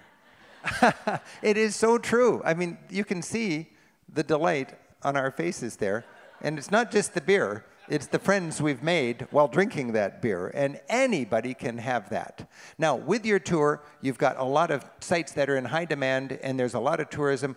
As a tour company, we're very careful to make reservations in advance so you're sure to be able to enjoy Neuschwanstein and understand Mad King Ludwig and so on. With our groups, I just love making these sites accessible and meaningful, and we'll go and enjoy those fairy tale castles, and we'll learn all about why the Wagnerian operas are featured in all of the wallpaper. I've got just 10 more minutes, so I'm going to have to crank up the speed a little bit here. I'm sorry about that, but we got to be out of here in 10 minutes. And yes, 10 minutes. And I want to remind you that when you go to Neuschwanstein, you're looking at Romanticism, and that's the same generation when Germany was united. And they had to underline their medieval heritage, so Germany felt legitimate, you know, and you find that in spades in these fairy tale castles up in the Alps. I like to balance that trip to the fairy tale castle with a visit to a ruined medieval castle, and just a short walk away, literally you could walk to this castle from Neuschwanstein, is the ruined castle of Ehrenburg over the town of Reuter. And I've been there with a couple of groups in the last couple of years, and I enjoy challenging the group to hike up to the top of that peak, that little mountain, and then we've got a little surprise waiting there with some nice drinks for people and a chance to enjoy their vantage point. So imagine having your own private ruined castle and a nice cold beer that your guide and a couple of appointed assistants brought up, and then you can pretend you conquered that castle with your family. This is a new bridge that's been built by a friend of mine who's renovating this whole complex of castles, and we love to hike up to the castle, check out the castle, and then walk across one of the longest suspension bridges you've ever been on, and then have a group shot right there, feeling quite triumphant. Speaking of triumphant, when you want to go down the mountain in an exciting way, you want to ride the summer Rodelbahn. And the summer Rodelbahn, you ride the lift up, and then you get on one of these go-karts and you slalom down the mountain. And it is just an amazing experience, and that's something that we like to do with our groups. Salzburg is one of the romantic capitals of this part of Europe, and when we go to Salzburg, we stay right downtown where it's easy to get around, and you'll feel good after being oriented there for your free time to shop and do the Mozart stuff, or take a Sound of Music experience, or lots of opportunities in Salzburg. Of course, this is where Mozart was born and raised, and you'll have the Mozart Museum there, and you can see his piano, his harpsichord, and some artifacts from his lifetime. And I just love Salzburg. It's one of these classic towns on a river with a castle overhead, beautifully preserved with its own strong culture. You've crossed the border now. You're from Germany over the border into Austria, just an hour and a half south of Munich, and here we have beautiful cuisine like you'll enjoy all over these tours. South of Munich, or south of Salzburg, there's an area called the Salzkammergut, and it's a lake district in the Alps. And to go into these lakes and find cute little towns bullied onto a ledge between an Alp is just gorgeous. One of the classic views is this view of Hallstatt. And Hallstatt is just about an hour and a half south of Salzburg, and this is a great way to complement a historic city with a beautiful natural site. And that's something we really enjoy doing, is finding these wonderful spots. And with a bus and with a guide, it's very, very efficient, because you may be on the way to Vienna, but you can just take a left turn here and have some beautiful time enjoying this just romantic slice of the Alps. A wonderful place for a characteristic meal, and then it's on to the Danube River Valley. The beautiful blue Danube flows into Vienna. It's right along the border of Austria and Germany, and when you go on the Danube River Valley, you'll find some amazing convents and abbeys and monasteries. And we like to stop in Melk to see this abbey in Melk, and then we carry on from there and we stop in a concentration camp, Mauthausen. I have a personal sort of ethic. When we have a group that goes to Germany, we feel it's right to go to a concentration camp. It could be Dachau, it could be Mauthausen, it could be any number of sites that are memorials to the Holocaust. But we want to heed the wish of the victims of the Holocaust that we never forget. And I'll tell you, one way that we'll never forget is to go to a concentration camp and learn. Learn from history. History is speaking to us. And we're coming to a point right now in history where the last living survivors, the last people who can remind us personally of this horrible chapter in history, are dying. And we have to make a point to keep that memory alive. That's one reason why we worked very hard to make our fascism TV show. If you haven't seen it, you can watch it on PBS. You can watch it on my website. Just go to ricksteves.com. Holger and a number of our guides were instrumental in our ability to share the lessons of fascism to us today in the United States, as many democracies are recognizing that democracy can be fragile and it can be derailed, and we need to learn from history and raise our voices when we have a concern about where our country is going. When you go to a concentration camp like Mauthausen, you learn what a great society can do when it's led astray by a bombastic, charismatic madman like Hitler. That can happen in the future, and we can learn from that. And it's a powerful experience, and it's a place I'm proud to take our groups.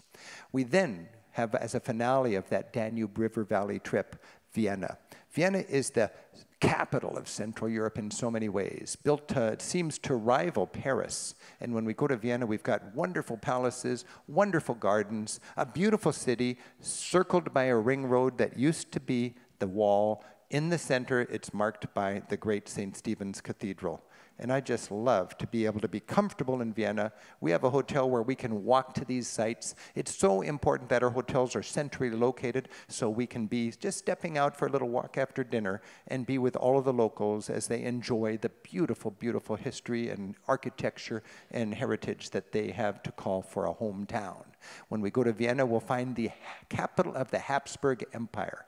The Habsburgs for centuries ruled their empire, which was at a time the biggest empire in Europe. Back when 5 or 6 families owned most of Europe, the Habsburgs. And we can see their crown jewels when we're in Vienna, and we can see their palaces, we can see their magnificent art collections, and we can learn a lot. Vienna is one of my favorite cities anywhere. And if you like, especially Germanic art, like the work of Albrecht Dürer and so on, you'll find that in Vienna. You'll also find slice of life art that gives us a little trip back in time, and you'll find art that is Baroque and art like Rubens, and art that just gives us a sense to follow art history as it evolves through the ages. You can go into the crypt where the Habsburg emperors are lying in their tombs, and especially with a guide, that makes a lot of sense. And apart from all that history, you've got a chance to enjoy the infrastructure. That's one thing our guides love to do, is to take us on the subway to make sure we know how that society is investing in itself, what is important for that society, and how do they enjoy their own heritage and their culture. Beautiful new wine festival outside of Vienna. That's an important part of visiting. Vienna is a layer cake of different cultures because of their empire. In the Habsburg Empire at its peak, German-speaking people were the minority. It had so many different cultures, and they all meshed together in the capital city. We've got wonderful coffee shops. The beautiful cafes in Vienna are a place to hang out and enjoy a pastry, enjoy a newspaper, enjoy a piano concert, and just enjoy a chance to hang out local style. When we're in Vienna, it's the Sachertorte that people want to try. Beautiful chocolate cake. We got a chance to see the horses, the Lipizzaner stallions, and that's a lot of fun when you're in Vienna. And also, it's a city of music. Even if the opera is full, they've got free projection of the opera live outside, and they put chairs for people to sit and enjoy it, people who couldn't get a ticket. You can find the classical music in Vienna very accessible when you visit, and even the parks are filled with statues that celebrate the great musicians that lived and worked in Vienna. So we've got the Germany, Austria, Switzerland itinerary. We've got the Berlin, Prague, Vienna itinerary. We've got the Germany, the best of Germany itinerary, starting in Hamburg, finishing in Berlin.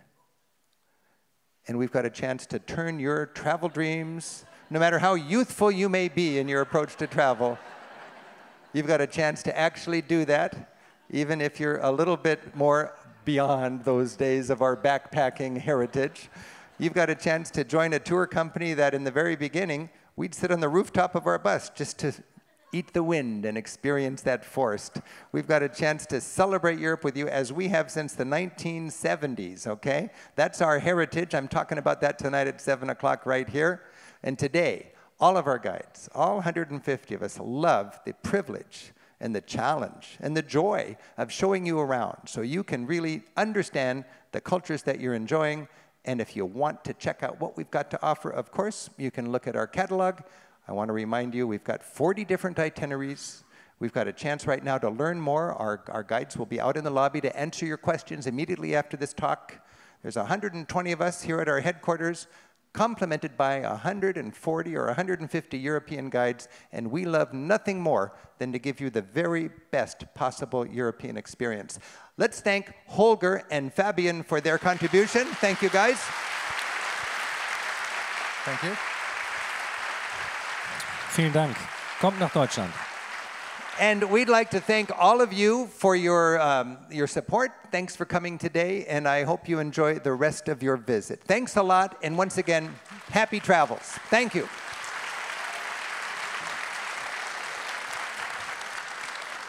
Hi, I'm Casey Gould at Rick Steves Europe, here for our Test Drive a Tour Guide event.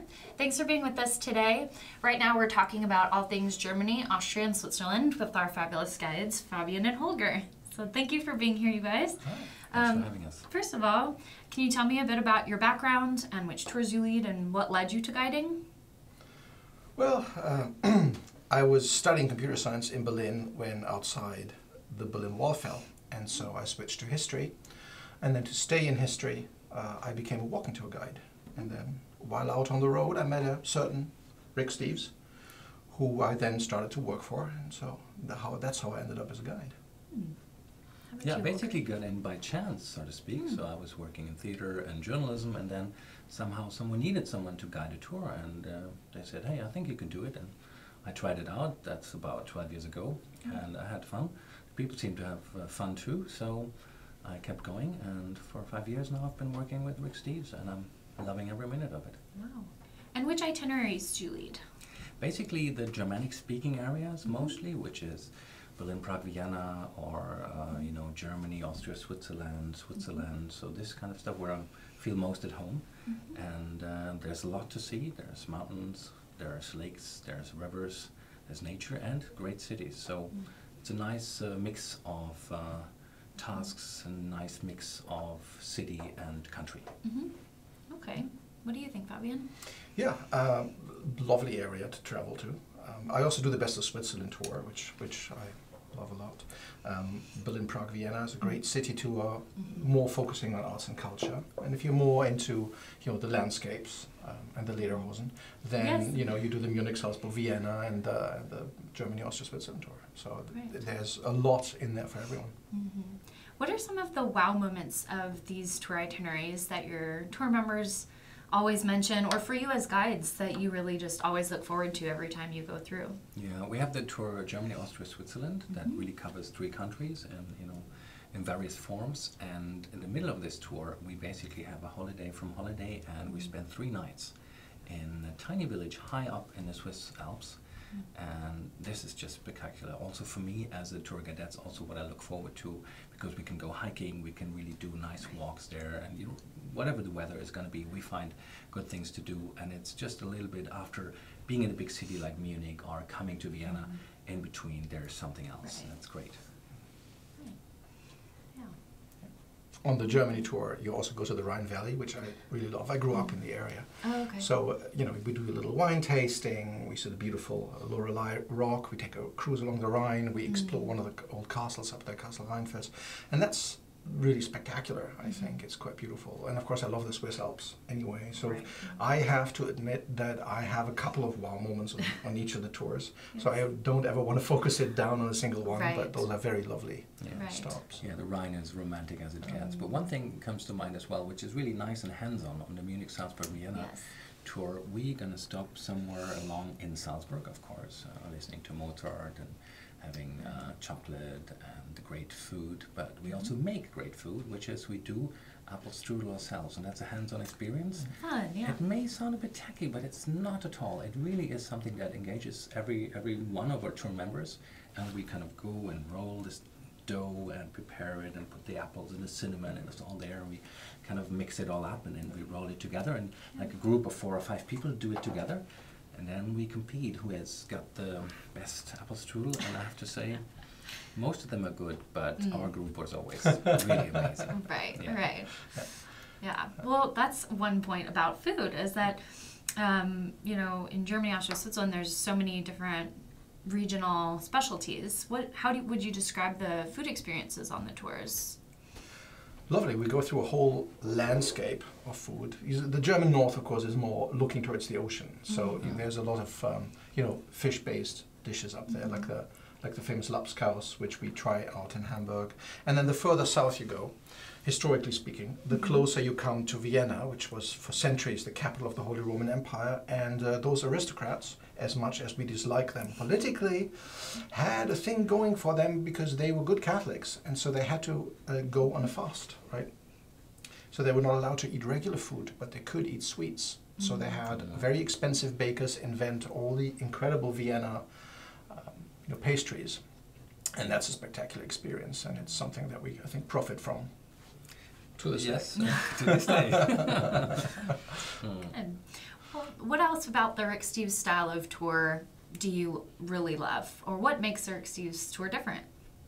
I think one thing is really amazing that I found also as a guide, that you travel with this bunch of people, like, you know, who are, you know, maybe never seen each other before. They're all, you know, signed up to the tour, and suddenly they are in this room, and I meet them for the first time, they meet each other for the first time. And then gradually, as you go along, there is some kind of camaraderie going on. There is some kind of friendship going on. And I met a couple of guys, you know, people on my tour who have repeat customers who have come on tours and said, you know, we've been on 10 or 12 tours, and you know what, the people that we travel now, we met them like 3 years ago in Italy, and now we travel together. And that's something that is not uncommon to have, that people are really finding each other while traveling, enjoying company, and stay in touch, and scheme for the next year for what other tour they want to do. So that's something I think is quite special with Rick Steves tours. Yeah. And what I really like is the, you could call it the breathing of the tour. You have group activity, and then time to explore yourself at your own pace, and that's like breathing in and breathing out. You know, you first get to hear what's really important about the place, and then you have time to explore yourself, which makes it very different from a hard scheduled, you know, list to work off. It's a lot more relaxed, I would say. Yeah.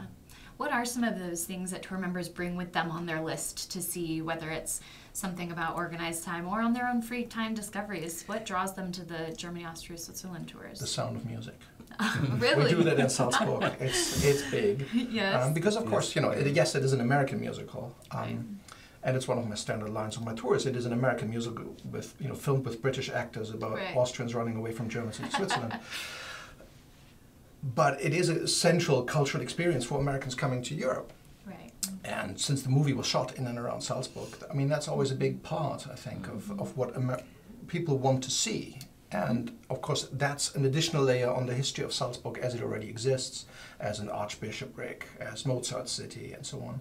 So I think for us, we try to make this a good mixed bag of all of these things to get everybody to see all of the sides. And a lot of people have it as a highlight, I think, coming to the Germany, Austria, Switzerland tour. And as you talked about the mixed bag, I think that's also what people bring. So a lot of people would come also because they say, I want to taste German food because like my grandmother made it, that kind of thing. Or some people would say, well, you know, I'm really on for art, so I'm going to enjoy the Kunsthistorische Museum, the Museum of Fine Arts in Vienna, or the Pinakothek in Munich, and see the most amazing old masters that, you know, I was, you know, dying to see. Some people go for the nature. As I said, the Alps are a big highlight for sure. Or the romantic castles along the Rhine. So it's a mixed bag of tricks. And I think what is amazing about it, that we try to include all of these varieties there, but also we as guides, we can always, you know, talk to people and say, listen, if this is what you want, I have a nice suggestion for you. So there's always like specific points we can, you know, point people to and say, listen, for you, I think you're going to go to the art, and for you, you're going to have a great time listening to this classical concert that you always wanted to go to. So there is, you know, food, art, music galore on these tours. Is there anything, any tour or stop or city that is your favorite as a guide? I mean, I would straight go for Prague because that's one of my. There's many things. There's many things. There's many places, but Prague to me is where the heartbeat of Europe is. That's where, you know, for me, you know, historically, culturally, you know, just the buildings, the architecture. It hasn't really been destroyed, so it is full of Art Deco, Jugendstil buildings. It has most amazing art collections as well, and just kind of the whole atmosphere of the city is still magical, I would say. I'm torn. Yes. Because the Berlin-Prague-Vienna tour does 3 spectacular cities that each in their own right form a central, you know, important facet. Of course, for me, I'm partial because I lived in Berlin for 17 years. Holger still lives there. We actually both studied in at the same university. But of course, I now left Berlin, so it's a little bit of coming home every time I come to Berlin. And for me, it's, you know, I lived there when the wall fell, and I saw the city change over those last 20 years or so much that for me that is in many ways the modern breathing heart of Europe. Whereas Prague, absolutely gorgeous and important for European history too, is more, I think, a wonderful display of how Europe once was, and also about how Europe could have been if we hadn't had all those absolutely crazy, horrible wars. And Vienna is a different facet of this, of course, but for me, what's happening, if you really want to know what's going on now, I think you have to go to Berlin. And so for me, it's also a wow moment to stand on the roof of the Reichstag, the German parliament building. You look at all the history of the 20th century, you look back at all of that, and you're looking at a modern, breathing, bustling city, that there's so much history there, you're breathing it. For me as a historian, that's big. Yeah, and you're just a couple of yards away from where the wall once was, dividing not just the city or the country, but the whole continent in east and west, and the two systems. The Iron Curtain was right there. Right. It's something you can still feel when you're there. How interesting. And for you, Fabian, growing up in that divided Berlin, what was that like? Crazy, yeah, because you lived Can't with imagine. things that we would consider mostly today things you can't live with. Right. I mean, you have your own city divided. You live in the free part. I lived in West Berlin, but the wall around West Berlin was there, and you knew it was there, and yet it wasn't walling you in. You could fly out, of course. So that didn't feel oppressive to me. It was basically as if you were living on an island with a very dirty beach, and you never want to look at that beach. That was what the wall was to me. To East Germans, of course, it was something completely different. And so the moment that began to dawn on me was when the wall actually fell and millions came over. And that experience, it never quite leaves your head. Whenever I'm walking in Berlin, I'm still, and I'm sure it's the same for Holger, I'm acutely aware any moment whether I'm in the former West or in the former East. So the wall is still there in the heads as a geographical, Yeah, and a very emotional thing, because like where I live, it's like 2 minutes away from where the wall actually came down, where the first kind of border crossing where the guards just let go in 9th of November 1989 and just said, we can't stop this. They want out and they will go out. And that was the end of communism in Germany and all across Eastern Europe, basically, subsequently. And this is my way to work. It's a functioning tram station or train station. So I take this train to work every day, and it's like I always walk over the bridge and think like, wow, this was closed for so many years, 28 years. It was just you could not go even close, and only certain people could travel through as a checkpoint. And now it's open and people go east and west, west and east, and take the trains again. And the wall is partly still there, but it's partly gone. So this reminiscence is still there. The smell, the feel. Right. But wow, I don't need to worry. There is no wall anymore. Everyone can go. That's quite spectacular. Yeah, or just taking a walk over the Bridge of Spies, the Tom Hanks movie, because the bridge is still there, and now everybody just drives over it. But you just take a walk over it, on a sunny day. That's fantastic. So. And those are such unique perspectives that you get to share with our tour members. I mean, that's just, you can't, match that. That's really distinct, and our tour members benefit. And for me, I went to Berlin when the wall was up, so I didn't live there, but I was always just going over there to meet friends and visit, and so go through the GDR into West Berlin and then visit them, and then go over to see and to explore East Berlin as a kind of a day traveler, like visiting from the west into the east, having the smells of the car fumes, of the coal, of the distinct, kind of grayish sort of appearance of the buildings, and just try to explore it. And so I do remember going through the checkpoints, going through being searched by some border guards, and then knowing that it's, what's happening here? What is happening? They speak my language. I speak their language. It's the same thing, the same culture. So very interesting and heroic experiences still. Right. And so now, what characterizes a modern Berlin? What would you say? I would say energy. A bustling metropolis with lots of people coming there, living there, being creative, music, art, lots of people there. I would say the cosmopolitanism that has framed Berlin now for a long time. I mean, we had American, British, French, and Russian troops stationed in Berlin for 40 years, and added onto that now is the European Union. The troops are gone, but there's so many people from other countries that have moved to Berlin that there are parts of the city where you hear 5 or 6 different languages spoken. And really, it's not history only kind of looking back at like the Cold War, the GDR, and West and East, but it's a history that is changing, and it's a city that is changing, ever changing, and a city that will never be finished. It's always on the run. It's always in flux. Right. Well, that's the time we have. Thank you so much for tuning in, and stay tuned for more travel classes.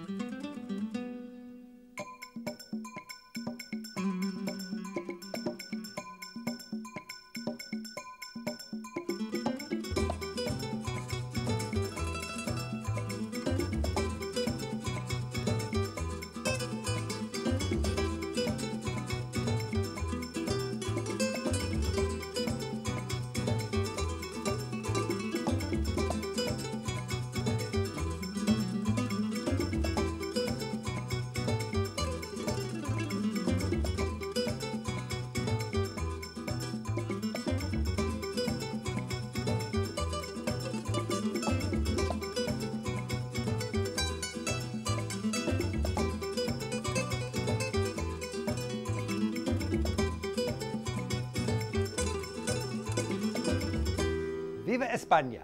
Olé! Okay.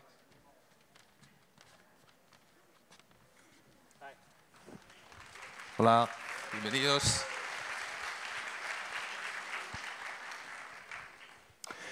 Welcome, and thank you for coming to our Test Drive a Tour Guide event.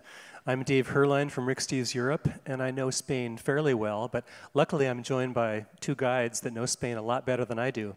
I think I'll have them introduce themselves now so you can learn a little bit about their ties to Spain. Well, my name is Agustin. I'm from San Sebastian in the Basque Country. I'm leading tours in the Basque Country area and Spain, the BAM tour, the Barcelona-Madrid tour, and the Best of Spain tour.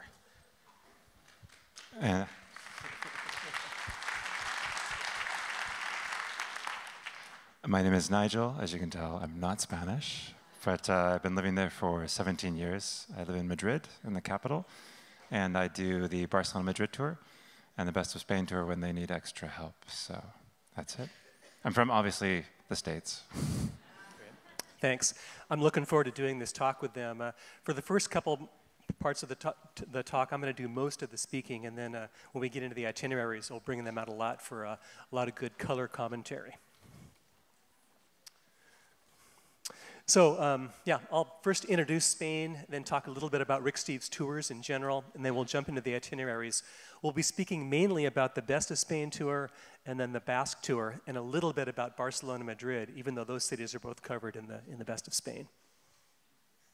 So, what is Spain? What's unique about Spain? Well, it has traditions like the bullfight, great food. I'm sure you've heard and maybe even tasted paella.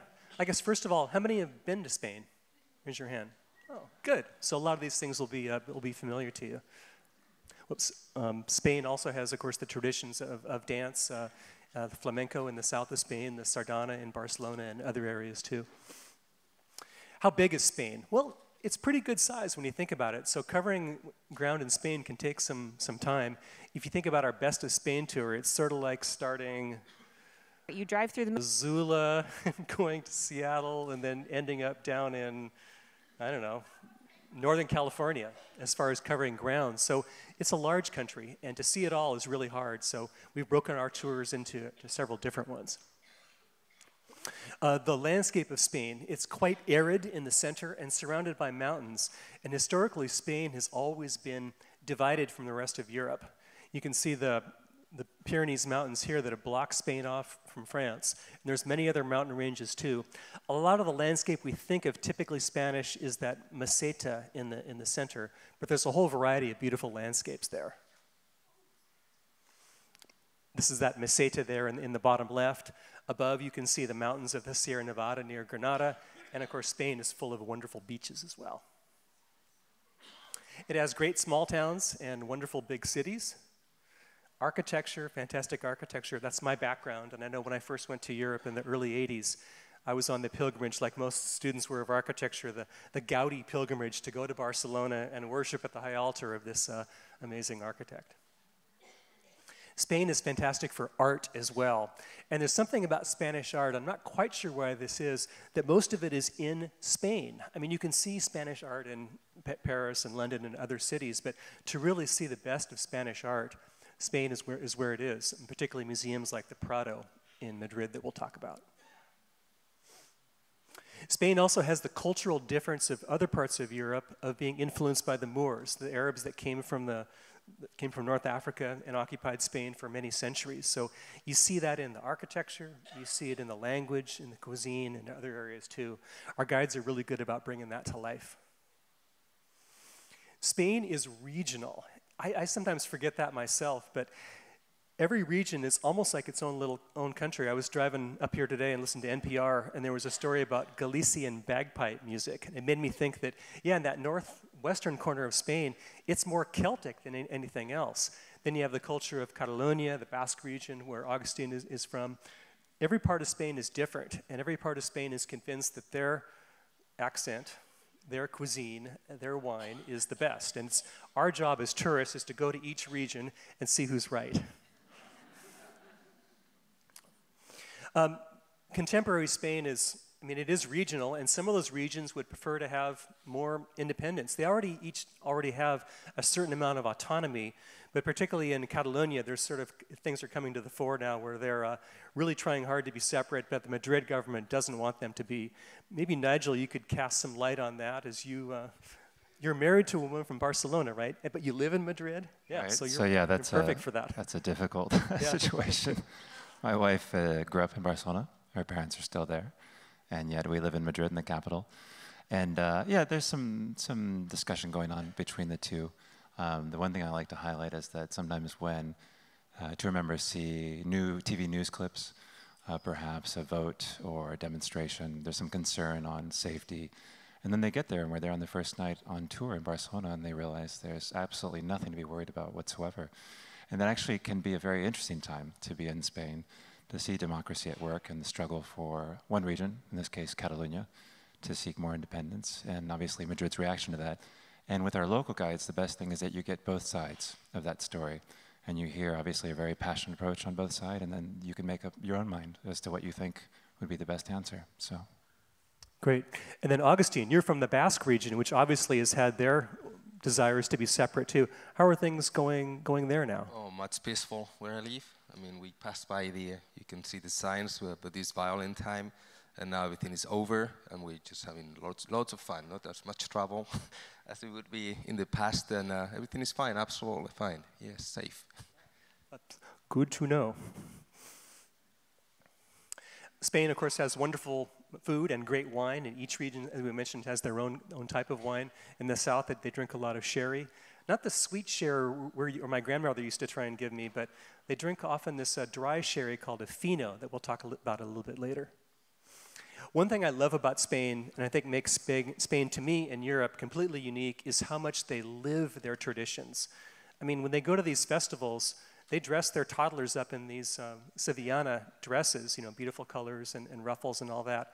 They do that whether a tourist is in sight or not. It's a part of their culture, and Spaniards really believe in instilling that culture in their children at an early age, and you see and they have a lifelong love for Spanish culture.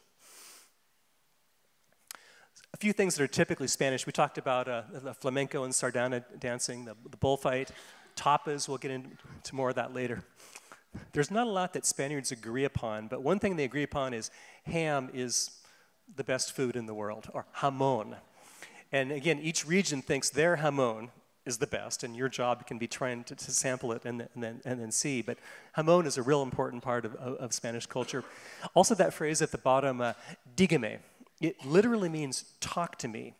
And it really speaks to me about how direct the Spanish are. They're very polite, but they're also very direct. They don't have time for a lot of excessive niceties that we tend to have a lot of in the States. You don't get much of a, in fact, I don't even know if there's a Spanish phrase for have a nice day. There might be. But dígame means talk to me. And when you walk into a tapa bar, that's what the bartender behind the counter is going to say to you. Talk to me. Tell me what you want. There's no time to say, hello, I'm Manuel, I'll be your waiter tonight, or is there anything I can do to be of service? You don't get that at all. So I guess I would just say, if you can learn that phrase, dígame, it'll help get a little insight into the Spanish culture. People. I think whenever you travel, the sights are important, of course, but it's the people that are often the best memories that you have. And we encourage you to learn a little bit of Spanish on our tours and have a chance to interact with the hotel owners and all that and the local guides to get that sense of the culture as well. We talked about jamón, which you'll see hanging in virtually every bar in Spain. Don't worry, you'll get used to it. How many have seen these hams hanging from the ceiling? And then the other thing that Spaniards agree upon is soccer, the football. They don't always agree who the best team is, because if you're from Barcelona, you probably like that team. If you're from Madrid, another team. Seville, still another team. But when the Spanish national team gets together, I think Spain sees a unity that it doesn't normally see the rest of the time. So we talked about an introduction to Spain, and now I'm going to talk a little bit about Rick Steves' tours. And I know, how many of you have taken a Rick Steves tour before? Yeah, quite a few. So I don't need to preach to the choir too much. But our tours are based upon our mission, informing, equipping, and inspiring people to have better trips. That's what we do in a nutshell. It's what we've always done. I've known Rick now for 35 years. This was our mission before we even had a mission. This is how it started. Rick and his friend is from junior high school, Gene Openshaw, who's still very involved with our company, starting to write these books and take how they got the experience by traveling to Europe on their own, on the cheap, and then writing about their experiences. Rick's parents had a piano studio down the street here in Edmonds called Steve's Sound of Music. I would help Rick push the pianos out of the way at night for his piano recitals and then travel classes. And then from that came lecture notes, and from that came the books, and everything else came after that. At first, though, all this company was about was helping people go on their own, independent travel. We were kind of almost anti-tour. But people kept asking, Rick, can you take me to Germany? Rick, can you take me to Spain? And finally, we started doing tours. Small scale at first, and we were doing the driving, so it was a little bit different. But I got to tell you, as someone that's been part of the company for many years, the spirit of our tours today is exactly the same as it was then. We still like to travel close to the ground, give people experiences, learn something about what we're seeing, and have fun as well. But before we got big, Rick wanted to carefully check and see how not to do a tour. He didn't want it to be boring. He didn't want people to have to carry big, heavy suitcases and line them up on the curb. He didn't want a tour where you're following somebody with a flag the whole time. He wanted to find great guides, which he did. Had to get a lot of them to fill all the tours that we were having. And we have tours all over Europe. But I'd say for me, the 5 things that make our tours great, first of all, the destinations. We go to fantastic places. The guides that are really trained to bring Europe to life. People like you, our tour members, are really what make our tours as well. People that are interesting in their own right, and then interested in what they come to see as well. I know I led tours for 20 plus years, and what kept me doing it so long was the energy I got from our tour members. Efficiency. I mean, our guides are just, fanatic about that. You'll see a schedule every morning. They'll kind of tell you what you're going to do. We want to make sure you get the most out of every moment that you're in Europe. And then finally, fun. We can't promise dancing in the streets every tour. I wish we could. But generally, the kind of people that take our tours with the encouragement of our guides, we have a good time as well. And I think that sometimes is a forgotten part of travel as we're concerned about learning so much and seeing all these things and checking things off the list. Fun and enjoyment is a real important part of travel, and we think that's going to hopefully come to the fore as well when you take our tours. Our guides are great about bringing Europe's art to life. And actually, I'll let on a little secret here. This guide, Francisco, is going to join us for the Basque portion of this tour in a few moments. And he and Augustine can talk more about the Guernica. Our guides are also really good about teaching you about food. And sometimes just a little head start and a little kickstart will really help you kind of learn how the tapa culture works. You already know what the bartender is going to say to you when you walk in. Dígame. So you got to be kind of ready for what you want, not necessarily to say it, but to point to what you want. And there's a whole variety of great things that you can try with tapas. These are just a few of the Spanish foods that are worthwhile. And I might have you guys talk a little bit about Spanish food and what these dishes are. Well, we find paella at the very top left, the Spanish tortilla. Tortilla is an omelette. So potato omelette up to the right. And then I'm going to let Nigel explain us what you find in the It's because we have a modern version of something that it would be really considered gazpacho, but this is more of a chunkier version. Actually, when I find gazpacho here in the US, it often has a tendency to be more presented in this way. And you'll see that Spain is offering both very traditional ways of serving traditional dishes. As we know, gazpacho, for example, would be more of a blended version. And here you see more of a heartier version. And then on the far bottom left, you've got a glass of perhaps Rioja red wine, one of the most well-known wine regions. And then you've got these little pinchos, or tapas, where you've got a layering of different foods, whether it's fresh tomato with goat's cheese, and then a little dressed in olive oil.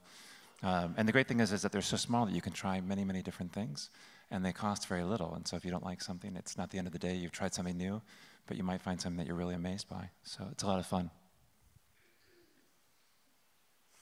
And Nigel happens to be part of a wine school, so you're the perfect person to talk about Spanish wine. First of all, maybe just mention a couple regions that you think are important for Spanish wines. Sure. So one of the regions, the most important region by far, that probably is the one region many of you have heard of, is up in the center north, La Rioja, right up there. That's the only region that was exporting en masse, really, to the 1980s in Spain. That, along with the sherry region of Jerez, which is down in the southwest. And again, going back to Dave's comment earlier about sherry, the sherry that's preferred in Spain is the dry sherry that is most times never having been tried by many Americans that come over because we know Bristol cream, right? And Bristol cream, fortunately, did not do sherry's reputation very good, but I have to admit there are some excellent versions of Bristol cream made, but we prefer the dry sherries in Spain, and that's something that on the Best of Spain tour, you actually get a first-hand experience with.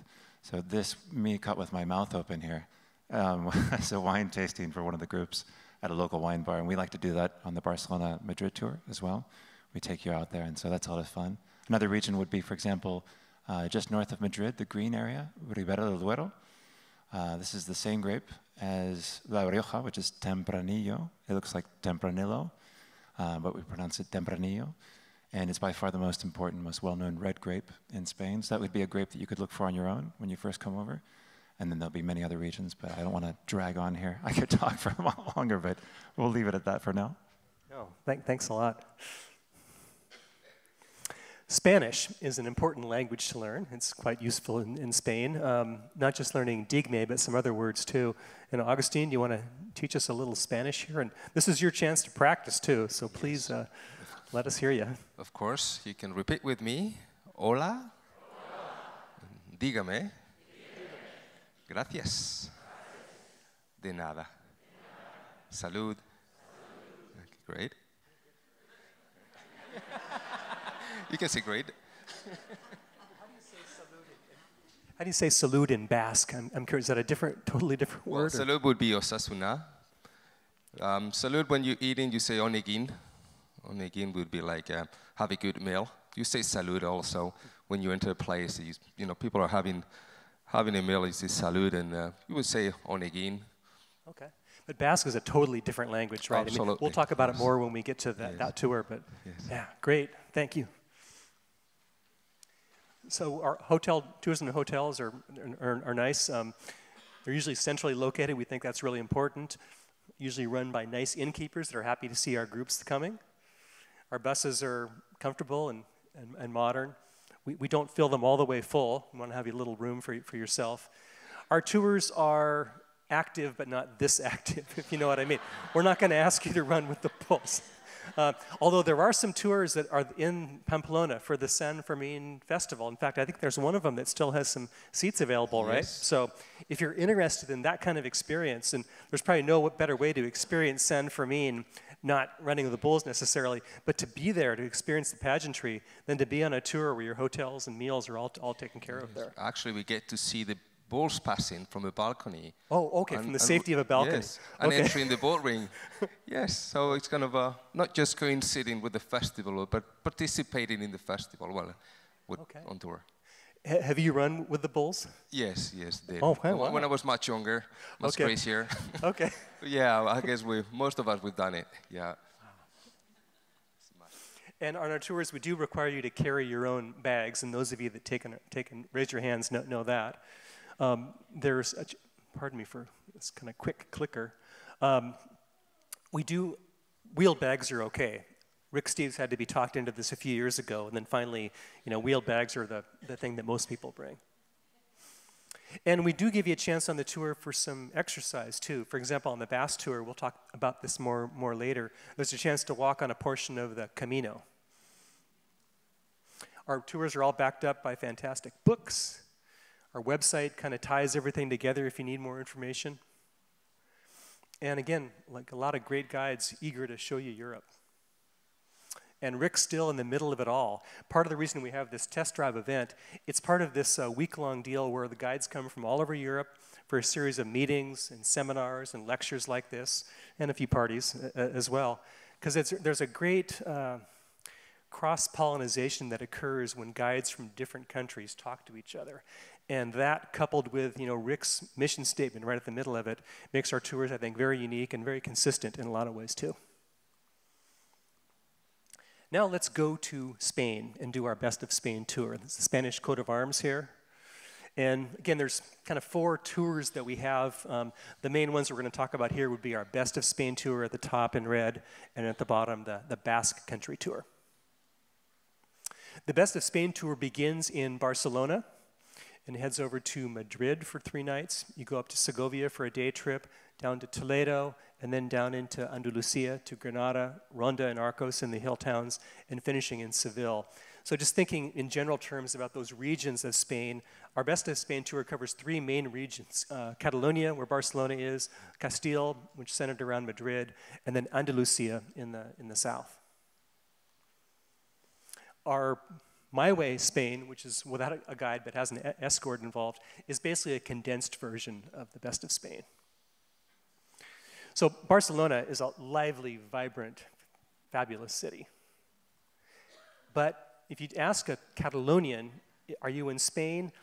Not really. I mean, they really consider themselves to be separate, even though, again, they've had quite a degree of autonomy. It hasn't been enough for some of the people in Catalonia, and there's sort of this impasse occurring right now. But you're reminded all the time when you're in Barcelona that it's not purely Spain.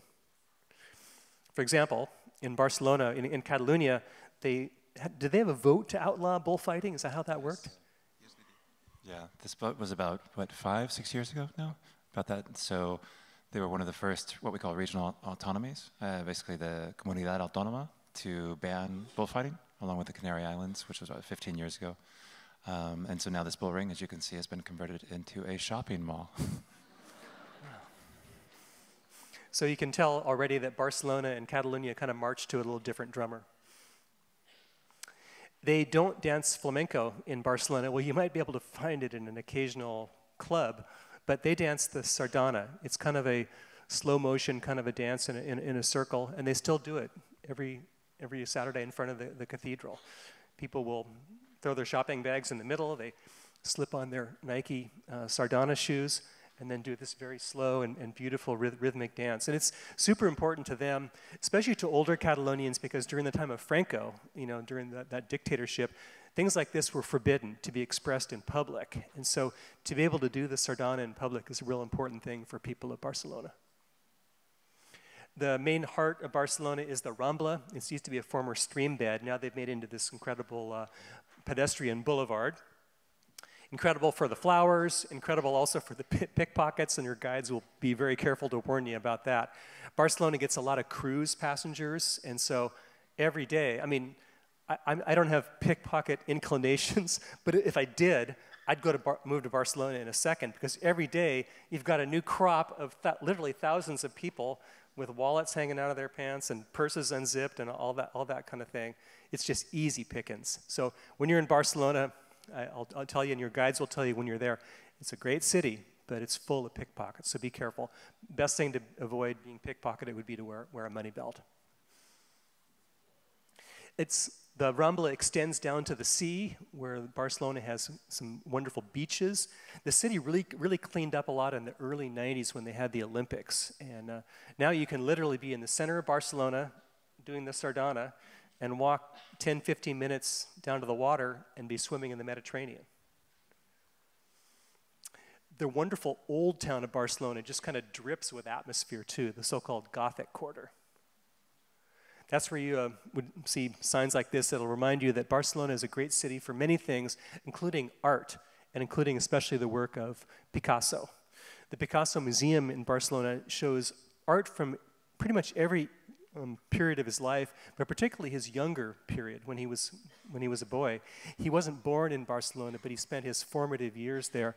And just for example, this painting of his mother, actually it's a pastel of his mother here. I think he did that when he was like 12 or 13. So you can kind of see, here's an artist that clearly knew how to paint realistically or create art realistically at a very young age. He got tired of that and then went beyond, expressing all these different eras of his creativity. So if you don't think you care for Picasso, I'd really recommend you go to that Picasso Museum and see where he began. If you like architecture, we talked about Gaudi, the Sagrada Familia, of course, a church that towers over the city. It's still not done yet. The architect Gaudi was killed by a streetcar in the 20s. He didn't quite have the plans fully fleshed out. He had a model and all that, but it's been hard for people to pick up the pieces and keep building it at a steady pace. During the Civil War, it pretty much ground to a standstill. But these days, with the advent of tourism and all that, admission fees and more interest, the Sagrada Familia is getting ever closer to completion. You can walk now into the center of the church and look up at the nave and get that beautiful rise up into the colors of heaven. When I was here as a young student in the 80s, this was open to the sky. It was like being in a quarry or a building site. So it's kind of cool to see the progress. Easy to get around Barcelona with their tourist buses and plenty of curvy Gaudi architecture to be seen. And one of my favorite spots is the Parc Güell up on the hillside. He was one of Gaudi's benefactors. And what's left of a former housing development is this great plaza from where you can look down and see the Mediterranean. If you like soccer, Barcelona, I was just looking at the standings today, and Barcelona is on top of the Spanish league. They're always in a battle with Madrid. Barcelona's #1 right now. They have one of the best players in the world. So if you're there during soccer season, good chance you could catch a game if you wanted to. There's always seems to be tickets available, unless it's one of the major matches like the one against Real Madrid. And speaking of that, Nigel, who is married to a woman from Barcelona living in Madrid, you must have an insight. This isn't just a sports rivalry, is it? There's something more to it. Right, in a sense, really during the dictatorship as well, the dictatorship under Francisco Franco, one of the ways to express, obviously, discontent in a way that was very safe and under the radar was through sports and through supporting, of course, the local football club of Barcelona, which really represented, obviously, Catalanism and Catalan struggle. But while that relationship and that rivalry started many decades ago, it still continues today because obviously they're two of the wealthiest clubs in all of Europe and they can afford the best stars. And so, but there's still that kind of undercurrent of regional rivalry. So. I imagine there's pretty good soccer in the Basque region too, right? Isn't the team from... The best soccer players. The best soccer players. Yeah, soccer is big in the whole of Spain.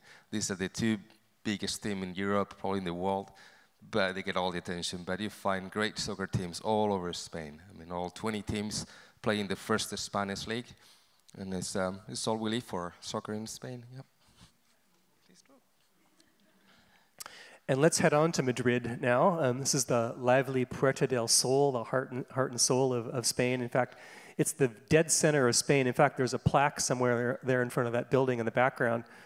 And you walk up to this plaque and it says the kilometer zero. So this is where they measure all the distances from Spain, from that center point in Madrid. It's lively at night as well. In fact, Spain is lively all the time. Great public transportation to help you get around. The guides will help you learn that, the Madrid subway. We'll see the Royal Palace, fabulous palace with room after room that'll just be mind-boggling. Sometimes the decoration just seems to, again, be a little overwhelming, but it's where the royal family still spends time. Spanish art, we talked about that a lot of it actually is in Spain, not surprisingly, I guess, and much of that the best of it is in the Prado. But you may want to have a drink first before you dive into the Prado. This is the Plaza Mayor.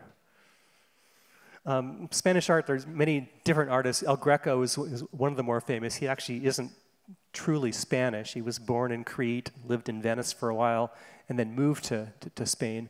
But his work is typified by the kind of garish, bright colors and a very kind of ethereal look to his figures. It almost seems like all these paintings, it's almost like you're viewing them by torchlight. They're kind of flickering a little bit. Then there's Velázquez, arguably the most famous Spanish painter. This is a painting called Las Meninas. It's one of the more famous ones in the world. What's going on here is, if you can imagine, you're the king and queen of Spain, and you're reflected in the mirror here. And Velázquez is here, and here's the easel, and he's painting you. And meanwhile, the royal family and the ladies in waiting and all that are kind of gathering in the foreground. The thing that Velázquez was able to do is capture, well, likenesses, but also 3 dimensions, meaning the things in the foreground, like the dog, for example, are quite clear. Things in the background, like the servant in the doorway and the reflection of the king and queen, are more blurry. So it gives a real feeling of perspective. The story I always heard was when Picasso came to Madrid and looked at this painting, somebody asked him what he thought of it, and they kind of were waiting to hear what the great Picasso said. And Picasso said, it's marvelous, but where is the painting? Meaning, Velázquez captured 3 dimensions so well that he forgot he was looking at a painting. Other artists like Goya go through many phases, kind of like the Beatles did. You know, Goya, first of all, he's kind of this court painter where he's painting these paintings. A lot of them were made into tapestries for the royal palaces. Then he goes into his political period. This is the time when the French were invading Spain. Then he ends up in the quite aptly named dark period of his career, where he's doing things like, this is the god Saturn eating his children. So, but it's kind of interesting to trace one artist and again see the various phases that they go through. Guernica, a small town in the Basque region.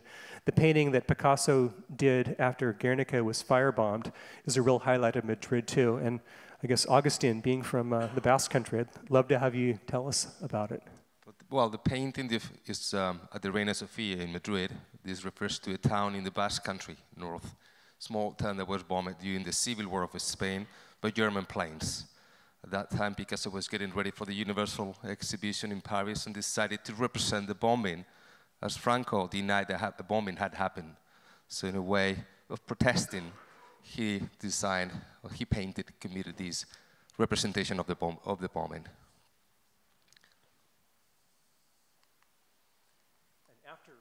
After all that art, you may want to take a break, and luckily the Retiro Park is right nearby, where there's a great place to rent a rowboat and just kind of kick back in the sun.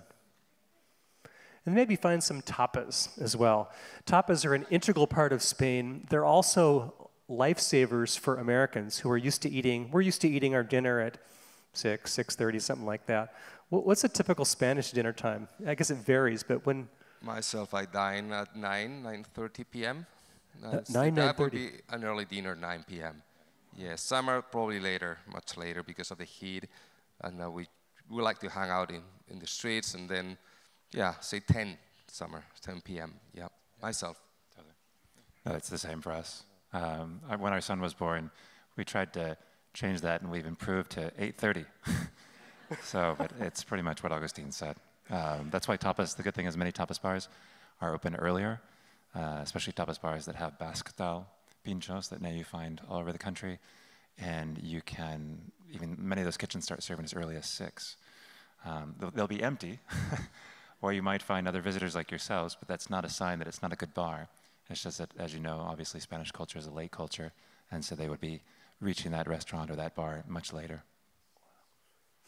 And a typical tapa bar in the old days would specialize usually in a few things. Like somebody would be known for fried peppers or shrimp, or some are known for pig's ears and different things.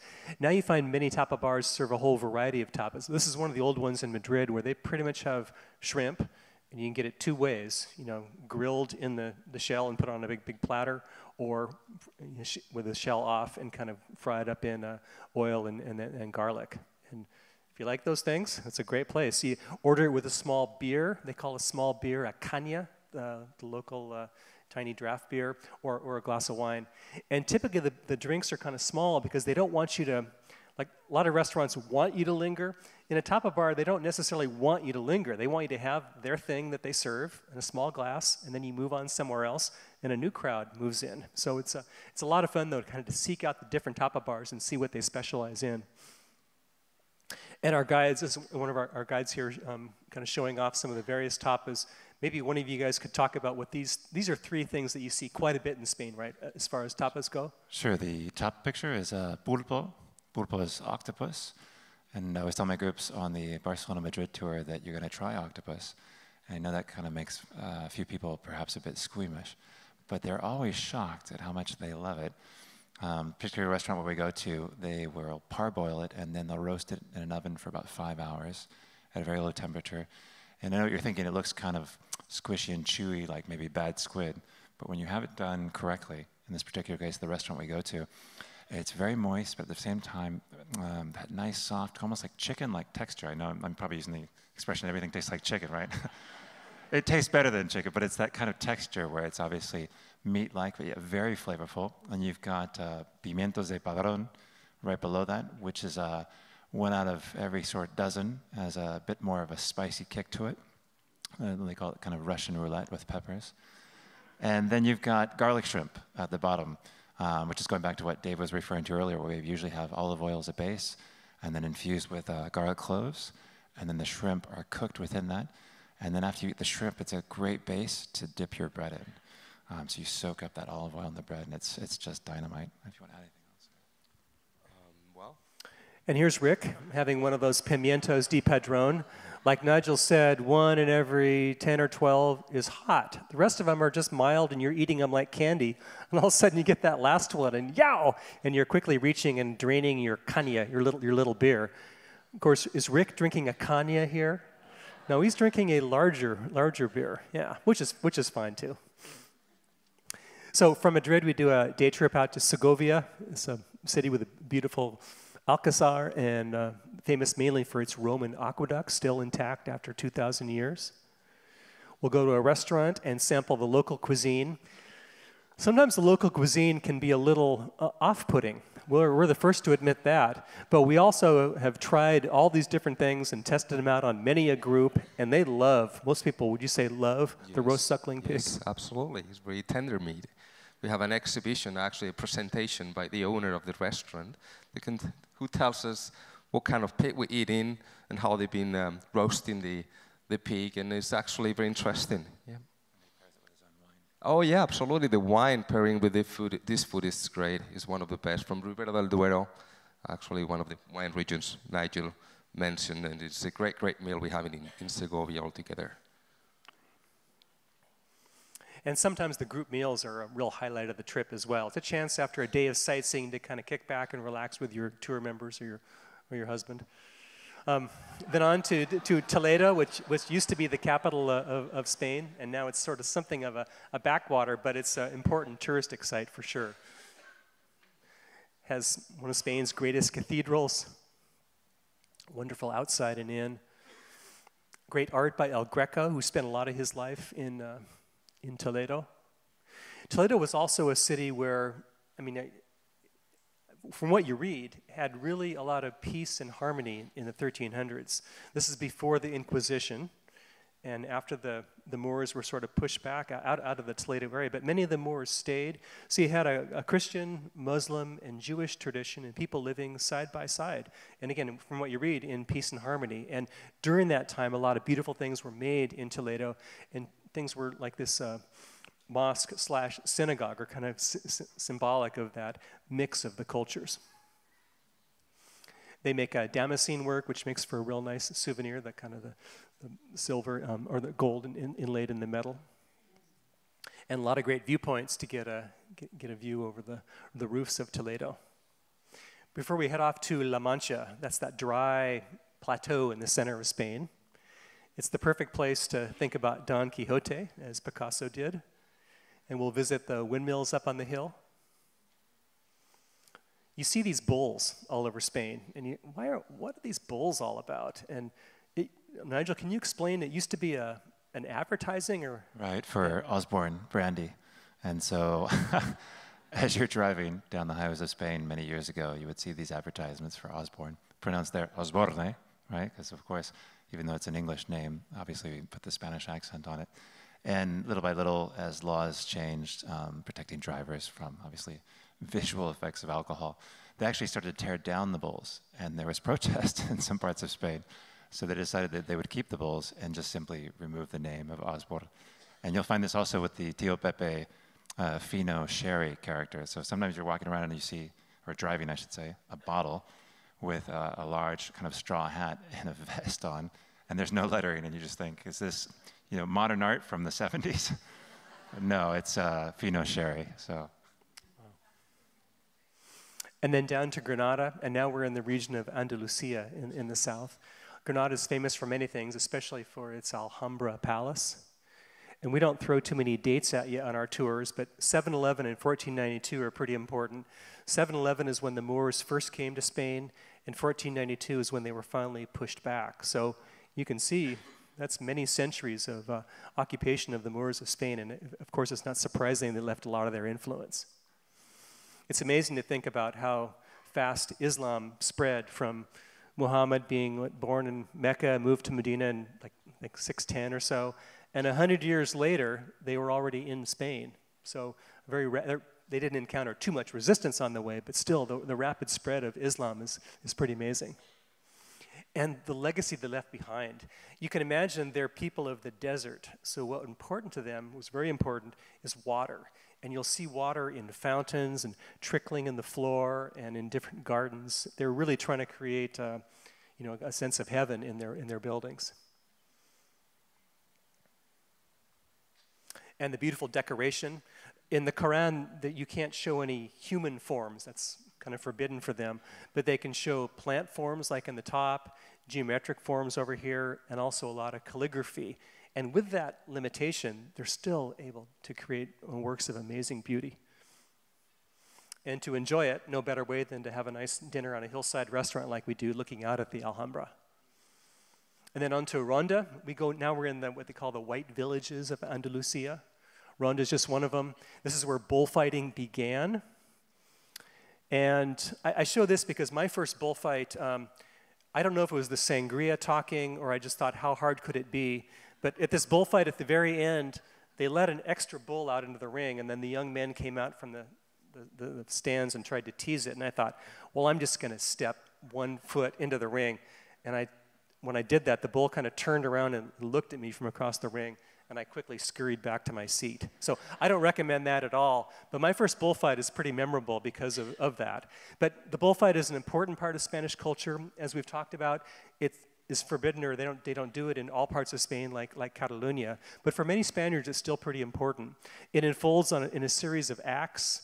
And this first one that I saw was in this town called Chinchon, a small town near Madrid. And it's a reminder that in the early days of bullfighting, they weren't held in bull rings. They were held in the main square, the Plaza Mayor of each little town.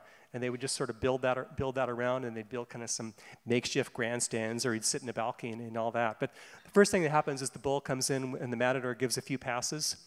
Then the picador comes out, the guy with the long lance, who pierces the shoulder of the bull.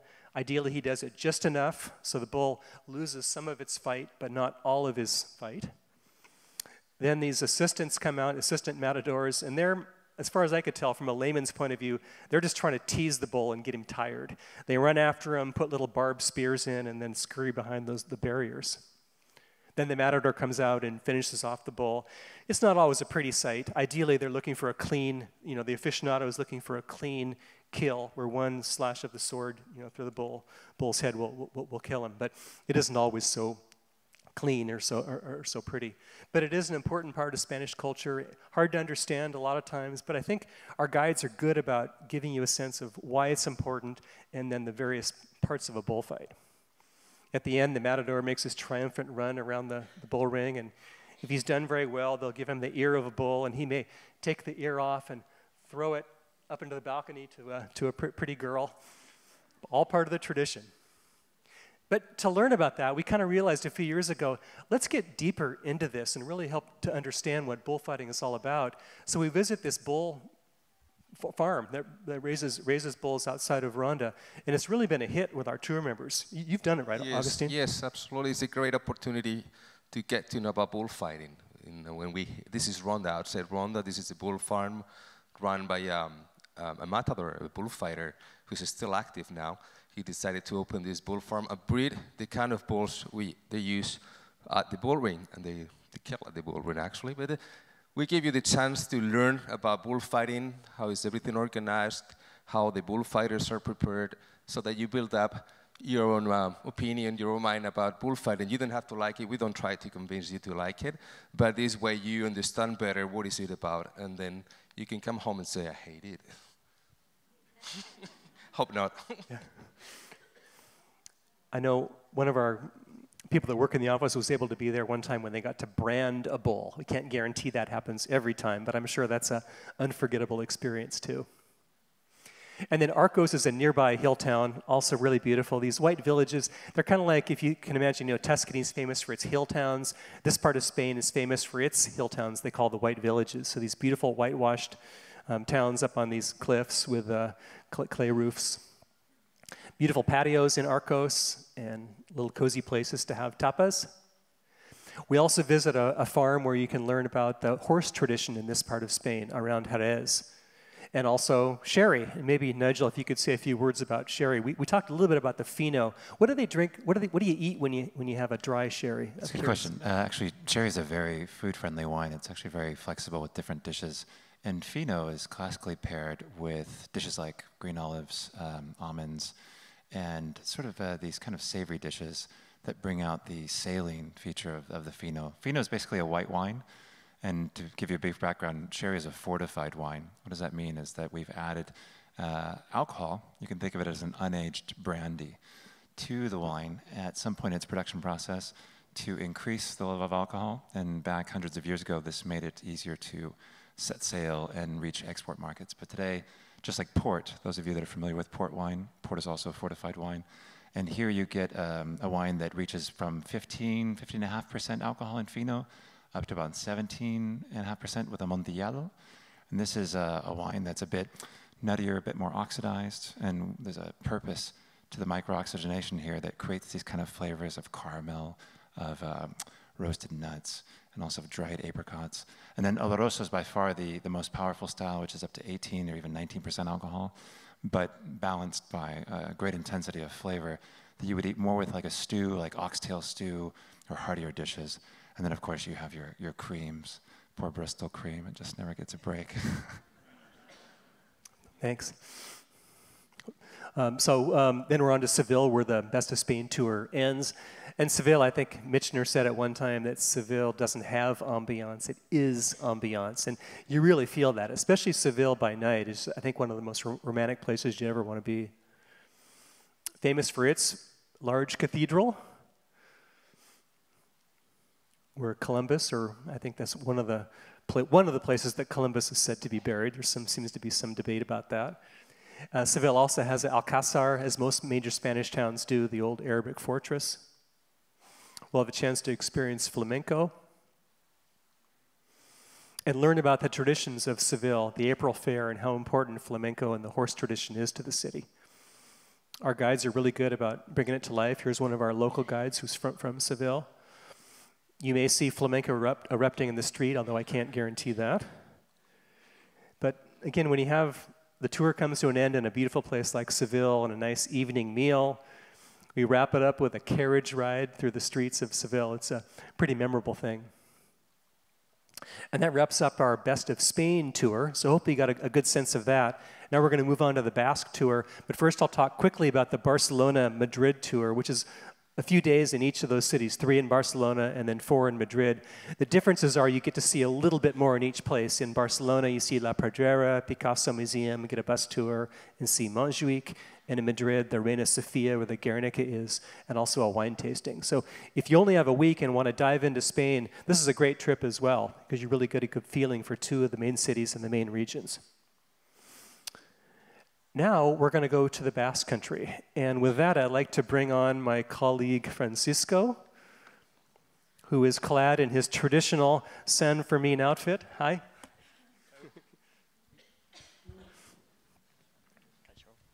Kaixo, everybody. Hello.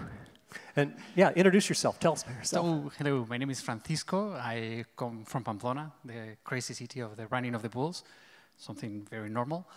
I lead the Basque tour, which is a beautiful, beautiful tour. Great. So where is the Basque Country? Well, it's positioned right between Spain and France. Most of it is in Spain, but part of it spills over into France. We see both parts of the Basque Country on our tour. Just like when you're in Barcelona, you're not necessarily in Spain anymore. When you're in the Basque Country, you're in its own unique region, and the posters and people will remind you of that. Very proud of their culture and their flag.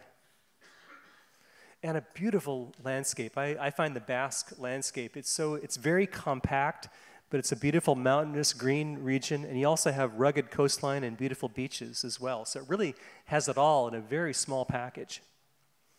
Interesting architecture, it almost has a Swiss or Alpine quality to it. And then again, fabulous beaches if you just want to take a vacation. These are some typical Basque words, and maybe, Francisco, if you want to take a couple of these and have Augustine talk about a couple, these are things you're definitely going to encounter when you're in Basque country. Okay, the first one, Chacoli, it's a very young, fresh wine. It's done in San Sebastian, where he comes from. It's very, very good. It's a lot of show business here, because when you pour the Chacoli, you have to put it from the top, and it crashes, and it's like, oh. So it's very good, but a little bit of also good show business. Then the pinchos. The pinchos are what you guys call tapas. Tapas is everywhere around the world, but tapas, they were invented in the Basque country. Okay, and we call them pinchos. It takes the name after the toothpick that goes on top of it, okay? Because it's a pincho, so that's why we have that. On the very last pelota, we can see a highlight player here. Most of you probably are familiar with this sport. Was born in the Basque country of France. The pelota, the Basque pelota, is a big sport in the Basque country, always second after soccer, as we mentioned before. And we'll be introducing to that. On this tour, we visit a museum of the Basque heritage, Basque history in Bayonne, and there's where we talk. We go into a room and we see all ways of playing the pelota game. They really wear berets? Oh, sorry, I forgot the beret. I couldn't say it. Yes, the Basque beret that we were people in the countryside and related to the fishing workers and mining in the past were wearing the beret. So we see this young lady wearing the same Basque, and we see a green cross on top, the forehead cross, which is the Basque symbol that refers to the sun and the elements of nature, the Basque symbol. Yep. And these are a little closer look at the pinchos. And I think many Spaniards would agree that tapas are great everywhere, but some of the Basque places have some of the best pinchos. I would also say that you can even be in the bigger cities like Madrid and Barcelona, right, and then find Basque pincho type bars. Yes. So you can sample it even without going to the Basque region. But I got to think they're best in the Basque region, yeah. Yes. It's very well known for the gastronomy. People come here, pilgrim to San Sebastian and the Basque country area for the food, for eating the pinchos, which you can find in Barcelona, Madrid, and other places of Spain. Absolutely. And I would think, for me anyways, our Basque tour would be one of our, I think we have great food on all of our tours, but if you're a foodie type person, I think you really enjoy the Basque tour a lot. It's a pretty simple tour. We start in France over here in Bayonne, head down to Pamplona, back to the coast in Spain to San Sebastian, go through Guernica, and end up in Bilbao. So it's a relatively short tour. A nice thing, too, it doesn't have a lot of long bus rides on it. So if you're someone that doesn't care for a long bus ride and like your sites kind of close together, the Basque tour is really for you. It's backed up by our book. And again, starting in Bayonne to get just a basic feel for Basque country. We'll go to see the cathedral there, visit a museum of Basque culture to get a really good grounding on things that are typically Basque. Head through Saint-Jean-de-Luz in France, which is a great city with beautiful beaches and a nice harbor.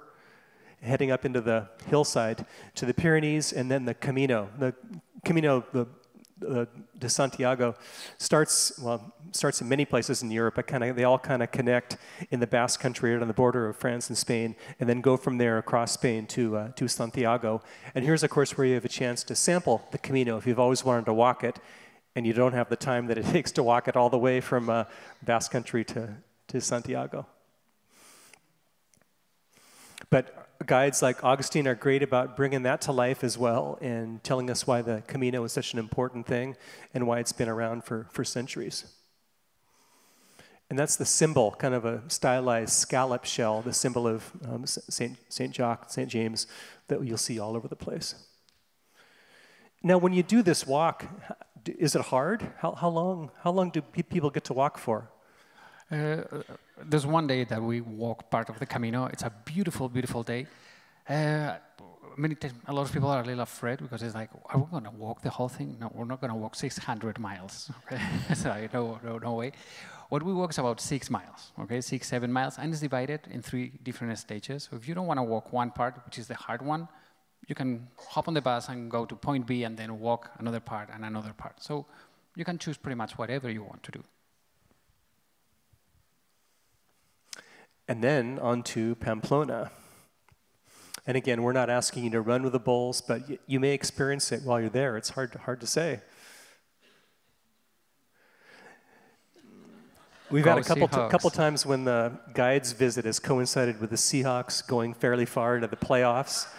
And so there was one year where we asked the guides to bring a Seahawk flag back to their homeland and then send us a picture.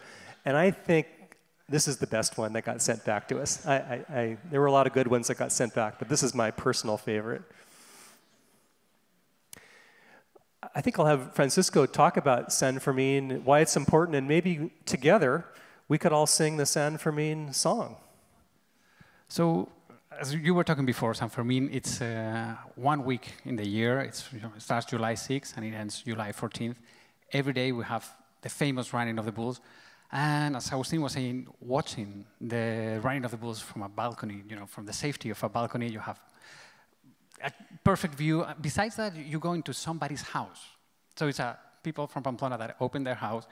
It's some very nice ladies. So it's a great experience, and you get not just to see it on TV, you see the real thing. Another day, you go to the bull ring, and you watch the running of the bulls inside of the bull ring. So it's a great, great, great tour. And for us, the most important day of San Fermin is July the 7th, which is the 7th day of the 7th month. So as we're Spanish, Basque, but Spanish, we need a reason to celebrate. So here, this song, what it talks is about the days you have to celebrate. You celebrate the first day of the first month, the second day of the second month, the third day of the third month, and on and on and on. So this is the song, and you know the numbers, okay? So the song, we're gonna do a duo here. Yes, no dancing. So the song goes. So Straight. Yeah. Yes. Okay. So.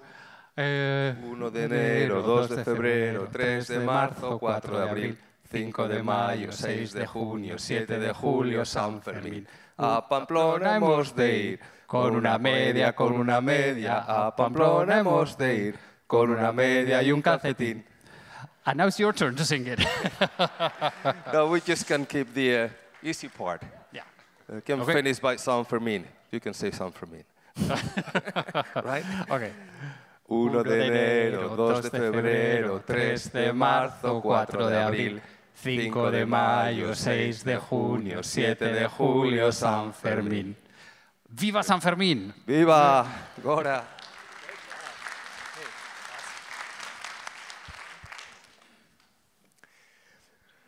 If you've seen the movie, The Sun Also Rises, that song kind of plays periodically in the background, very typical melody. And then we do something I think that's really cool. We always have talked about the Basque region as being a place for foodies where people go, they travel there just to taste some of the wonderful foods and wines. And this is a supper club. Augustine, do you want to talk about how this works? This is what we call a gastronomy club. These are private clubs, kind of exclusive in a way that only members can go in.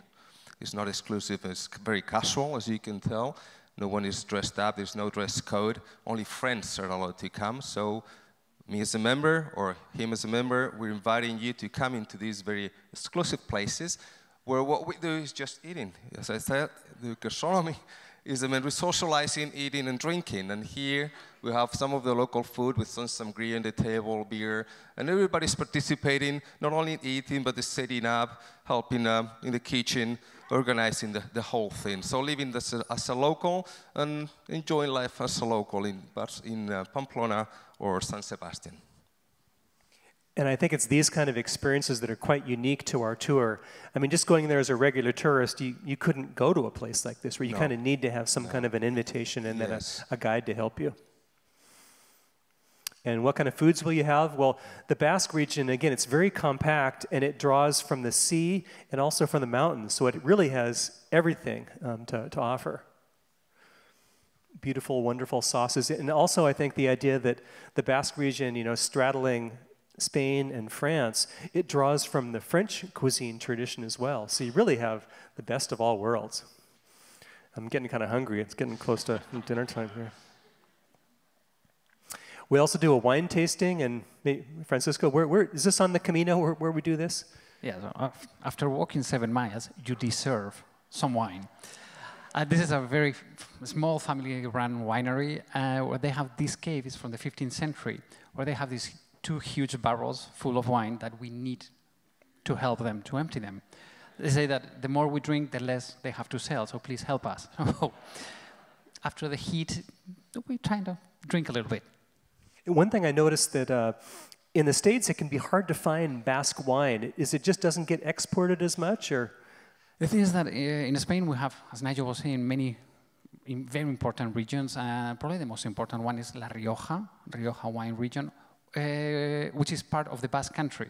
So people don't know that, and you can find Rioja wine from the Basque country.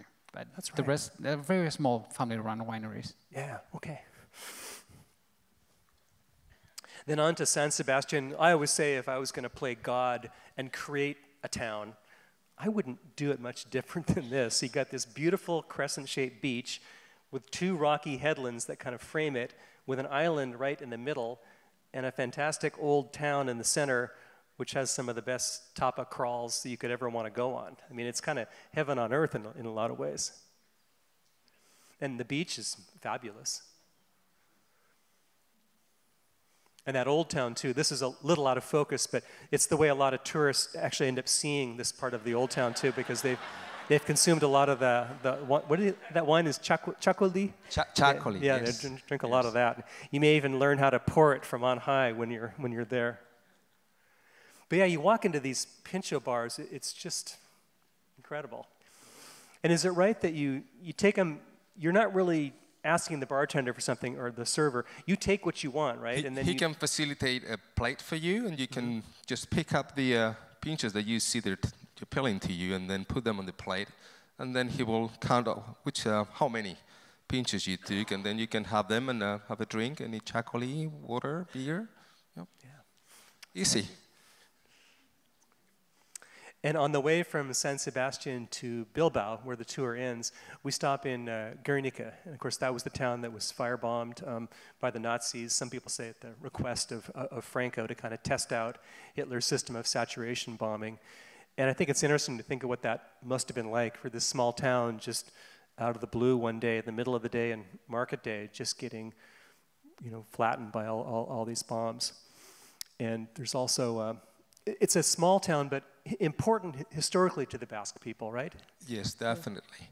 Yes, well, along the tour we get to know about the history, recent history of the bombing, but also ancient history. This is the kind of tree that we see at the back is the Guernica oak tree, which has been a symbol of freedom and democracy for the Basque people since the Middle Ages. So we go through all that from Bayonne all the way to Bilbao, and stopping in the town of Guernica specifically to get to see get to know about the bombing and get to see this Guernica oak tree. Yep. And a lot of symbolism going on in the art that you'll see. I think one of the guides told me one time that you see the fishermen of the Basque region, the farmers of the Basque region, and the miners of the Basque region. So the 3 traditional workforces that really form kind of the foundation of their society. And then we see a replica in tile of the Guernica, but there's something that is pretty fantastic about seeing that in the place where the bombing happened. And I know, Francisco, it must be a moving thing to speak in front of that too. To me, on this tour, it's probably the most overwhelming day, because explaining what happened, what horror of the war is in the place where it happened, and the result was this beautiful, beautiful painting, my favorite painting in the world. Try to explain it, put it in context. It's a very emotional moment.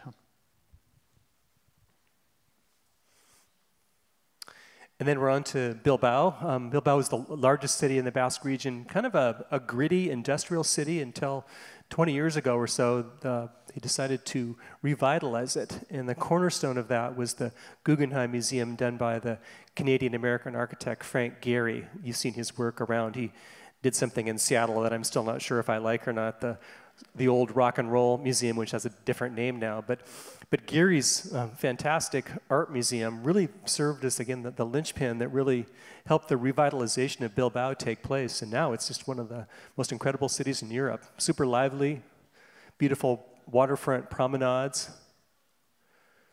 Really a fantastic old town, and of course full of tapa bars with great pinchos. And our group will visit the Guggenheim and see this sculpture, which I think is called Puppy, made out of flowers. I think, wasn't there some talk they were going to bring the Guernica painting to this, and it hasn't happened, right? It's still in Madrid? Yeah, it's still in Madrid. The people from the Basque Country, when we had the Guggenheim, it was okay, it makes sense to come all the way here, but the painter, Pablo Picasso, said that he wanted it in Madrid, so it's still in Madrid. And then at the end of the tour, we have a chance to relive all the wonderful things that we've done on the Basque trip and have one last fantastic Basque meal, and then say cheers. So to kind of wrap this up, our Spain tours, I hope you've seen in our presentation today, are full of a lot of great experiences. And you know, there's the monuments that are really important, and of course all the great sites, but the experiences you have, sometimes those small things are some of the most important and some of the most memorable. And if you like traveling with our groups and like-minded travelers, people tend to really enjoy our tours. We have, of course, a lot of fabulous guides. You had a chance to get to know 3 of them here. And by the way, when we're done here, we're going to go out to the foyer, and we'll happily speak more about the Spain tour and then the Basque tour. So again, what makes our tours so good? The destinations we have, the guides, the great tour members, the efficiency of a tour, and of course the fun that we can have. And just as a reminder, you can get a discount by using this code, $100 off by using the Drive19 code. And we'll head out to the foyer here in a few minutes. So we'll have a little question and answer when I'm done here, and then we'll head out to the foyer. So just one last reminder of how colorful and fun Spain is. I wanted to ask you guys if you had a favorite food. What would be a favorite food that you would have, a Spanish food or Basque? Yeah, my personal is, well, it's of course called cocochas. Cocochas. This is a hake fish. It's a white fish from the Atlantic Ocean. And this is the barbels, just the low part from the chin, or very tender gelatinous part of a hake. And okay. that's my favorite, on green sauce. Very simple. Great. For me, I think it would be the paella. Well, what do you call paella? Well, the name is paella. I love it. One of the things when we come here to the United States, people put chorizo to the paella. Yeah, what is a traditional paella? What should a paella have in it? Oh, paella normally it's by tradition it's adding rice to the leftovers of the week. So it's a little bit of vegetables, a little bit of chicken, or a little bit of. So you put all together, and then you put rice. Anything but chorizo. And Nigel, how about your favorite? I definitely love both these dishes, but I have to also say I'm a lover of jamon. And the best jamon for me comes from Salamanca, which is a couple hours west of Madrid at a higher elevation. As it's cooler temperatures, they have to use less salt to cure it, so it's a sweeter ham. And it's just this umami overload in your mouth that just has you there chewing, and the juices are flowing, and saliva, and it's incredible.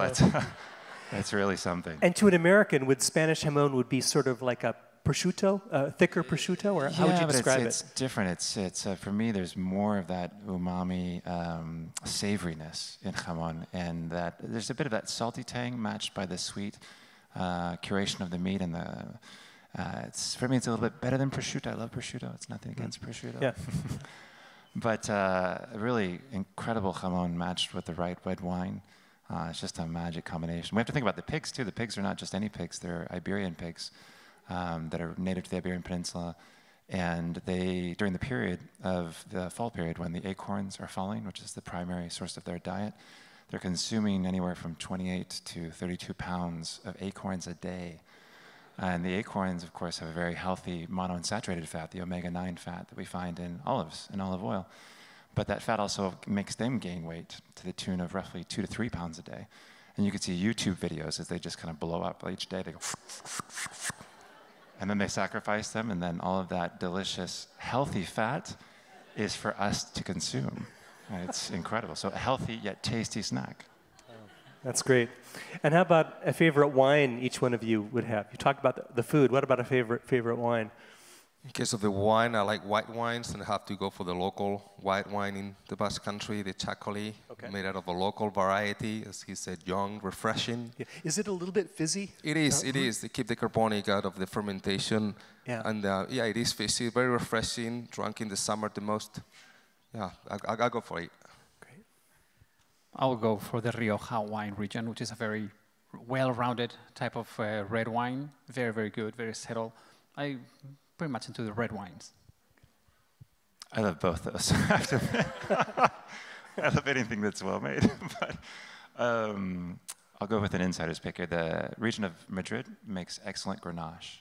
And Grenache we often think of as a French grape. It's actually Spanish. And it's from Aragon, which is a little between Catalunya and Madrid. And the Sierra of Madrid is making amazing Grenache these days. It's quite unique. So. Great. How about, I'm just curious about the wow moments for your tour members. If you could just mention one wow moment, because it's kind of what this talk is all about. Yeah. The Camino de Santiago is the wow moment for many people. They have it in mind, and they participate in the Camino. Actually, in the Basque Country tour, we hit the Camino somehow 3 days. We walk 1 day, but since we visited the starting point, St. John de Pied-de-Port, we crossed the Pyrenees. And then after Pamplona, we walked some, and then we hit the Northern Trail. People really like that spiritual way of connecting with heaven, with God, and thinking of Santiago de Compostela, the final destination. So it's a good introduction for them. Personally, I think besides the Camino in the Basque Country, also the Guernica, the visit to Guernica, it's a very, very, very serious speech, and we have a lot of people crying when we see that beautiful, beautiful painting. So it's I like that day a lot. And then on the Barcelona-Madrid tour, it would be hard not to mention Sagrada Familia, the church designed by Gaudi, which still is under construction. Because I've been going there for the last 12 years on a regular basis, and each year you see more and more progress. And it's incredible to think that in less than a decade, they'll have finished. And there'll be towers that you can go all the way up to this star, obviously, I'm sorry, the cross at the very top, where you can walk out on each platform on all 4 ways and then look down on top of the entire project is the plan. So I'm very excited to see that finished, and I think that's going to be spectacular. And then maybe on the Best of Spain tour, the Alhambra, absolutely. The Alhambra is being the Moorish palace in Granada. And that happens to be the #1 and #2 sites visited in all of Spain, but they're both spectacular. Thanks. We're about ready to wrap up here. We have a couple minutes, but I think maybe we just kind of end by having a... Can someone say this in Catalan? We have it in Catalan, in Spanish, and then in Basque. Gracias y bon viaje. Okay. Gracias y buen viaje. Eskerrik asko eta ondo ibili. See you in the foyer. Wow. Wow. That's great. So we hope you learned something about Spain. I know I did. And hopefully you got a good sense that our guides are able to really bring Spain and the Basque Country especially to life. And we look forward to seeing you be able to join us on a tour. Thanks, and we'll see you out in the foyer.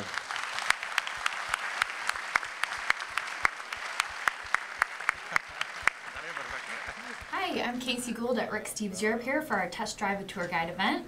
Thanks for watching and tuning in. Right now we're talking about Spain tours with our fabulous guides, Agustin and Javier. Thanks for being with us, guys. Hola. Welcome for having me. Yes. So first, which tours for Rick do you guys lead? I do the Barcelona-Madrid 8 days and Best of Spain 14 days. Okay. So I do also these 2 tours and the Basque Country tour.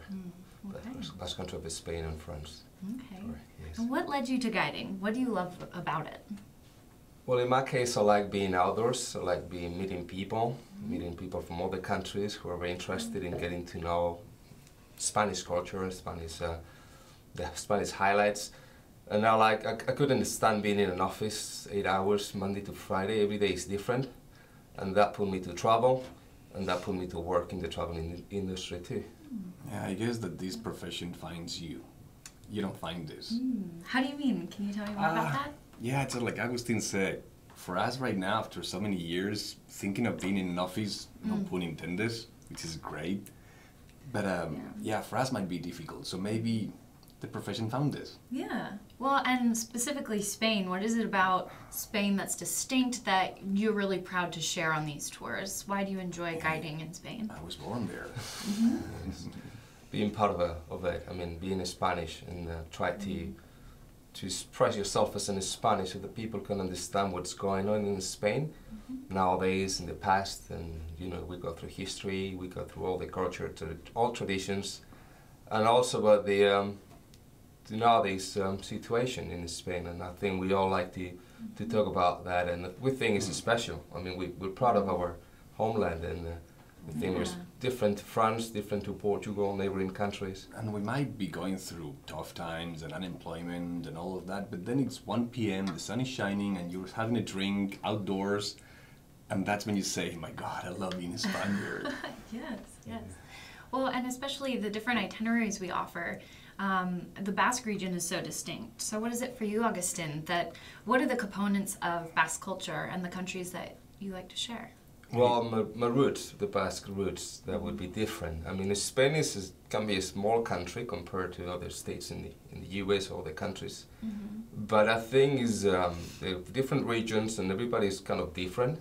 If you go to Andalusia in the south, if you go to Catalonia, the center, Madrid, Galicia in the northwestern part of Spain, and the Basque country, I think all these regions have unique things that, well, in that case, I'm proud to share with all the tour members and visitors. And the Basque country, the national sports, they're awesome. Lifting stones, chopping wood. Yes. What? Really? Yeah, it's all thinking sports, all of that. What are the distinct sports? Like, what are... No, it's all related to the farming and the work in the countryside. So it's not thinking, it's just mainly force related. And that has to do with what kind of living it was in the Basque country in the past. That people were living on the fishing, on the countryside, and therefore they developed these sports after betting between each other. And they're famous all over Spain for being tough people, strong people. And then within the Basque country, especially Bilbao. Yeah, those are supposed to be the tougher ones. Everything takes place in Bilbao. If you ask them, God was born in Bilbao. Yes, that is true. Yes, but also Spain, I mean, every place is different, and everybody is proud of being of that region, that specific region. The food everywhere in Spain is great. The wine, we have over 70 wine countries in Spain, and every certain... And much cheaper than over here. Oh yeah, wow, yeah. Food and drinks are more affordable than in the US. Not best or better, but I mean, different. And that's different is the word that people are searching for. I mean, when they travel, when you go somewhere else, you want something different, and a different experience, a different country, different people. And we like sharing people's lifestyle. I mean, they get to see, visitors get to see that. And I think that if you go to Italy, you have seen so many movies and documentaries, you know exactly what it is like. France, England, Germany, but Spain still has a lot of room for the unexpected. You don't really know what's going to happen. Yeah, Barcelona, everybody knows Gaudi. But outside that, there is a lot of room for surprise and wow moments. Right. What are some of the perceptions that tour members come on tour with thinking about Spain? You know, that you get to kind of either reveal to them or, you know, that changes?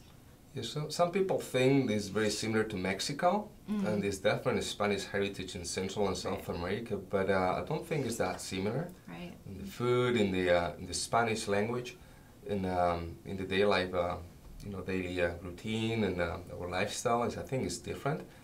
And I think that's the misconception sometimes. I mean, when they arrive to Spain, and I think they like the people. They like that the people are outside having a good time.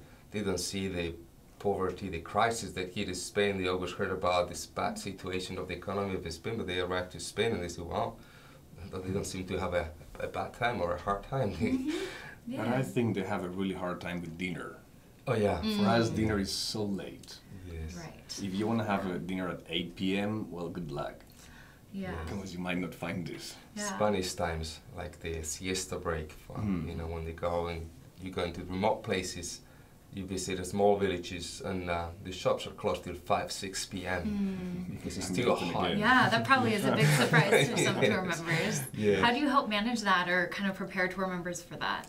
You have to tell that in advance to them. Just plan it. And when it's deep into the season and it's hot, they understand it. Because nobody wants to be outdoors, especially in southern Spain. It can be exhausting. Yeah.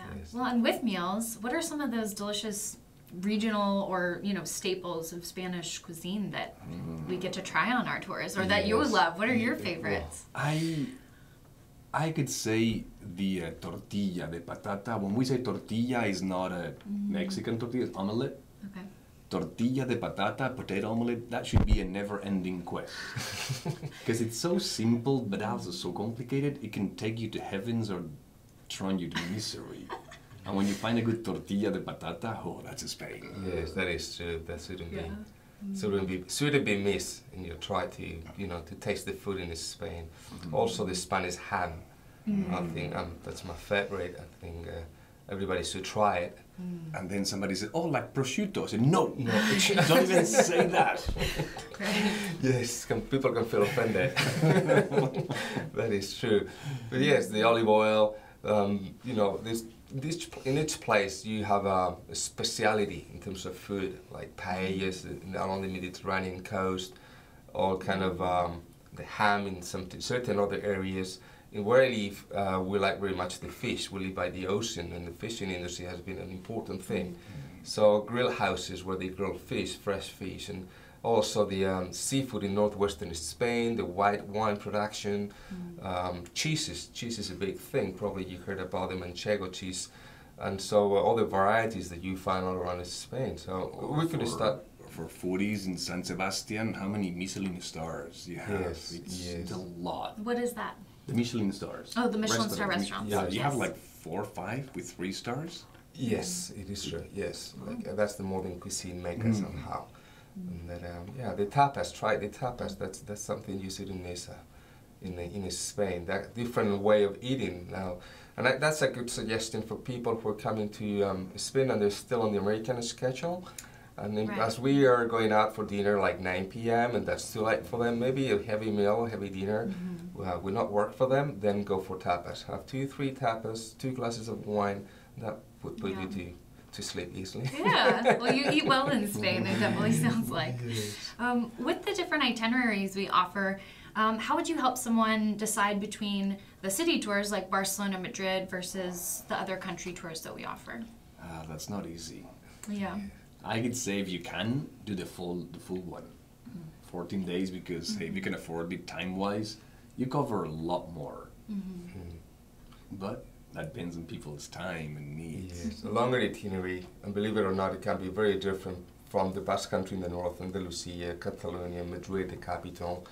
And people see the changes, I mean, when they're moving on. And you can see Madrid, Barcelona is not for everyone. I mean, it's two very interesting places.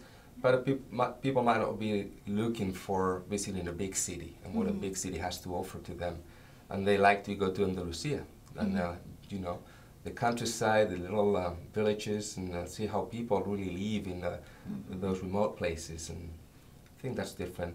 And the Basque Country could be, big cities. Bilbao, he mentioned Bilbao, that is big for us. We're talking about cities of 350,000 inhabitants, not Madrid and Barcelona, but Bilbao is the 5th major city in Spain, and that's the population of Spain. So the other cities are smaller in size, but still we're discovering all the places, all the itinerary. But with the best of Spain, I always say that the fun starts when you leave the big city. Oh, really? Yeah. Why is that? Because everybody knows big cities. They're all different, but they're all big cities.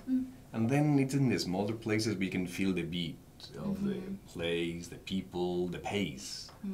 The language barrier also. Right. Yes. So we always invite people to go out of their comfort zone, and that's the way to learn, that's the way to experience much better what's going on in that country, and that's our suggestion for Spain. And something that is pretty shocking for people who have taken other Rick Steves tours is that in our meals we always have wine. Yes, and it's that's included. A distinct feature of they the don't Spanish have to pay tours. on top. Yeah, so it's like, ooh, is that wine included? Oh, yes, it is. Yes. Well, that's fun. So you say the tour starts when you leave the big cities. On the Best of Spain tour, what are some of those cities along the way that you get to share with our tour members? Just a few miles. We're from Madrid to Toledo, where we spend the night, one of those medieval-looking towns. Yes. We go through small villages as well. And, yes. What are those? What do those places offer? What do you see in Toledo? Especially after 6 p.m. When all the tourists go home, Rick Steve's tours, we stay there one night. Right. And that's really fun, because then the locals go out and enjoy their city. And we have our people mingling around there. That's fun. Yes, Spain is very rich in history, and places like Toledo is a must if you like to get to know about the history of Spain. All you heard about the Reconquista, the Jews in Spain, the Muslims in Spain. The cathedral was finished in the 1490s, and that's when they finished. Yeah, Segovia, the Roman aqueduct. I mean, that's fun outside the big cities. Then, I mean, that's where you find all these interesting places. Like outside Barcelona, you go to Figueres, and then you see Dali's museum, and then the coastline. And I think there are, day trips from the big cities that you can take, even from Sevilla, from Granada. And especially because of the high-speed train. Yeah. We have so many miles of high-speed trains. Within 3 hours, you're anywhere. Yes, that's my favorite way of traveling throughout Spain. Yeah. What are some of those other historical components that you like to teach on your tours?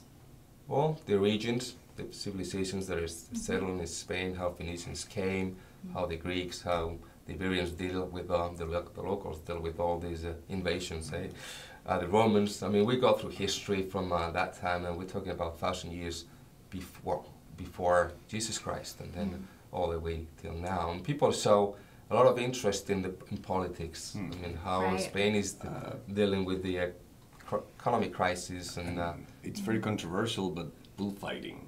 Right. How can I tell people that I enjoy bullfighting? It's hard to explain, but I was born that way. I mean, my dad used to take me to the bullfights. Yeah. For me, there's an important family component there. Yes. But it's controversial. Yes. It's a great opportunity to learn about bullfighting. You don't have to like it, but it's the best way to get to know and build up your own opinion, to come to Spain and participate in one of our activities, visiting a bull farm or going to a bullfight by yourself. Right. And the bullfighting and the culture there makes me think of also that fun event in Pamplona with the running of the bulls. Yeah. Yes. So what's the history behind that festival? Well, it's a religious festival. It's San Fermin, the Saint Fermin, but that ended in 9 days of 24 hours party. That can be wild if you like to join the wild party, but also is open to people of all ages. And that is the really big and famous one, but we have those running of the bulls in a lot of cities and small towns. Oh, really? Yes. Across the country. That's the most popular by far because of Ernest Hemingway. People show a lot of interest in Ernest Hemingway when we go on the Basque Country tour. But as he says, running of the bulls and bullfights all over Spain during the summertime. We have festivals throughout the summer till late September. And in a small little remote villages, they build them up these boat rings, temporary boat rings, and they would release a bull there. And I guess that most of us would stop running bulls when we were teenagers. We've been doing it since we were kids. Yeah, it's a part of the culture. Yes, it is. You're more familiar with bulls and having bulls on the streets. Yes. Well, thank you so much for taking time to be here with us, and thank you for all joining us today. Happy travels, and we'll see you soon.